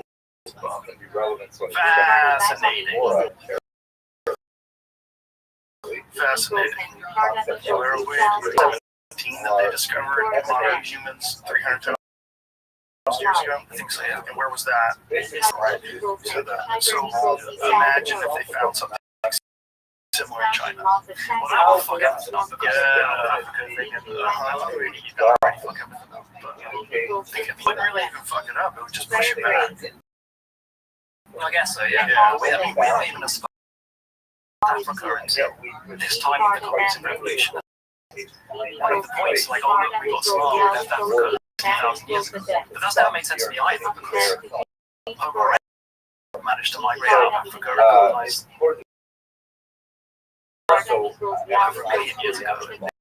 Inferior to us, then how can they make this massively behave against this thing? They're supposedly inferior to us. How come? So, I mean, I don't know. I try not to delve into the Alpha because it gets a little bit controversial sometimes. Well, it gets controversial when you bring in aliens too, because aliens become racist. It becomes racist because now you're not accrediting the Africans to building the pyramids. Just really that's never made sense to me. That. Well, I watched this very bizarre discussion between some guy who was trying to claim that it wasn't Africans who built the pyramid, that it was white people who built the pyramids. And so there are people that have this sort of the construction of the pyramids, but you can't attach that to speculating about the construction because it's too weird. It's too weird. Let's assume that it was Africans that built the pyramids. How were they so much smarter than everyone alive today? How were they so much smarter? Let's say it's 4,500. How were they so much smarter? What was going on? Like, what is it? But they discover something that allowed their understanding of greater than everybody else who's ever lived. Like, what is discovered? Like, what were they encountering? What were they doing? What were they? We lost so much in the Library of Alexandria, right? Yeah, that's basically, isn't it? Like, they would have been a lot. Scaffold with that. I'm not sure if it was one burning or the question. Like, what if it's all what if all that stuff, what if, this is like, what is this? Like, I was talking about the king 30,000. What if that's happening? Yeah, it's the Sumerian books too. Yeah. It's real early when you want to accept some parts of it. It's the Greek Sahara. They have King West. Yeah, we say that some of the myth, to be fair, they have kings that reign for like 1,000 years. It's a bit weird. Probably don't an alien thing, and that probably wasn't human. But that might just be because it would have been a long time ago for them too, when they were writing these king lists. Sure. It doesn't mean that their civilization only started. What we've decided is the line between myth and fact. Because that's a modern interpretation. They never made such a distinction. Yeah, in the cycle years, well, have you ever read the North Korean depictions of Kim Jong-un? Yeah. I mean, he made like 9 holes in one. He was the greatest golfer of all time. You know what I'm saying? So it's like you're writing about years, fire came from his dick. Like, what are we talking about? We don't know. We don't know who wrote it. We don't know. Yeah. Morning, Miss Aquarius. How are you? I'm well. How'd you sleep? Here. Are you ready to take on the day? Yeah. Excellent. God willing, we'll play tonight, okay? God willing, have a wonderful day. Thank you. Hope you. So it makes you think, like, how long have they been there? I think the Egyptians definitely undertook some kind of construction project around the time of 2500 BC, for sure. Because there's records of them saying they did stuff, but that doesn't mean because they have how they built it. Well, they also, the buildings they made that were after 2500 BC are dog shit. They just immediately forgot how to do it again. And they just couldn't do it. They didn't have the math, they didn't have the engineering, the stones are smaller. And no one's claiming. They don't claim credit for that, which is. Why would you not claim? It's the weirdest, right? So it's the one thing that if you're a logical person and you think you know the conversation, you think you understand like how intelligence evolved, how technology and innovation evolved, and you see that, you're like, oh, I don't know shit. I don't know shit. Like, how's that statue so big and perfectly symmetrical? It's just these vases that they don't understand. This is an actual vase from Egypt. Yeah, like episodes of Christopher, don't give this to us. But you know, Ben from Uncharted, like those vases are very bizarre. They made them. We don't know what tools they used. Anybody that says that they really don't know, you can't know. These things are perfectly symmetrical. Because they have handles. The way they measure them, when you look at like the ground and like how it's like a fair. It's crazy, and it's made from incredibly hard granite, right? The hardest stuff to do that with. So, what are we talking about? Like, who are these people? This is kind of crazy. And then you have the statues that are perfectly symmetrical, perfectly massive. Yeah, huge, unbelievably huge. So they move there, and then they carve it. It looks like they're 3D printed. It's so strange. It just screams at a lost technology. It screams at these people sort of information and some sort of education. Like on a different path, or we went the way of the internal combustion engine and transistors and electronics, and it seems like they went a totally different way, but maybe even farther. We're scrambled in like our pathway to advancement is the only one. Creativity can conceive of. This is another point regarding culture. We're always looking for ourselves. But there's so many different ways. Because why did it have to be asphalt, as you say, kind of industrial progress that could different forms of what human development of life? How it could have been if they had enough animals. Mostly animals and fish, which is probably healthier for you anyway. You know, really what grain is survival food. Yeah, we go like shorts or a mess. Protein.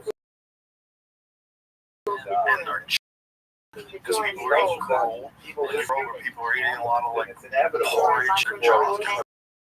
Really small. That's not good for us. It's fucking terrible for people. Really strange.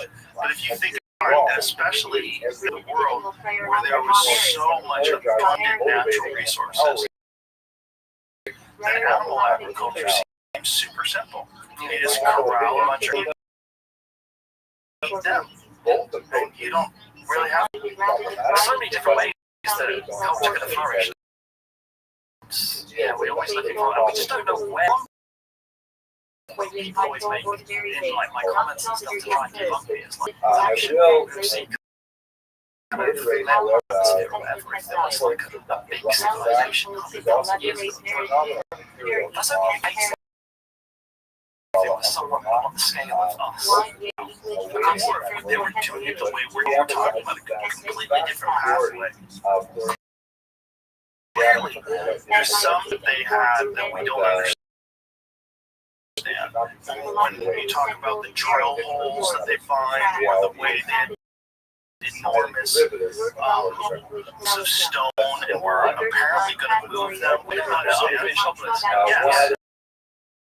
That's crazy. That's bananas. And so many cut out of the ground and absolutely are bananas. So it's like, what kind of technology? Why are we assuming that it's going to be some internal combustion engine that sprays out terrible pollution or something else? It's going to eventually years will not be able to recognize nonsense that we use for technology. AI gets involved, especially. Did you see that thing where a quantum computer 1 second back in time ended up bullshit? No, it happened. Seriously, well, still, for 2019, still. It went back in time by 1 second.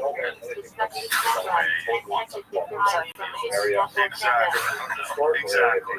Let's imagine that technology that was science fiction 20 years ago, right? Go back to like the movie Alien computers that they had. That this was what they thought people were going to have when they were starving people. Now, think of this quantum computer where it goes back in time. And then go 4,000 years, which is nothing 500 years ago. We might be off by 1,500 years ago, 6,000. If you're listening to John, he thinks it's 30,000 years. Yeah, that's what he thinks. And that sounds. And then you look at the length of time we've been around, and it's quite recent. Yeah, it's still quite recent. And that lines up with these things, doesn't it? It's the processional quantum computer from 34,000 years ago we built it, right? So we did get pelted by comets, which we know happened. That's a fact. I saw an estimate, I think it was from NASA, not scientific journal. Well, it's hit by what they define as a cataclysmic impact every 100,000 years. That's an impact that's capable of a third of today's population every 100,000 years. And 100,000 years sounds like a long time. It's been around for 300,000 years. Theoretically, it's going to be a cataclysmic impact.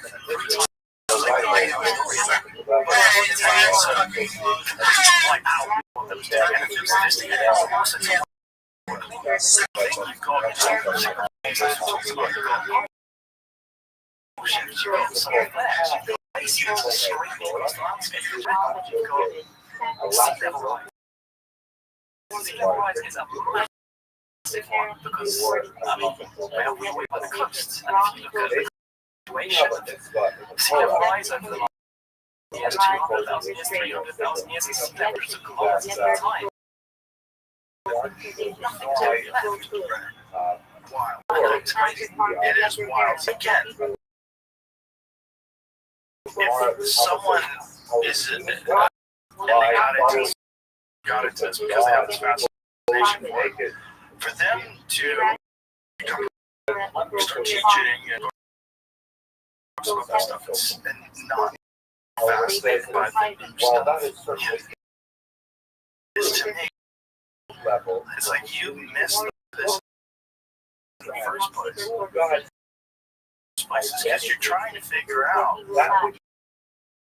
how did we get to this point of evidence that shows that we don't have a picture and you're ignoring that or dismissing that. The thing is, when you go through these kind of states, I've got experience with this. Obviously, I was never anything like that, but I did history for 4 years. I was kind of in the point where it was almost, almost do this academic or not.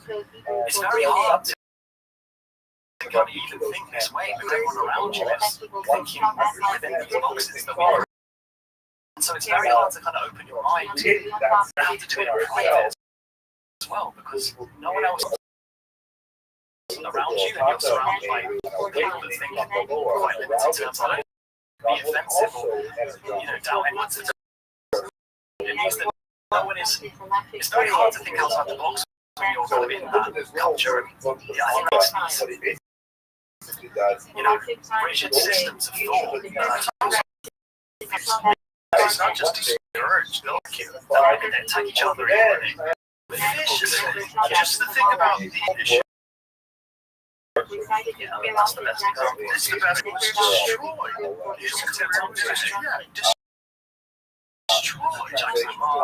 They were destroyed for theorizing that human beings had lived in North America and that Iraq and North America far before 15,000 years ago. That was the established timeline. The closest they found these footprints in New Mexico that are 22,000 years old. Yeah, and I hated that as well. They hated that. Of course they hated it because they were wrong. That's all it is, man. It's human ego is so gross. It brings me back to psychedelics. Because what do psychedelics do? Well, the dissolving of the ego. It makes you realize the folly of your ways. You know, and people that are supposed to be the actual enlightened ones, they're not enlightened. They have information, and they hold that information as their identity. And they're right about the wrong things. So they have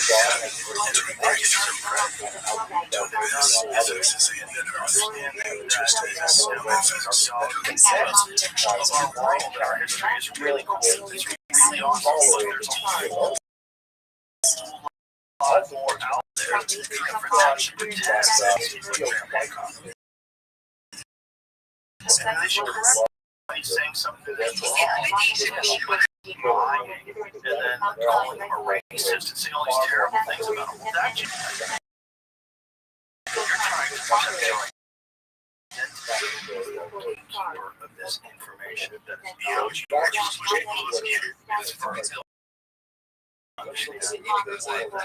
is and I wish that the institution ancient history, the story of people like interested in this, instead of embracing that, they see it as a threat, and I think that's really sad, to be honest. I think it kind of hurts the discipline in general, because if you kind of like embrace that to the table and just spoke to him and kind of agree to have the discussion, it would create a much kind of more healthy debate around these things. When you talk about the kind of narrative, I think that what happened, and thus we know what didn't happen. It means that people are stuff that now we know was there, so they dig deeper than the closest layer. Very recently, they knew that humans weren't until they could have missed so much stuff. They probably just have you seen that? There's like a mastodon site. And that's kind of looks like it is. It's debatable, yeah, it could have been from some sort of an accident or an avalanche or something. It's debatable, but it's also it could be just like human objects on them. So it looks like scraping or some kind of primitive. Why couldn't they be human? I mean, that's not to be Homo sapien, but why couldn't another human got to the Americas? Well, it seems like they served for 22,000 years ago. Like, what was that timeline? Why did they figure it out then? And how, that's the question, how they do it. And we know that seafaring from all over the seafarers. Which is just mental, really. Well, they reached places that were isolated. And some people say, yeah, they kind of floated there accidentally. Which they it's a bit weird. See, that's where it gets so squirrely. If that's yeah. I thought definitely how intelligent they were making sophisticated boats and sailing across the Mediterranean, colonizing places like Crete. Well, we know that the North Central, they arrived by boat from Africa 6,000 years ago. At least then, that's why we assume that seems crazy. To be fair, but then, I guess that's what you're doing. Top kind of hung down on the coast. Also, there's a problem with going back 12,000 years ago. Yeah, there's nothing there. Not really all ice. So where they come from south. Yes, I mean, there's the kind of theory of the island chain, hopping across states to island, and then making one lost their home across the South America. That's a crazy story. It's a crazy haul. It's so crazy. Just the fact that they did it in the 1400s. That's crazy. And they did that with tech that was, no tech. They just did it themselves. Yeah. How do you say that? The ancient Greek mechanism that they found, the Antikythera, that's it. I never continued. I'll try. But I always forget it. That thing, that amazing. When they first found it, it just looked like a hunk of shit. What is this? And then when they got a better understanding, it was like, okay, they go, wait a minute, these are gears. Like, what? The hell is this? Amazing 2,000-year-old computer. Yeah. At least he found also that. Like, no one developed that. So here you go. I fucking made a computer. History of very, very technical stuff in ancient Greece. So also they could have been like, well, what's the history of this technology? Like modern automatic watch. Modern automatic watch. If you look at the inside, there's springs. Gears, and it's all within this cycle, like within seconds a day. Like that's crazy.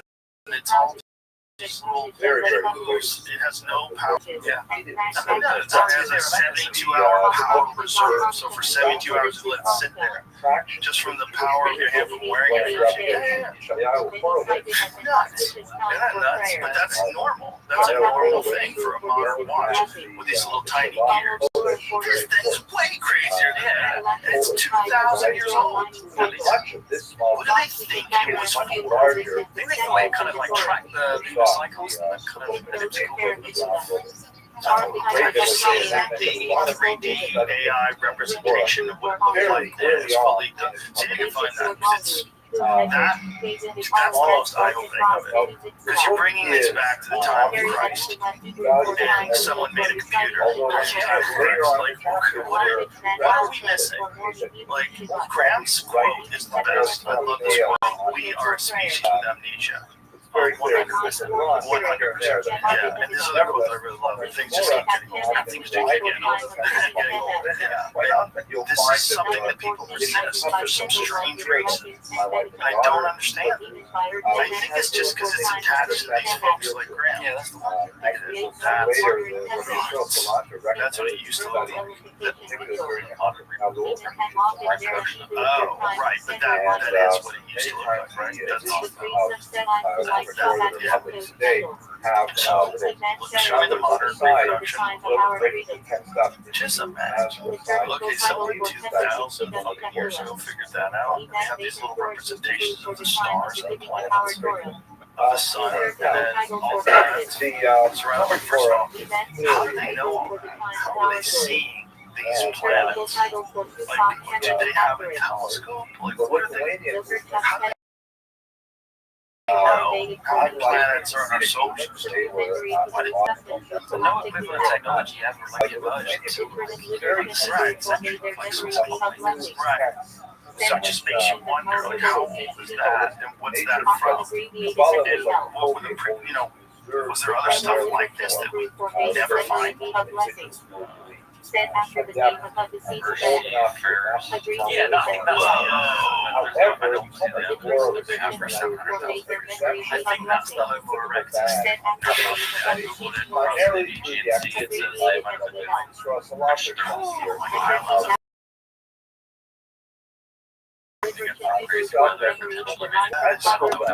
a crazy thing to read. Some evidence suggests that man may have crossed the sea as early as 700,000 years. Aren't you happy you're born today? Imagine trying to gut it out. Like tough it out. My boys are going across the Atlantic. Yeah. There's no food left. Yeah, that we got as far as we did, but it's really amazing when they find things like that. They Antikythera mechanism, etc. She did but just the fact that we found one of those, it makes you wonder, like, what they have in Egypt? What did they have 2,000 years before that? What did we miss? Stuff. I saw a video recently that doesn't explain all the Egypt stuff, but they're frequencies coming out of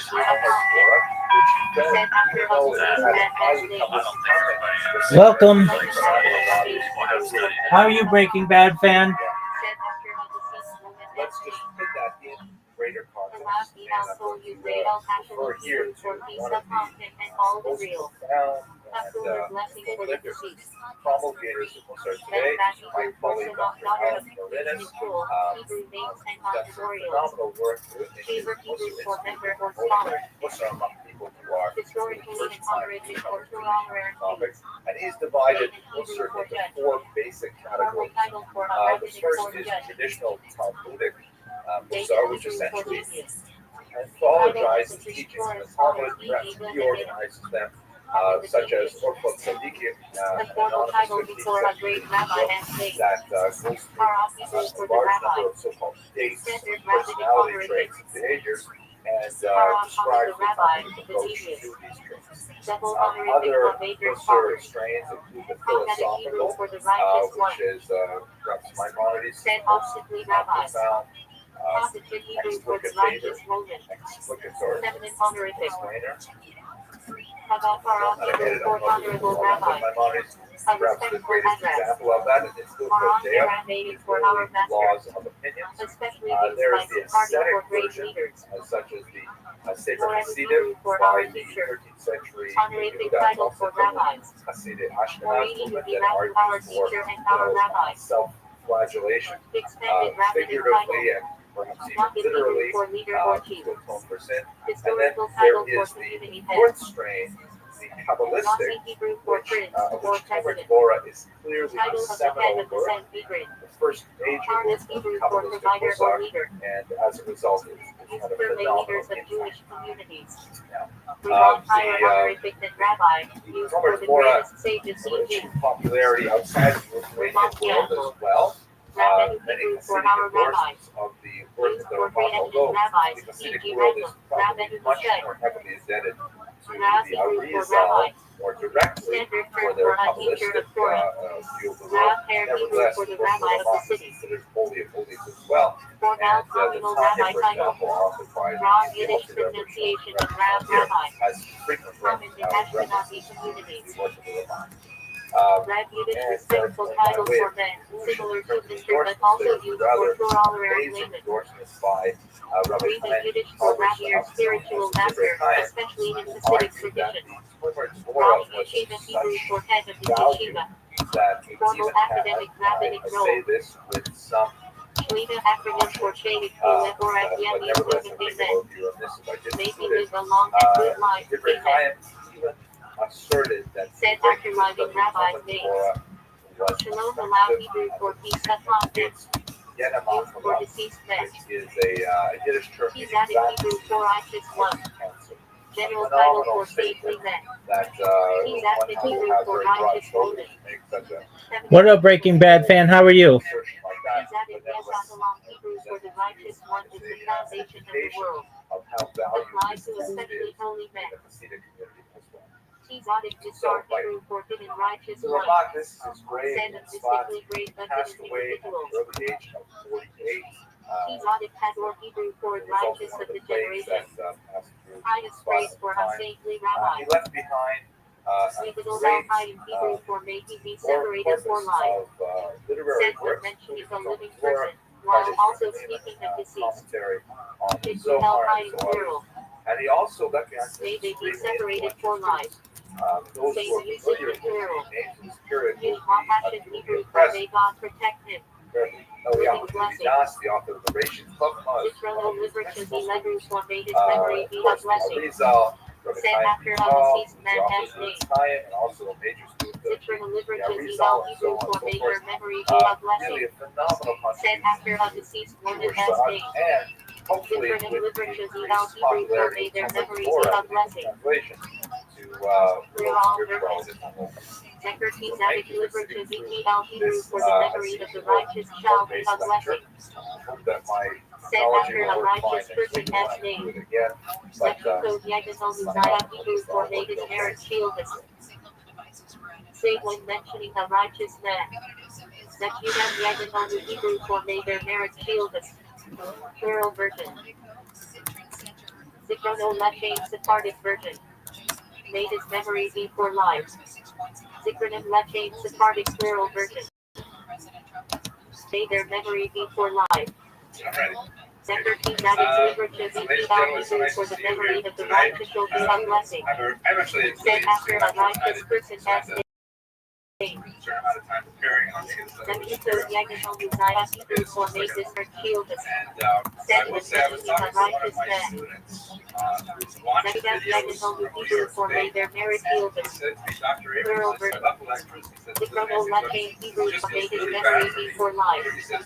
Sephardic phrasing. Zichronim Lechem Hebrew for may their memory be for life. Plural Sephardic phrasing.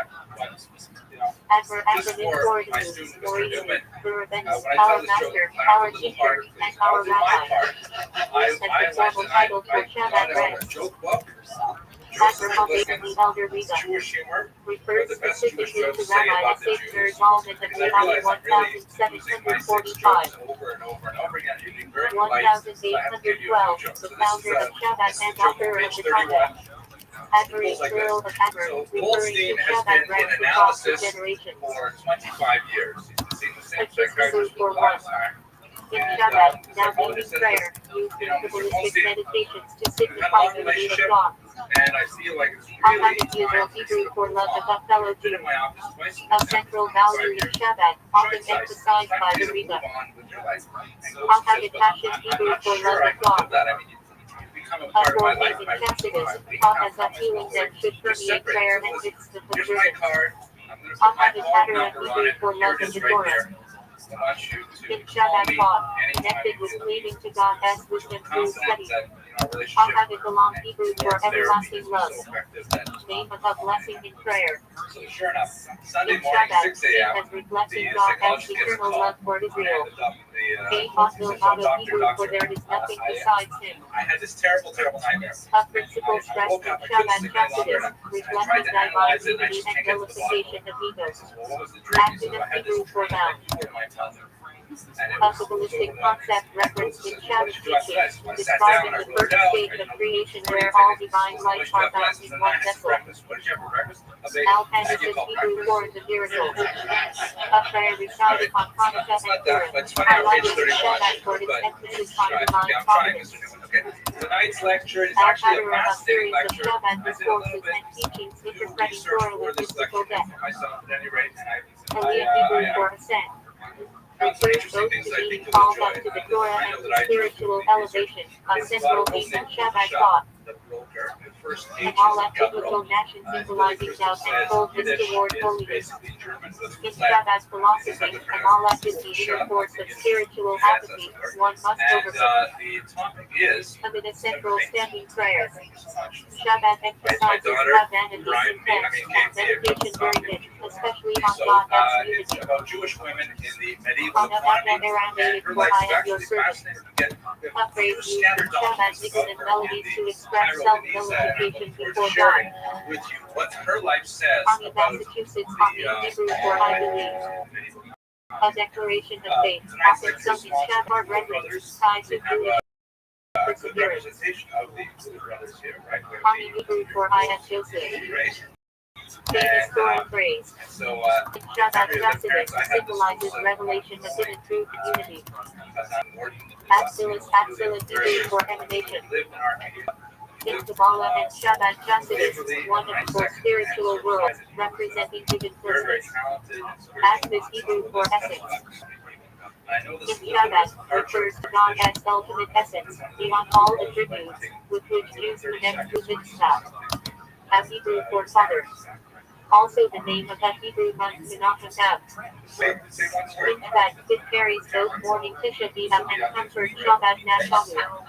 Akar Chami Hebrew for father and mercy.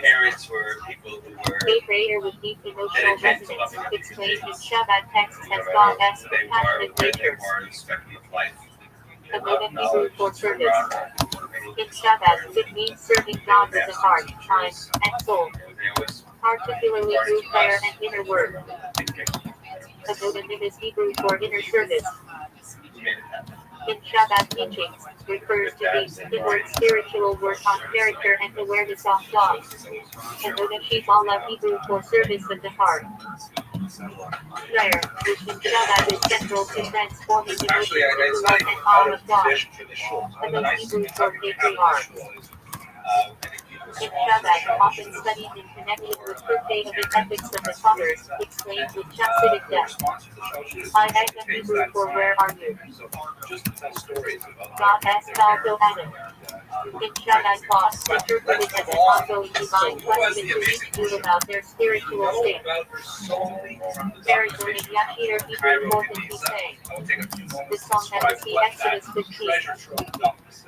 In Shabbat liturgy, its recitation involves meditating on God's power and redemption. Baal Beitanya Hebrew for author of the Tanya. Refers to Rabbi S.H. Herzl and Adriani, founder of Shabbat, who wrote the Tanya, the seminal Shabbat text. Baal Shem Tov Hebrew for master of Sedut names. Refers to Rabbi Yisrael Baal Shem Tov, founder of the Chassidic movement and the spiritual predecessor of Shabbat.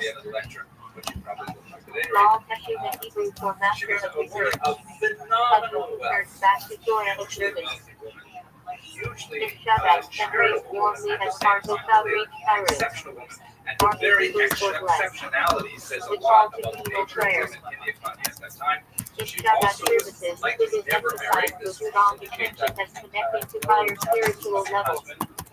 Baruch Hashem Hebrew for blessed be God. A common Shabbat expression of gratitude in daily speech. The Sardi Shalom Hebrew for meat and bill. Refers to kosher dietary law obscurating meat and dairy. In Shabbat home, strict separation is observed. Fanciful Aramaic for heavenly voice. In Shabbat talk, symbolizes divine guidance and continues even after prophecy ceases. That which the Hebrew for daughter of commandment. When a teenage girl turns 12. Shabbat encourages a celebration that emphasizes learning Torah and doing mitzvah. These mandatory Hebrew for between the strains. Refers to the 3 weeks of mourning between 17 Tammuz and 9 Av. In Shabbat explained as a time of divine compassion. Revival Hebrew for intermediate one. Central concept in Tanya. Abuho struggles with inner conflict yet controlling thought, speech, and action. These changes Hebrew for house of our life. References 770 Eastern Parkway, Shabbat headquarters, considers a part of Shabbat worldwide. These is Hebrew for house of Joseph. A religious force. In Shabbat communities, these big rulings are often tied to militia and community leadership. These often dash Hebrew for holy temple. In Shabbat philosophy, it represents both the historical temple in Jerusalem and minor sanctuary of the heart. These graph Hebrew for house of study. Shabbat yeshivot and study halls are used in all this. These read of Hebrew for house of the Rita. Classic Shabbat biography of the first grade, chronicling their lives and teachings.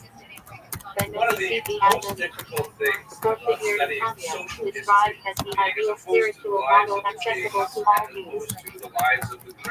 He has fantastically as Hebrew for with God as help.